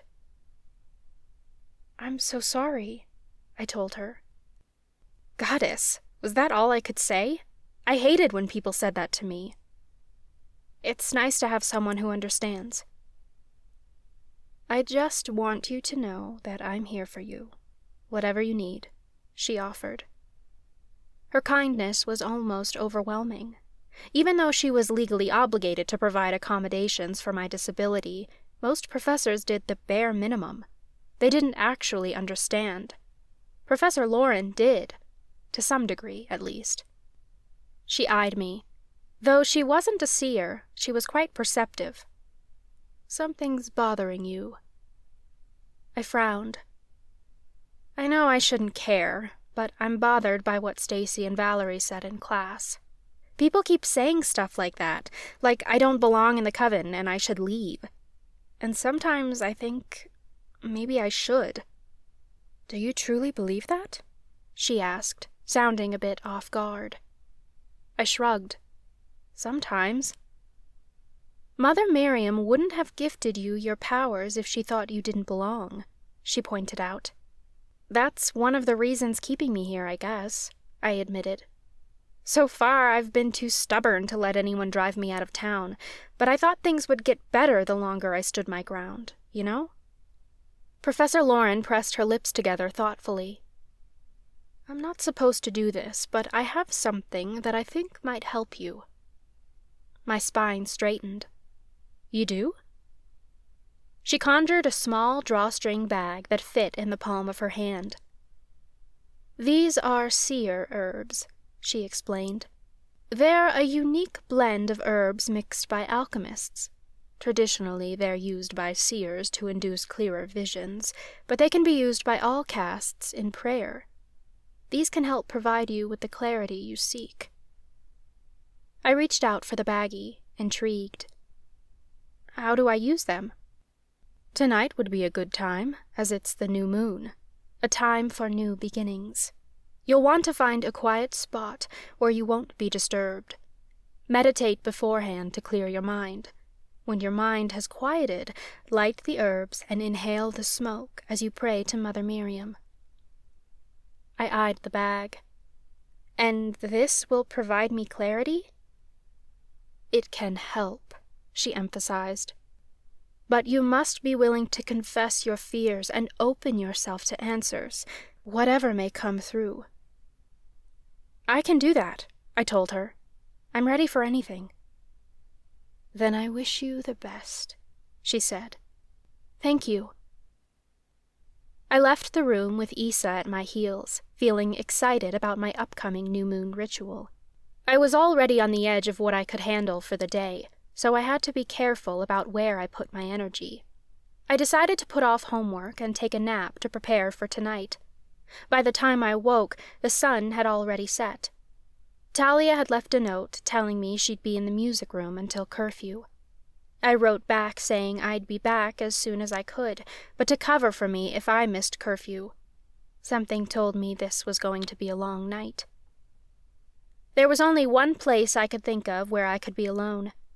It wasn't ideal, because it reminded me so much of Lucas, but I knew I wouldn't be disturbed.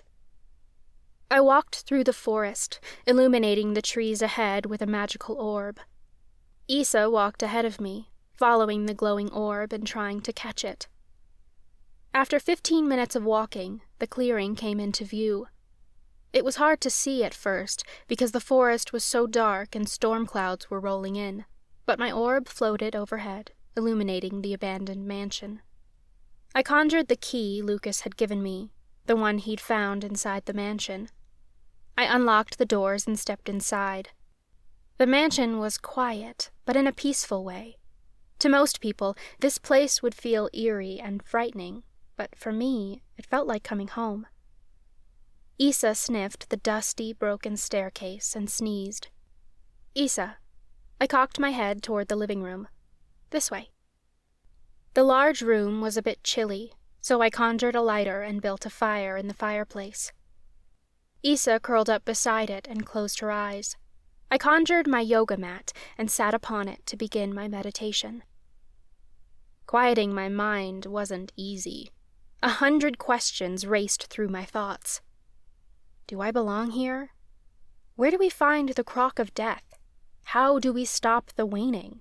Did I give the priestesses enough information? How do I fulfill the prophecy? If I learned anything from my meditation and inner magic class, it was to allow my thoughts to move through me without judgment. I tried to do that, but my mind jumped from one thought to another before I could really process any of it. Mother Miriam, I whispered to the empty room.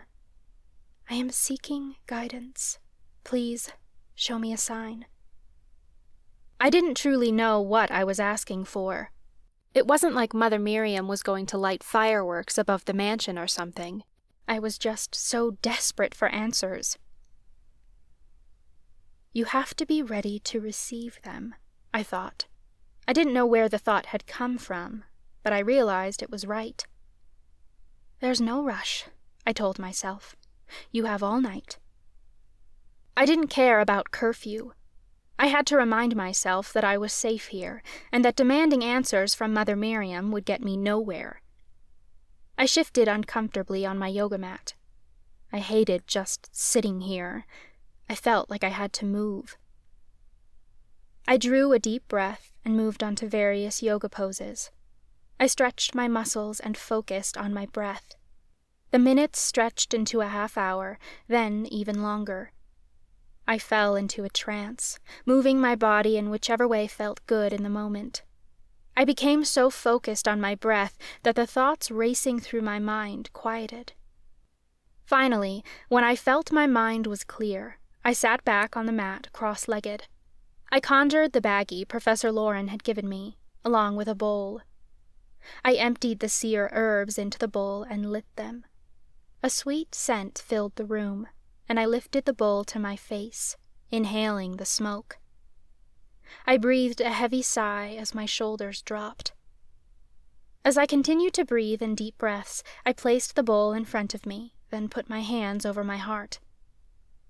Mother Miriam, I whispered to the empty room. I pray to you tonight, seeking guidance. I have so many unanswered questions. All I wish to do is help the coven, but I need your support. What must I do? I sat quietly, waiting. The seconds ticked by until minutes had passed.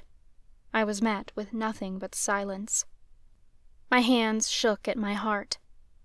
Please, Mother Miriam, I know that you can communicate with the coven. We have prayer and visions and intuition. I must know where to go next. I wished I could say that it was as simple as listening to my heart, but my heart was as conflicted as my mind. I began to get frustrated, but I knew that would only delay the process. I tried to calm myself by taking deep breaths, but I couldn't help it when frustrated tears rose to my eyes. Goddess, I begged, the coven is in danger. The waning is threatening our magic, and there's a prophecy that says Lucas and I are chosen to save the coven. What must we do to fulfill this prophecy? The wind whistled through a broken window nearby, but that was the only response I received. Sobs broke out in my chest, and I doubled over, pressing my face into my hands. Why wasn't this working? Professor Lauren's words came back to me. You must be willing to confess your fears and open yourself to answers. Perhaps I was trying to force the answers. I don't know if I can do this, I confessed. The truth twisted my gut. I try to convince myself I'm so strong and resilient, but I can't be strong all the time. It's tearing me apart. I wiped at my eyes, but the tears kept coming. The confessions felt like slicing my own stomach open, pouring everything out of me that I didn't even know was there. "I'm scared of this prophecy," I admitted aloud. "My illness is so unpredictable, and I'm so sick all the time. I fear that to save the coven, I'll have to lose myself. I don't think that's a decision I'm willing to make, especially when no one but my friends even want me here." My whole body rocked in sobs, but I couldn't stop the confession once it started. "I don't understand why I'm responsible for saving the coven when there are so many other people with more resources. Is it because I'm a curse breaker? Is that what the waning is? A curse I need to break? Why me? Why am I the only witch of my kind? I don't understand." I gasped for breath. It was all so overwhelming. I just want the coven to live in peace. I feel that saving them will earn me my place here, but that feels so backwards. I don't want to save them just to prove myself. I want to save them because they're my people, because this is my home. At least, I want it to be. My shoulders sagged as I released all desperation and surrendered. My voice quieted. "I just need to hear a message. What is it that you want me to know right now? What will help me through all this?" A bright white light shone through my lids, and my eyes shot open. At first, I thought someone had discovered me here and was shining an orb through the window. But the light was different from a witch orb. It was brighter, more brilliant, and I could feel the love radiating off of it. I was so mesmerized by it. My tears ceased, and I wiped them from my cheeks. The light floated toward me, and I reached out for it. I wanted to touch it, as if doing so would solve everything. It seemed like the kind of light that could wrap me in a hug and make everything better. But before I could touch the light, it began to transform. The orb elongated, and the light became so intense that I had to shield my eyes from it. After a few moments, the light dimmed, and I lowered my hand to see the form of a woman standing in front of me. Her outline glowed, as if I was in the presence of an angel. Only when my eyes focused on her face, I realized it was even more incredible than that. I'd seen her warm eyes and soft smile countless times before in the painting that hung above the mantel in the main foyer. I knew the gentle wave of her hair by heart. It was Mother Miriam. I was so starstruck that I couldn't find my lips. I gaped at her. "Mother Miriam?" I stammered breathlessly. She gazed down at me with a soft smile. I felt so welcome in her presence, but I didn't understand how she was here. I didn't think it was possible. I bowed my head to her. "Nadine," she said kindly, reaching out her hand to me. "There is no need to bow to me." My breath wavered as I lifted my gaze to hers. I can't believe this." "Believe it, my child. I am here," she assured me. "I thought my evoking ceremony was the only time—" I trailed off. I could hardly find the words. It was like I needed to rationalize this, like maybe it was something in my mind. "Traditionally, witches can only contact me on the night of their evoking ceremony," she explained. "Even the gods have a difficult time bending the rules of nature. And because of that, I'm often unable to appear outside of the ceremony. These are the ways of the spirit realm. But sometimes, when the planets and stars are aligned, and the energy of the witch summoning me is just right, I can appear. Walk with me, Nadine. I'm not sure how much time we'll have." I didn't have to question it. I stood and followed Mother Miriam out of the mansion, leaving Issa sleeping by the fire. "Is this real?" I asked her as we headed toward the trees. Or is it a vision, like in my evoking ceremony? She smiled at me.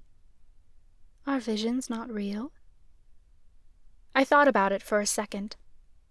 I guess they are, just not physically. Well, why does something have to be physically present to be real? She asked. Can you see, touch, and smell love? I guess not, I admitted. And yet, it is one of the realest things in the universe, Mother Miriam pointed out. Which makes me wonder, Nadine, what do you define as real? I gestured to the trees around us. Well, the trees are real. They're solid. I can touch them and feel them. And those sensations are interpreted by your brain, yes? She asked, pointing to her temple. I wasn't sure where she was going with this. She must have noticed my confused expression, because she explained further. Everything you touch is interpreted as solid by your brain.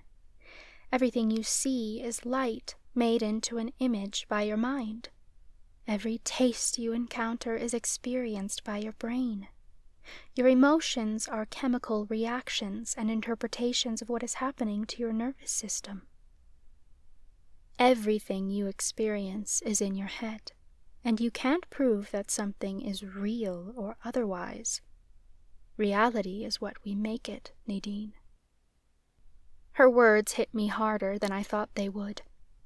This wasn't just about the question I'd asked. It went much deeper. I didn't even realize I needed to hear the lesson until she gave it. I get what you're saying, I said. Is that what you came here to tell me? Is that the answer I needed to all of this? She smirked lightly. You tell me. You're the one who summoned me. I guess I didn't think you'd actually show up, I admitted. I was expecting more of an intuitive answer, to be honest. I'm still learning how to listen to my intuition, though.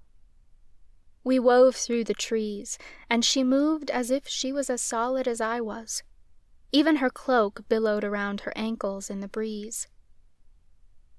Can I ask you anything? I questioned.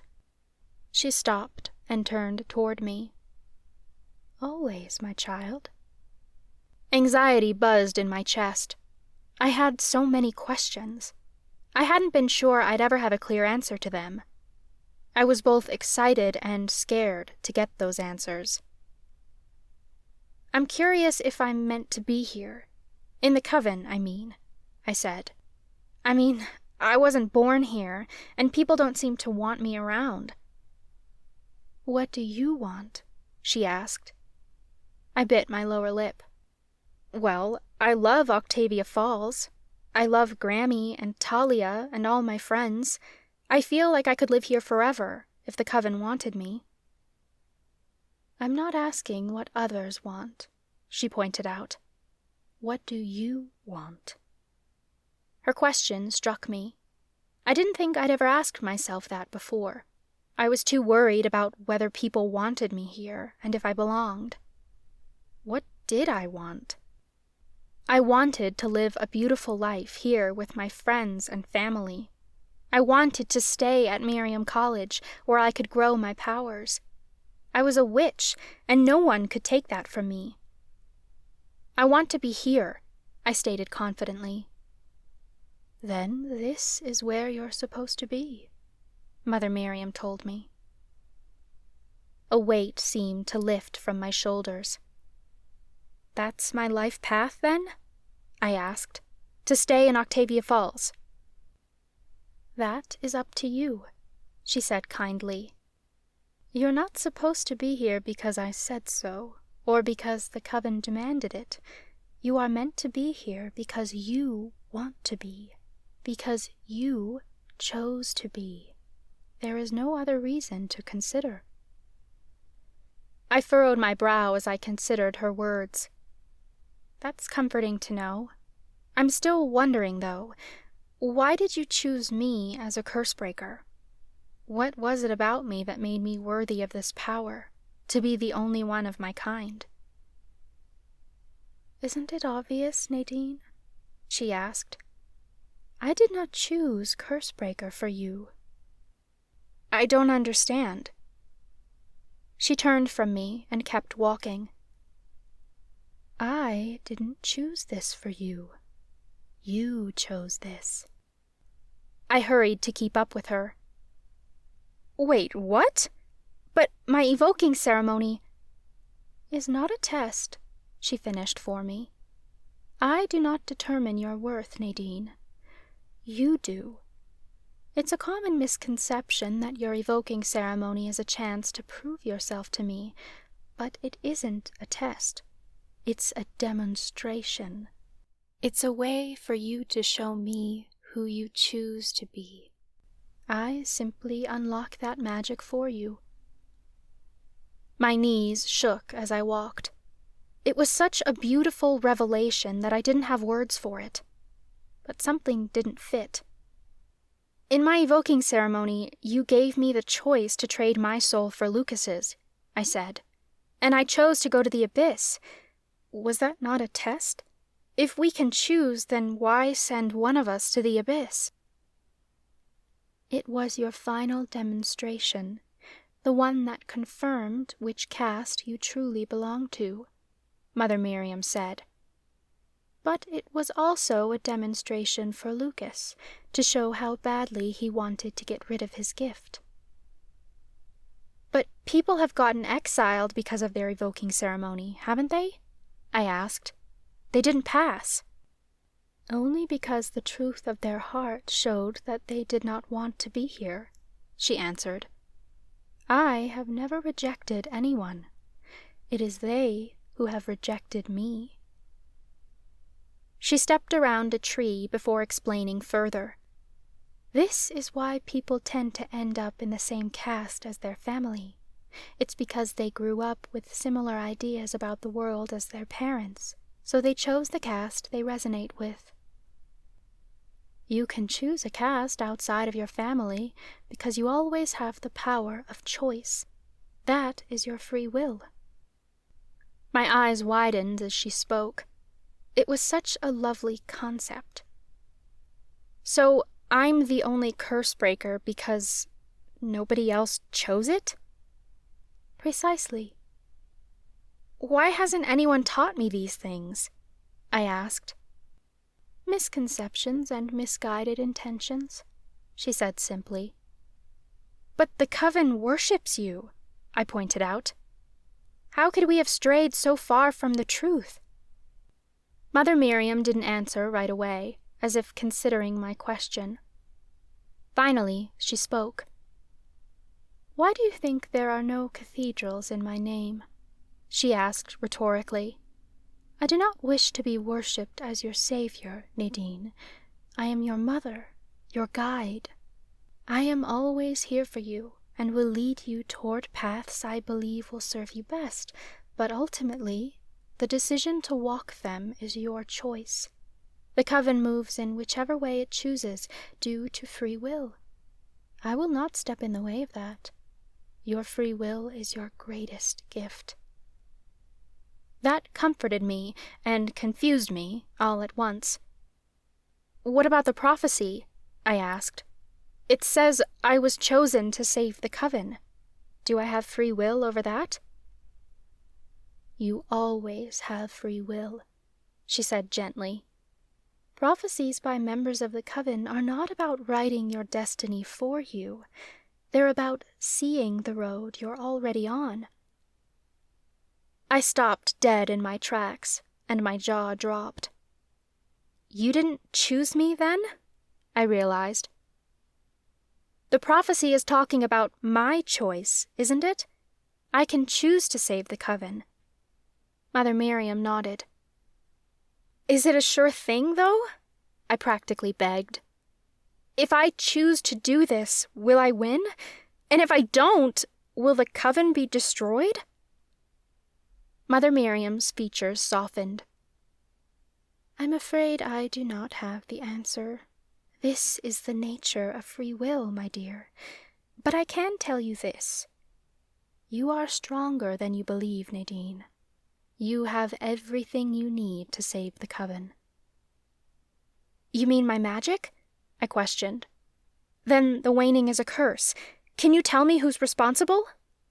She shook her head. It is not your magic that I speak of. You are intelligent and determined, and you know how to make tough decisions. That means a lot, I said honestly. But I don't know if I'm ready for this. Then why are you asking me where to go next? She questioned. I opened my mouth, but the answer hit me so hard it practically knocked the wind out of me. I've already made my decision, I realized. She nodded. The prophecy wouldn't have been made otherwise. Then I'm going to do everything to stop this, I stated confidently. She smiled, looking proud.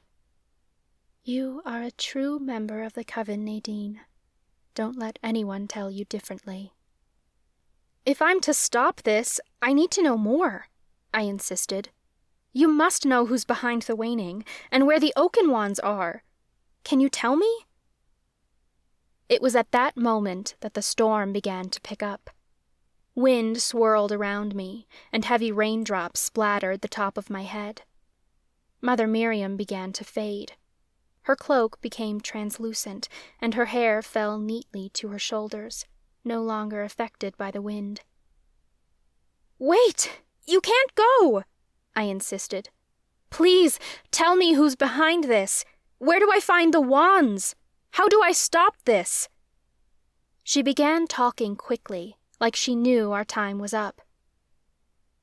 The first wand lies inside the cursed cauldron, as you predicted. You, Nadine, must be the one to pursue the alchemy wand. But the priestesses won't retrieve it without you, she interrupted. The Oaken Wands can stop this dark magic, but you must... Before she could finish speaking, she vanished. I swore something inside of my chest left with her. I must what? I cried to the empty forest. What do I do? There was no answer but the howling wind. I became so unsteady that I dropped to my knees. The rain picked up, soaking me from head to toe, but I couldn't seem to move as I processed everything Mother Miriam had said. I didn't know how long I sat in the rain, staring at the empty space in the forest where Mother Miriam had vanished. I shivered in the cold and wrapped my arms around my legs, as if holding myself together. Eventually, the sound of a meow broke through the forest, and I squinted into the dark rain to see a shadow moving toward me. She's gone, Isa, I whispered. Isa nudged her head against my arm until I let go of my legs and pulled her onto my lap. I was half surprised I didn't fall into a million pieces right then and there. The fact that I didn't sent a wave of calm washing over me. I recalled something Mother Miriam had said to me. Not tonight, but the night of my evoking ceremony. You are not defined by what happens to you. You are defined by how you react to it. The coven could not break me unless I let it. Everything I was dealing with lately, the waning, the Oaken Wands, the mystery of Nightshade, breaking up with Lucas, and my disability, they were all just things that happened to me. They did not define me. I defined who I wanted to be, and I was an unbreakable, unstoppable witch. That hole that had opened up inside of me closed. Rock-solid resolve took over, and I rose to my feet, cradling Isa to my chest. Mother Miriam believes in me, and it's time I start believing in myself, I told Isa. I have a destiny to fulfill. The coven had gone too long without a curse-breaker. I was going to be the best damn curse-breaker there had ever been. I would find the cauldron. I would retrieve the wand. And I would save the coven, no matter the price I had to pay.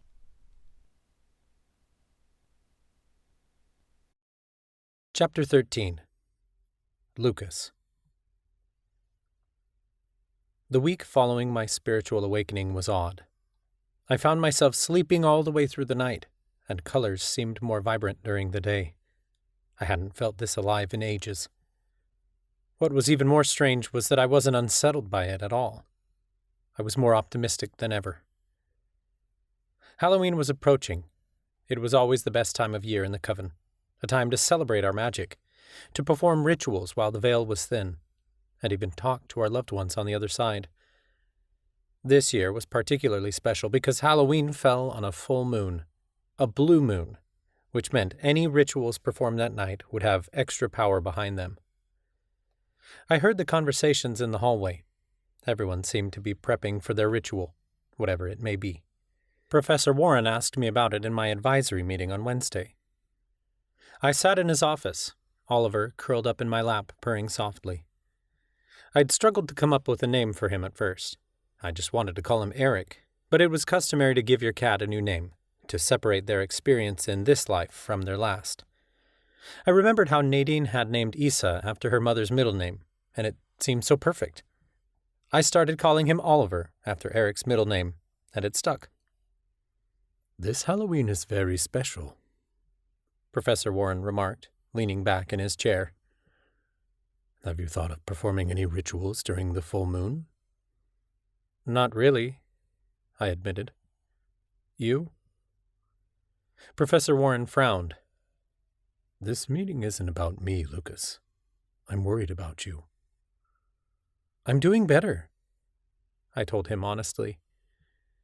Dr. Mack is really helping me, and it's nice to have Oliver here.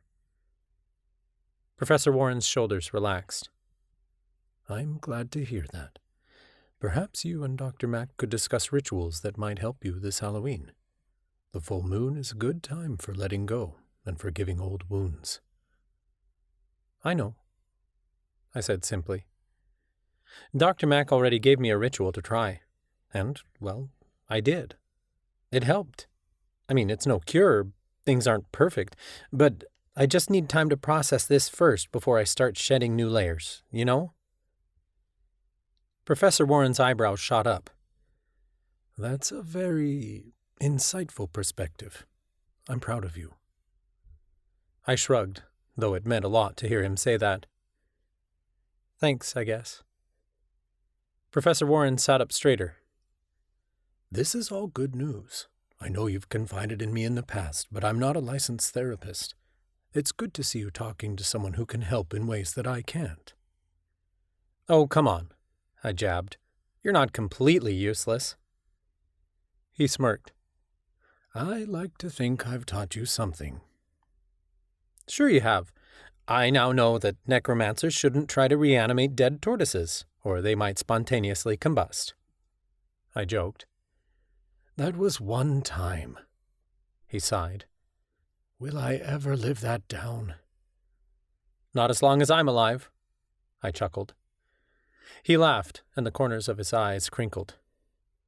"It's good to see you laugh, Lucas. Sometimes I worry you take life too seriously." I shrugged. I guess we have that in common. He sighed and fiddled with the watch on his wrist, probably so he didn't have to look me in the eye.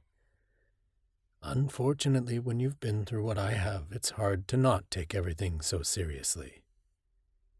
You mean because of what happened to your wife? I asked carefully. The atmosphere in the room suddenly shifted.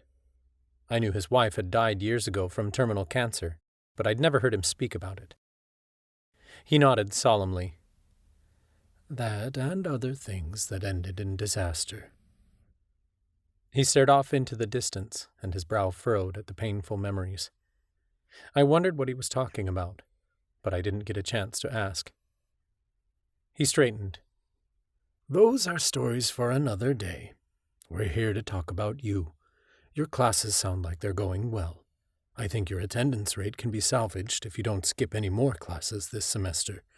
Is there anything else I can help with?" I thought about it for a moment. There is, actually. It's not about my classes, but you might have some insight. I'm curious about summoning rituals, specifically regarding Mother Miriam. The memory of the bright white light I'd seen in the water during my new moon ritual came back to me. It had been so peaceful and welcoming, like Mother Miriam had come to me herself. Can she appear outside of an evoking ceremony? I asked. Professor Warren nodded. At times, though it's rare. Do you intend to contact her about something? Maybe if we could contact her, we could learn how to end the waning, I pointed out. He shook his head. I'm afraid it's not that simple. The gods have their own rules about interfering here on Earth. If she were to appear outside an evoking ceremony, it'd have to be during specific astrological alignments, and she wouldn't necessarily appear in full form. What do you mean? I asked, intrigued. There are stories of Mother Miriam appearing as a bright white light, more of an energetic form than a spirit, he explained. She chooses which form to appear in based on what the summoner needs at the time. As legend goes, that form is not always what you'd expect. Most of the time she doesn't show up at all. I pressed my lips together. That light I'd seen must have been Mother Miriam's energy. It soothed me to know that she was with me that night. I only wished I could have spoken to her. Anything else? Professor Warren asked. I sense there's something on your mind. Have you ever heard of the Crock of Death? I blurted. I'd been trying to learn more about it, to see if the stories gave us any clues, but I hadn't gotten anywhere. He furrowed his brow. I'm afraid I haven't. What is it? It's nothing, I told him. If I was honest about it, he'd warn me to leave this mystery alone, and I couldn't do that. Just something I heard in passing. He eyed me like he suspected something. Well, if that's all, we'll meet again in a few weeks. I don't want to have to lecture you about your attendance again. I think we can both agree to that, I said before leaving the room. Oliver jumped out of my arms and walked beside me. My shoulders slumped as I headed down the hall. I'd been hoping Professor Warren might know something about the Crock of Death. The fact that we'd gotten nowhere with the legend left me feeling let down. I had class in an hour, so I had time to kill. I made my way to the pool. No one was in here this time of day, except for my friends. Grant swam laps, and Talia and Mandy lay on pool chairs, chatting. I waited at the end of Grant's lane. He moved through the water with ease, cutting through it like a blade through warm butter. I'd seen him swim plenty of times, but he kept getting better and faster. His swim times had gotten quite impressive, and I noticed his form had improved since last season. Oliver sniffed at a puddle on the floor, then hid behind my leg. He didn't like the water. Grant noticed me when he reached the end of his lane. He held the edge of the pool and pulled up his goggles. Hey, Lucas, what's up? I had my advisor meeting, I said. Professor Warren doesn't know anything about the Crock of Death. Damn it, Grant muttered as he hoisted himself out of the pool. Water dripped into a puddle around his feet. He placed his hands on his hips, as if deliberately drawing attention to his shimmery purple Speedo. That's not our only problem. Yeah, I see the problem, I cracked. You need to put some pants on. Grant glanced down to his Speedo. What? You don't like it? You know the point is to draw the eye, right? I gotta keep things interesting.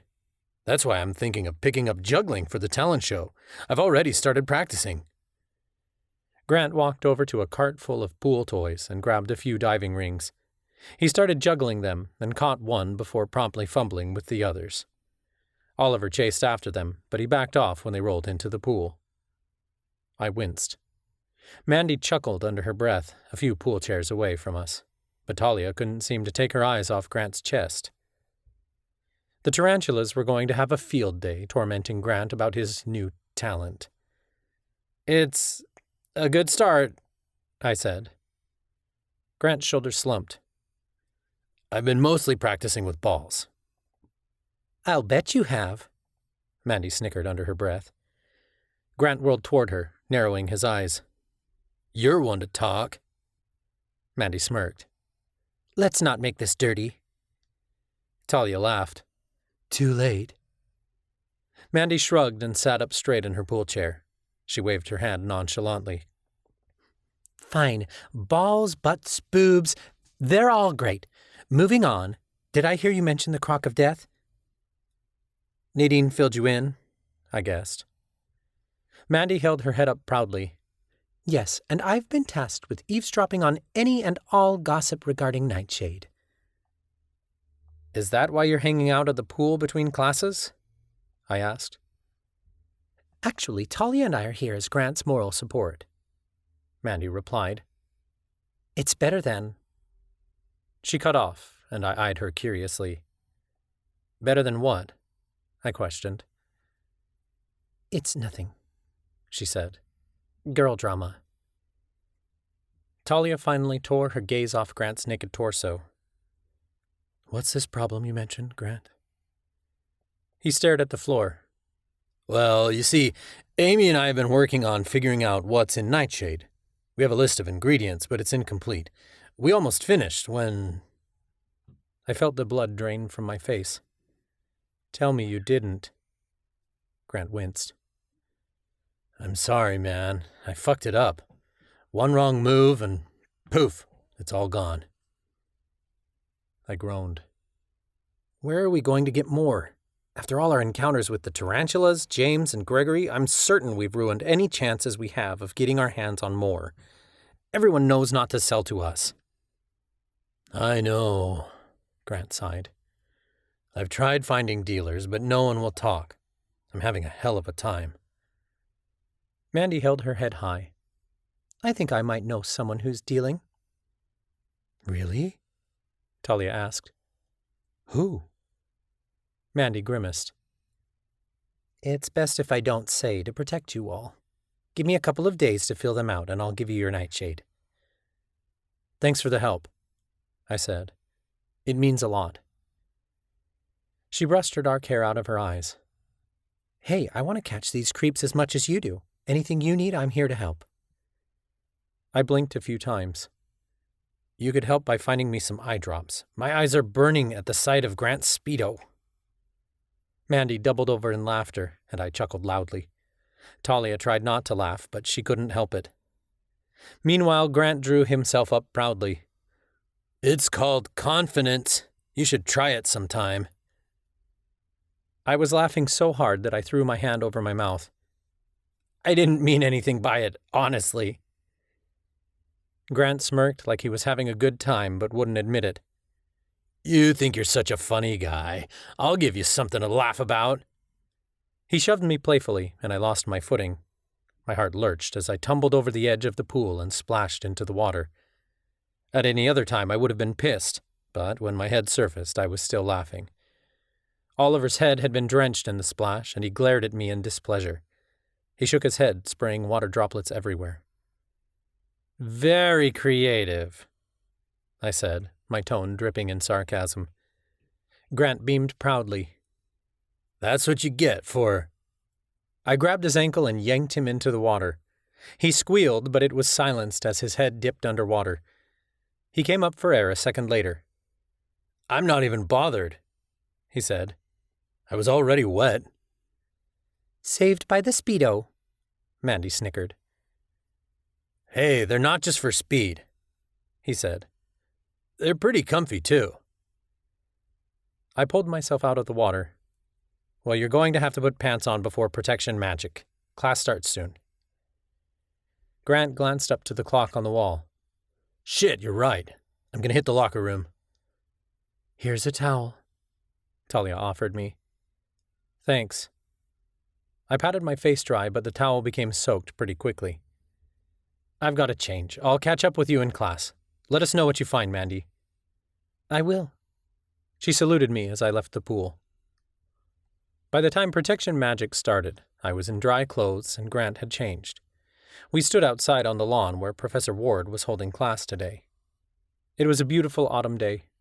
Shades of orange and red painted the forest nearby, and leaves drifted slowly across the lawn. Oliver played with a leaf at my feet. He caught it, chewed on it for a moment, and then let it go in the wind so he could catch it again. "Today we'll be pushing the limits of our shield magic," Professor Ward announced. She was a middle-aged witch with a seer tattoo below her ear. Her hair was tied into a loose knot at the base of her neck, and she'd been wearing a pointed witch hat all month in honor of Halloween. She was a knowledgeable professor, but quite difficult to please. "We're outside today, so we have enough room to practice. I want each of you to see how big of a shield you can make. The more you push the limits of your shield magic, the better you'll be at fine-tuning smaller shields. Eventually, you'll be able to create shields around others at a distance, rather than just around yourself." I furrowed my brow. I'd created a shield around Ryan during our Warlock's duel. It had been easy, but Professor Ward spoke as if it was advanced magic. She must have noticed the confused look on my face. "Mr. Taylor, did you have a question?" "Is that supposed to be hard?" I asked, unsure how to word the question. "I haven't seen any student perform it before their final year at Miriam College," she said. Grant exchanged a glance with me. He looked a bit confused, too. He'd seen me form that shield around Ryan during our duel. "Really?"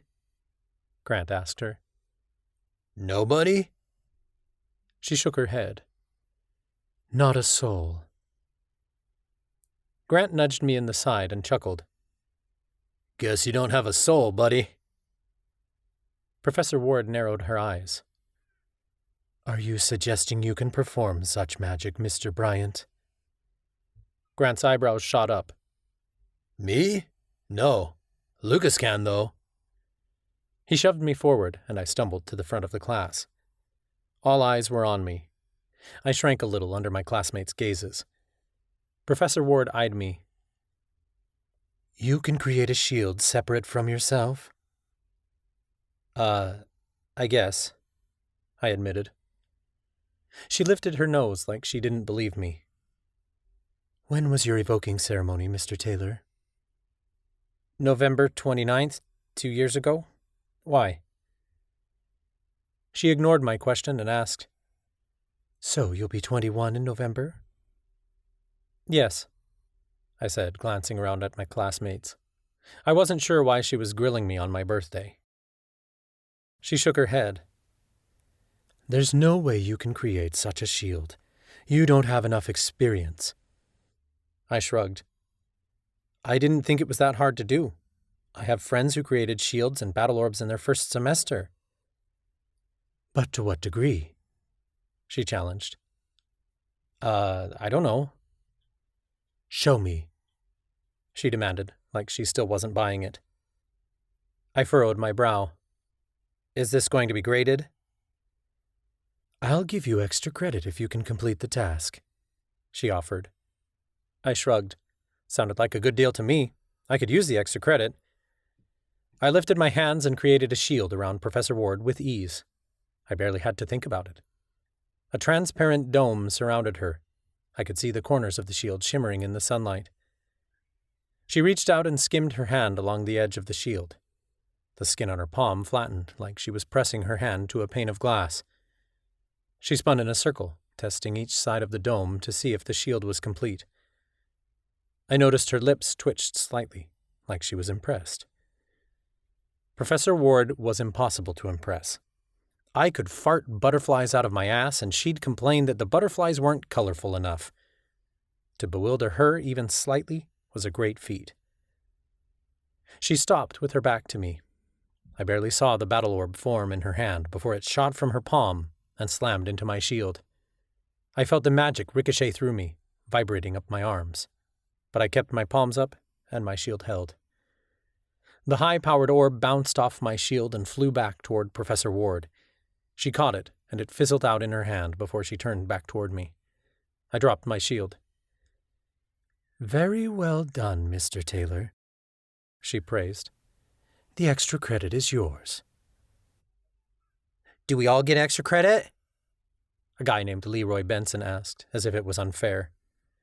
Professor Ward cocked an eyebrow at him. If you can perform the same magic as Mr. Taylor, I'll award you double extra credit. Leroy chuckled. That's easy. He lifted his hands, but his shield magic was weak. All he managed to do was create a shield the size of a dinner plate in front of him. Professor Ward threw an orb at him to test the shield, and he yelped and jumped out of the way. The orb exploded like a firecracker and rained sparks down on Leroy's head. He practically curled into a ball, even though the orb wouldn't hurt him. Confidence goes a long way, Mr. Benson, Professor Ward said before turning to the rest of the class. Get into groups of 4, 1 member of each caste per group. I'm not working with other castes, Leroy protested. Professor Ward didn't even look at him when she spoke coolly.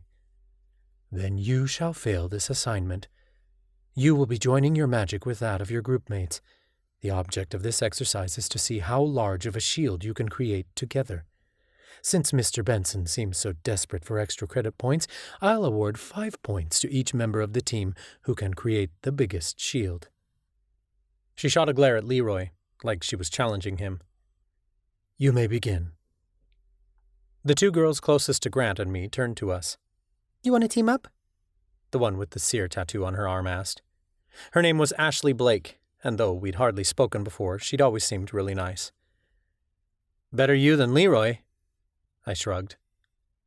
The other girl, Christine Nelson, giggled. Her tattoo wasn't visible, but I was certain she was a mentalist. A white cat with black ears prowled at her side. It looked much older than Oliver.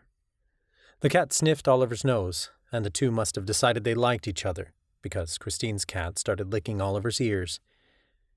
Grant eyed the girls as we formed a circle. You're different castes, right? Christine leaned down and raised the hem of her pants to show off the tree tattoo on her ankle. I'm a mentalist. You sound surprised.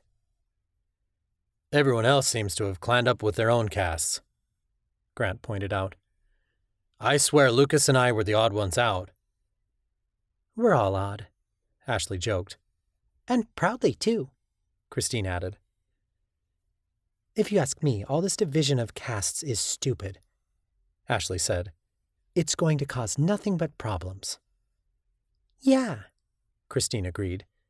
Ashley and I have been best friends since the 1st grade. Not even the waning can change that. I've heard people are breaking up over it. People are just scared, I pointed out. But dividing isn't the answer. Why do you think Professor Ward made it a point to practice this spell today? She knows we're stronger together, and she's trying to prove it to us. You're right, Ashley said. We're not supposed to cover this until after Halloween. It's in the syllabus. She's trying to make a point. I smirked. Then let's show them what the castes can do together. I joined hands with Grant on one side and Ashley on the other. Let's start with the shield around ourselves, I suggested. The 3 of them nodded, and we got to work. I pushed my protection magic outward. At the same time, I felt their magic flowing toward me, like a current passing through me and growing stronger and stronger. As our magic combined together, it swelled exponentially. A shield formed around us easily. Oliver noticed the dome edges shimmering and batted his paw at the colors. That looks good, I said. Do you think we can make it bigger and encompass that maple at the edge of the forest? I think we can do it, Christine said confidently. I closed my eyes and concentrated. Our magic swelled, but it hit a limit. Soon our magic pulsed at a constant rate, but the growth stopped. I opened my eyes to see that we'd created a large shield, but the maple tree was only half encompassed inside. It feels like something is resisting us, Grant remarked. I can't push anymore. Me either, Christine said. I'm giving it all I've got. I focused on the magic for a moment. I felt the resistance, but I knew we could do better. Magic resisted when you didn't believe in yourself, when you reeled it in and stopped it from flowing. It's not about pushing our magic, I said thoughtfully. It's about synchronizing it. Don't try to force it. Open yourself up to everyone else's magic and let it flow through you. We should use an incantation, Ashley suggested. It will help us synchronize our energies. I nodded. Good idea. How about sunlight's touch and love's embrace, bless our hearts and protect this place? Grant eyed me for a beat before saying, That's really good. You just came up with that? I shrugged. It's a talent. I like it, Christine complimented. Sunlight's touch and love's embrace, bless our hearts and protect this place. We all began repeating the incantation, our voices ringing out in unison.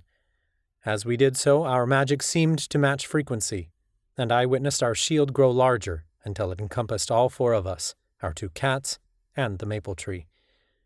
Christine's eyes widened in wonder, and Grant smiled proudly. I glanced around at my group members. Everyone good? Ashley and Christine nodded. Getting tired, but I can keep going, Grant admitted. Should we try separating the shield from ourselves and encompassing the school? I suggested. Christine shot me a skeptical glance. Do you think we can? I smirked. We won't know unless we try, will we? Ashley wore a cunning smile. Let's give it a shot. Grant's grip tightened on my hand, and we continued chanting the incantation. As we focused on the shield together, it began to move across the lawn, passing over us until we were no longer inside its protective barrier. The magic swelled several stories high until it covered the entire mansion. Grant blew a breath of disbelief. Holy goddess, we did it! My breath caught as I witnessed the shimmering shield cover the entire building. I'd never performed such a large spell before. This is crazy! Ashley cried. They must be cheating, Leroy accused from across the lawn. I glanced over to him and noticed for the first time that everyone had stopped to watch us. Students stared up at our massive shield in wonder. Professor Ward's gaze darted to Leroy, and I read hesitation in her eyes. She looked to be considering that we might actually be cheating. That's enough for today, she announced, though her tone was flat. A job well done. My team and I dropped our hands and our shield vanished. My shoulders felt heavy, like I'd just carried my own weight up a mountain. It was difficult magic for sure, but we'd done it. I was proud. Check them for crystals, Leroy demanded. They're cheats. Shut up, Leroy, I snapped. Everyone knows carrying magically charged crystals in this class will earn you an automatic F. Professor Ward narrowed her eyes. Yes, Mr. Taylor, I will fail anyone using crystals in my class. Empty your pockets. My face paled. I wasn't sure I'd heard her right. What? You can't seriously be accusing me of cheating. She crossed her arms. Empty your pockets now. I gaped at her. Everyone was staring. Prove her wrong, Grant muttered between gritted teeth. He was obviously as angry as I was that I was being asked to prove myself. It was bullshit. I was a talented warlock, and that apparently made me a criminal. Fine, I growled. I turned my pockets inside out, but there was nothing inside of them. And your stash, Professor Ward demanded. What? My whole stash? I gaped. Even if there was a crystal in my stash, I couldn't use it while it's subconjured. How do I know you didn't just subconjure it when you reached inside your pocket? She challenged. My nostrils flared. I'm not a cheat. She tilted her chin upward. Then prove it. I didn't know what she was trying to prove. If I did have a crystal somewhere in my stash, she'd never know. I could conjure everything but leave that behind. But it wasn't like I actually had anything to hide. I scoffed. Fine. It was embarrassing as hell to have your personal stash searched in front of the school. It was like going directly into my dorm room and emptying all my drawers into the hall. I conjured everything I had. Belongings spilled out of nowhere and scattered across the lawn.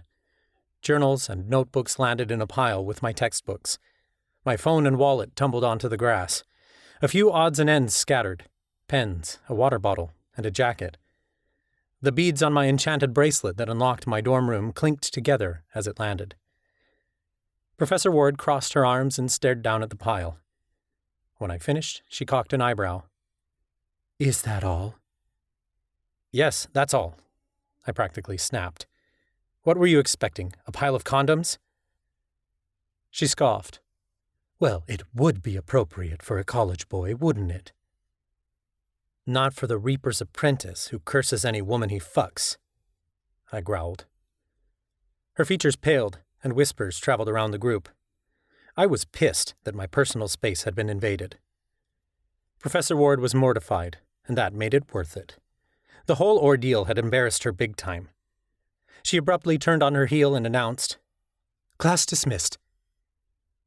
I opened my mouth to assure my group that I hadn't cheated, but before I could, Christine scooped up her cat and ran after Professor Ward. "Wait, Professor," she called. Ashley took off behind her. "Professor Ward, are we still on for our meeting?" I turned toward Grant. "I'm sorry, I wasn't trying to show off and get our team in trouble." Grant scowled at Professor Ward. "It's no problem. I know you wouldn't cheat. Professor Ward's just mad you don't fit into the pretty little box of expectations she has for her students." "So it's bad to exceed them?" I cut off when I heard Ashley say something. "But you said you'd help us research the Oaken Wands," she insisted. Grant and I exchanged a quick glance. "Did they just say—" he started. "Yeah," I replied in a quick tone. "Come on." We raced behind the girls, but they'd already entered the school behind Professor Ward. I burst through the doors to a back hallway, but Ashley and Christine were already gone. "Fuck," I growled under my breath. "Where'd they go?" "Maybe back to Professor Ward's office?" Grant suggested. I started in that direction, my heart pounding in anticipation of answers. If Ashley and Christine knew anything about the Oaken Wands, we had to find out what information they had. We checked Professor Ward's office, but the lights were off. Oliver growled like he was displeased. "They couldn't have gone far," Grant remarked. "We'll find them." "Better sooner than later," I replied, turning down the hall. "The more we know, the faster we can fix whatever the hell is happening around here." I cut off when I spotted a girl coming down the hall. She walked beside a black cat and talked quietly to it. Oliver stopped dead, watching the other cat prowl toward him. I didn't realize I'd stopped walking until Nadine lifted her gaze and caught my eye.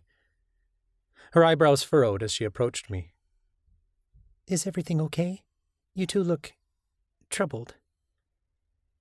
"We might have found someone who knows more about the Oaken Wands," I said. Her eyes lit up. "Really? Who?" "We overheard Ashley Blake and Christine Nelson say they were researching them with Professor Ward," I explained. "We need to ask them about it then," Nadine started. "I just saw them heading toward the lounge when I left class." I nodded firmly. "Then let's go." When we arrived at the lounge, we found Ashley and Christine sitting along one of the big couches looking defeated. They whispered lowly to one another, but stopped abruptly when they noticed our approach. Ashley's shoulders fell. "Lucas, I'm so sorry about how Professor Ward treated you in class. It was unfair."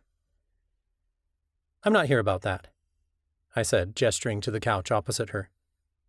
"We heard you mention the Oaken Wands. Mind if we sit?" Ashley shrugged. "Go ahead."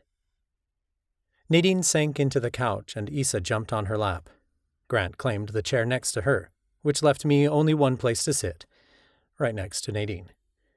I hesitated, but she didn't say anything, so I sat. Oliver curled up at my feet. I was so eager for answers that I could hardly sit still. Christine leaned forward.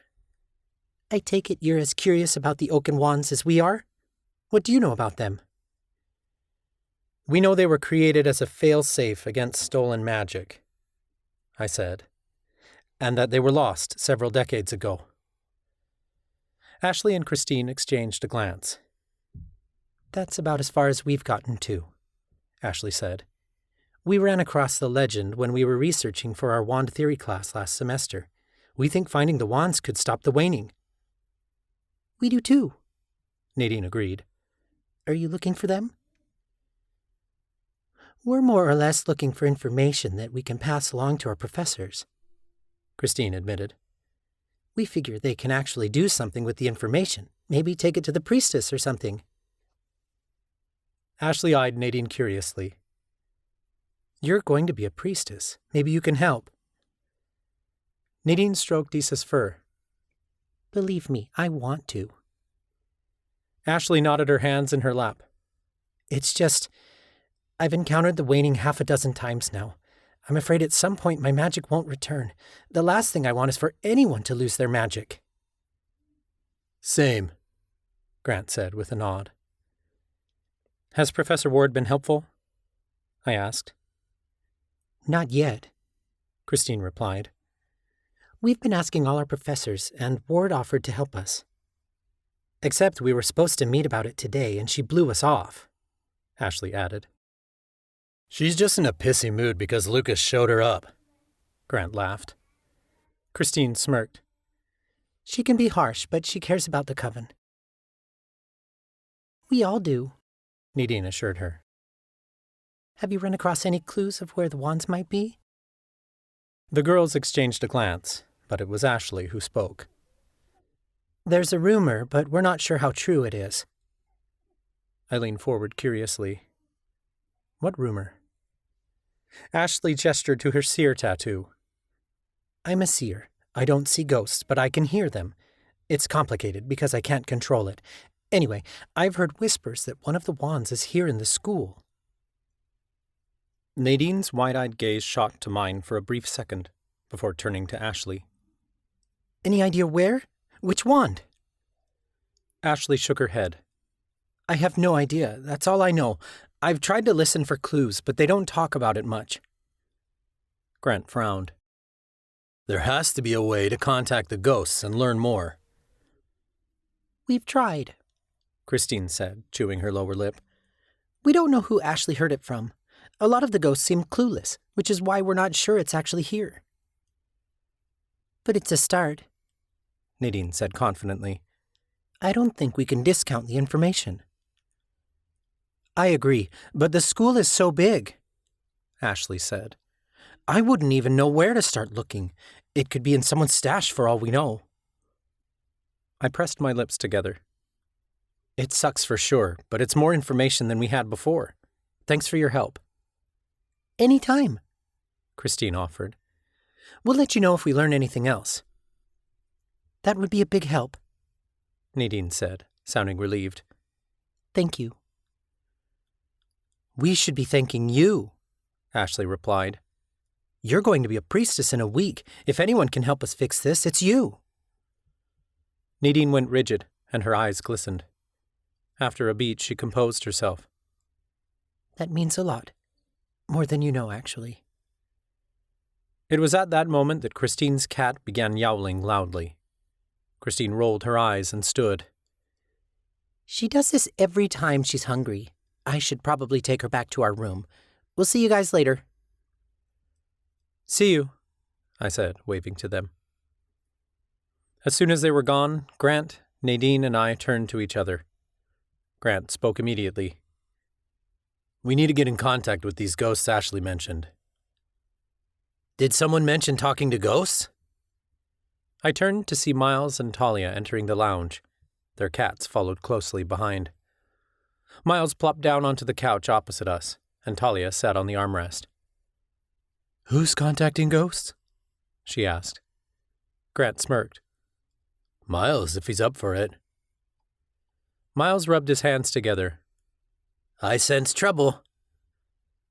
That shouldn't be a problem, Grant teased. You're used to trouble. Miles shrugged. It's a gift. I shot a quick glance at Grant. What are you guys talking about? Oh, you didn't hear? Grant chuckled. Stop it, Miles insisted. It's not funny. Yeah, it is, Grant argued.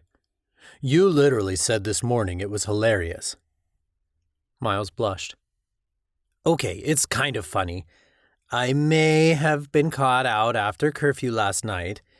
And I may have spent the night in a jail cell. Nadine's eyebrows shot up. You spent the night in jail because you missed curfew? Did you try to fight back or something? Miles sat up straighter. No, which is why it made it so ridiculous. Kiki and I made a detour through the woods on our way back from town. I didn't realize how late it was, and the cops picked me up in the park. I got slapped with a huge fine, and they said something about putting this on my permanent record. That's crazy, Nadine protested. They're overstepping their power, if you ask me, Talia agreed. Yeah, but what am I going to do to fight it? Miles asked in defeat. I shook my head. There's nothing really you can do. I mean, they're the cops. Miles frowned. There's no use in worrying about it. I paid the fine and it's over. I just have to be careful not to break the curfew again. Anyway, what are you guys up to? I shot a glance around the room, but the closest people were over at the restaurant. I kept my voice low anyway. We've learned that one of the Oaken Wands might be here at the school. The Oaken Wands? Miles questioned. They could help us end the waning, Grant said. Yeah, but we have to find the croc first, Talia pointed out. The croc? Miles questioned. The four of us exchanged a glance. I gave a subtle nod indicating that we could trust Miles.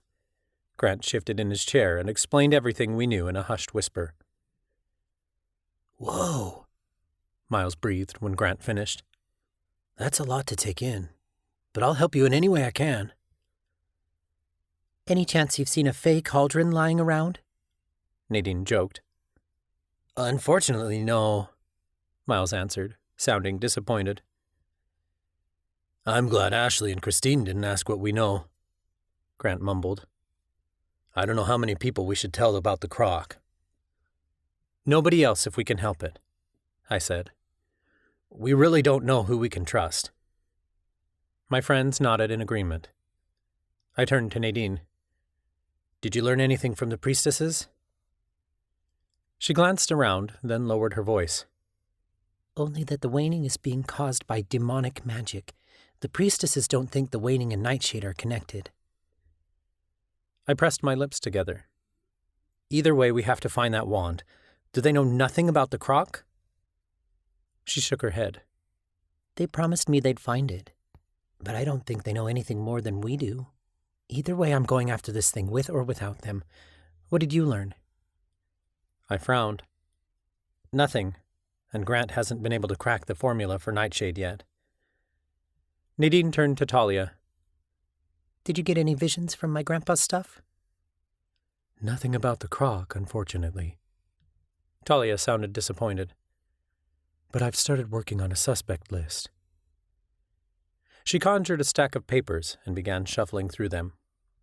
I'm certain the person or people behind this are alchemists, but they must be older in order to have the power to pull this off. I started by listing people who've graduated, but the list was so long. I figured whoever's brewing nightshade has to have some real-world experience on top of their degree, right? So I'm looking for anyone over 30 who works in an alchemy-specialized career. That could be anyone, Grant pointed out. There are so many culinary and pharmaceutical alchemists in the coven. Talia frowned. I know. I'm still working on narrowing it down. What about professors? I asked.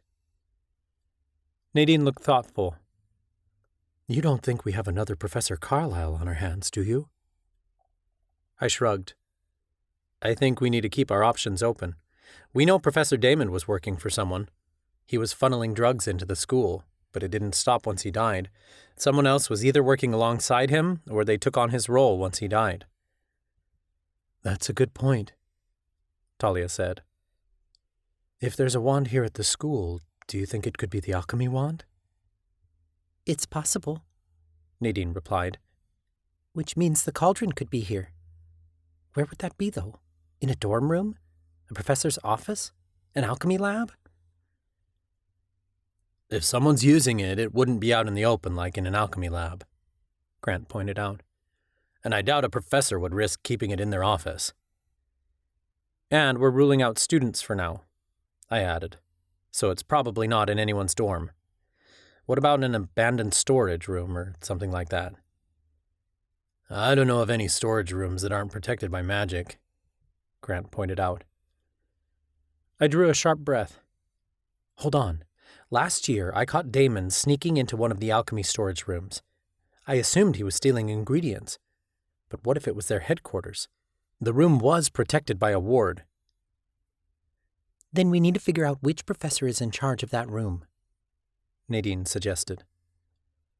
Professor Richards, Grant said automatically. Nadine looked skeptical. No, Professor Richards can't be behind this. He's too gentle. I gave her a look. We thought the same thing about Professor Carlyle. She dropped her gaze. Damn it, you're right. I can follow Professor Richards, I offered. I'll see what dirt I can dig up. If he goes into that storage room, I'll be there to see what's inside. Let's add Professor Blackbird to the suspect list, Nadine said. He's the wand professor and should know something about the Oaken Wands. When I asked him about it, though, he claimed they were just stories. To throw you off the trail, you think? Grant asked. Nadine looked thoughtful. I'm not sure, but it's worth considering. Talia scribbled names down on her suspect list. I have more suspects than bristles on a broom. Seriously, it could take us months to investigate all these people. Do we know anyone else on the list? Nadine asked curiously. Talia shuffled through her papers. Literally every alchemy professor, a ton of parents, even Headmistress Verla and Nadine's rheumatologist. Nadine looked skeptical. Verla? Dr. Yonker? That's a stretch. Talia sighed. I know, but I was going for any alchemist with the skills to do this. I even have Krista and Keith Thomas on the list, but they're the last people I'd suspect after what they went through with their son going missing. Unless it's some sort of revenge on the coven, Grant pointed out. Talia scrunched up her nose. I doubt it, but we have to keep our options open. Let's see, who else? Amy's parents, but they're so sweet. You guys know Darcy? Her mom's on the list. I've got William Connor and Hector Lawson, too. Who are they? Nadine asked curiously. William Connor's the new owner of the gingerbread house, Grant said. Miles tilted his head. Isn't Hector Lawson the cook at the Cafe? Yeah. Talia sounded hopeless. I've listed every brewery owner and chef in the coven. Even the lunch ladies are on here. I seriously don't know how useful this list is. It's basically just a list of every alchemist in town. I've been trying to narrow it down, but it will take time. I've been looking into the Miriamic Messenger archives. I'm willing to bet whoever is running this thing has stepped into a lot of money in the last few years. I'll keep an eye out for any alchemists who have made the news recently, big business purchases and things like that. Grant nodded along, looking thoughtful. While Talia works on that, I'll keep working on the nightshade ingredient list. In the meantime, we have ghosts to talk to. Miles sat up straighter. Tell me more. I've been dying to use my gift for good. Nadine eyed Miles curiously. What exactly is your gift? He smirked. I can speak to ghosts. Not just speak to them, Grant clarified. He can, how do I put it, pull spirits onto the physical plane so that anyone can speak to them. Nadine's jaw dropped, but Miles was quick to explain. I can't do it with any spirits. So far, it's only worked with uncrossed spirits. Once they cross over to Allura, I can't speak to them anymore. And they have to want to be seen. I can't see just anyone. Grant chuckled.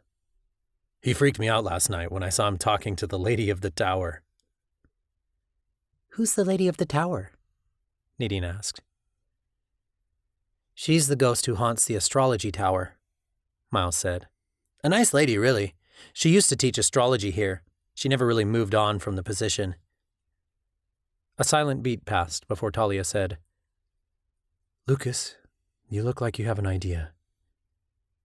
I hadn't realized I was leaning against the armrest of the couch, staring off into space. I sighed heavily.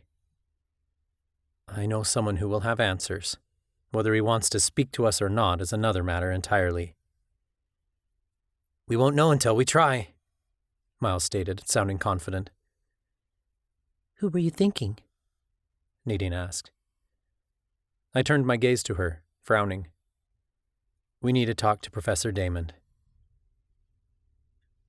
The dark sky was overcast, and the air was cold when we left the school that night. Nadine shivered, even though she was wrapped in a warm jacket. Are you okay? I asked her. She pulled her hood around her face, and I noticed her fingernails had turned purple. I will be. The extreme temperatures have been making me feel awful lately. Every time it gets too cold, my hands swell up. Here. I conjured a pair of gloves and handed them to her. Oh, I don't need... She started, but I cut her off. You do. I pushed them toward her as we followed behind our friends. Really, it's not that cold, she protested. It is to you, I pointed out. Take them. Nadine hesitated, but she grabbed the gloves and slipped them on. Thank you, she said softly. The 5 of us, along with our 4 cats, piled into Talia's car and parked on the edge of town. We snuck through the darkness of the trees until we reached the back of a quiet neighborhood. Gothic turrets stretched high above the trees. Are you sure he'll be here? Miles asked. No, I admitted, but it's my best guess. Ghosts either haunted the places they died, or the places they'd lived. Professor Damon had died in prison, but we couldn't go there, so we had to try his home. We had no way of knowing if he'd moved on yet, but if his last thought was any indication, I suspected he'd stuck around. I could still hear the thought, as if he was standing next to me. Forgive me, Mother. I have sinned against my people. I wish for more time to right those wrongs. This was our best shot. Miles smirked. Let's go get ourselves a ghost. We stopped in the tree line behind Damon's old house. The lights were on inside, and we could see the new family who'd moved in, walking by the window. We were technically trespassing, so we remained hidden in the trees.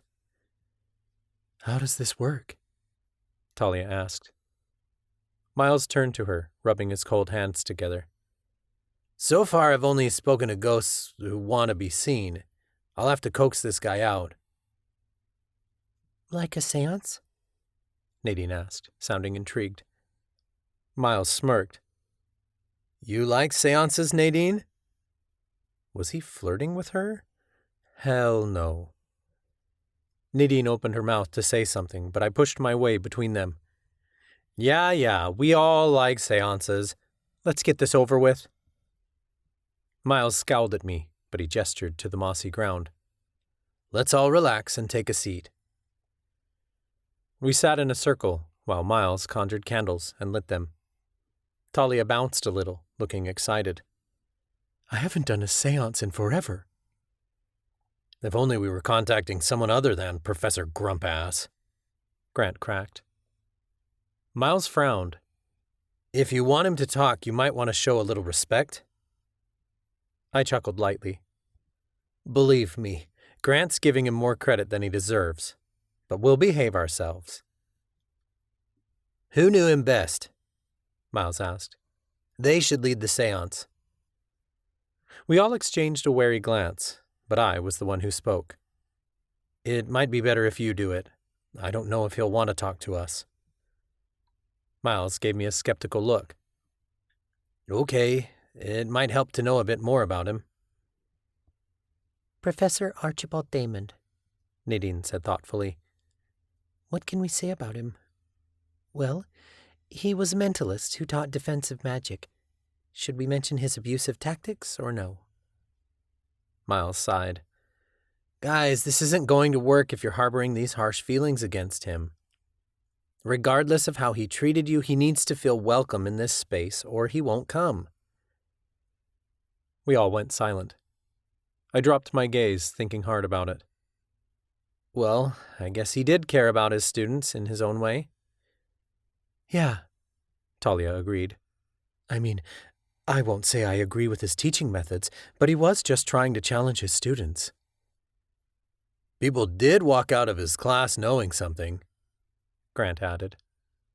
I don't think he would have stuck at the college for so long if he didn't care. All eyes turned to Nadine. She chewed on her lower lip like she was thinking. After a few silent moments, she finally spoke. He was tough on me, but maybe he was just doing what he thought was right by the coven. And if he cares that much about the coven, then I have to trust that he'll help us save it. I think he was harder on himself than anyone else, I said thoughtfully. The forest fell silent as we all let it sink in. There we go, Miles said softly. I think we're ready. Miles reached out for me on one side and Nadine on the other. I joined hands with him and Talia, and Grant completed the circle across from me. Oliver settled into my lap like he was perfectly content. I began to relax as he started purring. Professor Archibald Damon, Miles said aloud, calling out into the dark forest. Are you there? A breeze rustled the trees overhead, but no response came. Miles tried again. Archibald. Archie? Your students want to talk to you. I heard nothing but the purr of cats around us and the rustling of leaves drifting across the forest floor. Professor Damon? Miles repeated. It's safe to come out. We just want to talk to you. Several long minutes passed like this. I was starting to wonder if Damon would show up at all. I knew he had answers, but I wasn't holding my breath that he would want to give them to us. What Damon truly wanted was... It hit me, and I interrupted Miles to blurt out, "You want forgiveness." Miles abruptly cut off. I peeked my eyes open to see him nod his head in my direction. He was giving me the go-ahead to take over. I knew Damon's last thought. I understood what he truly wanted. Damon had been a total asshole, and I couldn't excuse his behavior, but maybe I could forgive it. "Professor Damon," I said, because it was weird to call him by his first name. "I know you're stuck here because you fear Mother Miriam won't accept you into the afterlife. But if you were truly damned to the abyss, you'd be there already. You have more work to do." A strong breeze swept through the trees. My hair rustled, and the candles in front of us blew out. Oliver's ears perked, and his hair stood on end. I glanced around, but I saw nothing. "He's here, isn't he?" I asked Miles. Miles's eyes were locked on something behind me. He nodded. "Professor?" Several moments passed, and Miles' gaze followed something I couldn't see. "What's he saying?" Nadine whispered. "He doesn't want to talk to any of you," Miles said. "He claims you caused him nothing but trouble."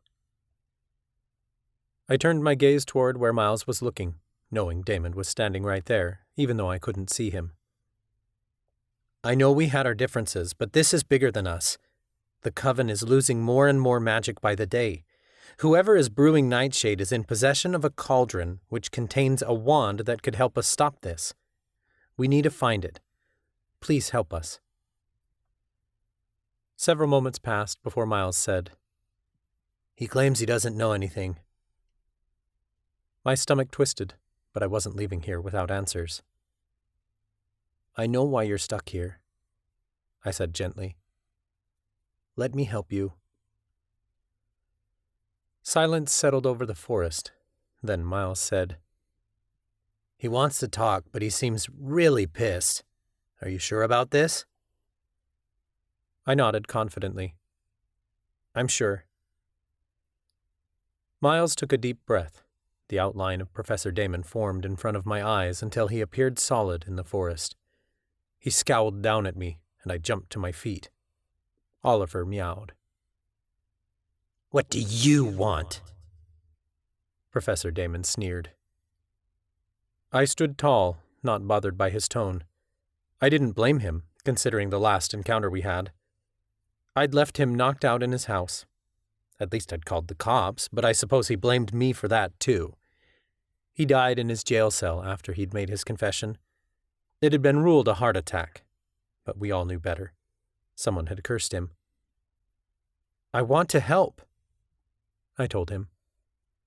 No, you don't, he snapped. You're nothing but a selfish little child. I cocked an eyebrow. If I wanted to help Damon, and for him to help me, I had to speak his language. So we have that in common? Damon narrowed his eyes. You think you're so clever. Thought you could just turn me in and all your little problems would be solved?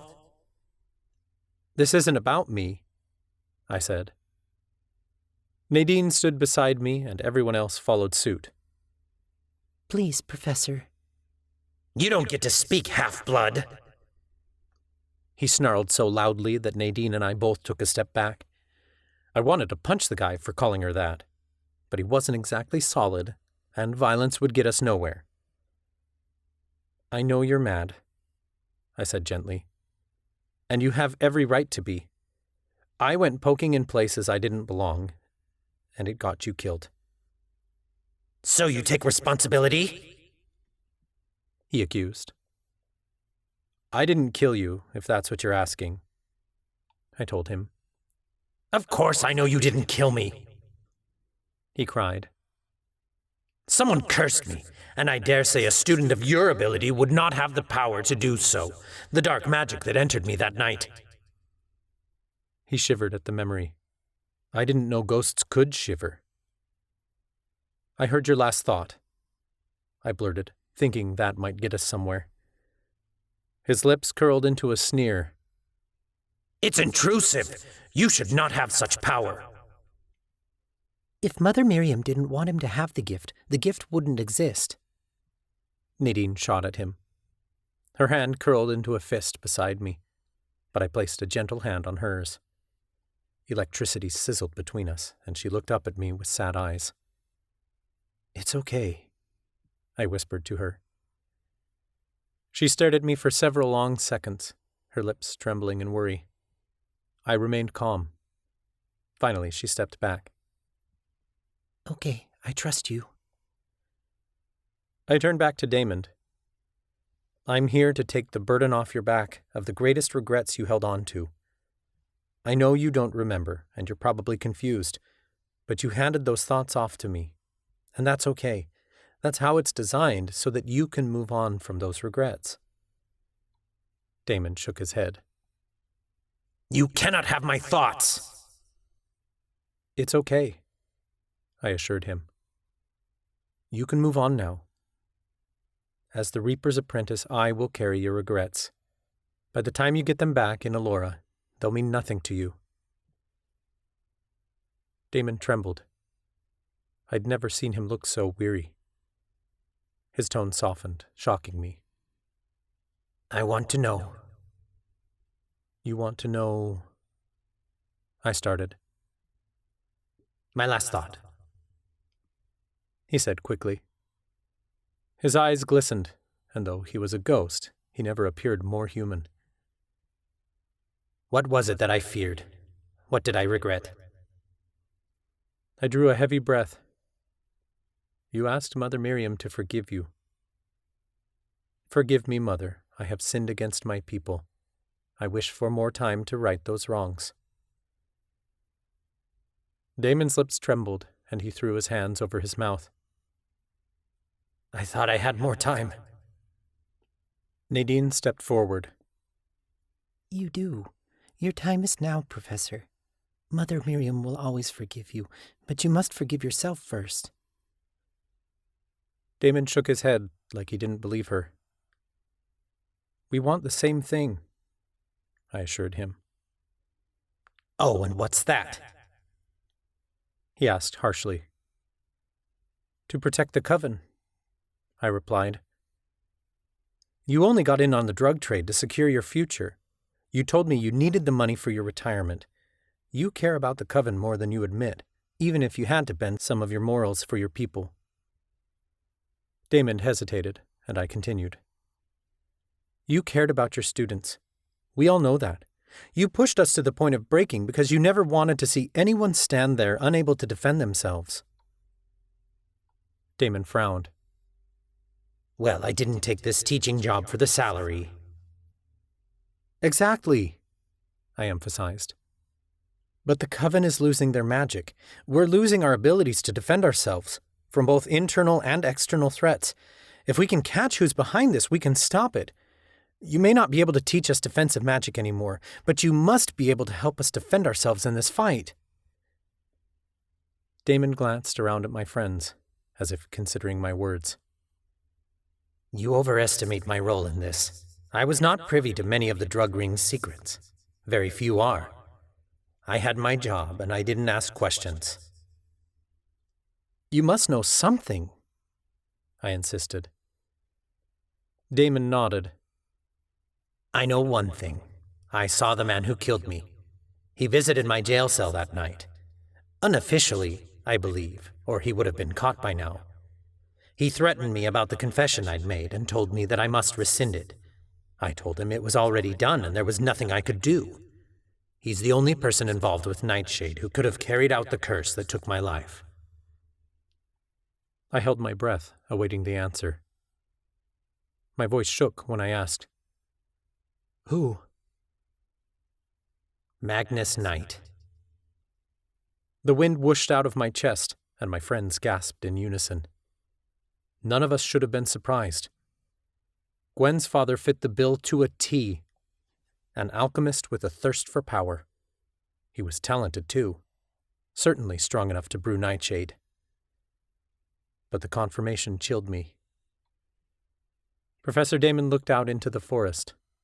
I shot a glance behind my shoulder, and my jaw dropped when I saw a portal appear.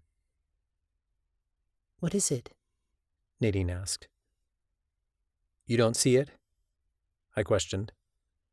A beautiful white light emanated from the portal, yet my friends seemed oblivious. See what? Talia asked. It's a portal, I breathed. Damon got his chance to help the coven. I think he's ready to move on, but where's his Reaper? Nadine nudged me. Lucas, you're a Reaper. I went speechless. I was only the Reaper's apprentice. I wouldn't join the Reaper Order until I died. But if I could see the portal, then that meant Professor Damon was my assignment. Professor, I think I'm supposed to help you to the other side, I said. Damon's features softened when he looked at me. I'm ready. Wait, he has to know more, Nadine insisted. He doesn't belong here, I reminded her. He belongs on the other side. We got more out of him than we should have. It's time for him to rest. I reached out, and Damon placed his hand on my arm. He appeared solid, which must have had something to do with my Reaper power. I led him forward until we reached the portal. He couldn't take his eyes off of it, and I saw true wonder in his features. Damon turned to me. Thank you for carrying the last thought for me. It's no problem, I told him. I think you're ready for that forgiveness. Rest in peace, Archie. Damon stepped into the portal, and then he faded away. In an instant, the light vanished. A gust of wind swept through the trees, and our candles suddenly lit again. Everything went still. It was both eerie and comforting at the same time. I turned back to my friends. Nadine smiled, though tears dotted her eyes. I'm proud of you, Lucas. I furrowed my brow. For what? You've been searching for the good in your gift for 2 years, she reminded me. I think you just found it. I hadn't realized it until she said it. I had used my power for good. I'd helped Damon cross over. My heart swelled with pride. If I never helped another person, at least it was worth it to help one lost soul. I guess I did, I said, letting it sink in. We make a good team, Miles said proudly. I smiled. We do, but we have bigger things to worry about. Gwen's dad was the one who killed Damon? I can't say I'm surprised, Talia said thoughtfully. She didn't sound bitter, more like she was making an observation. He's got to be on your suspect list, Grant said to Talia. Yeah, of course he is, but so are a bunch of other people, she stated. I mean, I knew Magnus Knight was a dick, but he has enough business generating him money. I didn't think he'd need Nightshade. Well, he already threatened me on move-in day, Nadine said. If it's not money he's after, then it's the alchemy wand. Or both, Miles said. Even if he's already rich, this is another investment option for him. I mean, how many billionaires do you know who just stop making money? The five of us looked between each other. Regardless of his motives, we have to go to the priestesses, I said. We have to turn Magnus in. Nadine held her head high. I agree. He can't walk free. Plus, if we get him off the streets, the nightshade will disappear too. He's a murderer, Grant sneered. He deserves a life in prison. Where will we find the priestesses this time of night? Talia asked. Nadine checked her phone. It's not quite curfew yet. They're probably still at Octavia Hall. They've been pulling long nights trying to solve this thing. Some of my meetings have gone later than this. Then let's go, I decided. We returned to the car and drove to the center of town. A security guard stopped us before we entered the building. I can't let you through, he stated firmly. This building is secure. Nadine was at the back of the group. She pushed through us and held her head high. Excuse me, Lincoln? Are you refusing entry to a future priestess? The guard narrowed his eyes. He didn't acknowledge her as a priestess yet, and he didn't have to. Not until her ceremony next week. What are you all doing out of bed anyway? He demanded. You best get back to the dorms before curfew. Nadine wasn't taking any of his shit. She faced him and growled. Next week I will be a priestess. Let's see the curfew apply to me then, since I'm the one who will be making the laws. If I remember right, I'll also be responsible for hiring and firing employees of the city. The threat of losing his job got the guard moving quickly. Yes, of course, I can let you through, Miss Evers. As for your friends... Lucas is coming with me, she stated bluntly. Nadine grabbed my hand as the guard opened the door for her. She dragged me through before he could protest. Our cat slipped in behind us, but our friends were locked out. My heart fluttered as we headed down the hall. Her hand was still on mine, and even though she wore gloves, it felt amazing. Why'd you drag me along? She stopped at the bottom of the stairs and gazed up at them hopelessly. Because this building was constructed before elevators were invented, and I can't make it up 2 flights of stairs by myself. Shit. I knew Nadine was sick all the time, but I didn't know how truly awful she'd been feeling lately. Truth be told, I didn't think I'd ever understand it. I'm here for you, I told her gently. She wrapped an arm around my waist and gazed up at me. It wasn't romantic, like I wanted it to be. Nothing about this night was romantic, but it felt good to hold her again. Thank you, she said with a soft smile. Nadine leaned against me as we climbed the stairs. Her lavender and rose scent surrounded me. I was surprised to find that it didn't hurt so much anymore. If anything, it was comforting rather than painful. I didn't know how much I was helping, but I must have done something because she seemed to relax when we reached the top of the stairs. Nadine knocked on the door to the Imperium headquarters. It swung open.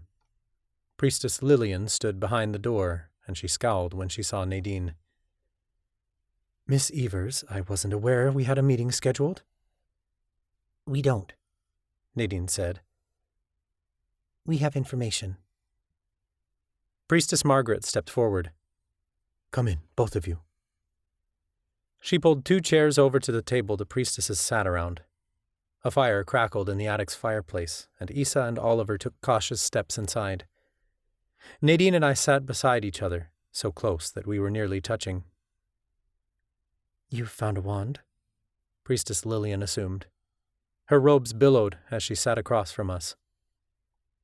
Not yet, Nadine said.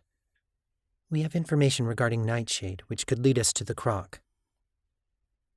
Priestess Stella sat straighter in her chair, like she was very intrigued to find out what Nadine knew. What kind of information? Magnus Knight killed Professor Damon, I said. He's distributing Nightshade. Priestess Lillian frowned skeptically. Mr. Knight is a highly distinguished businessman. The coven adores him. He wouldn't be the first coven member to surprise us, Nadine pointed out. Priestess Stella eyed Nadine curiously. Where exactly did you come across this information? Professor Damon told us himself, I said. We contacted his ghost. Priestess Stella's face paled, as if she was starting to believe us. I'd be worried too if I knew a murderer was roaming free on the streets of Octavia Falls. Hell, I was worried. Where is his ghost now? Priestess Margaret asked. We should contact him and confirm this. I hesitated and exchanged a glance with Nadine. He crossed over. Well, then I'm afraid this is not sufficient evidence, Priestess Stella said. What? Nadine balked. We're witnesses to his confession. All our friends heard it too. Lillian frowned. And how do we know you didn't make that up? Why would I do that? Nadine demanded. Revenge on Gwen, perhaps? Lillian suggested. I can't keep up with the drama of college girls these days. It was obvious she only saw Nadine as a child. Regardless of her induction next week, the priestesses were never going to see Nadine as a competent priestess. They were only inducting her because it was the law. I would never go after Gwen's father just to get to her, Nadine insisted. This is what Professor Damon told us. Even if he did, we can't use a dead man's testimony, Priestess Stella pointed out. Ghosts can be very confused. He wasn't confused. I practically spat, losing my patience. He knew exactly who killed him. He told us in no uncertain terms that Magnus Knight was involved in the production of Nightshade. Lillian sighed, like she didn't have the time for this. Look, I know you're a reporter, but you need to step back from this. You're going to get yourself hurt. She was mocking me. I didn't appreciate it much. Priestess Margaret spoke kindly. I think what my colleagues are trying to say is that regardless of who believes you, this confession will not stand in a court of law, as there is no way to definitely confirm it. A judge would throw this case out within minutes, and you two would be hanged for accusing Magnus of such crimes with no evidence.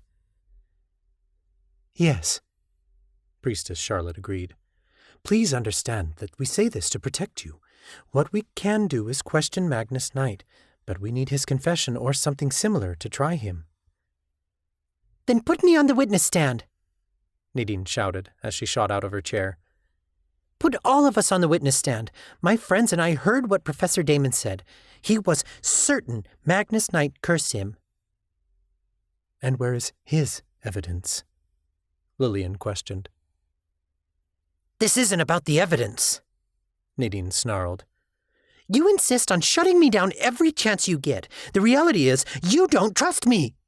Decide now if you want me to be a priestess and if you want my help finding the Oaken Wands, because by next week there's no turning back. I'm going to be sitting on this council.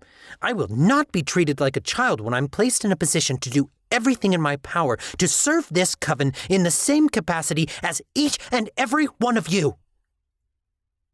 Holy hell, Nadine was hot when she stood up for herself. My pants tightened a little at her speech. The priestesses gaped. Lillian opened her mouth to shoot something back, but Nadine wasn't done. You've made it very clear that you need me to find the Oaken Wands, Nadine snapped. While you sit here wondering if I'm right or not about Magnus Knight, people are losing their magic more and more every day. You can hole up in here in your cozy little headquarters, but I'll be out there looking for some damn answers that you're all too cowardly to go get yourselves. At that, Nadine whirled toward the door and stomped out. I was so shocked that I just sat there for a second. Priestess Lillian leapt out of her chair and slammed her palms on the table. Miss Evers, you cannot speak to us like that! Nadine was already in the hall, and she didn't turn back. I scrambled out of my seat and hurried behind her. Our cats ran to follow. Though she had trouble climbing stairs, Nadine had no issues going down them. She was outside of the building before I could catch up with her. The car was parked around the corner, and I was certain our friends were waiting for us there. Nadine! I called. She whirled toward me on the sidewalk. I don't need a lecture, Lucas. I know, no one else is willing to talk to the priestesses like that. But screw it, the priestesses don't take me seriously, and until they do, I don't know how much help I can truly be. She pressed her hand to the side of her face. Goddess, I don't even know if we should be doing this. We have to, I stated. If we don't, who will? You're going to be a priestess soon. If it's not your job now, it will be next week. She sighed heavily. I know, and there's the prophecy and everything. I silenced her by pulling her into a hug. I'd been wanting to do that all night, and it was so much more comforting than I ever could have imagined. Holding her again was like waking to the sun after a century of darkness. She was warm and bright, and tingles spread all across my skin. It was different from what I expected, because that desperation I'd felt twisting in my chest the last few months wasn't there anymore. I was overcome with a soft, warm sensation. It didn't seem to matter if we were together or not. Right now I was a friend, a rock for her to lean on. And if that's all I could ever be for her, I was okay with that. Nadine relaxed into my embrace. She laid her head on my chest and drew a deep breath. I thought she might pull away, but she didn't. She sighed, like the hug was everything she needed right now.